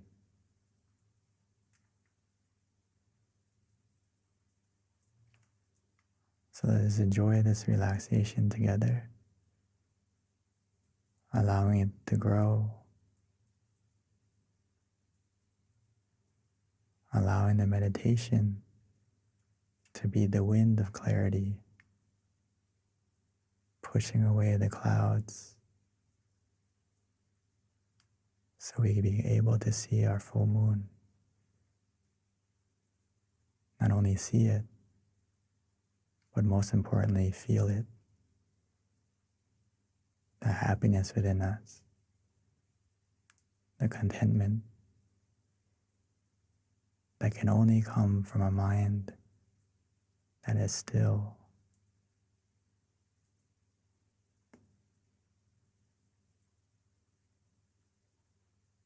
So let's enjoy the meditation together in silence.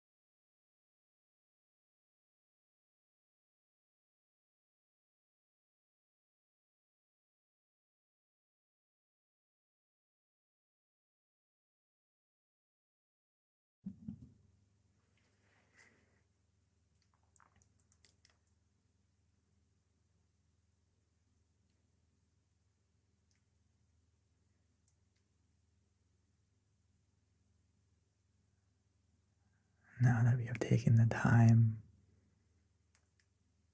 to illuminate our mind, to brighten our mind with relaxation, with comfort.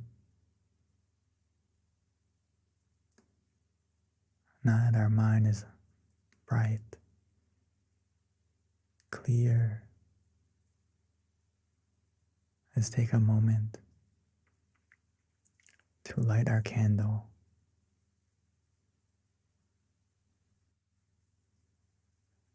Now that we have found our light within, with the positivity that we feel. And once we've lit it, we can slowly and gently close our eyes and continue to meditate.